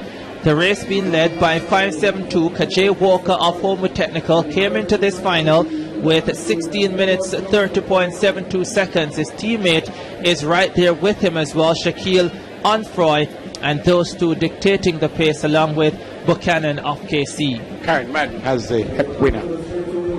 Yes, I have Jonel Fullerton of St. Jago, the winner of the Open Heptathlon. Janelle, grilling events. Talk to us about your feelings right now. Well, I must say I'm feeling really excited. Finally, my hard work has paid off. As this is my final year at Champs in high school, I must say I'm grateful. You also won the shot put class 1 in a record, throwing a record distance, 14.46. Talk to us about that, as well as the other individual events that you did in these championships. Well, I must say the discus and the javelin did not go in my favor. So the shot put is my personal event. So I was really going hard at it. I wanted to throw 15 meters. That was my aim, but apparently I didn't get it. But I'm thankful for the win. Well, we are impressed with you. Congratulations, Janelle. Thank you.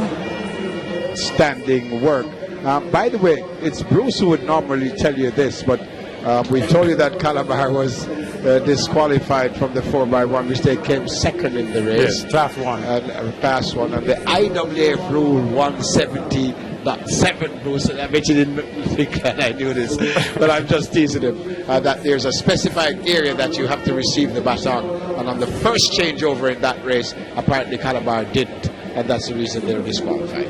Sure. 170.7 in the IAAF rulebook speaks about the 20-meter exchange zone. Right. You have a 10-meter acceleration zone that you're allowed to use to get your speed going, but you have to receive the baton within a designated 20-meter zone, which happens to be 10 meters before the 100-meter mark and 10 meters after the 100-meter mark of your leg. And as we said, they obviously didn't, and that's the reason they were disqualified.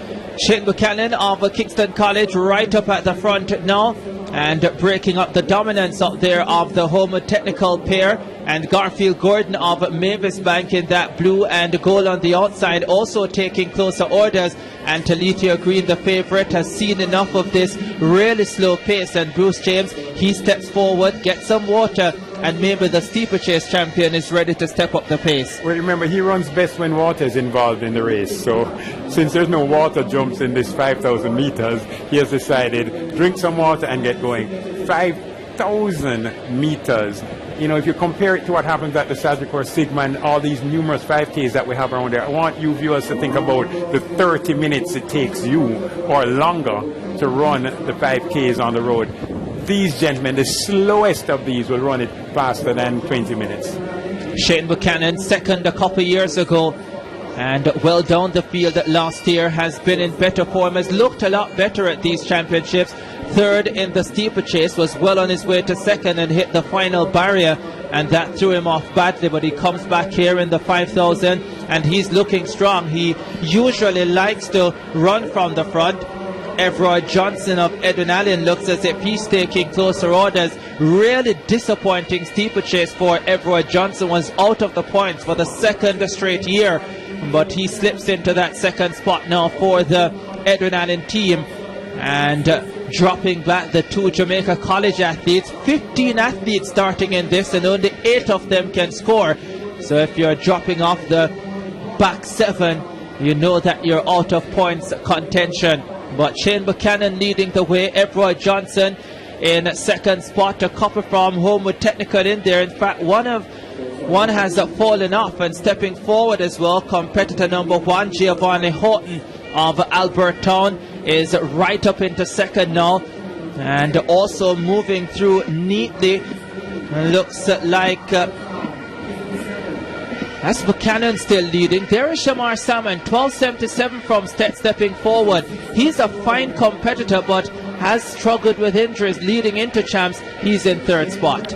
Just to continue the Calabar story, they have appealed the disqualification. I think Bruce and Ricardo, they've already told you that even if they lose those points, they will still win boys championships. But it's important to them that if they deserve to get the points, then they should. And it's no surprise that they've appealed it. All right, let me disagree slightly, ever so slightly with you, Neville. You're correct in what you said, except they're not fighting for the points at this point, because they're going to win champs. Right. They're fighting for the medals for those boys to go home with their champs medals. As you and I know, when you get to this age and stage, and you can look back and say, you know, in 2016 on the Class 1 team, I got my silver medal at champs. You know, Gillian Russell, believe it or not, walks around with her medals almost everywhere she goes. It's special to be able to look back and say, I won that medal. So it's about the medal now, not just the points. Could you just say when I get to the stage and leave out the age part? I didn't mention the age. You said age and stage. Oh, let's go back to Ricardo and the race. The leaders are stepping things up at the moment. The favourite, Talithia Green, the 2000 steeplechase champion, has the lead, and Ramar Munda of Belfield slips into second spot. Shane Buchanan of Kingston College is not letting them go. Garfield Gordon is in fourth spot, and the likes of Salmon back in sixth spot at the moment, with also going with them Calabar's Orville Dixon has run a smart race to this point. He's in seventh. The Homewood Technical athletes, they've been dropped, so too the Albertown athlete, and now these are the men going forward fighting for the medals. Buchanan of Kingston College, Talithia Green, St. Jago, Munda, Belfield, Gordon, Mavis Bank, and coming forward to join them now, the little man Orville Dixon of Calabar High School. You know, I'm sure he doesn't like being called little. He was known as the little man from Calabar in the 1500 meters class 3. In fact, I believe he won the first ever class 3 1500 meters at Champs. Confirm that, Ricardo. I think he won the second ever 1500 meters at class 3 in the 50, because the class 3 boys did not used to run the 1500 meters. In fact, they used to stop at the 400 meters, then the 8, then the 15. And he was super small then, and representing very well for Calabar here. Talitio Green still has the lead. 4 laps to run now. Shane Buchanan in second spot. Garfield Gordon is still within touching distance at the moment. In fourth spot, Orville Dixon desperately trying to get back into the medals for the first time since his first year of Class 2. And he's down in fourth spot at the moment and will need a big run to get back to the top 3. But it's Talitio Green and Shane Buchanan who are looking so good and so strong now. Talitio Green represented Jamaica at the Pan Am Cross Country Championships. Shane Buchanan actually made that junior team but then didn't go to the event, but did very well at the trials and won it. And he's in second spot with Garfield Gordon. Of course, if you watch the sports news on Television Jamaica, week in, week out, you'll hear the name Garfield Gordon on the road race circuit. There's Buchanan of Kingston College on the outside, purple and white. And there was a time when he had a serious injury, Shane Buchanan, and thought he may never be able to run again. He's come back even better from that injury, made a corrected team at 1500 meters on the 18, and comes here in second spot, trying to get another medal at 5,000 meters. Would be his second silver a couple years ago. And some news, Bruce, coming out of the World Indoor Championships. In Portland, Elaine Thompson met Daphne Schiffers in the semi-finals. The final will be run later this evening in Portland. Elaine ran a personal best 7:04 to beat Daphne Schiffers in the semi-final. Both have gone through to the final. If we get that information before 9 o'clock this evening, we'll share it with you as soon as it's done. Talitio Green bringing along with him Shane Buchanan of Kingston College. Garfield Gordon is still in third. And at the moment, it looks as if that's where the medals will be in the 5,000 meters open for boys. 900 meters to run. And Talitio Green, the favorite, cannot shrug the man from Kingston College. Can Shane Buchanan finally get his Champs gold medal? He's certainly running for it at the moment. Talitio Green has won already as they come up to 2 laps to run. Talitio Green, Shane Buchanan, and Garfield Gordon, although he's 10 meters off the pace, Bruce, you can't count him out. So a fine finish in the 2000 steeplechase from a similar position, and he will want another fine finish again. Talitio Green has had a fine season, started very early in January, running really well. He's the Carifta 5,000 champion as well, Talitio Green. So the man from St. Jago will feel that this event should be his. He should have the gold medal, but this is turning out to be a really good race because Buchanan isn't letting him go. And they're coming up to 500 meters to run, and it's still Talitio Green. He cannot shrug Shane Buchanan. Both athletes are looking very, very strong, Bruce James. This is really competitive running. At this stage, they're coming up to the last lap, and it's going to be an all-out battle between these two. You might recall that Buchanan of Kingston College would have been second in the steeplechase, but he fell on the last barrier. Let's see what happens now. There are no barriers in this race. Absolutely no barriers at all. It's Talitio Green, the 2000 steeplechase champion, renewing rivalry with Shane Buchanan of Kingston College. The man in purple and white will have almost a third of the stadium cheering him on, but Talitio Green steps up the pace. He has greater pace than Shane Buchanan, and maybe Shane Buchanan has made a slight mistake. Probably should have pushed ahead and tried to go from about 500 meters, but Talitio Green takes command. Already has 1 gold medal. The man in second spot, Shane Buchanan, is trying to put in one final kick. 120 meters to run.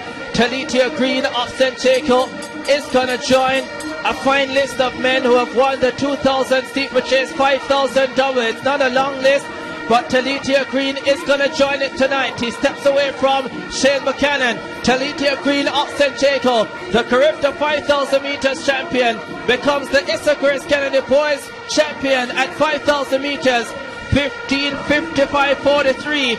2 years after his silver medal, Shane Buchanan gets silver again, but this man is your champion. Garfield Gordon gets the bronze, and coming through his teammate 13:64 to take a fourth spot. But Talitia Green, what a performance. All right, we're going to go down to Keon Ray now. Thank you very much, Neville. I have with me Natonia Silva, Marketing and Sales Manager, TV Services of the RJR Communications Group. We continue to get some good sporting properties. Boys and Girls Championships wrapped up for 3 additional years. How important is this for the group? It is important because as the nation station, we believe that it is important that we carry the major properties that all Jamaicans, whether they're here in Jamaica or abroad, want to see. And so getting the premium high school track and field event worldwide was very, very important to the group. You speak of locally and overseas. I know One Spot Media was offered to those in diaspora. Talk to us about that. One Spot Media is, of course, our online portal, and we were broadcasting pay-per-view on One Spot Media. So wherever you are in the world, you are able to watch Champs via One Spot Media. And that started, of course, from the first day of Champs, which was on Tuesday. Going forward, 2 more years on this contract, what can we expect? Well, expect us to continue to broadcast Champs bigger and better. I think each year the production gets better, and come next year we will add to that. We also will look to do additional build-up leading into Champs to raise the excitement of it. Not that I think it can get any higher than it already is, but we are looking forward to doing great things with Champs come next year and for the next 2 years of the contract. Thank you very much. Thank you. Before I go, must say thank you so very much to the sponsors of our broadcast. There's Grace Foods, there's Western Union, First Global, and of course, Quartz. And to all the other clients who bought into our broadcast and helped us to make it possible. Guys, you heard it here from Natonia Silva. Back to you. Talitia Green, 15:56.41. Buchanan the silver, 15:58.16. Gordon, 16:08.74. Morgan of St. Jacob gets 4th. Dixon in 5th. Ramunda 6th. And Detroit Stewart getting a point for Jamaica College, with Walker of former technical getting a couple. They know that they'll be doing high fives at the end of the night. A bit of information on the triple jump class 2. There's 1 athlete from KC in there, 1 athlete from Calabar, and 2 from Jamaica College. 2 from Calabar, 2 from Jamaica College, 1 from Kingston College. So advantage C-Bar and JC in that one. And it's now down to 2 events on the boys' side. The triple jump class 2, which is ongoing now, and then the last event of the evening, which will be the 4x4. Why should you remain by your TV and your computers, viewers? Because that 4x4 could be a grudge match between Casey and C-Bar. There was a grudge. Here's Keon once again. Sorry, Ricardo. Thank you, guys. You're a double gold medal winner, Talito. A lot of work you had to do. You were prepared for it? Yes, sir. I was prepared for this race. To take a second gold medal, what's the feeling like for you? Well, it's a wonderful feeling because I remember back in 2013 when I was at the same championship, I received a lap. So to come back now, over 100 kid work on me, and I was able to be the double gold medalist. You also got a record in the 2000 steeplechase. What can we expect from you going forward? Well, I don't even know what I'm going to expect from myself, sir, but I'm going to continue to train and try to do whatever it takes to be on top. All right, man. Congratulations. Thanks. And one of the things that he just said, he was lapped in 2013. And at the end of the race, the winner, Rodney Henry, went to him and said to him, listen, you may be at the back now, but you continue working. I am on my way out. and pretty soon you could be the man. We spoke about that story during the 2000 steeplechase. He is the man in 2016. 2 gold medals in the 2000 steeplechase and now the 5,000. All right, and before the 2 races, before the 2 4x4 races, Grace will be giving away $5 million right here at the National Stadium. We're looking at the presentation ceremony, Ricardo, but they're going to be given 3 schools. It's going to be shared equally with the 3 schools at $1.67 million each. It's 1 school per county, and all the schools involved in the 2016 Issa Grace Kennedy Boys and Girls Champs have an opportunity to win this money. It's the Grace Dream Athletic Fund, which is a part of the Grace Chase Your Dreams promotion. So that will come up now. 191 schools at Boys and Girls Champs this year. You're looking at Kingston College. This is Kingston College Class 1 boys. Those weren't the boys that run. A lot of them probably getting ready for the 4x4. So they've sent some representatives. But on the far side, and you will see it live, folks. You'll see it in just a little while.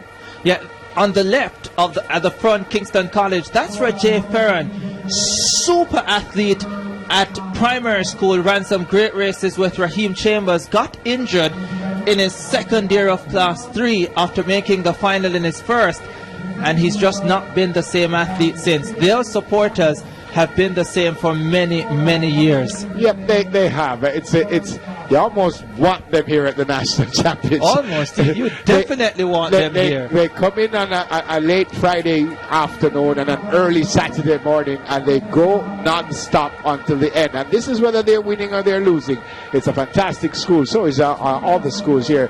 But I think we could say congrats to Calabar. We can say congrats to Edwin Allen. But I want to get back to the Grace Chase Your Dreams promotion. So on the far side, over by the Marathon Tunnel, you will see a huge drum over there, and it's 1 school, as I said, per county, and the 191 schools with an opportunity. Great crowd. No one has left because they want to see what these 4x4s will bring. All right, so we await. That should have been about a minute or so away. So after 39 finals with the boys, and the 5,000 has been included. Jamaica College 203.5 points in third, Kingston College 236 in second, and Calabar 267.5. So Jago in fourth, 167. Stets, wonderful championships for St. Elizabeth Technical. They're in fifth, 100 points. Petersfield in sixth with 71 points. And another wonderful championship for Excelsior on both sides of the coin. They're in seventh on the boys section with 61 points. So we're almost at the end, folks. More presentation going on. But again, we await the draw from the Grace Chase Your Dreams promotion. And as again, you hear the vuvuzelas. It's 2R right, and it's Kingston College making all the noise. Now we're looking at. I think this could be the disqualification that we're talking about. Bruce. All right, this is the 4x1. Here, Javon Matheson, who ran the leg of the 4x1, Class 1 boys, KC handing off there. And now we're looking at Calabar trying to hand off here. It's not yet done, but that's not a problem. That's the very middle of the zone. There's no problem there. No, the problem was to be on the first leg. Yeah, this it was the first leg. leg. This is the anchor leg. So this is not where it happened. It happened on the first leg, which is what I was told. It happened on the first leg. So unless I was fooled, but we didn't see anything wrong there. So let me see if we could, as they say, wheel and come again. And see if we could get it on that first leg. Yeah, but there's certainly nothing to be disqualified for there. Right. I still think Shani does a lot wrong by switching the baton and looking behind him, but nothing that should result in a disqualification for Calabar. Right. Kim Lee from Sponsors Flow making the presentation. It must be a fantastic feeling to be on the podium, and even greater feeling to be on the middle of the podium, because that means you would have won your event. So we're looking at the relays. They get their little tokens, and that's fantastic. But again, a couple of races to go before we get out of here, folks. 2 4x4 races to go. And in those 4x4 races, Ricardo, for the girls, St. Mary High, St. Andrew Tech, St. Elizabeth, St. Jago, Edwin Allen, Homewood Highdale, and St. Andrew. And for the boys, Greater Portmore Spalding, Kingston College, Calabar, St. Jago, J.C. Monroe, and Edwin Allen. So again, all right. But this is the final leg again. Looking so at the ankle leg. Okay, one thing that's happening, Akeem Bloomfield steps to his right. Well, that's not running out of the box to receive the baton. That's running out you're of out your of your lane. lane. Right. But out of your lane to the right, once you don't interfere. It would be a problem, but does he interfere? Calabar would have to protest and say that they felt that he interfered with Siani Selvin, who's running the ankle leg for them. But running outside of your lane to the right is not against the rules. But is Calabar the team that was disqualified? I'm not certain why we're focusing on the Kingston College team. This point right here is the middle of the zone, 10 meters to go to the end of the zone. Well, as far as I was told, it was Calabar, the team that was disqualified. We're focusing on Kingston College. Unless something else came up. What may have happened as well is that Calabar may have protested the decision to disqualify them, and they could also lodge a counter protest for a Kingston College disqualification. But on the evidence of that, I don't think Akeem Bloomfield would have impeded Siani Selvin in any way, and so I think he's going to be fine just on the evidence of what we just saw. St. Elizabeth Technical and their Class 3 team receiving gold in the 4x1. Absolutely great performance from them. What a very special championship St. Elizabeth Technical has been enjoying so far at these champs, especially with the sprints. They won the 100 meters for the Class 3 boys with Dennis. They won the 100 meters for the Class 1 boys with Nigel Ellis, the fastest high school boy. And we see a shot there of Natonia Silva. We just had her interviewed with Keon Reyna. She's there making the presentation on behalf of the RJ Communication Group. All right, I think we're almost ready for the Grace Chase Your Dreams promotion. It's a part of the Grace Dream Athletic Fund, and I've been telling you that they're giving away $5 million to 3 schools across the country. It is 1 per county, and you have an opportunity to 191 schools. Kingston College, they just keep going, and I think the Calabar, they're waiting until the end of this so they could start their celebration. I think they know that they have this locked up also.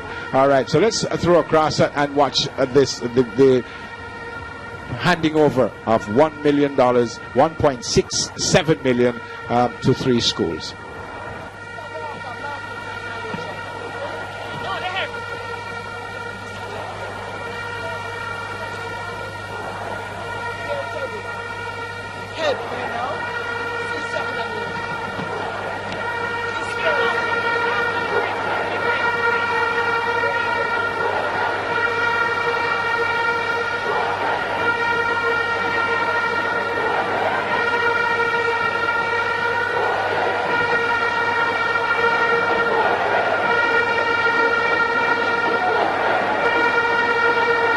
Ladies and gentlemen, for a special presentation by Grace, let's now hand you over to the marathon tunnel entrance and Grace.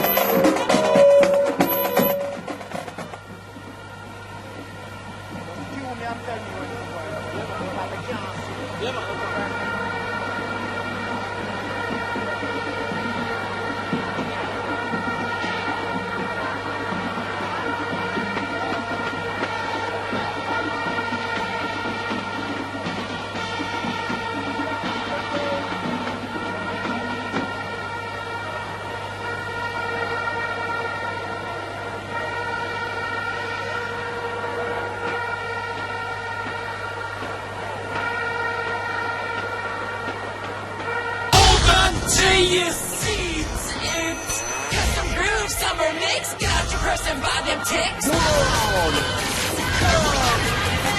we go. Was my fortune, you know my fame. I'm a World Cup twinkle star, you wish you could be the same. You love me, we could be starving, we could be homeless, we could be broke. As long as you love me, I'll be your platinum, I'll be your silver, I'll be your gold. And gold, yeah, that's me. World Cup twinkles, that's who we be. You know World Cup twinkles.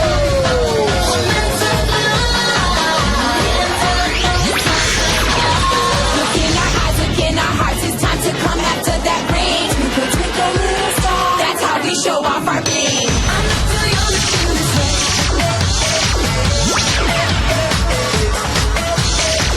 not too young to feel this way.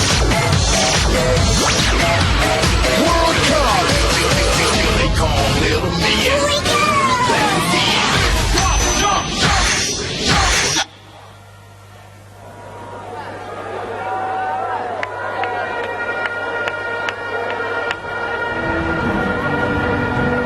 I have a dream that one day I'll be a national track and field star. One day I will compete against the world. One day you will not only know my name but share it. One day I will break the world record and then break it again with your help. Help our boys and girls chase their dream of becoming sports legends. In the Grace Chase Your Dreams promotion, every Grace purchase helps build the athletics fund up to $5 million. Hey, ladies and gentlemen, welcome to the National Stadium. It's the Grace Kennedy Boys and Girls Championship. Courtesy of Grace Kennedy, ladies and gentlemen. 3 schools across our region will be given an opportunity to win $5 million to be shared between 3 schools towards their sports development. And of course, ladies and gentlemen, it's under the Betting Gaming and Lotteries Commission. And with me today to do the honors, we have from Grace, ladies and gentlemen, Mrs. Andra Coy, CEO of Grace Foods. Make some noise. We have Mr. Gilroy Graham, Senior General Manager here at Grace Kennedy. And ladies and gentlemen, our world and Olympic 100-meter champion, Mrs. Shelley-Ann Fraser-Price. Now, ladies and gentlemen, we are going to be joined from the 3 counties of this country, Cornwall, Middlesex, and Surrey. So I'm going to ask Mr. Gilroy Graham to do the honors of join from Cornwall while Amar will roll the drum. Amar of Grace Kennedy. Ladies and gentlemen, 3 schools will get $5 million towards their sports development, courtesy of Grace Chase Your Dreams. As he dips his hand inside the drum. As he dips his hand inside the drum. Ladies and gentlemen, which school will it be? Which school will it be? Which school will it be? And the school from the region of Cornwall is the Monroe College. Okay, so we are going to Cornwall. Now we will go to Middlesex. And I'm going to ask Mrs. Andra Coy to do the honors for us. Ladies and gentlemen, Mrs. Andra Coy is our CEO of Grace Foods. Mrs. Coy, quickly, let us see which school will it be. Will it be the school from this era? Which school is going to have a share of $5 million courtesy of Grace Chase Your Dreams? That school is the Statius Golden High School. Ladies and gentlemen, the last county and Shelley-Ann will determine which school will it be. Please help me to welcome Mrs. Fraser-Price, courtesy of Grace Chase Your Dreams competition. She has dipped inside the drum. Ladies and gentlemen, the last school in the corporate area that will get a share of $5 million is from St. Thomas Seaford High School.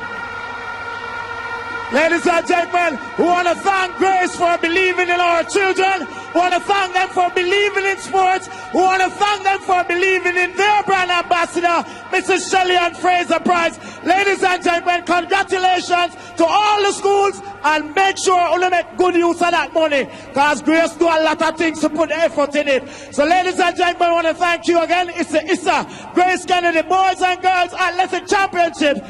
Grace, continue to chase your dreams.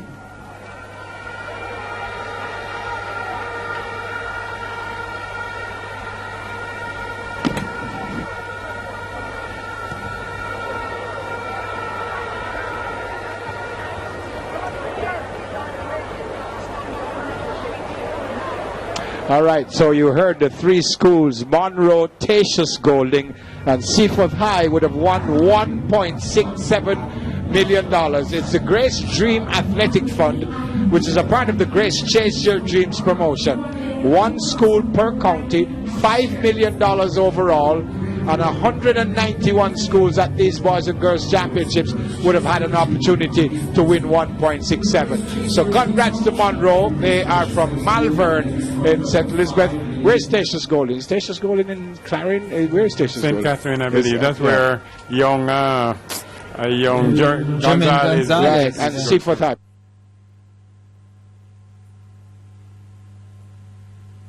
Come to American Jewelry Company, your source for the best in gold, silver and custom jewelry, stunning wedding sets for that special occasion, and the best prices on graduation rings. We stock the widest range of appliances at prices no one can beat, digital cameras, laptops, tablets, and so much more.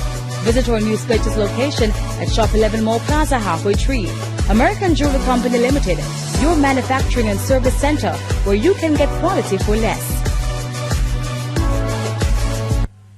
Who want to step into a career where you can make a difference with local and international diplomas in 3 to 12 months? Register now at Distinction College and improve the City and Guild Center with locations in Ocho Rios, Kingston, Spanish Town, and the St. Elizabeth. Start day, evening, and the Saturday classes in practical nursing, geriatric nursing, phlebotomy, and early childhood education. We have the lowest fees. Also sit City and Guild's maths and English exams. Classes begin soon. Call us at 356-4167 or 749-5224.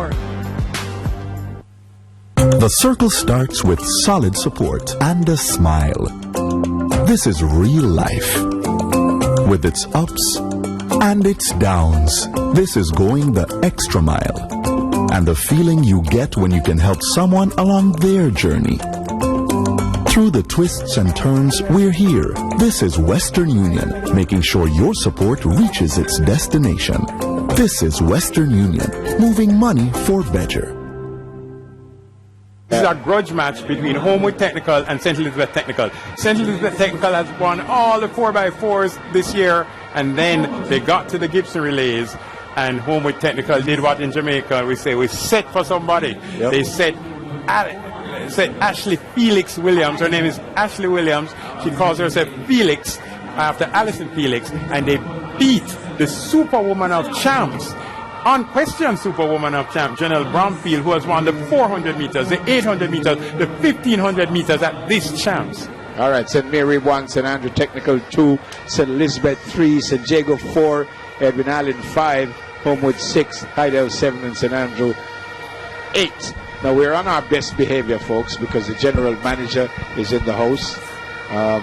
We were all given trouble when she came in, and we're standing, and we're being very reverent. And good evening, ma'am. Great to see you. And the youngster is in here. By the way, he'll be going to St. George's College pretty soon. Here's Ricardo. Final of the 4x400 meters relay open. The record is a stunning one. 3 minutes 30.51. Bear Technical 2013, a team that included the World Championship bronze medalist Sharika Jackson. This is going to be all about the anchor leg between Ashley Williams of Homewood and Janelle Bromfield of St. Elizabeth Technical. Who will win? A full stadium still here in Kingston for this final event on the girls' side for Championships 2016. St. Mary High, St. Andrew Tech, St. Elizabeth, St. Jago, Edwin Allen, Homewood Technical, Hydel, and St. Andrew. And St. Elizabeth Technical running a good first leg. Looks as if Satania Wright is on that first leg. Did the 400, 800 double here, Satania Wright. the former Class 3 champion. And she is closing down on St. Jago on her outside. Looks like Antoinette Knight on that first leg for St. Jago, with on the outside Heidel off to a really fast start and going well. St. Jago coming back now with Antoinette Knight down the home stretch, and Homewood Technical, Edwin Allen coming through as well, and Stets fading just a little bit as they come to the first change. It is St. Jago. Sinead English is on the second leg for St. Jago. Kamisha Chambers is on the second leg for St. Elizabeth Technical, and it looks as if it's Cheyenne Salmon on the second leg for Heidel. Kamisha Chambers has seen enough. She goes to the lead. St. Jago with English in second spot. Homewood Technical with Janelle Moore back in about fourth spot at the moment. That's Edwin Allen with Janelle Moore in fourth spot. The top three, Stets, Heidel and St. Jago.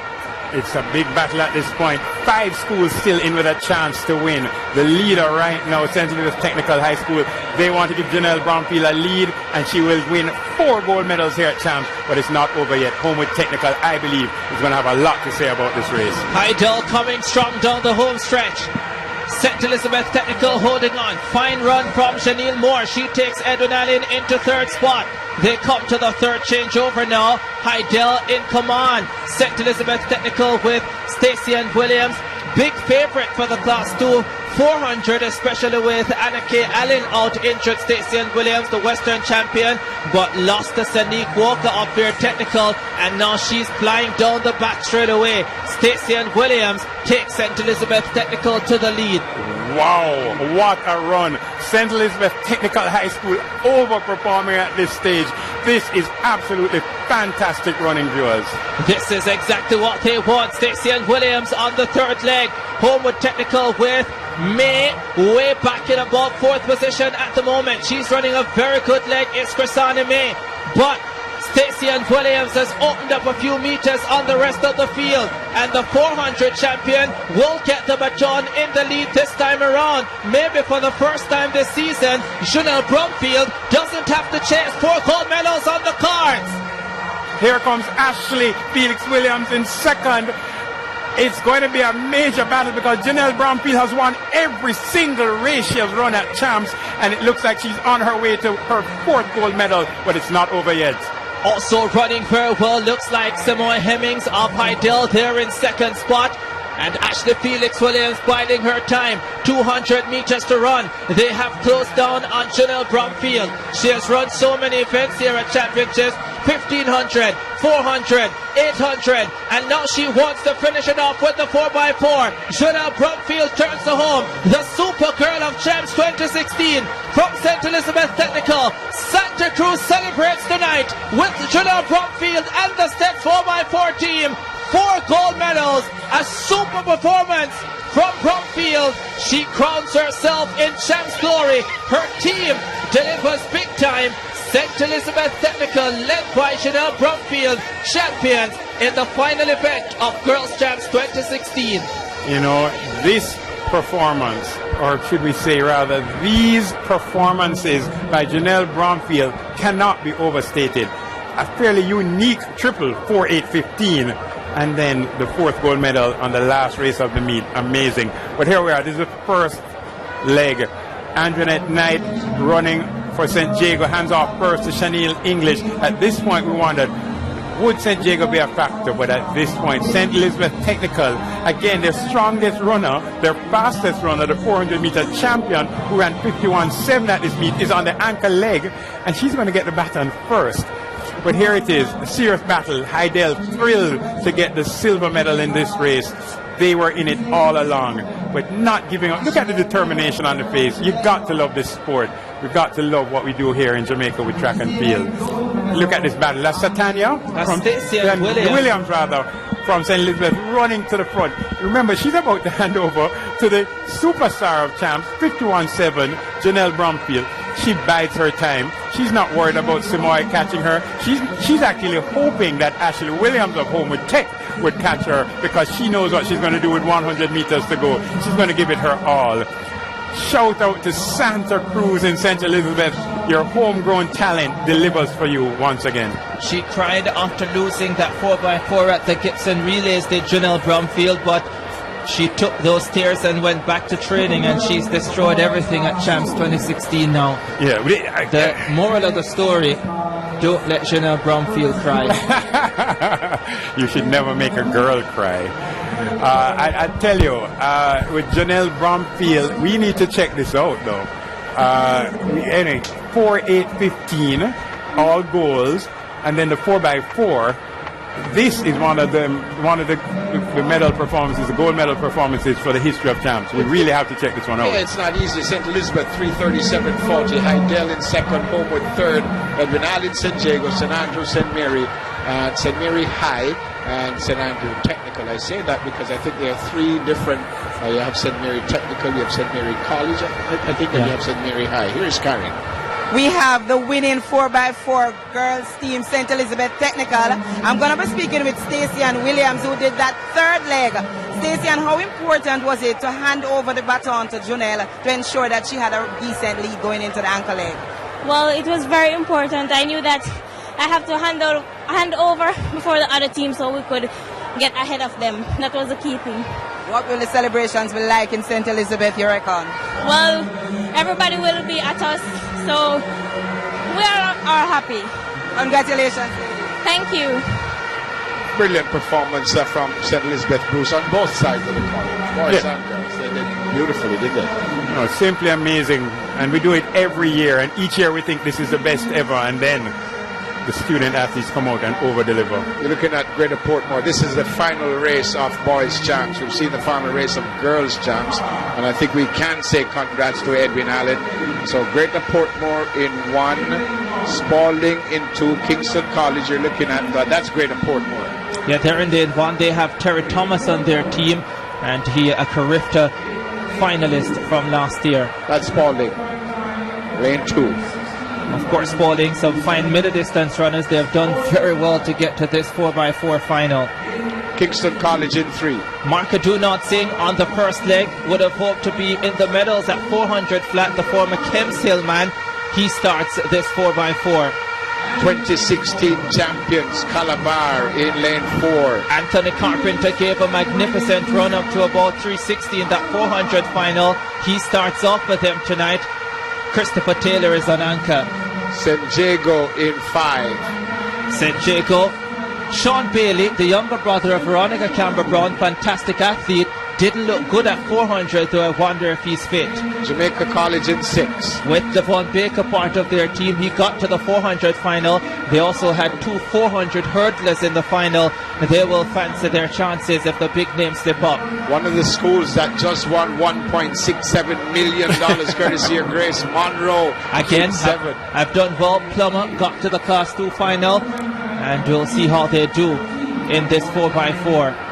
The champions on the girls' side, Edwin Allen, but this is the boys' team. Edwin Allen would have fancied their chances if Ryan Holmes is in this side. Unfortunately, fainted last night just before the 400 hurdles final, and I would doubt very much that he would be a part of this team tonight. Yeah, very doubtful. Perhaps one of the most dramatic and emotional moments, seeing Ryan Holmes of Edwin Allen trying and fighting with the medical team, trying to be allowed to run the finals of the 400-meter hurdles yesterday. But everybody who would have written a story about boys and girls champs would have said, can we have the 2 fastest 400-meter boys race each other on the ankle leg? And that's exactly what the story writers are giving us. We're going to have Akeem Bloomfield against Christopher Taylor, both running the ankle leg. Akeem Bloomfield of Kingston College, the record holder in Class 1, 44.93. He's also the national junior record holder for Jamaica. He will be running the ankle leg for Kingston College. Christopher Taylor, the record holder in Class 2 for the 400 meters, 44.63, with a personal best of 45.27. He has an age group record for running the 400 meters that fast. He's also the world youth champion at 45.27. That's the big clash on the ankle leg. Casey Calabar, Akeem Bloomfield, Christopher Taylor. There is Christopher Taylor waiting for his big moment. You know, Kingston College to also have Tyree Bryan, Morris, the Carifta Trials under 18 winner, and Bloomfield on anchor.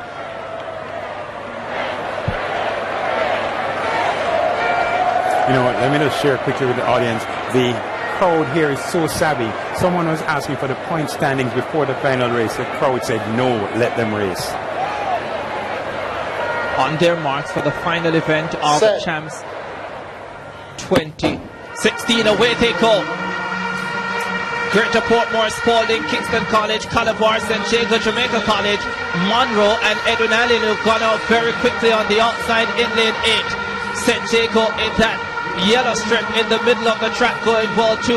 Anthony Carpenter gradually builds over that first 200 in the green and black for Calabar, with Jamaica College trying to go strongly. Marco Dunansing will come forward for Kingston College. He fourth in the 400 final class 1 today, and he steps forward with Edwin Allen on the outside. St. Jago really going strongly on this first leg. Carpenter pulling forward for Calabar now. That's a good first leg run. Let's see who's going to hand over first. Calabar maybe just ahead of St. Jago, and these two are away. Kingston College in third spot. Let's see how they set it down the back straight away. It's Calabar. This looks like Akeem Francis in the 400 hurdles final last night. Also third in the 400 final today. That was a massive performance. Edwin Allen in second and St. Jago back in third spot. Jamaica College fourth, Kingston College fifth. Akeem Bloomfield will have a lot of work to do if it remains this way, and I believe he will deliver big time for KC if he's challenged. The 400 bronze medalist is pouring it on for Calabar down the home straight away. The record holders and champions on the boys' side for 2016 with the lead. Brandon Heath, the class 2 400 silver medalist, has the baton, and Kingston College in second spot. Looks like Deshaun Morris, he is the corrector on the 18 400 gold medalist. Brandon Heath is flying down the back straight away. St. Jago going in chase now. They want a piece of the lead with Jamaica College. Looks like Devon Baker running for Jamaica College. They're in fourth. And Calabar in front. Christopher Taylor looks as if he's going to have the lead over Akeem Bloomfield on this anchor leg. Look at Devon Baker come forward. KC in a spot of bother. Calabar. Devon Baker runs a stunning anchor leg. Calabar ahead of Jamaica College. Here's the final change. The crowd will stand because this is what they've been waiting for. Christopher Taylor has the baton. Akeem Bloomfield is back in third spot, and he's gone out extremely quickly. Flies by Jamaica College and will go after Christopher Taylor. Christopher Taylor has run so much at these championships. Look at Akeem Bloomfield go. Can Christopher Taylor respond to this assault? He quickens his steps down the back straight away. 200 meters to run. It's Akeem Bloomfield. Here comes Christopher Taylor. This is what the stadium wanted to see tonight, and they've gotten it. Akeem Bloomfield with the lead. Christopher Taylor steps forward. Bloomfield is trying to hold on. Here comes the world youth champion. Christopher Taylor calls by Akeem Bloomfield and wins the 4x4 for Calabar. It's a new record. Oh no. Oh no. It's not a new record, Bruce. It's not a new record. It's only 3:12:58. That's not even as fast as they ran in the heats. The clock stopped with about 20 meters to go. Kingston College beating that 4x4. Kingston College beating that champ. And there are your champions. There they are. Calabar at 4x4. Calabar at Champs 2016. Calabar high five. It's Red Hills Road. The color is green again. Calabar. Well, let me tell you, whatever you paid to enter the National Stadium, you got your money's worth. Whatever you paid to watch on One Spot Media, you just got your money's worth. The splits. 44-4 for Akeem Bloomfield, 45-2 for Christopher Taylor. But Christopher Taylor didn't look as if he did a lot over the first 150 and saved that for the last 100. I think he knew that Bloomfield was going to come at him. Absolutely. And so he saved a lot for that last 150. It was really a smart and mature run from that Calabar 16-year-old. Listen, way above his years. Way above his years. Christopher Taylor sat and did an Ashley Williams on Akeem Bloomfield. You have to give it to Akeem Bloomfield. It was a really fine run. Anthony Carpenter on the first leg got things going really well for Calabar. Yes, he made it to the finals in the class 400 meters, handed off, I would say, first place. There you go, Carpenter handing off first. Akeem Francis, a massive surprise bronze in the 400 because he'd done so much work, 400 hurdles, and it just didn't seem possible that he would medal, but he did. He certainly did, and Akeem Francis, the way the Calabar team ran it, they ran class 1 to class 1 to class 2 to class 2. Brandon Heath, the class 2 silver medalist, remember, he was pulled along by Christopher Taylor then, looking for that 16 points. They got it earlier today, and Heath ran a very good third leg, held the lead, and then Christopher Taylor didn't have much to do. Well, Christopher Taylor is jogging at this point. Christopher Taylor has run 45.2. As soon as Akeem Bloomfield passed him, he responds. Look at this. Look at the change of pace. Bloomfield did the only thing he could do, which was to try a Javon Francis. But look at this. The stadium at this point is going absolutely crazy as the shorter, younger, smaller Christopher Taylor runs past the national junior record holder, Akeem Bloomfield. This is what Champs' dream is made of. This is what so many wanted to see. Yes, one, a close Champs. That hasn't materialized. But then this is the consolation. Maybe this is even the main prize. Who knows, for some of the fans. If you didn't think he was special, well, he just showed you he is very special. There he is on your screen. Christopher Taylor, the class 2 athletes, 2 records at Champs this year for that young man. And he comes up. We knew Calabar would have won before that race, but they finished with a plump. Calabar, incredible. So we can tell you congrats to Calabar, congrats to Edwin Allen. I think Kingston College has said, what happened just now? They thought they probably had it when Bloomfield took the lead. Christopher Taylor says, well, I'm not finished yet. I have one more gold medal to get before I go home. And what a performance. We probably haven't said this a lot, but I think we have to give kudos to that man called Michael Clark. He's an absolutely amazing coach, and so many times he's been doubted. As you look at that, 309.77, 310.26, faster than they ran in qualifying Calabar. KC 310.26, JC 315.06, really on the back of a stunning third leg from Devon Baker. 2 winning coaches with the name Michael. If I could depose something and take Michael as a middle name and see if I could come up with something. There he is. Clark. There's Brandon Heath on the left, second to Christopher Taylor on the right. There's the principal of Calabar, Albert Corcho. And congrats to Ricardo, the former. Thank you very much. But not congrats just because Calabar has won, but congrats because I also predicted it, and not just that I predicted it, but that they would win by 30 to 40 points. No. I got a lot of slack last year when I said KC would win and they didn't win. So please allow me to take my kudos when I say Calabar would win. I am sorry, I am not congratulating him again. I don't need you to, that's fine. I just needed my 2 seconds to brag. Well done, son. Excellent. Patrick Anderson from our team, also a former Calabar man. So there you go. It is the end of championships. And Edwin Allen 329.5. That's no surprise that they won by a gap. Heidel, congrats to them in second. St. Jago third, Homewood, Veer, Excelsior, who had a pretty decent championship. St. Elizabeth Technical also. Wolmer's in 8th, Manchester 9th, and Alpha in 10th. So Edwin Allen are the champions once again.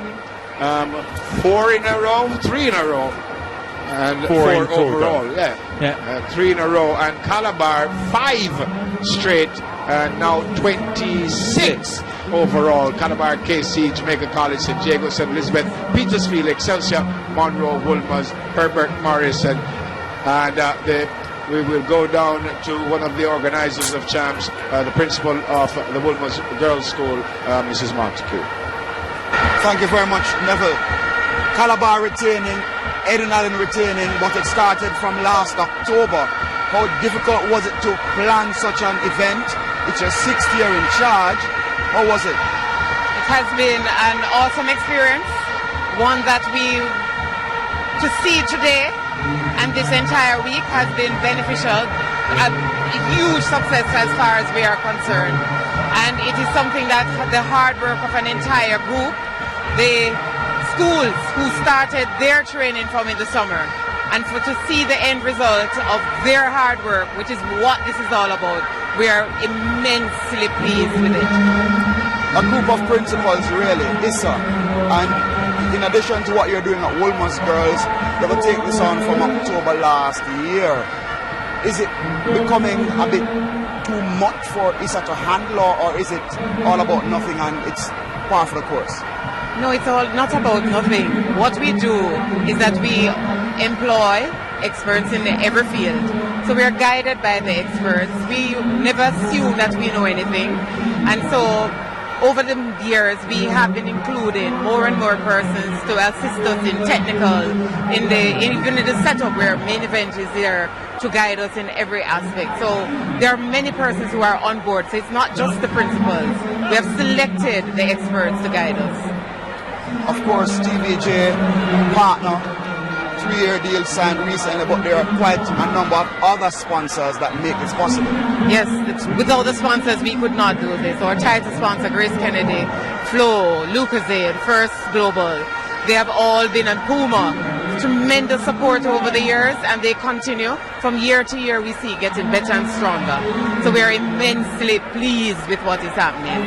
And when you look in the stadium, 30,000 people on their feet in this final moment, it is just an awesome thing for us. And we thank Jamaica for everything that has happened. Those who are here, those who are following every moment on TV or in radio, whether it has been streamed, wherever it has been streamed, we thank everyone for the support that has been given to us. Just thank you, Jamaica, and to all the stakeholders throughout the period. The parting shot is, we know that the monies from Champs and the Manning Cup really runs all of Issa's programs. But what kind of give back is there to the athletes and the schools? For all the schools, based on points, there is a return. So it's something that we have been doing over the many years, from the returns from Champs, and then the balance is used to run the other competitions for the next school year. So it's all return to the school. So it may not directly impact on the student, but for the school's development, that's where it all goes, so that other students are able to compete in other sports. Congratulations on a meet well put together. 5 days of spectacular performances, Ms. Colleen Montague. Thank you very much on behalf of my team.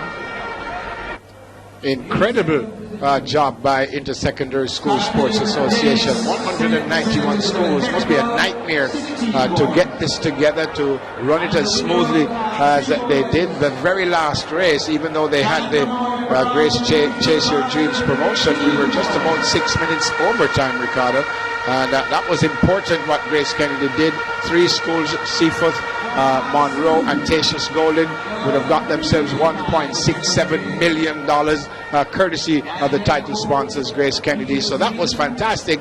But for the most part, Bruce James, this was run smoothly. No mishaps as far as crowd control or trouble. The athletes obviously had a great time, and they're the winners for the different counties, which is why you see the Cornwall, Middlesex and Surrey, the 3 schools that got a piece of the $5 million. But fantastic effort. You do these things. You're meet director for different meetings, track and field meetings. This was well put together. Very, very well done. And what led to this is that Issa got some of the best track and field minds in Jamaica to play a role and to give them guidance. Issa owns Boys and Girls Champs, and that's right, but they got folks from the J3s and other individuals who are really serious about track and field in Jamaica to make sure that this, which is really the jewel in the crown of Jamaican track and field, to really deliver the very best, a world-class product. Calabar, they are the champions. Here's Keon. Thank you very much, guys. Christopher Kobe Taylor. You come to championships, you get 3 gold medals, you get 3 records and 4 gold medals. When you were coming in, that was the expectation, but to deliver it, how are you feeling about it? Well, kind of my duty is what I'm always doing. So coming here champs to be the duty of taking home 3 gold medals was just the plan, and it was the right plan for me, and I came out successful with it. A fourth medal in the 4x4. The work that you had to put in, what kind of toll has that taken on you? I realized you did not go too hard on the ankle leg just now. Well, the toll it take out on me wasn't too much, knowing that I trained over the past months and weeks for it, so I had to prepare my body for it, and my body was up to it, so it didn't take too much out of me. Calabar winning champs for a 5th straight year and 26th overall. How are you feeling about that?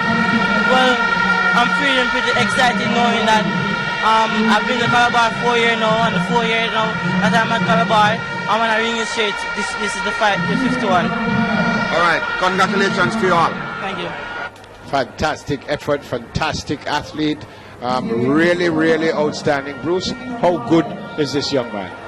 It's the best that we've ever seen at this age in the world. He's not the best Jamaican athlete at this stage. He's the best athlete in the world, even better than Kirani James was at the same age. Will he go?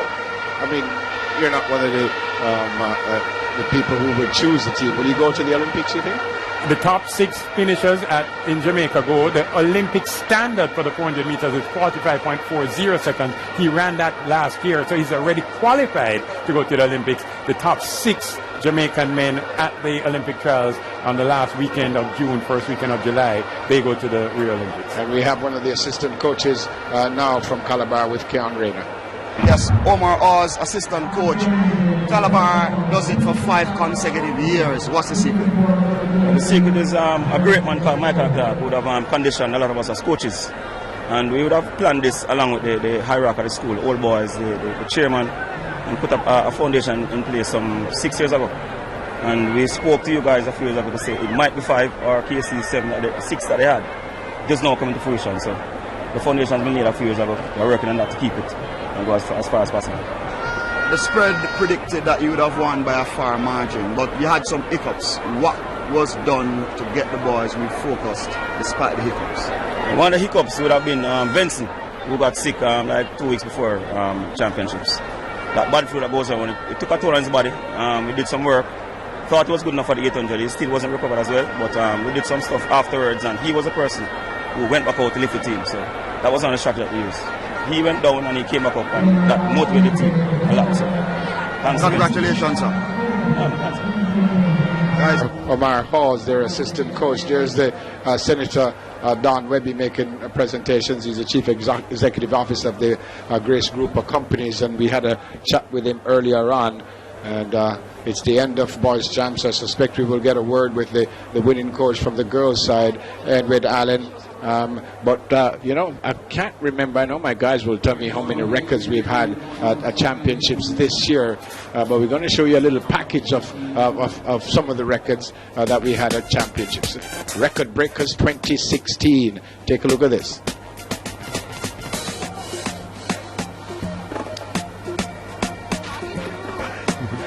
As you're looking at some of the records, this is the 80-meter hurdles with Brittany Anderson 11.10, bettering 11.13 previously set by Rochelle Burton. In the 1500 meters, Keenan Lawrence was superb, 3 minutes 57.28 seconds, beating a Kemoy Campbell record 3 minutes 58.06. Smooth traveller is what they call him, and he was certainly smooth. Keenan Lawrence of St. Jago. The 100 meters for Class 2 girls, I'm not sure too many people saw this one coming, but Kimon Shaw was absolutely brilliant. 11.40, dismissing Jura Levy's 11.46 seconds. She certainly delivered her teammate Chanel English in the final. This man said he wanted the long jump record, didn't get it, but he certainly got the triple jump record. 16.39 meters. O'Brien Wasom of Jamaica College. 2 years ago, the Youth Olympic Games long jump silver medalist, 16.39. This was a special moment. Shanice Love of Excelsior, 2 fall throws in that competition. Had to do a stand throw to get into the final 8, and then on her final throw of girls champs ever for her, 52.73. A record dismissing Tara Sue Barnett's 51.16.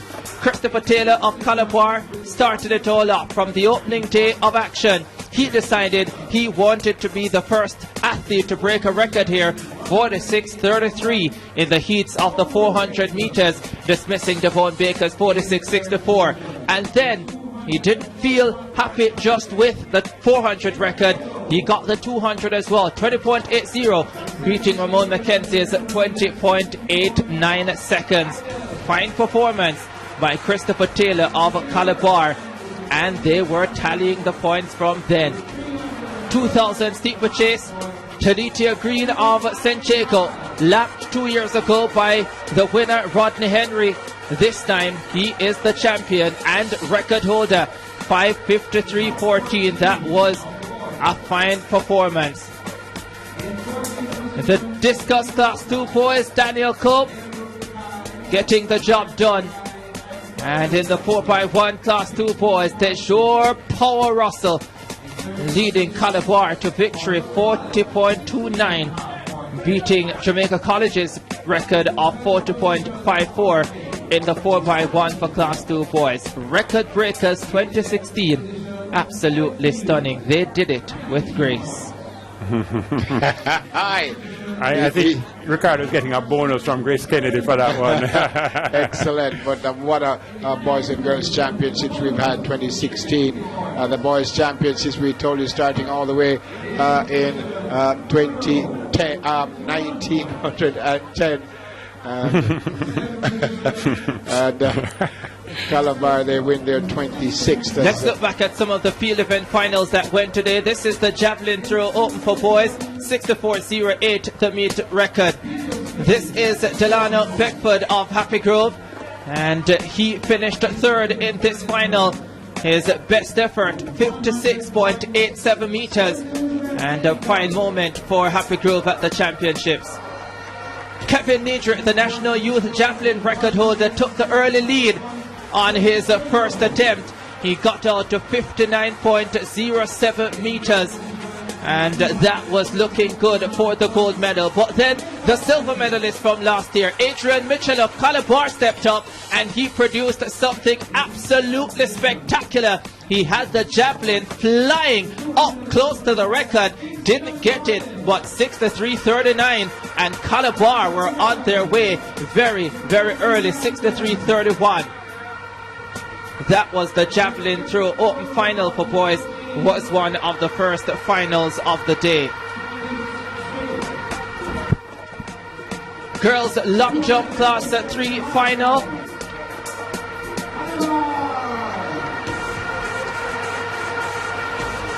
Alia Lindsay of Alpha taking the bronze at 5.57. Latavia Brown of Edwin Allen, 5th in the final last year. She steps up second this time around, 5.69, 5.65.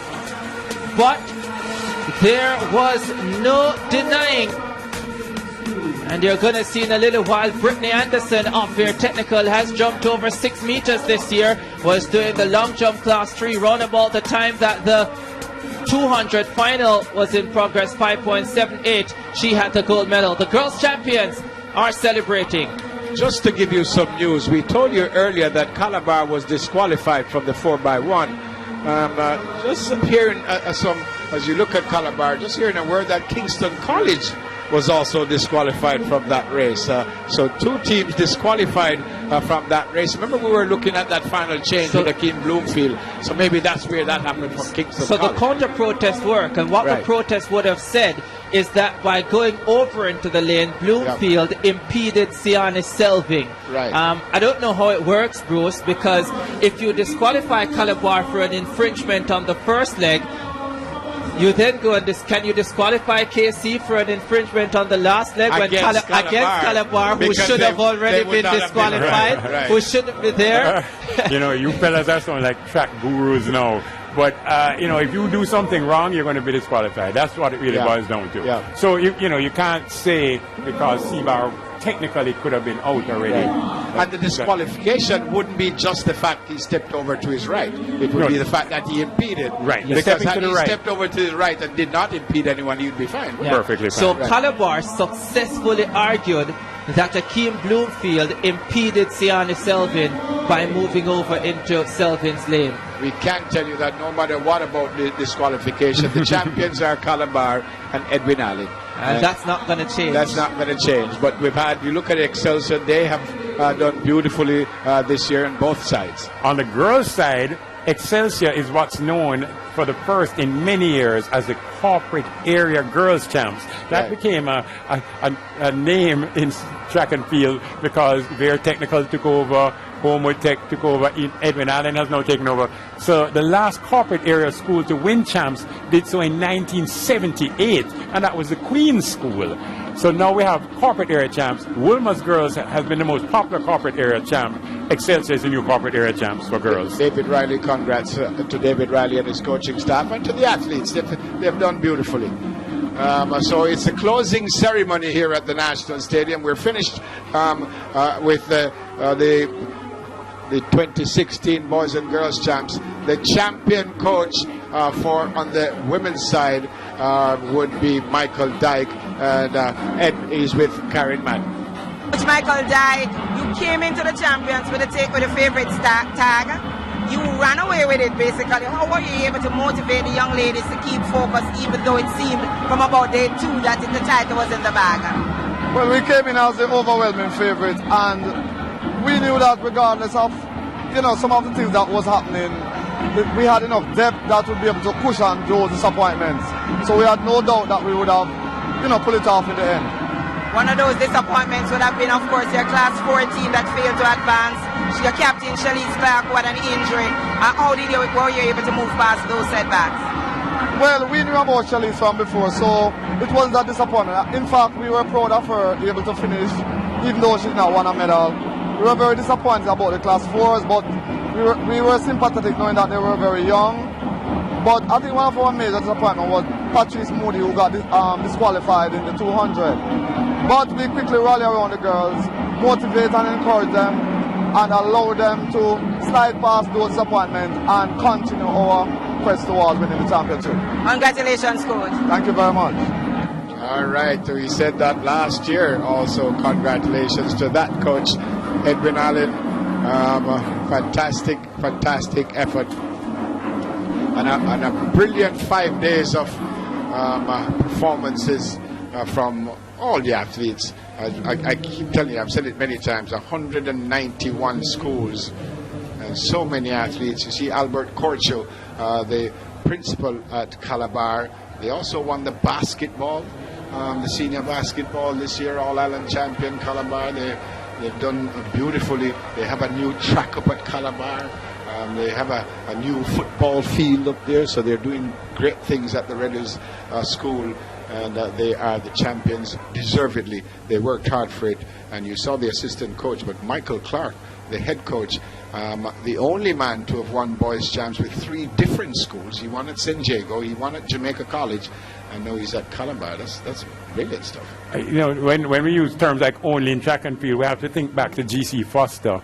G.C. Foster coached a number of schools. I won't say it was 3, but it was certainly more than 1 school that G.C. Foster took to boys champs. I won't say that I remember he took Wilmers to champs victory in 1956. Yes. There you go. Yes, I'm sure you wouldn't forget that one. I know, but I wouldn't mention it since I wasn't even born. My parents had not even met. You weren't born in 1956? No, my parents hadn't. I'm a young 40s still young in my 40s. 1956, you said? That's when Wilmers won its 11th boys champs. Well, I was 4 years old. Neville was about 17. Neville, stop lying. You were about 17. Shalise Clark of Edwin Allen, the Class 2 sprinter who is the captain for Edwin Allen, the 2016 girls champs. Receiving the trophy from Senator Don Webby, the Chief Executive Officer, a former gold medalist at boys champs in the hurdles, and he makes his way as the Chief Executive Officer of the Grace Group of Companies. So Edwin Allen, they will get theirs. The Calabar Group just waiting to the side to receive theirs. And you're going to hear a huge roar when they get it. But congrats to Edwin Allen. Fantastic effort from these young ladies, and Coach Michael Dyke has done a really, really good job. And that's also something we need to talk about, Bruce. And not only Michael Dyke and Michael Clark, but some wonderful track and field coaches in our country. You know, at the MVP Track and Field Club, we're very coach-centric. We believe that coaching is a critical success factor to the team. That's what allows the athletes to achieve. The athletes have to be talented, they have to be disciplined, they have to do the work. But the coach has to provide them with that guidance and the training. And that's why we believe that Jamaica's success, Glenn Mills, Maurice Wilson, who we've had on air the past 5 days, these coaches are making a real impact, as are the high school coaches. And every single successful professional coach in Jamaica started in the high school system. And you talk about the head coach like Michael Dyke, but within many of these setups, especially the leading schools, you have specialist coaches. So you'll have your jumps coach, you'll have your throws coach, and you really have to say congratulations to those individual coaches as well who work day in, day out to make this possible. Here's the Calabar team now stepping forward, getting ready to receive the Mortimer Geddes Trophy for the 26th time in their history. There is the captain Fabian Hewitt, the superstar Christopher Taylor in there as well. Hewitt got to both the 100 and 200 finals and ran his heart out for this Calabar team.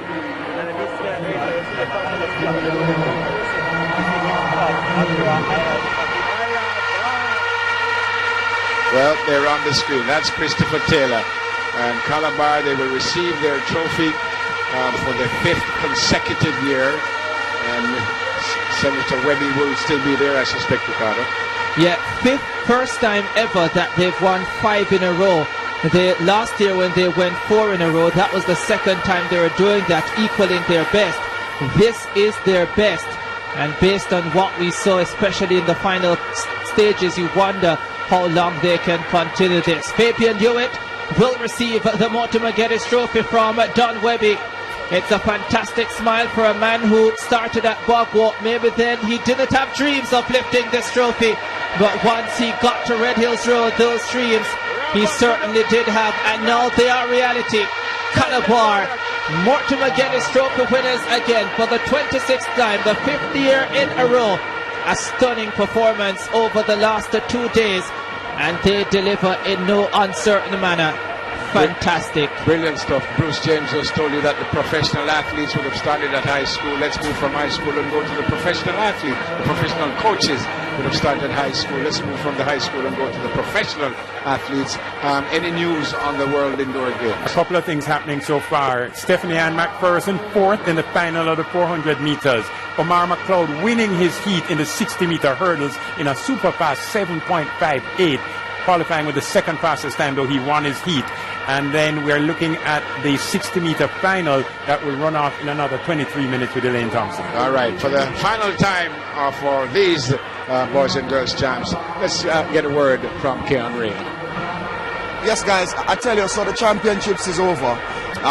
We see Edwin Allen retaining, Calabar retaining, but one story that stood out for us, and we've been getting a lot of requests on social media to say what happened with Ryan Holmes of Edwin Allen. Remember, he fell to the ground a couple of times before the 400-meter hurdles final. We know that he went to the hospital last night via ambulance, stayed overnight at the KPH. Checks were done on him and he was released. Confirmation came from his coaching staff that he was fine, and it's just a case now for him to continue to recover. So that's it for me from trackside. Until next year for TVJ. Guys, back to you. All right, there's Kingston College.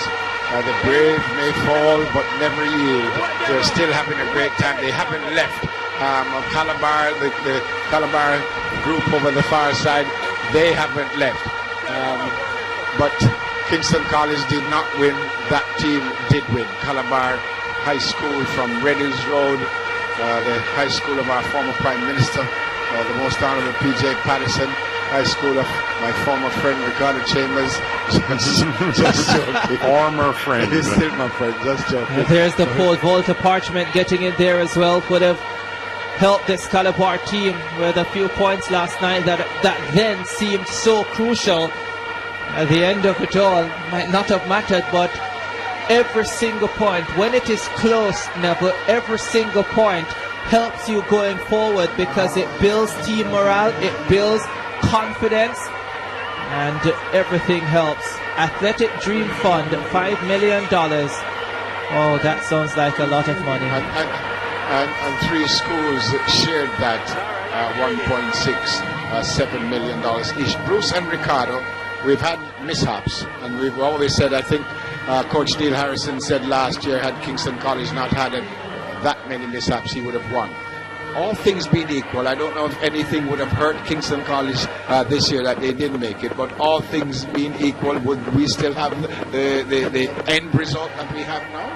Yeah, I think Calabar dropped more points early than KC did. So Calabar could have won by a bigger margin, you're saying? Except when it got to Champs Saturday, Calabar didn't make one misstep. They overperformed today. Yeah. So, I mean, it really has been an amazing championship. People started to question last night when I spoke to my friends from KC. They felt they were in with a shot at winning Champs, leading Calabar by 7.5 points at that point. So they said, yeah, we're in with a shot. But Calabar stepped up today and delivered on all fronts. And let's move forward, Ricardo, from what we've seen, from what we know now. Look quickly at next year. Will these 2 schools defend successfully? Calabar must be looking on now, and Kingston College, must be looking on and thinking to themselves, what do we have to do to win this title again? They haven't won since 2009, but I think this Calabar team is well coached. Their quality Class 2 moves into Class 1 next year. What they'll definitely have to do is to get in a pretty good Class 3. I think they'll have a decent Class 2, but it will be nothing like they've had the last couple of seasons. So Calabar will have to do some work. KC will be thinking, if we can tighten up some areas, we'll have a chance next year. But I think the team that could be most dangerous could be Jamaica College. If they can fix some of the issues, especially on the track in the sprints, they could be dangerous. But a lot of it, I think, is going to depend on how the recruiting goes in the summer. That's a big part of it, Neville. Bruce? Right now, Calabar came in and were considered vulnerable because they didn't have a Class 3 team or a strong Class 3 team. Their Class 2 team goes up to Class 1 and in fact probably will be too strong. I mean, the example of Calabar's strength is that Michael Stevens, who was not expected to run an individual race at Champs this year up to 3 weeks ago, comes to Champs and wins gold in the 100 meters Class 2. That's how strong and deep Calabar is. If they get their Class 3 strong, I don't know how Seabar will be defeated.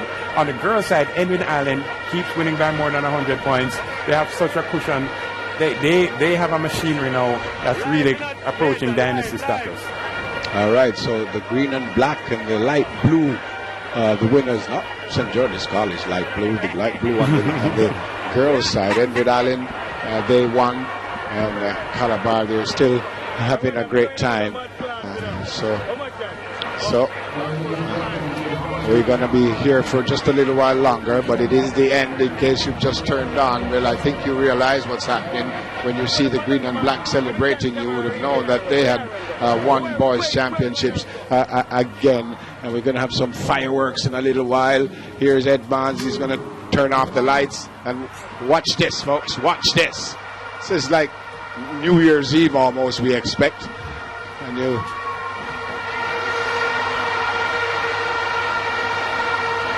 see the signboards on the field. Maybe they should turn off the lights over the warm-up area also. And it's a sparkling. That's beautiful. Like this event.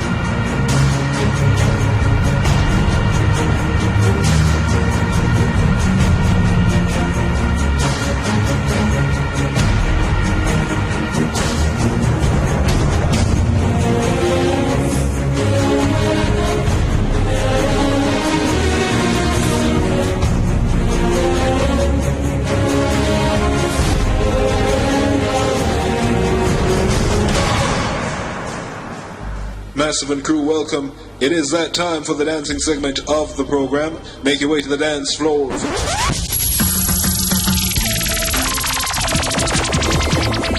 me start that one here. Like how Martin Luther King would have started. My dream, my dream, my dream, my dream. Tell you my dream is to live my dream. Feel the most high in my sleep when me sleep. Tell you my goal, my goal, my goal.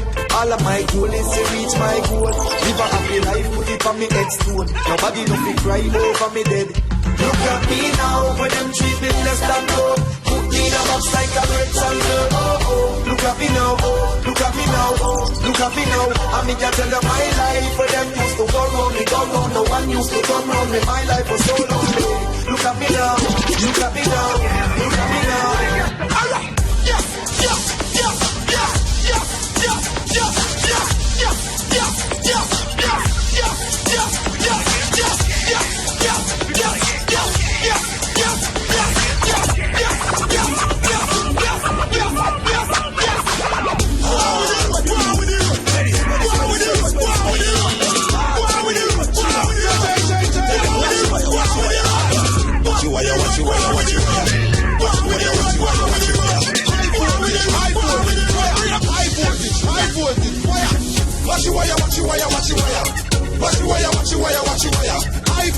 High voltage wire, high voltage wire. That answer is not come to expire. It act like that I'm on a fire. Watch your wire. To the dance floor, do the dodgy bounce. To the dance about everybody a bounce. Bounce for your bounce 4 weeks and the bounce. Take the dance floor, do the dodgy bounce. To the dance about everybody a bounce. Dance for your dance 4 weeks and the bounce. Do the dodgy bounce, circle and make everybody feel a dance. First see a step, dodgy bounce make every girl start to beat him and kill her. Green say dodgy you next. Dance turn up when girl back a bend. Dodgy him a bounce right back a them. Now step out every dance, I step out no dance. You want to get a breadfruit? You want breadfruit? Just tell me if you want breadfruit. You want breadfruit? Catch you down to them called breadfruit. Watch you dance. Roast or fry. Catch you dance. Roast or fry. Breadfruit. You want breadfruit? Tell me if you want roast breadfruit. See it now. No, me a king. Girl a come for the breadfruit. She a sing, everybody man sing. All girl too, me no do the man barring. Breadfruit, everybody get around these shots. Fuck the breadfruit zone. What more say? When this trap breadfruit. Wicked. Never try this and roll them on. Just tell me if you want breadfruit. You want breadfruit? Catch you down to them called breadfruit. Watch you dance. Roast or fry. Catch you dance. Roast or fry. Breadfruit. You want breadfruit? Tell me if you want roast breadfruit. Don't it do it for me?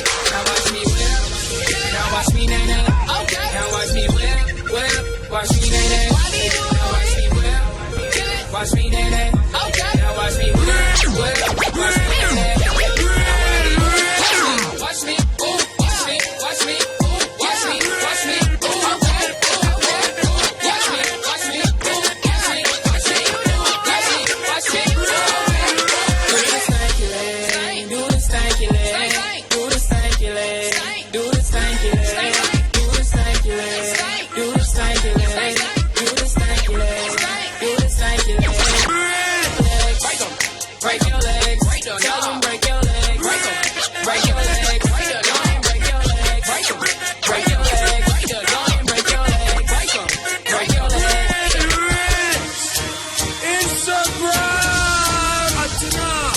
Check out my marble floor. Check out my front door. Look at my cars. Rich. Real rich. My antenna. Anyway, me go dig up some love stand over the Benz and the Jaguar and the Volvo. Give me the money fast, let me get the pronto. Me and the rich master for them a pronto. So, look at the phone for a long distance. If I no money, you not get the response. Me care they need maintenance. Everybody was a rich. Give me the rich dance. Rich, real rich.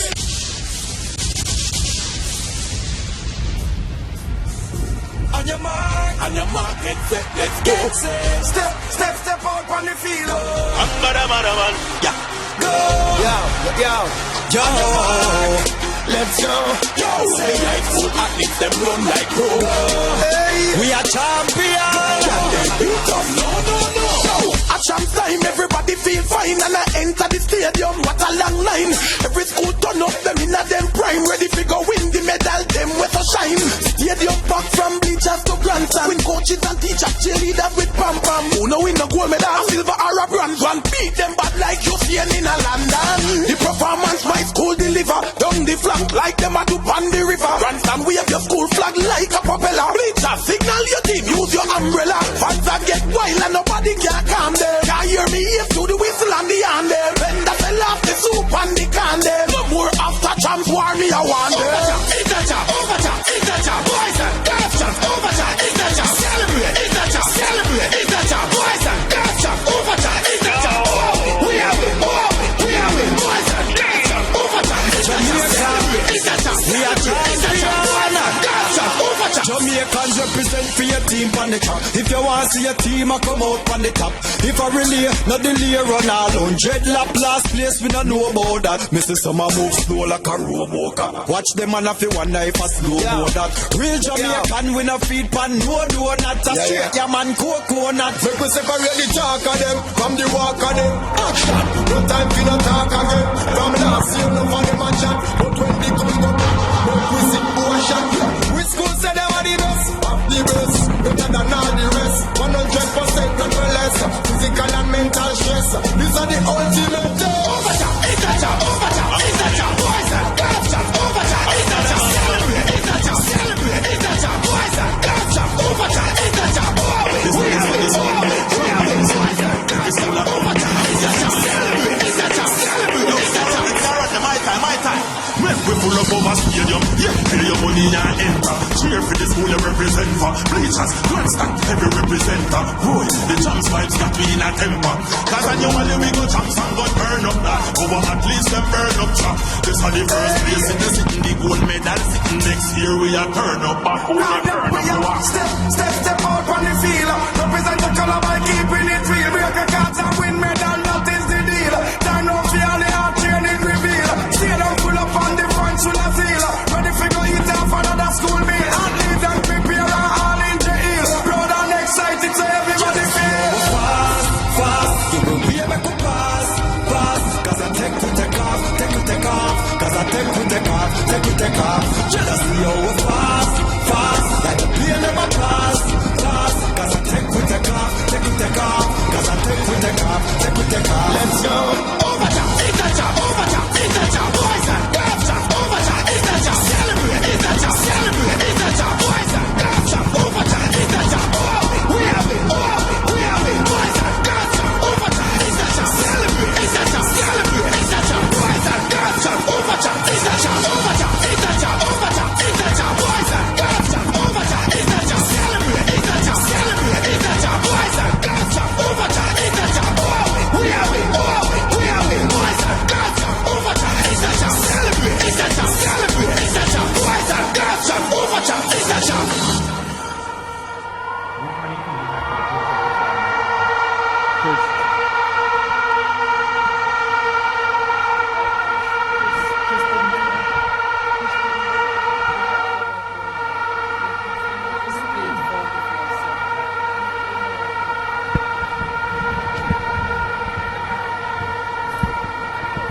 All right, so that part of the closing ceremony is over.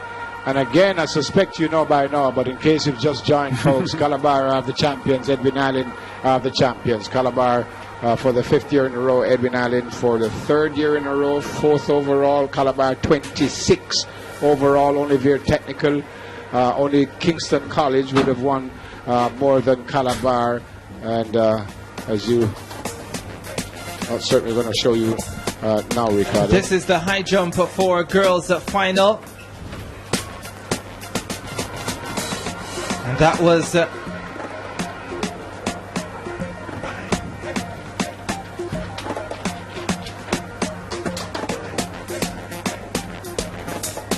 .78 for Anya Ashley.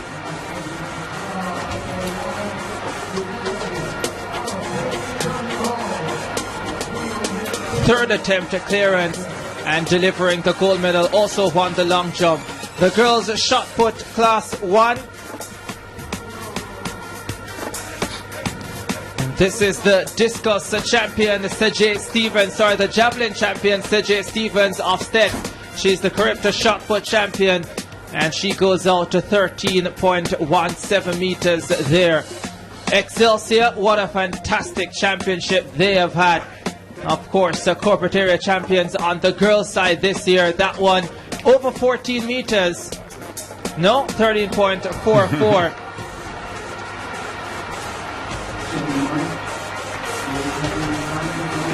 The shot put class 1 girls final. Just having a look back, this was the record effort. I'm just having a look back at some of the field events from earlier today. This actually was the heptathlon girls shot put. That's Janelle Fullerton, 14.47. The high jump for class 2 boys, the final. This is Marshall of St. Jago going clear at 1.95 meters. The bar going up to 2 meters. That's where he ended his campaign. Andrew Benton of Calabar clears 2 meters and right here thinks he has a chance to win the gold medal. But then this was at a stage when the championship seemed tight and close. He celebrated with his coach. That was huge for him. But then Shane Nelson of Kingston College stepped up. He got clear as well. 2 meters. This man won it on countback. He won the gold medal in the high jump for class 2 boys. 2 meters, the winning effort. Kingston College were thinking at that stage. This was an outstanding event. The shot put final for the discus for class 2.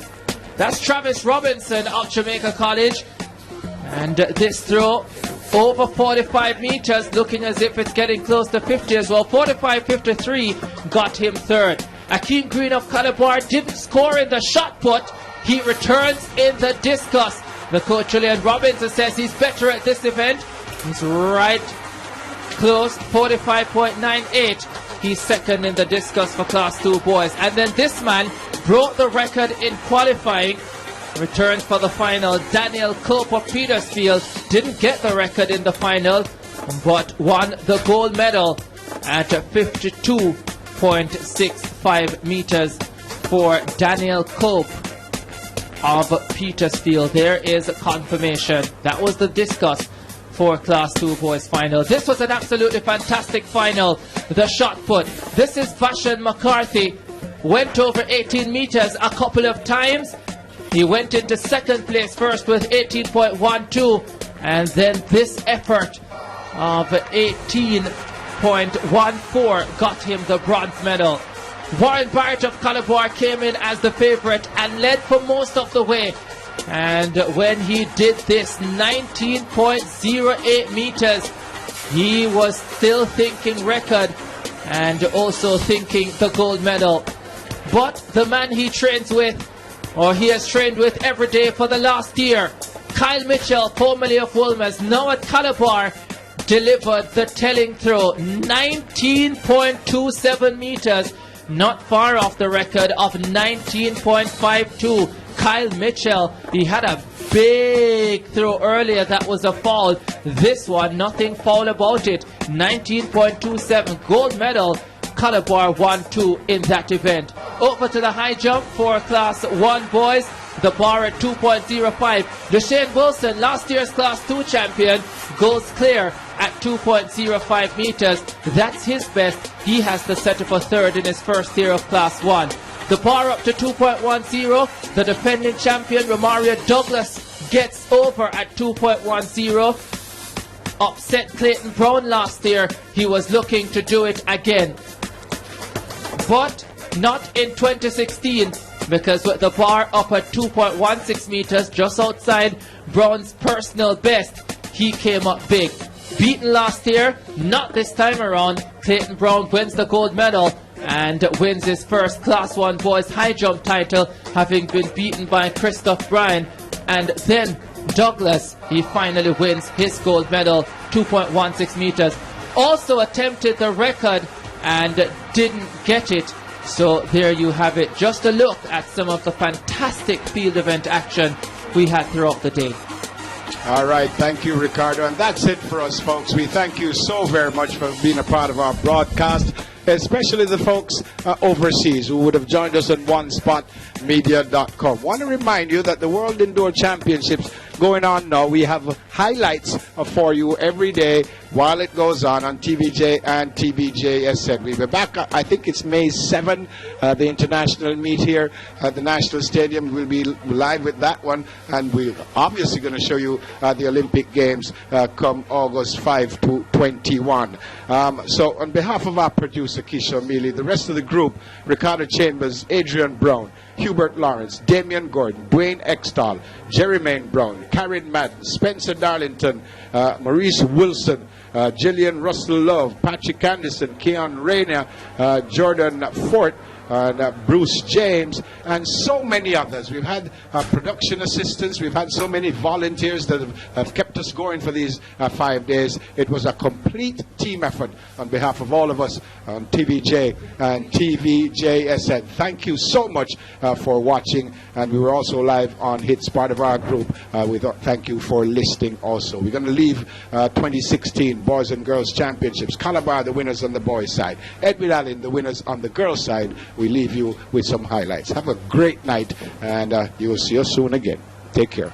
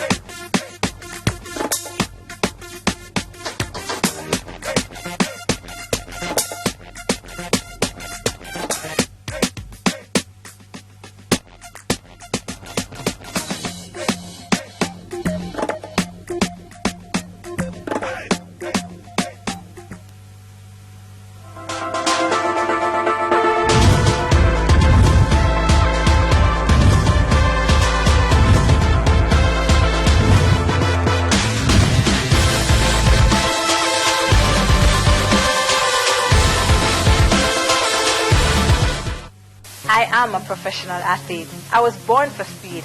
When I'm not racing, I'm training. But I have a life off the track too. So I don't have time to drive to a branch. I want to be able to check my accounts and make payments online from anywhere in the world, day or night. I need a bank with a credit card that gives great rewards. My bank has to keep up, not slow me down. If you're like me, you want a bank that understands the need for speed. If you're like me, Or me, you bank with FGB.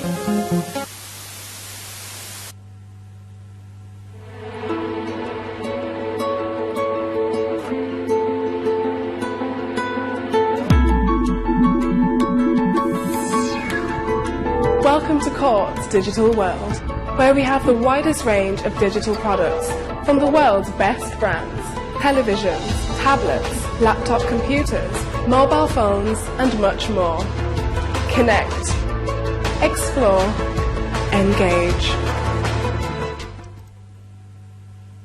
Come to Quartz Optical for complete eye care that fits your style, making trendy and stylish eyewear more affordable than ever before. At Quartz Optical, get your eyes tested for free, fill your prescriptions, and select from a wide range of brand name frames and contact lenses. And when you use Quartz Ready Finance, you get up to 24 months to pay. So, visit us at Quartz Optical today, with locations all and wide. Quartz Optical, value you can see. Who want to step into a career where you can make a difference with local and international diplomas in 3 to 12 months? Register now at Distinction College and approve the City and Guild Center with locations in Ocho Rios, Kingston, Spanish Town, and the St. Elizabeth. Start day, evening, and the Saturday classes in practical nursing, geriatric nursing, phlebotomy, and early childhood education. We have the lowest fees. Also sit City and Guild's maths and English exams. Classes begin soon. Call us at 356-4167 or 749-5224.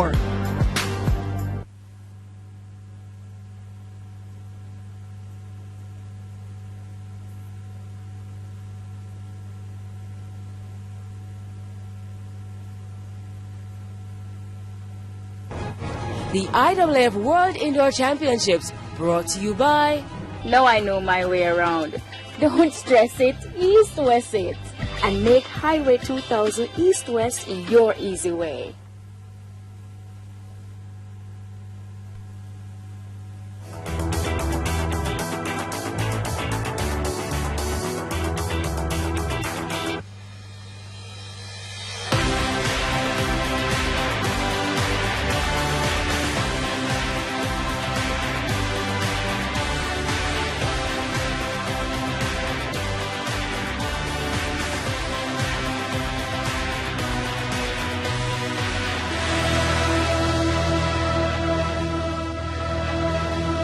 Hello and welcome to the IAAF World Indoor Championship, Portland 2016.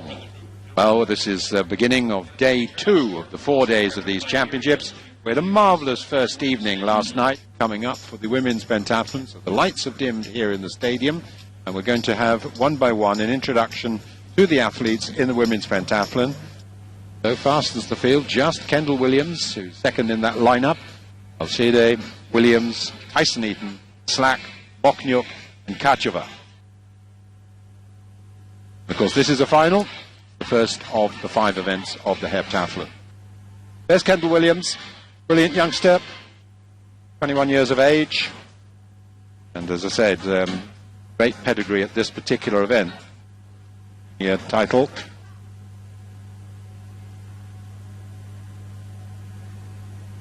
Tyson Eaton, well, she's good across all disciplines, but again, this is a pretty good one for her, and she's the second quickest in the lineup with that personal best of 8:10. Second in the World Championships on the last 2 occasions outdoors at heptathlon. Alcia Slack, another American-educated athlete in this lineup.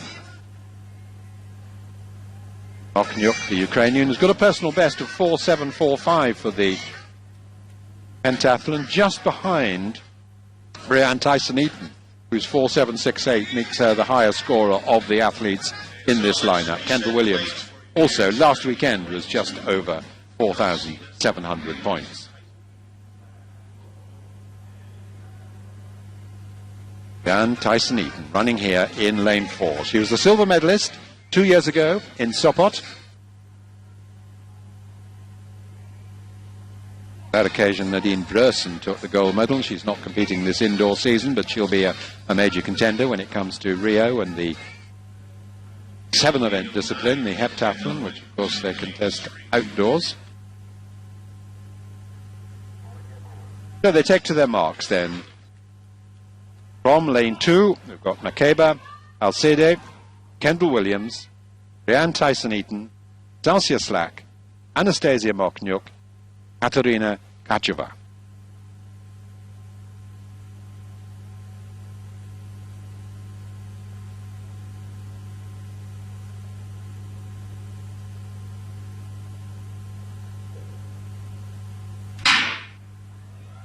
Oh, Kendall Williams left a little bit there as Tyson Eaton really has gone away with Moknyuk as well. It's Tyson Eaton and Moknyuk and then Kendall Williams, who lost a lot by being very slowly away at the start. And the time, 8:05. It's quick. It's a personal best. What a super start for the favourite for the pentathlon, Brianne Tyson Eaton. Well, let's look at the replay here. Tyson Eaton in lane 4, out like an absolute rocket, flying to the first hurdle and carried the momentum through wonderfully well. Kendall Williams getting left, as you mentioned, Peter, was fighting back, but the Canadian, coached by Harry Marder, as is her husband Ashton Eaton, he's going to have a busy day with his 2 athletes, but he'll be pleased with that. A lifetime best performance. And it's confirmed at 8:04, so 100th quicker on the Friday's finish, 1,120 points. Mokanyuk then a big personal best, well, by 200s, 8:11. She gets 1,104. And Kendall Williams, well, she's on a bit of ground in what she would have liked. 8:31 for her, just ahead of Kachova. Result of the second race of the pentathlon, Brianne Tyson Eaton, 8:04, 1,120 points, a perfect start for the Canadian favourite. Then Mokanyuk, another big personal best of 8:11, and Williams third at 8:31.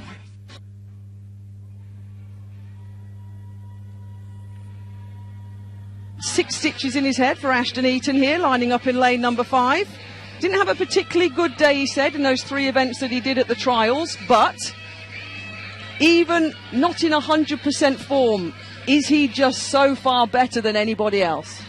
Well, you have to say yes. You know, this is his stage. This is his chance to shine. This is almost his thank you, because this will be his only chance to win a global title on home turf. I think you would have had to hit him with an iron bar last week to give him an injury bad enough that he wasn't taking his place in the starting lineup here. As we look at Curtis Beach, one of the other Americans, the US indoor champion, of course. Ashton Eaton didn't contest that one, but this is going to be a really special competition for Eaton, and a very special competition for the rest of the athletes trying to live with him here. I mean, Ashton Eaton's best for the heptathlon is about 500 points or so better than anybody else in this lineup. But this first race will be crucial for him, because we are a little bit uncertain about his form after those US championships. And now he should be about 1.5 meters at least better than all the rest of his field. So it'll be interesting to see. It's not just enough for him to win the race. He needs to get close to that sort of PB of 6.66 if he's really going to thrill us and perhaps even challenge his own record. So there's a scar on the head from the flying pole vault bar, but there is Ashton Eaton. Let's put it in context. 6.66 at his best, 6.74 this season. As you look at Llerena from Spain, the next fastest on season's best in this field is Samuel Lemdios of Portugal with 6.91 seconds. So we will see, but there's an experienced campaigner. Kazyanov of the Ukraine in lane number 7. From the 6 athletes lining up in the second race in the men's 60 metres heptathlon. Back in their blocks again.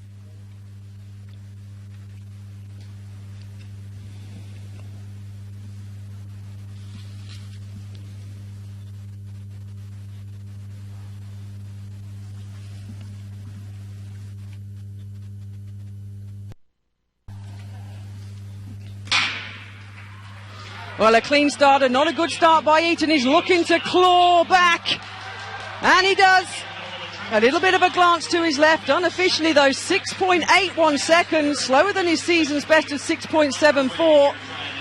The start wasn't there. The pickup was, as we say in sprinting terms.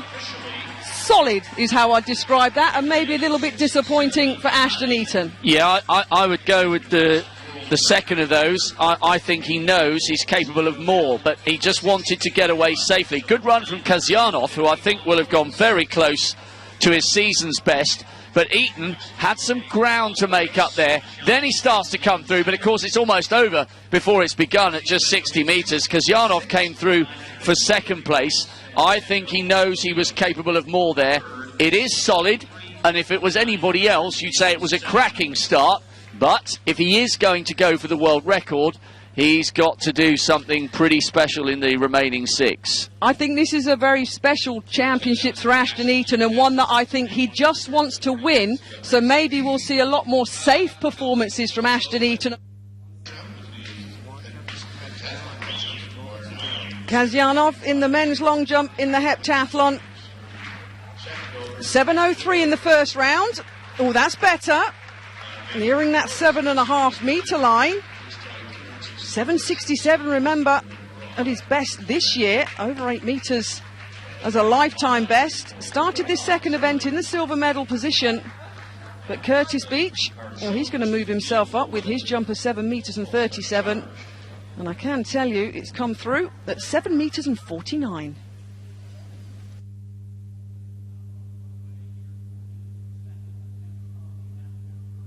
This man has got a safe jump in already, and now it's Ashton Eaton in round 2. Rising to the occasion. That'll be me, says Ashton Eaton. He's done it all the time. This is his second jump, 7.85 in the first round. He's in the gold medal position after the 60 metres. He's leading the long jump. Well, he's got room on the board, I can tell you that.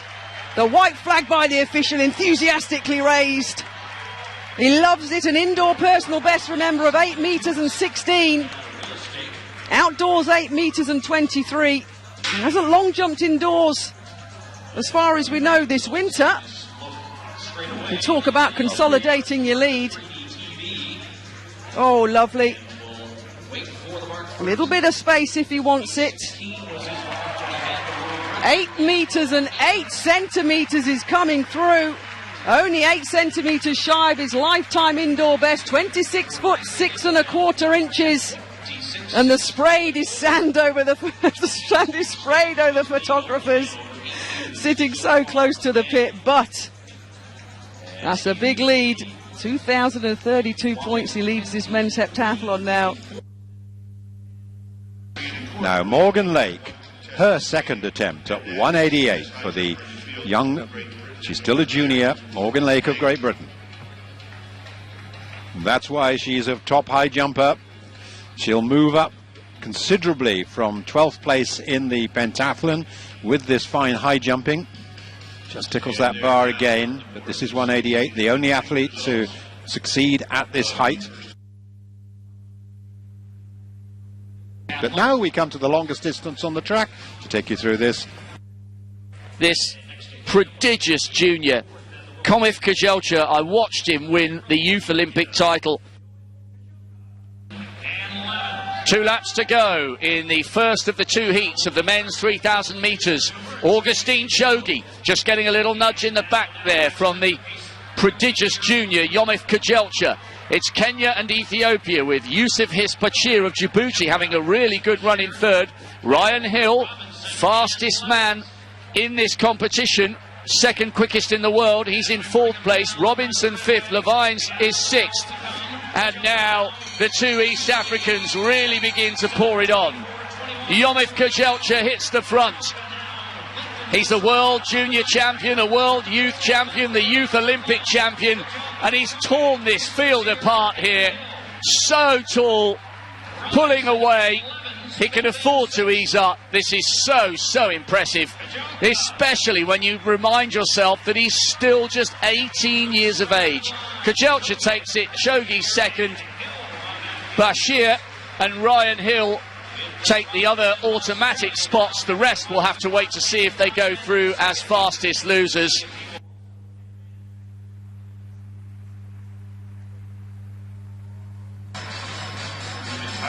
Well, a 2:28.94 second kilometre, a 26.8 place. Just watching for the times for those in 5th, 6th, 7th and 8th, because they'll be the ones occupying the fastest loser spots. But Kajelcha was absolutely brilliant there. 7:51, there's a lot more to come. Yomith Kajelcha, so impressive. So too was Augustine Chogi. Bashir is there, and Ryan Hill continuing his great season. Robinson, Levines, Farrell and Campbell occupy the fastest loser spots at the moment. But what about this guy? Abdulati Agida. He won Stockholm, he won Glasgow earlier this year. Bronze medal indoors.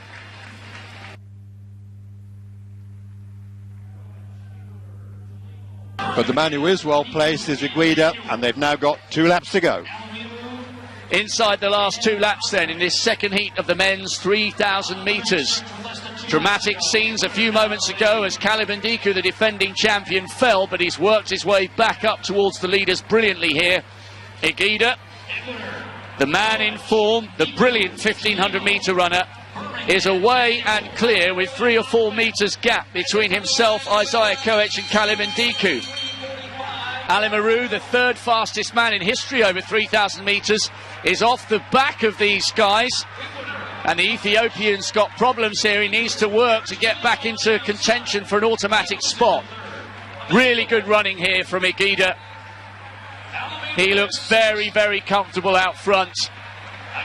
Agida's going to take this one. Isaiah Koech in second. Shalima, the expatriated Kenyan, is in third, I think. Lee Emmanuel came through for 4th. Caleb Ndiku 5th.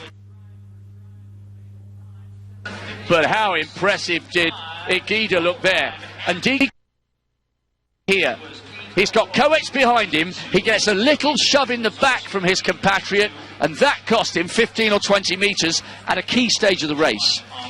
Yeah, but certainly who knows what he might have done, and he's just about made his way back. But Igida did look very smooth. 2:29.16 the last kilometre, 28.2 last 200 metres when he was clear. The battle on between the Kenyans and the Kenyan-born athletes, the American and Kenyan-born athlete. And Igida really looking the class and confirming his status as perhaps the favourite for this title. But it's a quality field. 7:51.65 is the confirmed winning time. And Koech, Chilimo, and you're right, Rob, Lee Emanuel in fourth, just ahead of Nduku. How impressive was Abdulati Igida? Isaiah Koech safely through. Lee Emanuel qualified automatically. Caleb Nduku just run out of those spots, recovering well though from falling. He'll go through as the fastest loser. And Alan Maru, well, he didn't look quite as impressive as Igida. So for the men's 3,000 metres to the women's 1,500 metres. Rafi, fourth in the 800 metres last year, and alongside her, Dawit Seyum. What a talent she is. The 8th fastest in history. Bai, the other Ethiopians, trying to move through into 3rd place, and it is only the top 3 who will go through automatically. But look at the acceleration and the comfort in the gait of Dawit Seyum. She's looking over her shoulder. She's left the rest behind here. Great qualification from Seyum. Bai comes through for 3rd. Martinez will also qualify automatically. Renata Pliss and the rest will have to wait to see if they can go through as fastest losers. McGee, nice smile from her. And Gudaf Sege, World Junior silver medalist 2 years ago. She's the World Junior record holder. The home crowd are getting rather excited because Corey McGee, who was 4th in the Pan American Games, is in 4th place here. Or now she's just been passed by Urbanik as they hit the bell, and the American will have to try and hang on for one of these fastest loser spots. Good running from Danuta Urbanek, who is trying to put Melissa Duncan under pressure in 3rd place, and the Polish woman is now going past her. But up ahead, Sifan Hassan, the Ethiopian who now represents the Netherlands, is leading from her former compatriot Gudaf Sege. These two are away and clear.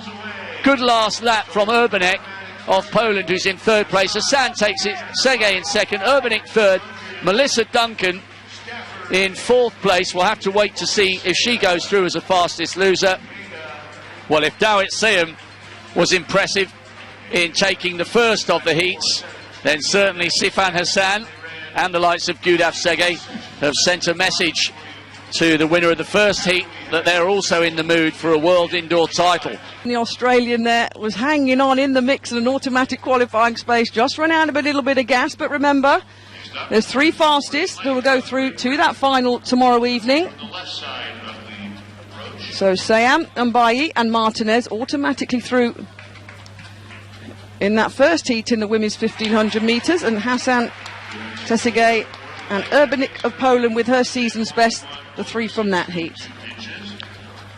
Good run there from Sifan Hassan. Now here's the 2nd placer in the heptathlon currently with her final put in the shot competition. This is Mokonyuk.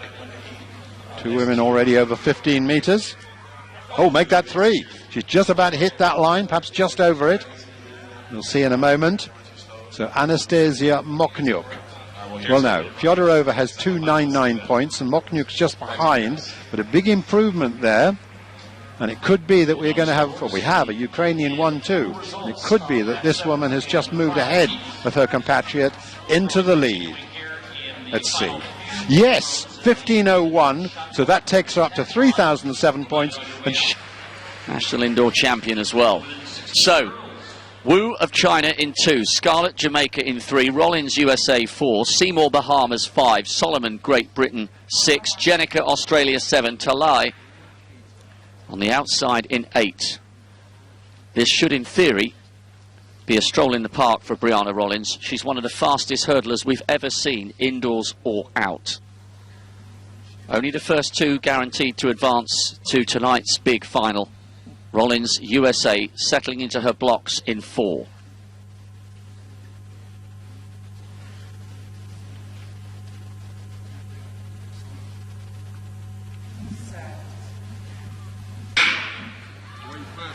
Cleanly away. That's a good start from Brianna Rollins. Look how far she is ahead of the field. Good running from Solomon, and Talay coming on this near side. Rollins takes it 7.82. Talay in second, and I think Sarita Solomon in third place, so she'll have to wait to see if she goes through as one of the two fastest losers. But that was excellent from Brianna Rollins. We've come to expect this. She's the fastest woman in the world this year. She's a brilliant performer. And it looks, from what we've seen so far this winter indoors, as though she's getting back towards the kind of form that took her to the world title in 2013. A great year when she went through race after race unbeaten. Well clear. Talay finished well, and as you said, Solomon was third. But this was very impressive by Rollins. Only just staying in her lane over there, just coming a little bit over to the side, but nonetheless, that was okay. And an impressive display. We've got some more impressive runners yet to come, but interesting to see how they compare with that performance by Rollins. 7.82. Terrific start, great pickup, smooth hurdling, all the way through to a fine victory. Hi, I'm Makeda, and this is how I used to drive to work.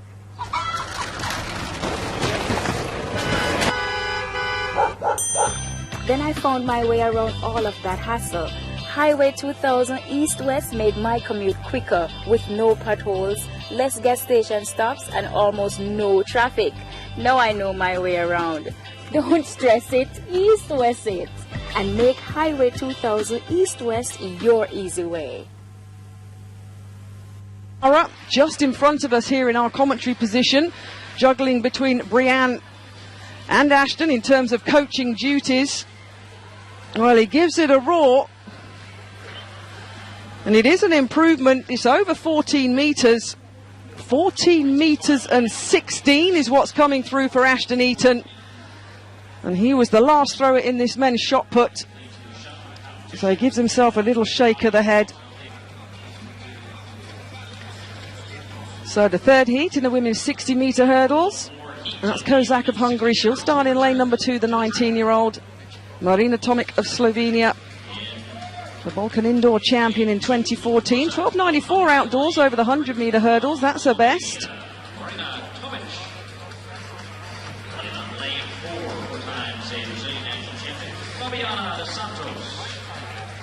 Fabiana dos Santos from Brazil in lane number 4, 4 times the Brazilian champion. Angela White of Canada in lane number 5. Medals at 3 successive Commonwealth Games. 35 years old now. Season's best of 8.05. And here's Kenny Harrison from the USA in lane 6, the world number 2 this year, 7.77 seconds, looking to follow her teammate Rollins into the final. And Andrea Ivancevic of Croatia, a massive improvement in 2015, the 31-year-old, and 7.94 seconds this winter. So the third and final heat, first 2 and the next 2 fastest to the final in about 3 hours' time.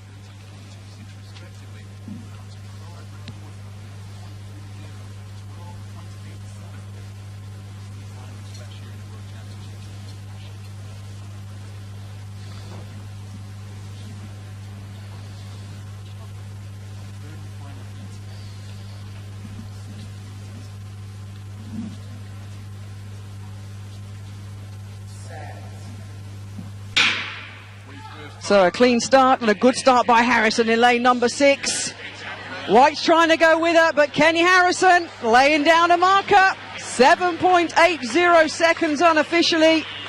Slightly quicker than her teammate Rollins in the first heat. The world rankings, of course, dominated by the US of A. The top 5 spots are theirs. But we know they have a good squad here. And look at that, that was nice and smooth, Rob, as expected. And Harrison, well, when you've got the final in about 3 hours' time, you've got to come out, you've got to turn the legs over, no flapping around and showing off, it's got to be done. I think Harrison got a better start in that heat than Brianna Rollins did in hers. All 3 have been won by Americans, and there's never been a clean sweep in this event. You've got Brianna Rollins, the fastest woman in the world this year. There she is. But her compatriot, Kendra Harrison, the second fastest woman in the world this year, has just announced her intentions. And let's not forget Nia Ali. 60-metre women's hurdles, we saw some good running, particularly by the United States of America athletes who won each of the heats. Ivančević of Croatia ran as fast as Ali as well, with a national record for the second time this year. Tale also under 8 seconds. This is Malczewski of Poland, twice Polish indoor champion. 6:62 this season. He starts on the inside in 1. Next to him, Kamar Hyman, fastest loser, made the semis over 100 metres at the Olympics 3.5 years ago. 6:56, his lifetime best indoors. And then Mike Rogers, a silver medalist in the Aspire Dome of Doha 6 years ago. Won the Tour, so he's here on a wild card, and says this might be his last and best chance of getting in the mix. And what about Kim Collins? World champion over 100 metres 13 years ago and still going strong. 6:56 in the heats without his trademark lightning start. Bruno Hortolano, great personal best in qualification, made the semis of the 200 in Moscow 3 years ago, ran really well earlier on today. Zhenyi Ji, personal best in heat 5, 6.55. He was dragged to that great time by Asafa Powell, who goes in the third of the semis. Gabrielle Vumvre, semi-finalist of the World Indoors in Sopot 2 years ago. And Adrian Griffith on the outside. What motivation and inspiration can he take from the performance of his compatriot Ramon Gittins in the first of the semis? Malczewski, Poland in 1. Hyman came in 2. Rogers, there he is, the USA in 3. Collins, St Kitts in 4. Hortolano, Spain in 5. Xi of China in 6. Mumvri of Zimbabwe in 7. Griffith, Bahamas in 8. Rogers and Collins have been at the top for a long, long time. One race away from a place in tonight's big showpiece showdown.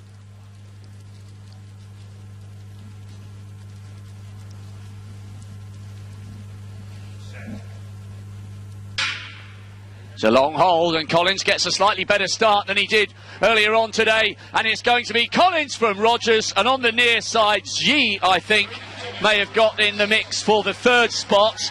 Well, he may be very close to his 40th birthday, but Kim Collins has just gone under 6.5 seconds once again. He is, although it seems crazy to say it, he's in the best form of his life at the age of 39. Collins is in the centre of your picture there. He got a better start than he did this morning. Rogers ran well. No disgrace with his performance. And those two old men of the second semi-final will be in the big showdown with a great chance of a global medal. 6.49 seconds confirmed, just 2/100ths off Kim Collins' lifetime best. Rogers confirmed at 6.51, automatically through as well. Well. It's being poised and set up wonderfully well, this men's 60 metres. There's Andrew Robertson of Great Britain and Northern Ireland at his best, 6.54 seconds last year. Second at the UK Indoor Championships. Robertson will start in lane number 1. 6.66 in qualifying. Mobolade Ojamale of Canada, a 10.3 100-metre runner last year. 6.67 to qualify. And there is Eric Cray of the Philippines in lane number 3. Ran in the heats of the World Championship 400-metre hurdles last year in Beijing. But the zip goes up. Renaud Lavillenie-esque. Asafa Powell stunned the world. He really did look wonderful earlier. 6.44 second, a world leader, Jamaican record. In lane number 5, Marvin Bracey was a wide receiver in American football, concentrating on track. Ming Jiansu of China, 9.99 seconds last year in Beijing, a world finalist, much to the delight of those fans in the Bird's Nest Stadium. Siobhan Walsh of Antigua and Barbuda, 6.59 seconds this season. And completing the lineup, Abdullah Mohammed of the Kingdom of Saudi Arabia, a personal best to qualify, 6.64 seconds. So the hush descends, the third and final semi-final in the men's 60 metres. What has Asaf Apau got after that super run just a few hours ago? Can he go faster? Can Marvin Bracey here of the USA hang on to the coattails, qualify for the final?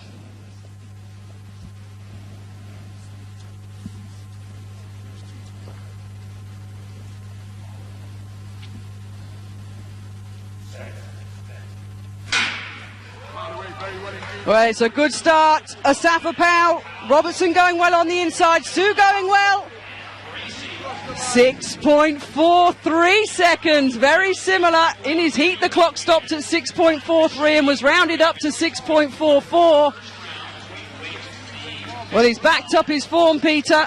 It's not rounded up, but it's a different system, of course. I always get slightly irritated when people say it's rounded up. Oh, sorry.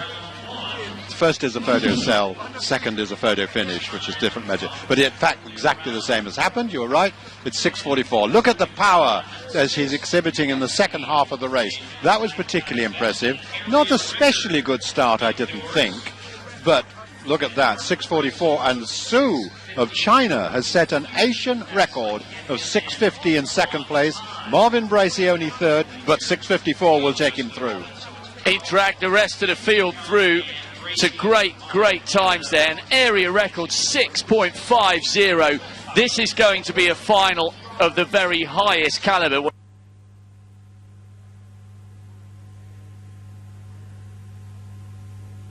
And look at that. The slowest qualifier is 6.55.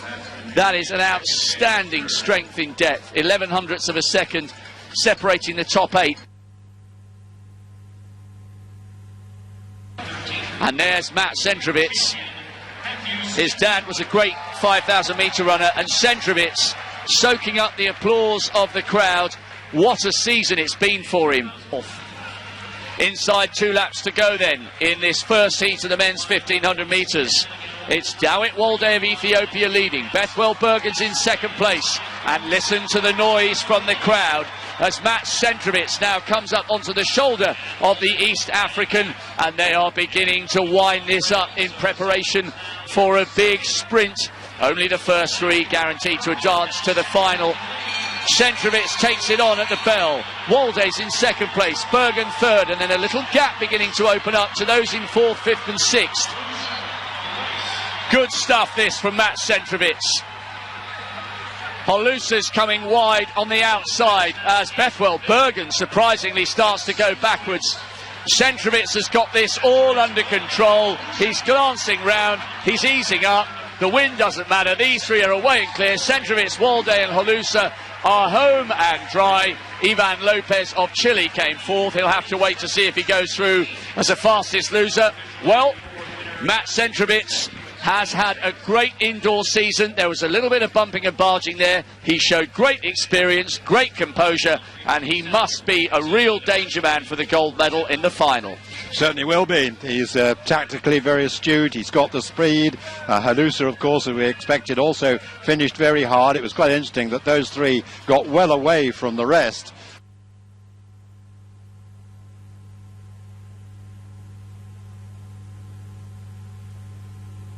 But Centrovitz, Walde, Holusa, no surprises, in great control by Centrovitz.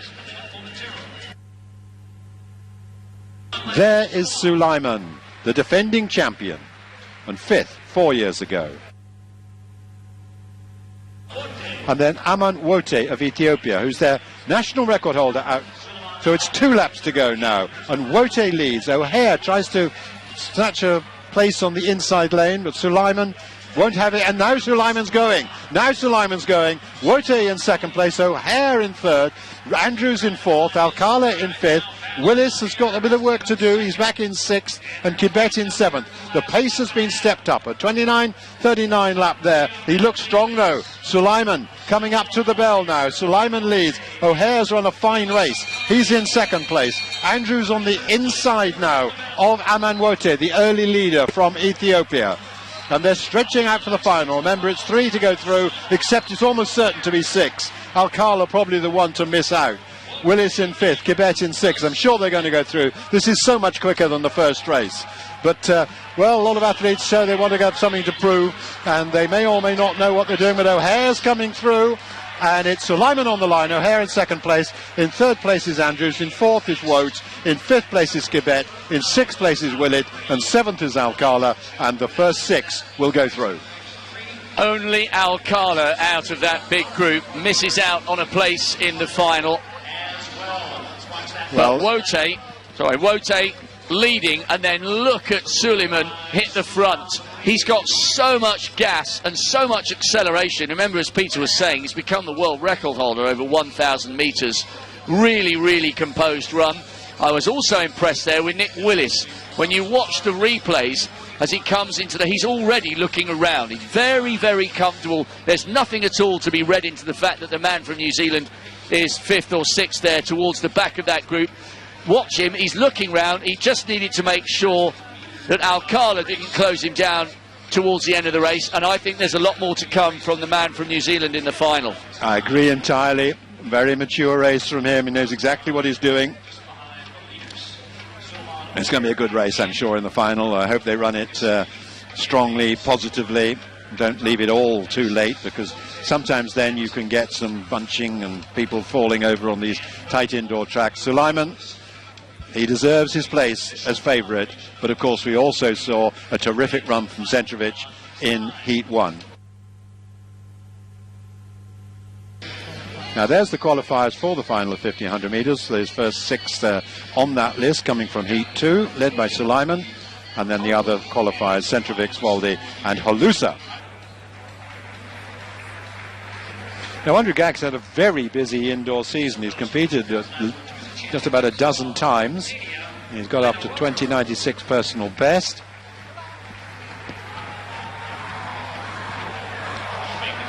Well, there you go. It's worthwhile too. It's nearly 21 metres. He liked it. 20.74 is best indoors. 20.96 outdoors, and he let us know. He's so loud, there are plenty of commentators up here having to turn down the effects microphone blasting into our ears. So this for glory from Thomas Walsh. Look at that terrific series. On another terrific throw, he may have done it once again. 4 PBs 2 years ago. 2 here so far, 21.60 and 21.64. He's at a 21.49, he's at a 21.40, and this is his final throw of the competition. Wonderful performance by the New Zealander, the first man from New Zealand to win a world indoor title. Thomas Walsh, the 24-year-old, has done it, and he's done it in style with a magnificent final round throw, 21.78. It's another record, Oceania record, and to boot, the world leading performance of the winter. A wonderful competition for the New Zealander. To win that by almost a metre is fantastic. So there is the standing. There are the standings in the women's pentathlon. Mokhanyuk, Fyodorova, Tyson Eaton, well clear because they've got 100 points then over Djibotsky Farkas and Kendall Williams. There is Mokhanyuk, now the clear favourite. If she can run 2:15.52, Tyson Eaton would need to do a 2:04. I don't think that's within her compass. 2:17.2 is what Morgan Lake needs. Well, 2:17.81 in fact, as she's looked at the tables.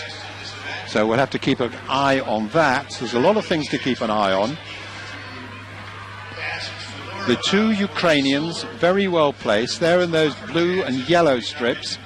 Meanwhile, it is, as expected, Nwaba of the US who's gone out ahead. Tyson Eaton, of course, in 2nd place. She's got to run just as quick as she can. She's got to run without really taking an eye off those Ukrainians, if that's possible when you're a lead. 30-22, it's a quick time for Nawaba, and the two Ukrainians further back. Tyson Eaton has got to beat Fyodorova by 2.5 seconds to move up into silver, but she'd have to beat Mokonyuk by 11 seconds. So we'll be fascinated to see what the final times are. But they're both still very much in medal contention. 100 points from them back to Zhivotsky Farkas. But this is Nawaba, a fine run from the American, 136.47. Some of the crowd might think she's on the way to gold. No, she isn't. Tyson Eaton is running really well. And the Ukrainians fairly well back at the moment. Fyodorova is the back number of them. Mokonyuk is further ahead. So let's just keep a check. Remember, Tyson Eaton would have to gain 11 seconds on Mokonyuk, and she's had a wonderful run here. She's really given it her all. And Tyson Eaton comes through, and with Nawaba around 2:10. So let's just see as the clock ticks away. Tyson Eaton has certainly overtaken Fyodorova, but where's Mokonyuk? Mokonyuk finishing? Well, it's around 2:20, and Mokonyuk's further back. Wow! I think it is over 11 seconds. That's why the crowd were getting excited. We're waiting for the official confirmation, of course. Ashton Eaton, husband, can barely look on. Well, it was a huge, huge margin that she needed to claw back. We're still waiting. 11 seconds. But, of course, it was close on that. Unless they've got watches on both of them, they can't know for sure just yet. Oh, the agony, the agony. Mokonyuk. Drive safe. I'm Larry Watts, the General Manager of Confectionery and Snacks. Before Highway 2000 East-West, our sales trucks face major traffic delays and high repair costs. Since we started using Highway 2000 East-West, our sales reps reach our customers earlier and make it back to base safely and on time. So don't stress it, East-West it with Highway 2000 East-West. That's too slow. Mokonyuk, 2:23.19, 4.847 points, and she has been overtaken. 4.847. I've rarely seen someone coming from so far back to come through and win, and she did in such style. And there are Ashton and Brianne, the unique husband and wife gold medalists at a World Indoor Championships. And she smashed her personal best, and such a brave run. Thank goodness we had Nawaba. I'm sure she'll... As far as the organisers are concerned, they couldn't have wished for this event to have finished any better. There is the result of the women's pentathlon. The gold medal going to Brianne Tyson Eaton of Canada. 4.881 points, a world lead, a personal best. Brittany Reese in the women's long jump final. In silver medal position with 6 meters and 97. The white flag is raised. She likes it. Remember, the gold at the moment is Spanovic, 7 meters exactly. We're into round 5. Spanovic gold, Reese silver. Lorraine Ugens elevated herself up into bronze with 6 meters and 93. So Reese awaits 7 meters exactly, 22 feet 11 3/4.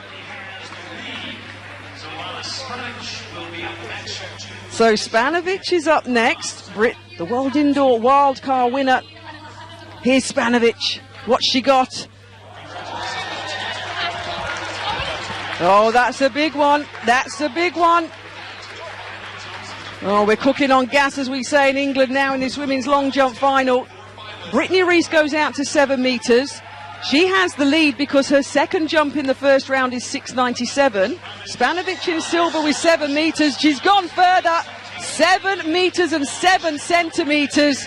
Brittany Reese just looks on. She's got to come back again, the American. Just like in Beijing last year, Rob Walker, this women's long jump, it's for the Spanovic of Serbia, become the world indoor champion.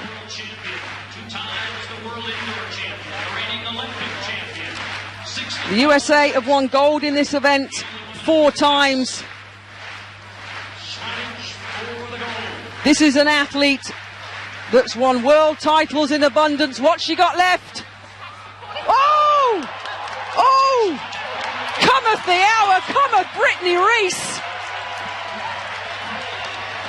The goosebumps have come back on my arms. Everybody in the Oregon Convention Center are on their feet. She's the third best in history indoors. With 7 meters and 23, 7 meters and 22. She puts herself into the gold medal position. And Ivana Spanovic of Serbia, well, you got to put yourself in the world all-time top 3, my friend, to get a medal here today in Portland, Oregon. That was outstanding. Brianna Rollins. Can she add the indoor crown to her outdoor title from Moscow? Looks poised, looks focused, looks ready. Kendra Harrison, just 100th of a second slower this year